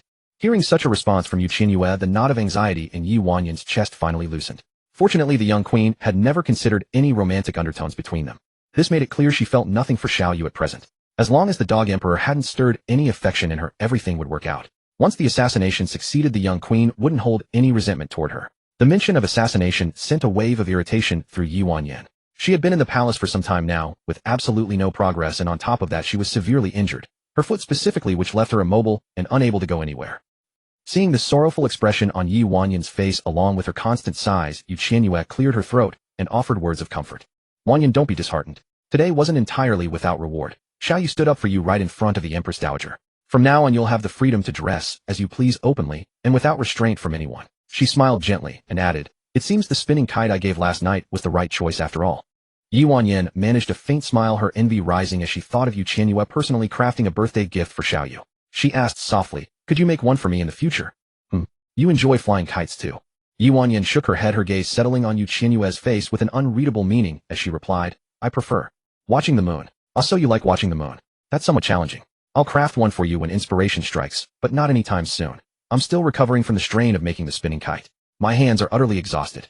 I'll wait however long it takes. Since your hands are sore and numb, let's return to the palace. May I help you with an ice compress? No need. Take care of yourself first. Your leg injury is far more serious than my hand fatigue.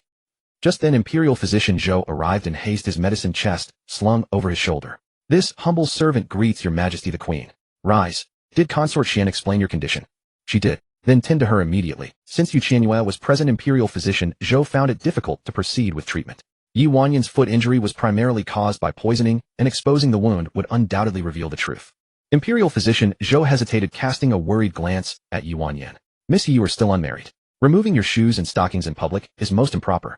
Would it not be better to return to your residence first, and then proceed with treatment? Very well, I appreciate your consideration, Yuanyin agreed readily. The physician's reasoning was sound. Her poisoned foot couldn't bear close inspection. The three departed together for Jinjiao Palace. As soon as Qianyue stepped through the palace doorway, Hua Ling hurried forward with urgency. Your Majesty, you've finally returned. Lady Xingshu paid an unexpected visit just moments ago. She conveyed the Empress Dowager's decree requesting your presence at Ziyuan Palace tomorrow to assist Prince Qi with the selection of concubines. During the journey back, Yuanyin suffered considerably from leg pain, so she took the opportunity to retire to her quarters, while Imperial Physician Zhou followed closely behind. Qianyue approached the water vat, plucked a leafy green vegetable, and fed it to Lightning Turtle as she mused aloud. Hualing, what do you make of this? What is the Empress Dowager's intention? Prince Qi's selection of concubines. What concern did it have with her? The deliberate request for her attendance carried an inexplicable strangeness. Hualing replied, I have no idea either, Your Majesty. The Empress Dowager has never taken such initiative in extending invitations. It's quite unprecedented. The Empress Dowager had always shown no interest in the harem's affairs, so this sudden summons to the concubine selection banquet naturally aroused Qianyue's suspicions. Could it be that the Empress Dowager still harbored resentment from their altercation at Qianyue Pavilion, seeking to take revenge in her own domain? Was the Empress Dowager truly so petty? Qianyue lowered her lashes thoughtfully. I have a feeling. I shouldn't go. If I do, something unfortunate will surely happen. Hualing responded, Your Majesty, I'm afraid there's no escaping this. The Empress Dowager's decree has already been issued. Hearing this, Qianyue let out a long sigh to the heavens. No way. It seems I cannot avoid this. Should she fail to appear, it would constitute open defiance of the imperial decree, a grave offense of disloyalty and disrespect. How could she risk such affront to the Empress Dowager's dignity without consequences? Go then, she resolved. Staying alert would likely serve her well enough. Qianyue sat down and tapped the desk lightly with her hand, lost in thought. In the original story, there was indeed a plot about Qiao selecting a concubine, but that occurred far later. The Empress Dowager's spies in the inner palace were all useless and could not attract Xiao Yu's attention at all, while her niece, Yihuan, also failed to win his favor. Ultimately, with no other options available, the Empress Dowager had no choice but to urgently recall Xiao Qi from his travels outside, intending to vie for power. The more Qianyue thought about the original plot, the more confused she became. She frantically scratched her head, her brows furrowed tightly. Yihuan had not even appeared yet when Xiao Qi returned to the capital to select a concubine. This storyline was becoming increasingly inconsistent. There was only one thing to do. Take things as they came.